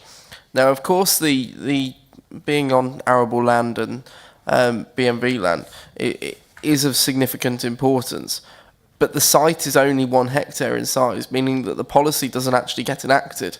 So due to the small scale of the development, the policy around it wouldn't provide reasonable reasons for refusal. I think a number of the issues around design and utilising the space effectively are of great importance, but Offenham is a Category 1 village which could support, hopefully, a development of this size, with the exception of the drainage, which I believe appropriate conditions have been put in place for. But as a principle, the scale of the development isn't huge. It's not going to have a massive impact because it is, of course, only up to those 22 houses. But from my perspective, I can see no reasons why at this stage we could refuse the application, because I think a lot of the concerns would come in at reserve matter stage, and the argument over the type of land that the development is situated on, due to the small scale, the policy simply doesn't get enacted yet. So on those grounds, Chairman, I will propose approval in line with officer recommendations. Thank you, Councillor Birch. Councillor Middlebury. Thank you, Chairman. If we were to approve this application, I'm going to go back to the foul water arrangements and the temporary arrangements. Yes, they are underground, and water does come out, clean water comes out of them. But of those of us who have these arrangements do know the solids have to be taken out, and therefore tankers will be coming onto the site at some stage, and the residents no doubt will be paying for it through a management arrangement. Because it's only 22 houses, I would like a condition to be that the temporary sewage plant has capacity for no more than 25 houses. And so it's built into the system that we aren't looking at anything to expand from here, that the system is there for 25 houses. And these plants are available in various different sizes. So I'd be pretty horrified if I found out the plant had been put in for 100 houses. 25 houses, yes, looks about right, with a little spare capacity from 22. Thank you, Councillor. We'll carry on with a few comments before I bring in Kieran on that matter. Councillor Dorts, then Councillor Kersey. You've got your hand up, just slightly too late. Thank you. I think Councillor Powell made some good comments, and I think it's a shame that this is just squeezing under the 1 hectare limit, so it's getting snuck in. I also find it difficult to see what looks like perfectly good greenhouses, glass houses, being removed, and I very much hope that the applicant won't subsequently be putting in planning permission to replace them somewhere else on his property, because that seems a bit sneaky. With regard to the capacity of the sewerage plant, I think you'll find it's in bedrooms, or it was when I did mine, but that's a moot point. So, yeah, I think it's a shame, but I can't see any reason why we can refuse this at this stage, because it's pretty much just an access only. Thank you. Councillor Kersey. Chairman, thank you. Everything that's been said is very valid with regards to this application, particularly what the representative from the village and from the parish council have said. Although, of course, we're not in, dare I say it, normal times, and that's why this application is before us. So really, from a policy point of view, I see no issue with this application, but I would say to Offnham and to Offnham Parish Council, this is a classic case for them to get on and do their neighbourhood plan. And I will reiterate what I've said to Badsey, that does not mean they will have additional allocation. We've already seen the allocations that they've got and the planning permissions that have been granted, so they can, if they get on, they can actually include those as their allocation. So I would strongly recommend that Offnham get on and do a neighbourhood plan, but on that basis I will second approval in line with officer recommendation. Kieran, can you find out one or two? Yeah, so the only thing I was going to pick up on, and there is a potential way or a system being proposed that we don't have the full details to manage the foul drainage matters, but at other sites we've actually the tanks that have been included. So if we think about the Freshfields one, that was actually included to control the outflow. So it still flowed into the Severn Trent sewage. So it didn't actually outflow into sort of surface water outlets. It still went into the sewage system, but it controlled it at times when there was capacity. So what it did is essentially hold it back and then dispersed it at a point where there was capacity, where there wasn't, or where there was issues with flooding, etc., or overload of the system. Then it could provide that storage. That's when the tankers would come in if it was for a prolonged period to empty those. Here, what's been mentioned is a package treatment works, which is different. But I'm not 100% sure, again, the condition allows for that discussion to be taking place to see whether it needs to be package treatment works or sort of that capacity management. My preference is really that you put those tanks in, you connect to you control the outflow to the sewage system, because ultimately that is a temporary measure, and when you don't need it, it doesn't go into the tanks essentially, so it gets around that package treatment, and it's probably more, essentially more cost effective for the developer and for the local residents in the longer term. However, I think the condition at the moment allows for those matters to be discussed and firmed up. I think at the minute, I don't know what discussions or what levels they've got to, but ultimately they can put any of those things forward for consideration. It also means that if there is capacity at the time where they do need to where they build it out, that there's also an ability not to do anything if Severn Trent confirm that there is capacity in the system when it's needed. So I think it's probably covered in that. But I just wanted to mention, because I didn't want members to necessarily assume it, because it was mentioned, and it did. The assumption would have been if that it would be a package treatment works. That could be the outcome, but there has been other mechanisms to deal with it. So I just wanted to make sure that was clear. Thank you. Councillor Adams. Well, just to say, Mr. Chairman, I shall be voting for this mainly because of the side, but I do flag up it's just a loss of a little bit more of good agricultural land in the Vale of Evesham. Thank you. Are there any other comments at all on this application? We have a proposal and seconder. Heather, would you like to take it on? Thank you, Chair.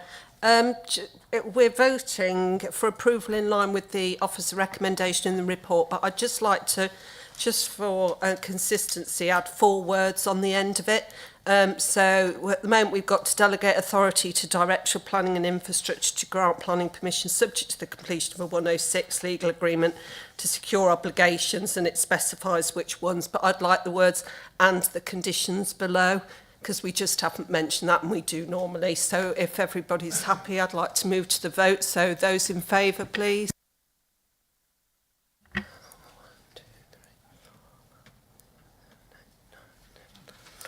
Those against? That's motion's carried, Chair. 12 in favour, 1 against. Thank you, and thank you to the speakers and for you to coming along today. I'm sorry it's been a long day so far. We'll just hang on a minute. We come to the last one.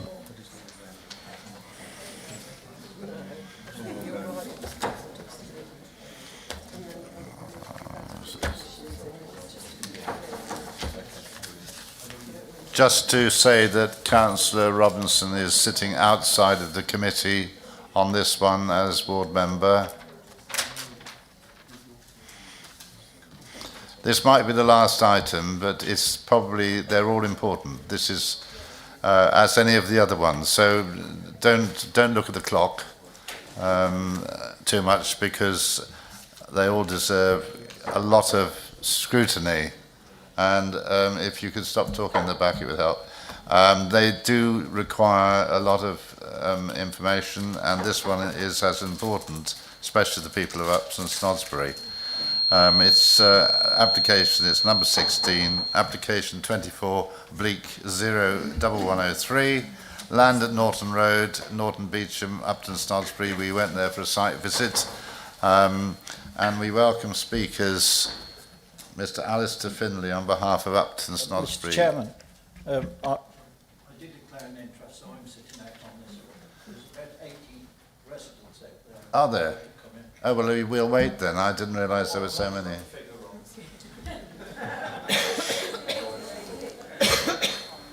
I thought they were always having coffee. I think the cafe's closed now.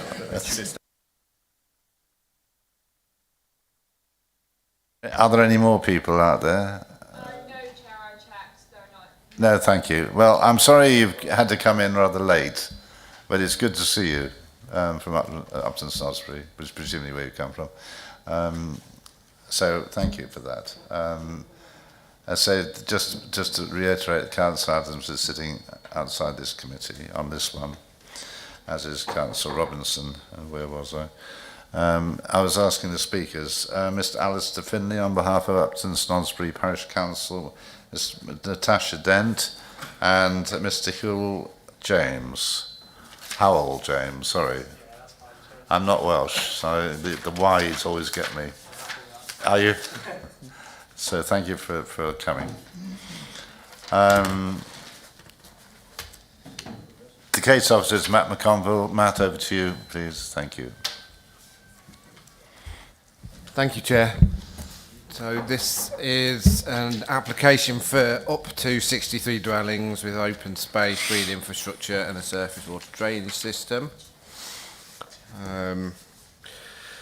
So in terms of the site is 6.7 hectares, comprising of an agricultural field on the southeast edge of Upton Snodsbury. It borders woodland to the north, open countryside to the east and south, and existing residential properties to the west. It slopes gently from west to east and is bordered to the northeast by mature landscape boundaries. It sits outside the development boundary of the village and by the defined development boundary and within open countryside.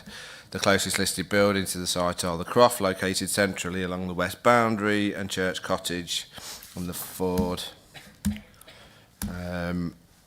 which are located towards the sort of northwest edge of the site. Upton Snodsbury has a conservation area around its historic core, in which are a number of listed buildings, including the St Kelms Church Grade 2 listed building, which is visible, the spire of which is visible from the site, and it also includes the scheduled ancient monument known as, within its grounds, called the Churchyard Cross. It's not located with any statutory ecological designations. It's sited within Flood Zone 1, which is deemed to be the most appropriate for development, and it's at the lowest risk of flooding. The agricultural land quality report submitted with the application shows that the site comprises grade 3B land, which is not considered best and most versatile. And then moving on to an indicative plan was submitted with the application, which shows a development of around 30 dwellings per hectare, predominantly outward facing across the western half of the site. It would be accessed, we had a look at the access when we were out on site, off of the B4082, which runs directly adjacent to the south boundary. The creation of the new vehicular access and separate pedestrian access would require the removal of a section of the existing established landscape boundary. Objections have been received from Upton Snodsbury Parish Council and Grafton Flyford Parish Council. 64 letters of objection have also been received, and the comments in those representations are set out in the report. In terms of the principle of development, again, as with the previous applications that have come before you, the site sits within open countryside outside of the development, prescribed development limits, but that, because of our 5-year housing land supply, the impact of that is not sufficient anymore to allow the application to be refused on those grounds. Upton Snodsbury is defined as a Category 2 village within the current SWDP, and settlements in this category have at least 2 key services, including a shop, and have access to at least daily services for employment and shopping purposes. Category 2 villages are considered sustainable locations given the access to services they provide. The site is considered to be, even though it's indicative, the layout's considered to be of a high quality, in accordance with SWDP 21. Whilst its outline form and the detailed layout and design of the scheme will come forward would come forward at reserved matter stage, the indicative plan does show an outward-facing, attractive development with open space, SUDS features, and it's clear from the plan that a suitable layout could be received. Any acceptable layout from the one that's in front of you here would have to be amended to take account of the heritage assets, particularly the views of the church spire.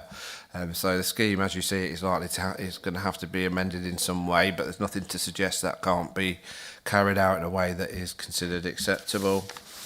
In terms of landscape impacts, you'll have seen from the report that the landscape officer objects to this proposal for a number of reasons, including, in brief, the length of time it would take for planting to mature sufficiently and the impact in the interim, the degree of impact on the development would have on the established settlement pattern of Upton Snodsbury, the fact that it would not reflect the local landscape character, particularly when the settlement pattern is considered, and the fact that it would not take into account the latest landscape character assessment.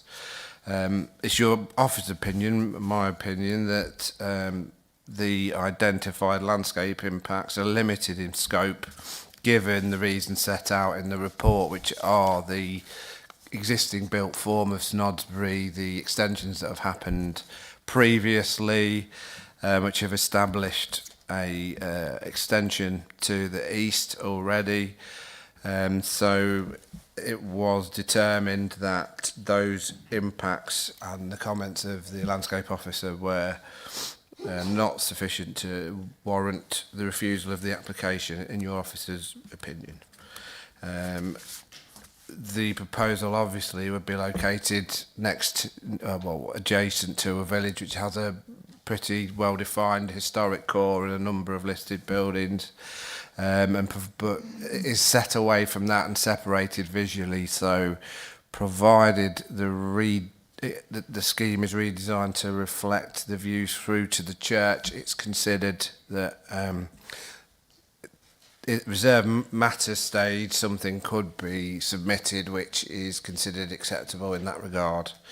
In terms of archaeological remains, again it's suggested that an implementation of a programme of archaeological works would be sufficient to mitigate the impacts.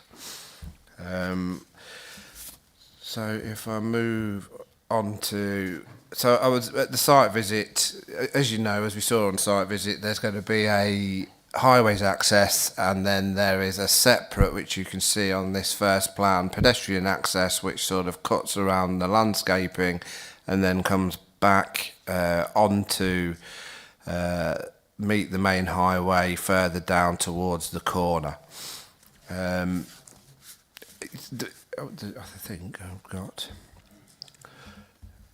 what is the way that this is going to be achieved is that footpath comes round, comes out, meets the existing highway, and then across the road the developers will create a footpath directly adjacent from where it comes out of the development up to the play area. So it's going to encourage people to use that path, come out and cross the road further down than that corner. And also, as a benefit, and as you will have seen from the highways comments, the developers will be providing an upgraded, better footpath link within the village through to the road that leads leads to the school. Given this, it was determined that the proposal was acceptable in highways terms, subject to the conditions and obligations requested.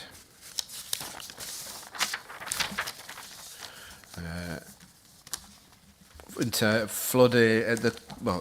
of ecology, let's take that one first. The Landscape and Natural Environment Officer has reviewed the submission and concluded that the development is likely to provide sufficient enhancement to biodiversity, and the illustrative landscape scheme indicated the creation of a variety of habitats, including some specifically dedicated to provide habitats and corridors for wildlife.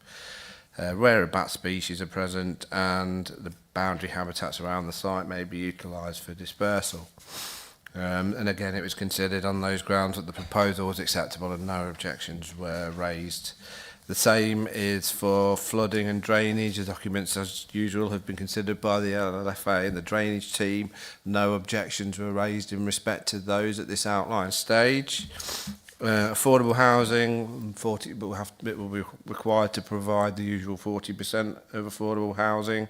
The tenure split and housing mix will be determined at the reserve matter stage when we have more details, or if it's resolved to be approved, when there will be more details of the actual final layout.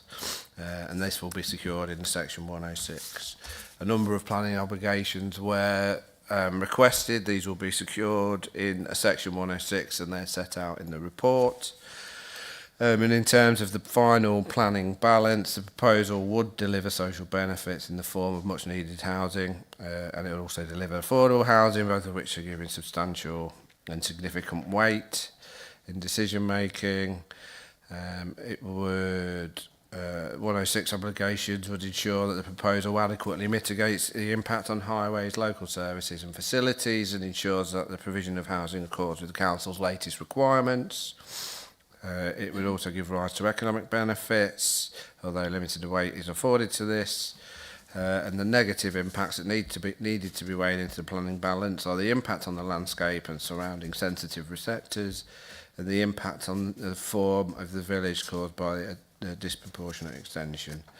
For the reasons set out above, it is not considered that these negative impacts are sufficient to outweigh the positive impacts of the development, and as such, the development constitutes sustainable. The development is considered sustainable and acceptable. The recommendation is therefore to approve the application subject to the suggested conditions and obligations. Thank you. Mr. Alistair Finlay, you have 3 minutes. Thank you. On behalf of Upton Snodsbury Parish Council, I object to these proposals for the following reasons. 1. The site is within open countryside, and it is not in accordance with SWP2, and there are no exceptions. 2. The proposals cannot be classified as sustainable development because they don't help to build a strong, responsive and competitive local economy. The proposals clearly fail to provide strong, vibrant and healthy communities, both to the existing village and to the would-be residents.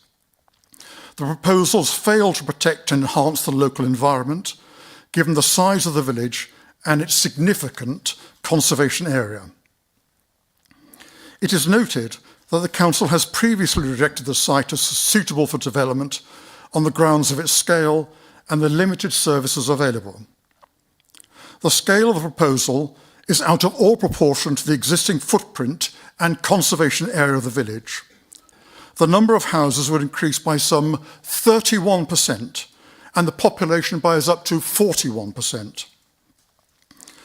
The village has seen an increase in building over recent years, most noticeably the Owl Homes development on the A422, and apart from these proposals, potentially on the Orchard and Windy Ridge sites.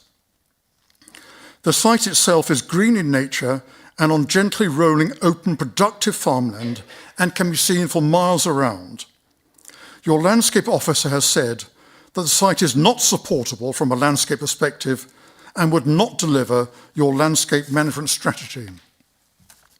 Your conservation officer has considerable concerns about the impact of those heritage sites in the village, most noticeably those on Pershore Road and the church. The only facilities that the village enjoys are the school, church, village hall, part-time shop and post office, pub, and a bus stop for a thrice daily service. There are precious few employment opportunities in the village. It is plainly obvious that the infrastructure around the village is under severe strain. We all know of patients in Worcester Royal being placed in corridors, about the difficulties of getting GP appointments, about limited sports facilities, and about roads becoming even busier. These proposals will only exacerbate these problems. It is likely that most journeys from the site for education, employment, shopping, sport and leisure will be by car. Thus, the proposals do not maximise sustainable transport solutions as outlined in the National Planning Policy Framework. It is noted that the 30-mile-an-hour sign may be moved further south on the B4082. However, as speed limits seem to be ignored, then there is a real concern for the safety of walkers, especially the children, the elderly, and those who have mobility issues. Stop you because you've had over 3 minutes. On behalf of the Parish Council and those many residents who wish to both preserve and enhance Upton Snodsbury, I ask that these proposals be rejected. Thank you. Natasha Dent, you have 3 minutes. Thank you. Good afternoon. The site in question is located by definition within the open countryside and outside of the village boundary. Regardless of the categorisation of Upton Snodsbury, it remains in terms of planning policy for the settlement hierarchy as being a rural area. The role of these areas is predominantly aimed at meeting locally identified housing needs, with housing sites being of an appropriate scale. This site, if approved, would be the gateway site into the village and would significantly affect the character and landscape view of this pretty rural village. Upton Snodsbury, as a village with limited services, has already seen a very large volume of development in recent years. Cumulatively, with this proposal approved and currently pending applications, such as the Orchard site, it would result in an additional 110 dwellings in the village. This excludes any development at Windy Ridge, which I believe is currently in the process of being submitted. For further context as to the scale of the development proposed within emerging policy, a quantum of 708 dwellings is noted for Wychavon. The development before you today would represent just under 9% of the total allocation within the SWDP next plan period. The village has a population of 390 people and 170 properties. The proposal for 63 dwellings would represent an increase of 37% on the village population and property numbers as a result of a single housing site. The council's own assessment within the previous call for sites dismissed this site for housing allocation for multiple reasons. These being no bus stop within 400 metres, being removed from the main village, and that the development of the site was considered to materially affect the character of the settlement. Officers also noted that the site, whilst it backs onto Ribbon development, is removed from village services. There are therefore no material considerations that should result in a differing opinion to the assessment already carried out by this council. The council's housing supply position is noted, however this should not result in large applications in villages being supported where they are not sustainable and would represent disproportional growth as a result of a single site. The role of these rural villages is aimed at meeting locally identified housing needs of an appropriate scale. The other main concern is safety related to highways. This relates to pedestrians being expected to cross over a busy B4082 carriageway to get to the pavement, and the pavement not being wide enough on the south side of Pershore Road to be constructed within the public highway boundary. The proposal cannot be reasonably supported as of an appropriate scale, and there is no evidence of need for such volume of housing in this village. Regardless of a tilted balance approval, the negative impacts of the proposal are notable and would significantly and demonstratingly outweigh the perceived benefit of this housing delivery. The proposal should be refused. Thank you. Thank you very much. Mr. Howell James, you have 3 minutes. Thank you. Thank you, Chair. Thank you for the opportunity to speak in support of this application with you today. The scheme before you is for the development of up to 63 dwellings in outline form, with all matters reserved except for access. We fully support the conclusions that have been reached by the officer's report and the recommendation. The site is located at Upton Snodsbury, which by virtue of the services and facilities on offer is a sustainable location for development. Upton Snodsbury is proposed to be upgraded from a Category 2 to a Category 1 village within the South Worcestershire settlement hierarchy, confirming its sustainability and its capability to accommodate development. The site is not located within any valued landscape designations and is not subject to any statutory ecological designations. The site is also entirely located within Flood Zone 1. The proposed development before you is underpinned by a landscape-led approach and high-quality design principles. The scheme includes a substantial green infrastructure provision that is focused principally within the eastern half of the site and would include significant areas of public open space, new ecological habitats, landscaping and sustainable drainage. The applicant has worked with the council and statutory consultees to ensure that all technical matters are addressed by the proposal and no objections have been raised by the relevant technical consultees. This includes matters of access, with safe vehicular and pedestrian connections provided to and from the site. This is demonstrated by the submitted transport documentation, and the conclusions have been supported by the local highway authority. As established by the officer's report, the tilted balance is engaged for the determination of the application by virtue of the council only being able to demonstrate a 1.1 year housing land supply. This means that planning permission should be granted unless any adverse impacts significantly and demonstrably outweigh the benefits. As set out within the officer's report, any landscape harm is concluded to be localised. Such levels of harm within an undesignated landscape would not outweigh the range of benefits arising from the proposed development, especially in the context of the council's severe housing land supply deficit. The proposed development would also enhance the viability of its local services and facilities within the settlement, notably Upton Snodsbury First School, the village shop and the existing bus service. It will generally boost the vitality of the settlement through the introduction of new families. In particular, the development will generate additional pupils for the school, which is currently operating under capacity. The proposed development delivers several planning benefits that should attract weight in the determination of the application. These include the provision of much-needed new homes that would help address the council's housing land supply shortfall, the provision of up to 26 affordable homes, provision of new areas of publicly accessible open space, and the delivery of a 91.26% biodiversity net gain, which is substantially above the 10% requirement within the Environment Act. Therefore, any perceived harm would not outweigh the substantial benefits, let alone to the significant and demonstrable extent required for planning permission to be refused. We therefore respectfully request that you support the recommendation of your officers to grant planning permission for the proposed development. Thank you. Thank you very much. Councillor Linda Robinson is the ward member. Have you any questions, Linda, to ask the speakers? Thank you, Chairman. Yes, please. If I could ask Natasha, please.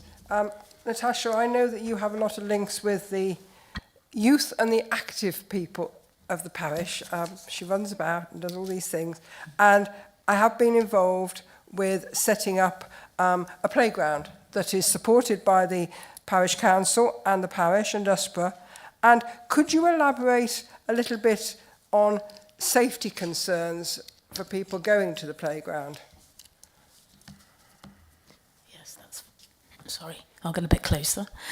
Yes, so my understanding is that they would have to cross over from the B408T to access that pavement to be able to then walk up to the park area, and the park is situated on a 90-degree bend in the road, which obviously has seen subject to near misses and crashes in recent times.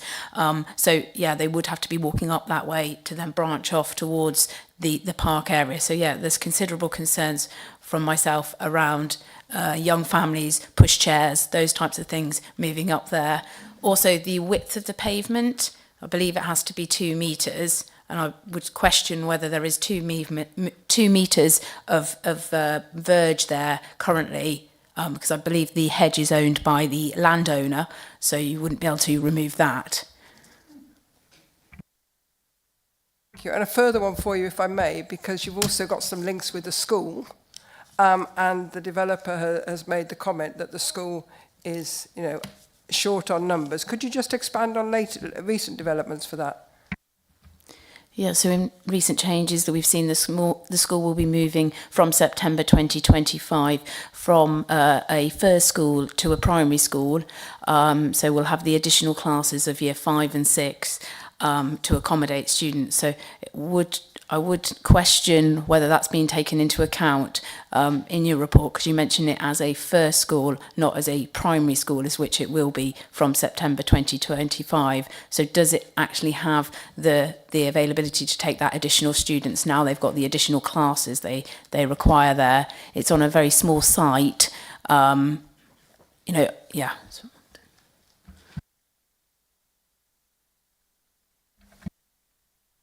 I don't know whether Alistair wants to come more in on the school. If you could, Alistair, that would be helpful. Yes.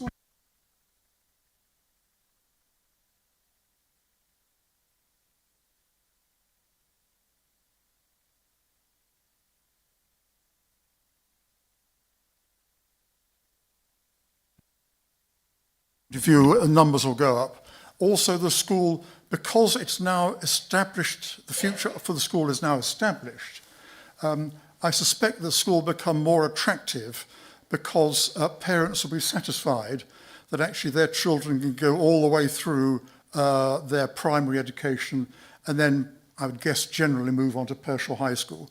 So I suspect the school will become naturally more attractive to parents as we go forward. Thank you. Have any further questions? No, I don't think so, thank you, Chairman. Thank you. Open it to the committee. Have you questions for the speakers? Councillor Tourier, followed by Councillor Sims.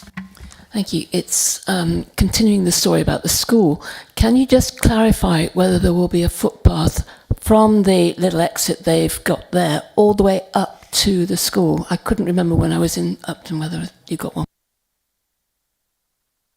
Is the question to the I think officer, the Chairman? case or- officer probably. Thank you. There is, so the footpaths that are being introduced into Upton Snodsbury are in two parts. So you've got the section that is directly opposite the pedestrian access that goes up to the park. Then it will stay as it is, which I think there is a footpath or a road up to the point at which the footpath runs out, and then that's going to be a new footpath which leads up to the cut-in just before the road that leads to the school. Chairman, if I can ask the officer to clarify, because in actual fact, there are two potential areas of concern. One is the crossing for the playground, but also to the school itself. They will have to cross the busy road, the only road that goes through up to the Snodsbury that will come from this development and go up the hill to the improved pedestrian path on the other side, but there's nothing to make that a safer crossing for children. Can I ask, for a can I second, ask they'll if have no there's, footpath. can I ask if there's an existing, what about the existing children? Don't they live on that side of the road? They don't live in this on this development, Chairman. No, I don't mean this development, I mean... Very few of them are coming up that way. The main nucleus of the village is higher up. Okay.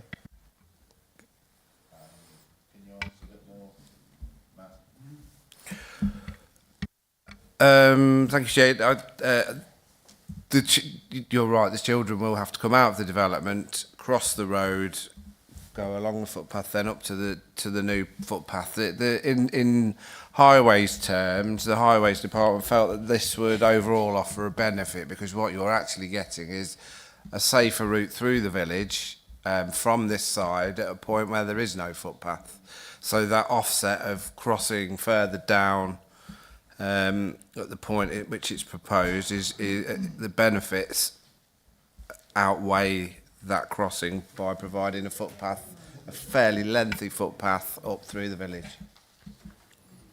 Cheers. So, do you mind if I just add a point on the crossing in terms of the level of information that's gone into part of the planning application? So, case officers mentioned the highways officer's done a thorough assessment of the application, and before them for that assessment was a road safety audit, which has reviewed the access proposals for this site and considered those to be acceptable. So that has been before the highways officer for review as part of their assessment of the planning application. So hopefully that helps in terms of that additional information. Well, I must say on the site visit, it's a very, very busy day and a lot of traffic going in speeds that were unacceptable, really, from my point of view. Next question, Councillor Sims.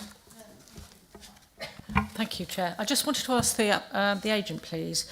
It's a highways issue, and going on site, that bend is frightening. It is absolutely blinking terrifying. And whatever highways say, and I appreciate we're talking about access, but I do want this addressed, because whatever happens today regarding this application, somebody has got to do something about that speed. So you are building the development, and I think you have responsibility, whatever happens, if this goes your way, to jolly well pull your finger out and do something about that. Now, whether it is VAS signs or whether, I know there are some dragon's teeth, etc., but that is very, very frightening, that corner. I just wanted to quickly ask, I don't know whether you can answer this, we don't have highways, but this is not specifically about the access, so I'm really sorry, officers, you're going to tell me off this, but I think it's really important because it's concerning. There is can you tell me what is that a 11.3 metre refuse? Oh, no, it's not that. It is, sorry, my thing's died, so I tried to look at my phone. It's something about a radii, and I don't know what that means. comprising a 5.5 metre width carriageway, 2 metre footways, 10 metre junction radii. What is that, please? Do you know? Can we say? Sorry, Matt. No, I'll try and answer it. It's a good question. So the radii will be the curvature and the width of the road going into the site. So they have to have certain. You'll have seen from the previous application we had a swept path analysis that showed that cars could and bigger lorries and things could turn, into the road. So the highways department have set sizes. A lot of what they do is set out in specific terms, and they're just making sure that the width and the curvature of that junction is suitable for for say bin lorries or delivery lorries, everything. But if this application is approved, then I want a commitment, please, from you as the agent to look at some aspects of that. Can we condition that if it comes to it? I'm just talking in the round, that's all. Yeah, if I could answer that, absolutely, that'd be something the applicant would be willing to do. We did propose measures through the application. The Highways Authority decided they didn't want to look at those. From the applicant's point of view, absolutely, willing to look at solutions in terms of slowing down traffic if that's necessary, notwithstanding the comments from Highways. No. Well, but understood. Thank you. Vaz, sorry. Councillor Middlebury. Thank you, Chairman. I've got two questions which are probably for Matt. The first one is on page 411, and it's Severn Trent's comments, and strangely we just have a single sentence there on 411 about foul and surface water. Quite what does that mean in relation to foul water? No objection subject to a condition. Sorry, just bear with me while I find the Severn Trent comments. I seem to have different page numbers. Oh, here we are. So, no objection subject to a condition requiring the pre-commencement submission of drainage plans for the disposal of foul and surface water.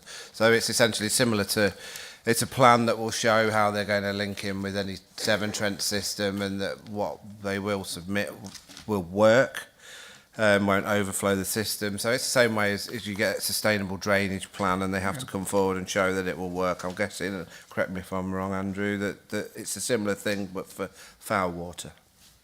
So we're not quite sure what's there yet until we get to the next stage. Mm-hmm. Okay, that's fine. The second point is actually the landscape comments from our landscape officer, which on page is 4, 11 and 12. And they show what a wonderful landscape actually views there are in Upton Snodsbury. And they're more or less saying we don't like this scheme. How does that fit in? One part of the planning department saying one thing and another part saying another thing. In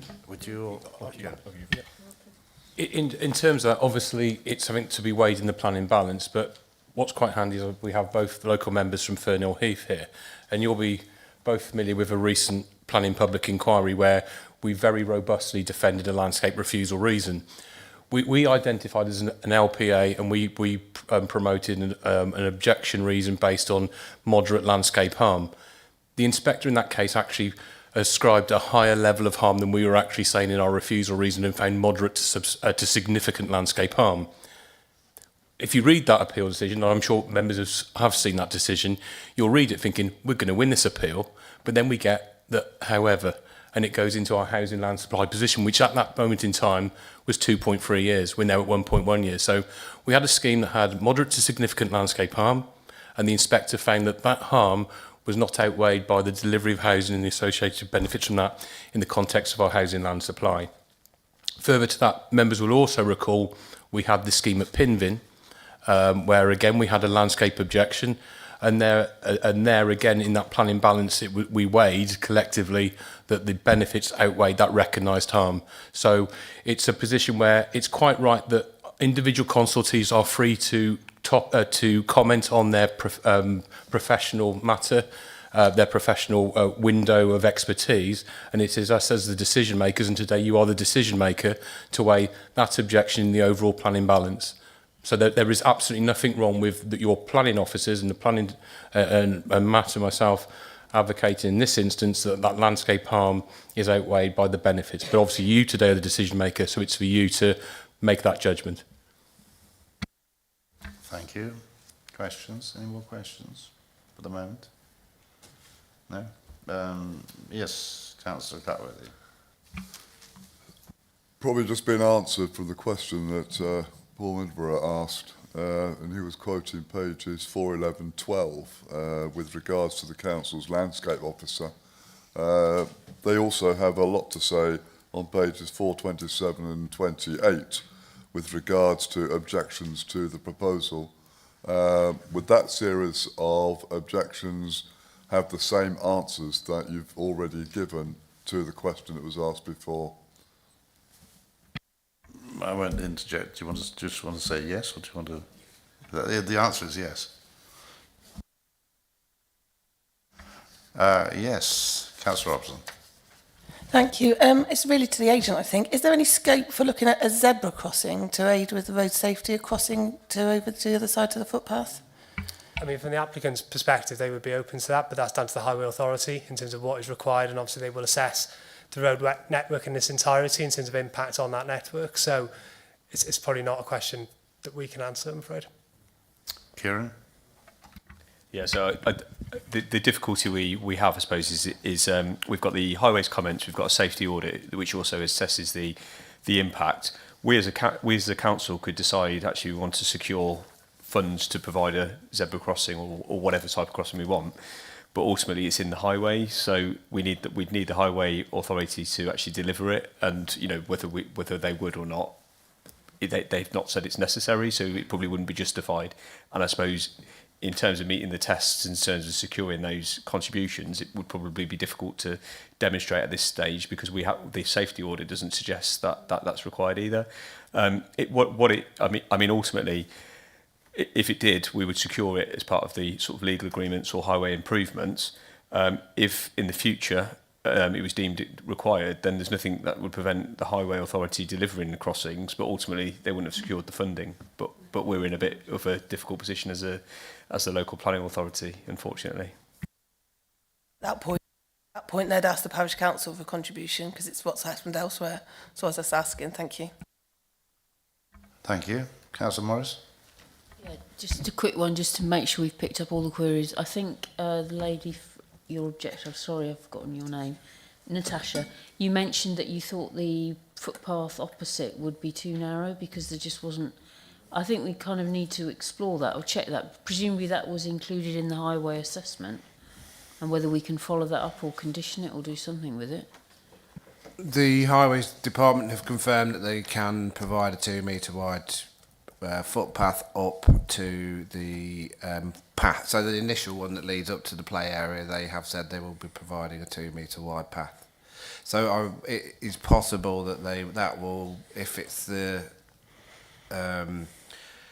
some of that highway, some of the landscape may fall within land that the Highways Authority has control over, because that would explain how they get the extra width to create So the footpath. the fact they've said that, does that mean they've got to deliver it? Absolutely 100% got to deliver it? It's part of their proposal. So if in the report it goes through what the Highways Department have said will be provided as part of this application, and it'll be what is on the drawings. So bearing in mind, obviously there's a reserve matter stage and various things, but they will be conditioned to provide the access in accordance with pretty much what's agreed now, and that also importantly doesn't just include the access into the site, it's anything that allows that to function sort of properly. Are there any more questions? No. Chairman, I have a question which I may put to one of the residents, if I may. One of the residents? One of the speakers, I apologise. Right. But just with what's being said, wearing two hats, I've had the privilege with this application to speak to County Council twice, Highways. I spoke to Jacobs a year ago and again more recently.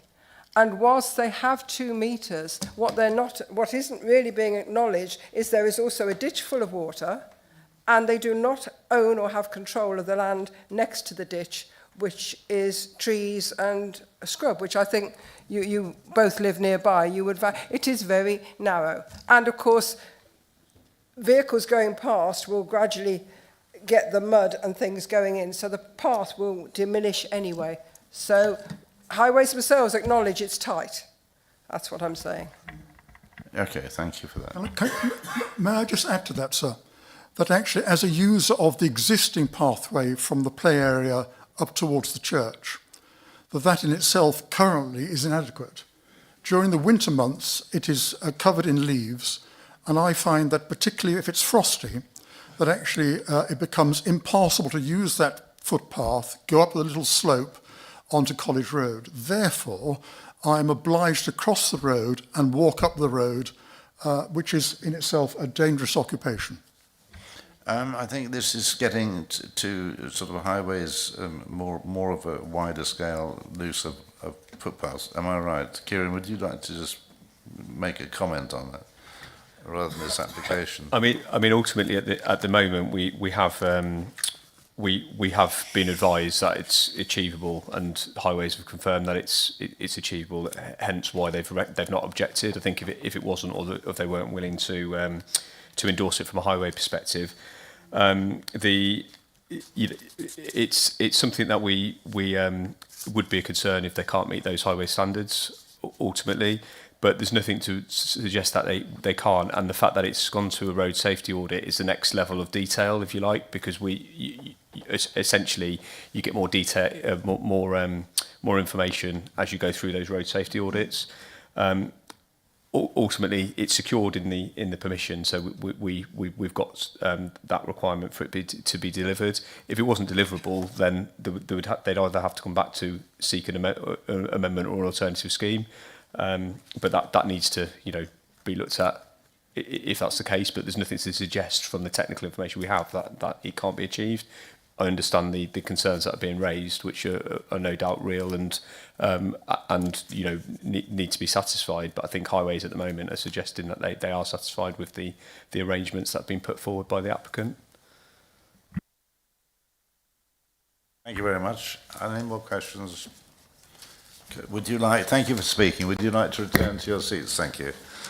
And I'll ask the ward member if you'd like to address this committee when everybody's sat down. Councillor Robinson, if you'd like to do that.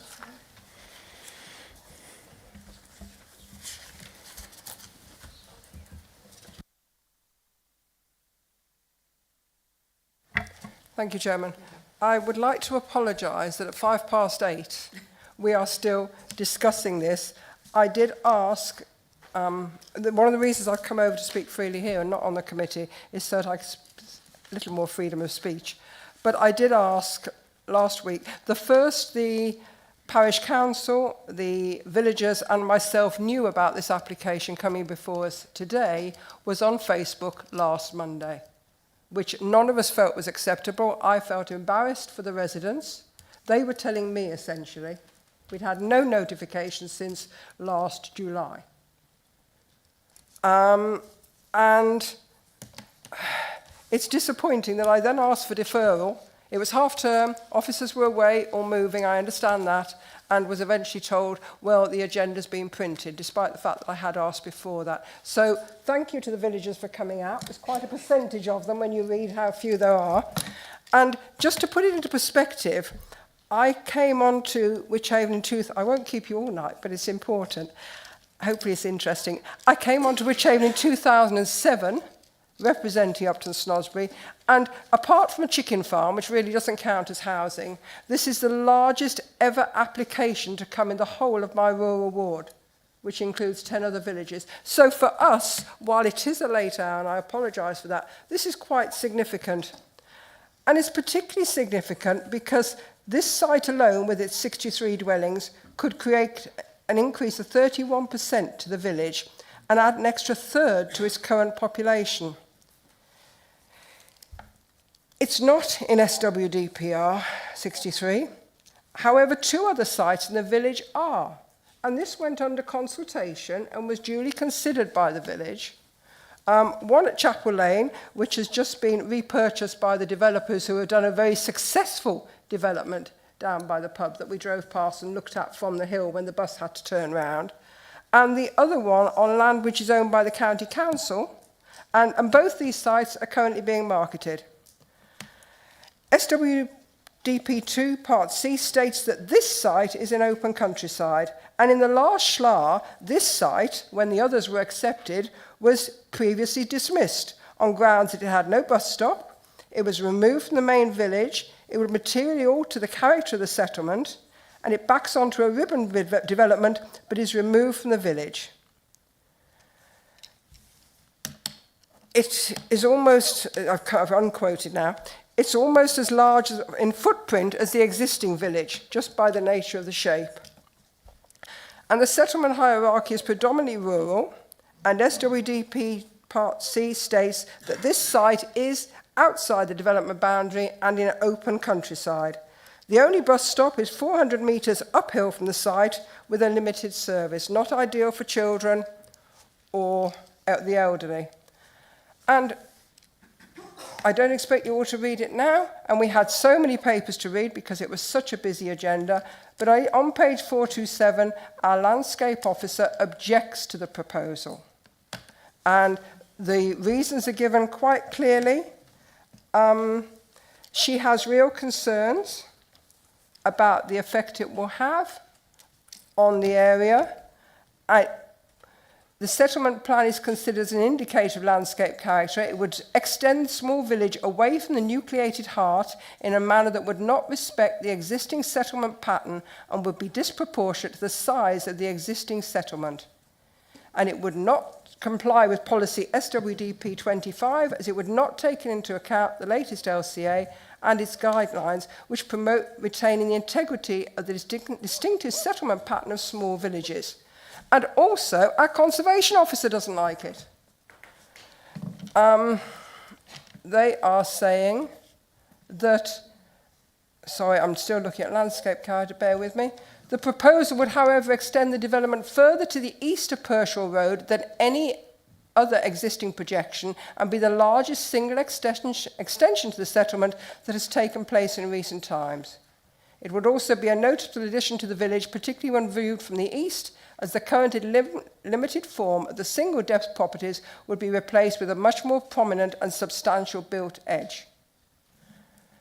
The application site would also have an effect on the listed buildings. We went into one of the gardens of one of the listed houses and the church. And then we spoke about the site visit was very good, and I thank the officers for it. And despite the fact that highways have come up with a proposal, and whether it's wide enough or not, that would be seen with time, children have a habit of not complying with what highways have come up with. And we've seen the main access point from the development and the footpath access, the quickest route and the fastest route to get to the playground when they've come home from school or when they're rushed to go and play with their children would be to go diagonally. And as they go diagonally, there is that awful blind bend that one of our members has already discussed. And as we say, even if they stick to all the footpaths, they have got to cross the road to get to the school. And there's no proposal for a crossing. And again, you would be totally altering the character of the village if you start putting shark's teeth and pedestrian crossings and all those things that you should do. And it is said that there would be an impact. The Heritage say there would be some impact on the designated heritage asset found in the historic core and as you go along the Pershore Road. It doesn't comply with policy SWDP 25. It wouldn't retain the integrity of the distinctive pattern of our small clayland villages. They do have a designation. It's a clayland village. And this site erodes into open countryside and would threaten the gap between Upton Snodsbury and Norton Beecham. And it's not in SWDPR 63. And I think we need to remember that it's only outlined, this application, but once it's passed, the principle is established. We've had 64 letters of objection, all these lovely people here on an evening when they might be wanting to do other things, and I would urge the committee to consider refusal. And that, you know, what is the point of having officers if we don't listen to them because we're scared of going to appeal? And what is the point of going through a whole process that took a lot of time to get sites that have been adopted into our policies to then completely ignore them and put one that's come up as a speculative development at the final hour? Thank you, Chairman. Thank you, Councillor.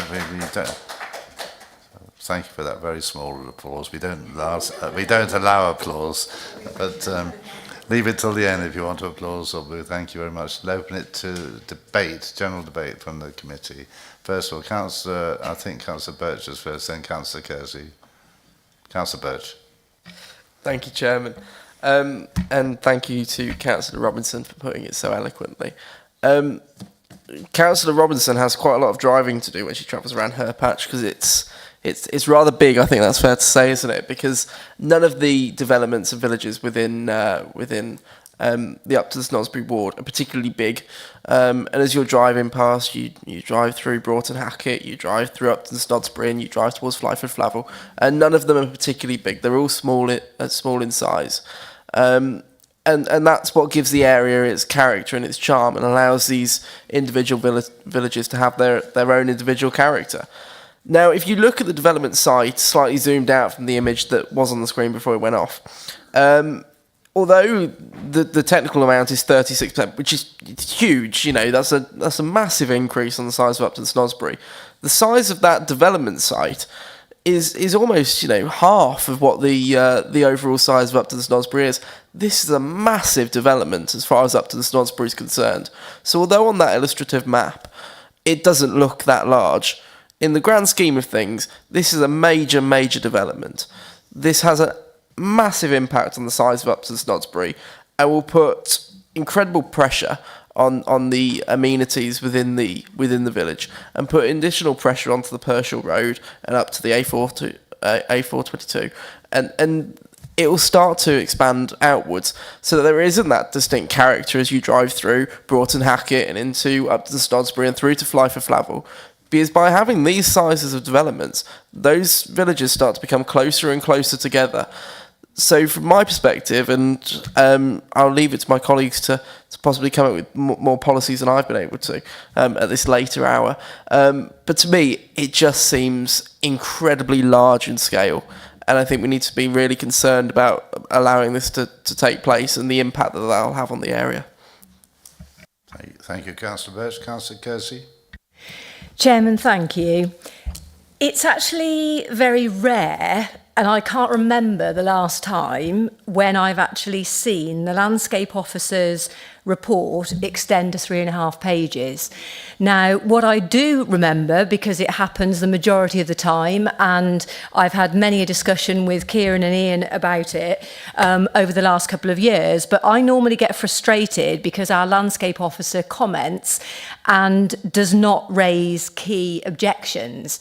So, which is why it's extremely unusual for us to see such objections from our landscape officer that reach to 3.5 pages. Now, I completely hear everything that Carl has said with regards to the appeal at Fernhill Heath.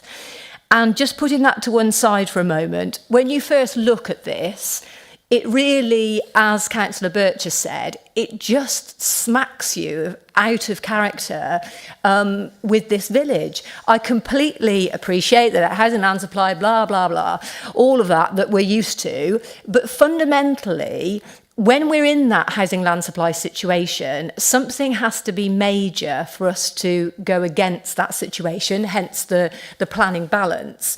And the fact that I haven't seen a landscape officer's report like this since I can't remember when, that to me smacks of something pretty substantial. Now, when I think back to the appeal decision and I think back to the Fernhill Heath application, notwithstanding the fact that the inspector actually found that there was more harm from a landscape point of view even than we did, I do think that Fernhill Heath in itself is a completely different kettle of fish to this. And I think because this is such a smaller village, a much smaller village, I do think that in a way the landscape officer's objections are multiplied. It's a category 2 village, Fernal Heath is a category 1 village, so that has to be taken into account in the scale. So I'm really, as much as I've heard everything that's been said by the speakers, by Councillor Robinson, I really can't get away from the fact that it really does not accord with SWDP 25. And I think we would be remiss to actually say we don't have the housing land supply and so we're going to accept this come hell or high water. In the SWDPR, yes, there's 2 allocations, but for therefore substantially smaller numbers. And this is going to be the fact that we've got so many residents from a small village here tonight, a large percentage of them in the chamber, represents how small a village this is and what a substantial impact this would have. So I propose refusal, that it does not accord with SWDP 25. Thank you, Councillor Kersey. Councillor Tourier. Thank you, Chair. Yes, I'll second that. Councillor Middleborough. Thank you, Chairman. I'm delighted that refusal has been proposed and seconded, but I do want to put another point. I mean, say the landscape officer and the rest of the report helped me make my decision today, and good report all in, but on balance, what the landscape officer has said about the vistas and the other aspects is vitally important. And I tell you why it's even more important than we've got in the report. Because if you're in Upton Snodsbury village and you're going to look to the west, 4 miles in 10 years' time, there's going to be 10,000 houses built. And what does the landscape officer talks about? Trees growing for 15 years and the rest of it. They've got it right, and I think very strongly in the context of the landscape being decimated 4 and 5 miles to the west with the new town, it's important that we keep the village landscapes flowing through this, as it now moves into the more central eastern part of Worcestershire, in their historical context. So I'm delighted. Thank you. I'll bring in Carol in a minute, but did I have somebody want to speak? Councillor Birch, would you like to speak again? Yeah, just very quickly. As the ward member for Fernal Heath, you know, I'd oppose overdevelopment in Fernal Heath. You know, I'm completely against it. I think the village is bigger than it should be with the amount of infrastructure it has. But even I can see that this is a completely different kettle of fish to Fernal Heath. Fernal Heath has 2,500 houses, far more than it should do, but 2,500. Upton Snodsbury has nowhere near that figure. And we are talking, you know, the difference between the number of houses being proposed in Fernal Heath was only 50 more than this, of a village of a much larger size and stature. Far closer, in fact, as well, to cities like Worcester and towns like Droitwich than Upton Snodsbury is to any sort of nearby town. So it is a completely different kettle of fish. I think Councillor Clersey's right to say that the landscape harm here is more significant than it was in Fernal Heath, although I continue to push that the application of Fernal Heath, the decision by the inspector, was wrong. Well, as a co-councillor with Councillor Birch in Fernal Heath, I would concur with all those comments. Carl. Thank you. I think really what I want to say is that over the last 6 months as a committee, we've worked really, really well in terms of moving things through. But I think what this shows is the transparency of the process. And officers certainly get it in the neck from all sorts of quarters. And I know everyone in this room from the local community would not have liked the recommendation. But what I would say is we've come at this and we give you a professional recommendation, but we set that out with full transparency. And like you say, there's 3.5 pages of a landscape objection in there. So we're not hiding anything. It's out there. You're the decision maker. It's all before you. You're not clearly you're not neutered on this one in terms of your concerns, and everything you say is completely reasonable. So I think what I'm saying is the process is working here. You have a professional recommendation, which you are free to interrogate, which you have done. It's been made with full transparency, with all the facts before you. You've heard from the local residents and the local ward member, and they've all articulated their comments in a professional and respectful way. And I just, for a matter of note, just so members are aware, following the Badsey application, our head of planning was abused by whoever was speaking for that application, which is completely unfair. Here we have a very contentious application. It's a challenging application, and it certainly was challenging for officers. The recommendation wasn't brought lightly. We considered a lot of competing things. The housing land supply, and as you are very familiar with, the pattern of appeal decisions certainly steers us in a certain direction. But it's absolutely right that you feel that you cannot support something if that is what you want to do as decision maker. But as I say, I think really the message is really to the wider community is that our decisions are made in a transparent, open way.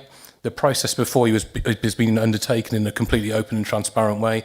And I know what the writing on the wall is with this one in terms of the potential decision, but it's been gone about in a professional way, a respectful way, and a positive way. So I thank everyone involved with this one in particular for how they've conducted themselves, but say, and also for the respect shown to officers. Or whilst you don't like the recommendation, it's been set out in a way that you could interrogate it, and if you feel in your gift you want to reach a different decision. So it's really a thank you on that, really.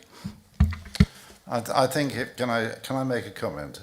Chair. I don't normally comment as chair, but I respect the officers do a fantastic job in Wychavon against all adversity.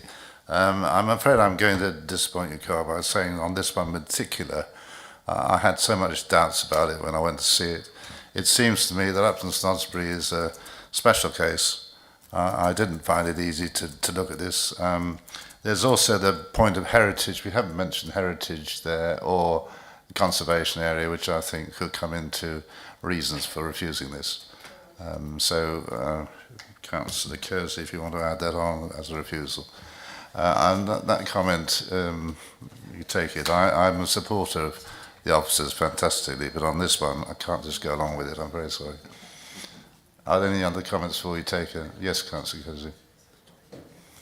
Chairman, thank you. Not the Mutual Appreciation Society, but I would very much say, right back at you, Carl, thank you for the transparency. And you'll note that in that proposal of refusal, we've had a lot of discussion about highways, but I'm most definitely not going to put anything to do with highways in there, because obviously we know that highways haven't objected. So hopefully it's that mutual, transparency in there. But my colleagues are telling me to add, based on your recommendation, Chairman, to add the heritage and conservation. Let's not get a shopping list. We know what happens when we do that. 431, the conservation officer's comments. Can Kieran possibly or Carl guide us as to what we might want to include on there? I would always recommend separating out the refusal reasons. I'm not a big fan of lumping everything together, because then that does give us flexibility down the road if, as a potential appeal might progress. So we have a refusal reason based around the landscape harm. We have a refusal reason based around the setting of Upper Snodsbury. We have a refusal reason based on the adverse impact of heritage assets. And we have a refusal reason based on the unacceptable cumulative increase in the size of the settlement. And we reference the appropriate policies and MPPF paragraphs to those headline refusal reasons. Are we okay, though, with the cumulative increase, because we know that hasn't stood up at appeal with other ones? It would be aligned with the landscape and heritage. It is something that, I mean, as the chair said, we are viewing this in the context that Upper Snodsbury is a special case in a way, given its historic core size, its historic setting, whereas we've heard Fernhill Heath and some of our other villages like Badsey today, they are larger settlements to start with. So I think here a cumulative size increase is something that would be, for members, a reasonable concern. Thank you. Just one point then, Councillor Morris. Just a quick one. Is there any merit in it? This isn't linear. Upton Snodsbury is fairly linear. That would come under the character exercise, so whether that would be landscape, the heritage or so, it would be captured within that debate, basically. I think we've probably come to the end of this. Can I... That's fine. Would you like to sum up, and Heather, over to you? I think we've captured everything. I think what I just wanted to highlight is sort of the key areas, just at that Coles Court, but also the key policies that I think would be relevant. I think ultimately the final wording of the reasons for refusal would need to be delegated, so we can capture that. But in terms of the heritage impacts, normally they're SWDP 6 and 24, which both deal with different aspects of the heritage side. We've got the landscape concerns that have been raised, and that needs to be constructed around the. I think both the heritage and the landscape reasons for refusal. We'll need to pull out some of the bits within the written representations from those specialists areas. But it would be the landscape main policy would be SWDP 25 is for me to say. But I think there's also relevance to that. I'm not sure where it fits yet, but SWDP 21. That's to do with design, but it talks about settlement character and scale, height, massing, things like that. But it does talk about the character of an area. So I think it captures that as well. Thank you, Kieran. And I mean, I know it's been mentioned before, it appears quite successfully, this Claylands type. Brilliant. So I think that's the policy basis. We've got technical consultees who are supporting those aspects, as you know. So that would give us the scope to sort of develop the reasons for refusal around what the committee have discussed today and what's in those particular specialists' comments. If that's okay. Oh, Thanks. Sorry, you're right. The cumulative increase. I think that's probably. Yeah, you're right. I think it's difficult to the scale of growth, but I think it's more. My understanding is it's more about this sort of harm and being out of character with the settlement rather than 63 necessarily being unacceptable. But it's correct me if I'm wrong. But in terms of the location, the scale, how it relates, linear development was mentioned. Those kind of things. So again, that links to potentially the heritage and the character of the settlement, but also the urban design in terms of SWDP 21, and also. So hopefully that captures everything. Okay, Heather, over to you. So just to capture that all in one go, so we are. The motion is to refuse the application for the following reasons. So basically the application does not accord with, I'm just going to go through the policies, SWDP 25, which relates to landscape character. Then we've got SWDP 21, which is about design, but also about the settlement character of Upton Snodsbury, and that the impact can also be looked at within that. And then SWDP 6 and 24, which talks about heritage impact. And in addition to that, we would also have the technical reason of not having a completed 106 agreement to secure the relevant 106 contributions. And we're going to say that the final wording of those refusal reasons can be delegated to the Director of Planning and Infrastructure. So if everybody's happy with that, or the proposer and seconder are happy with that, I'll move to the vote. So all those in favour of refusal, please.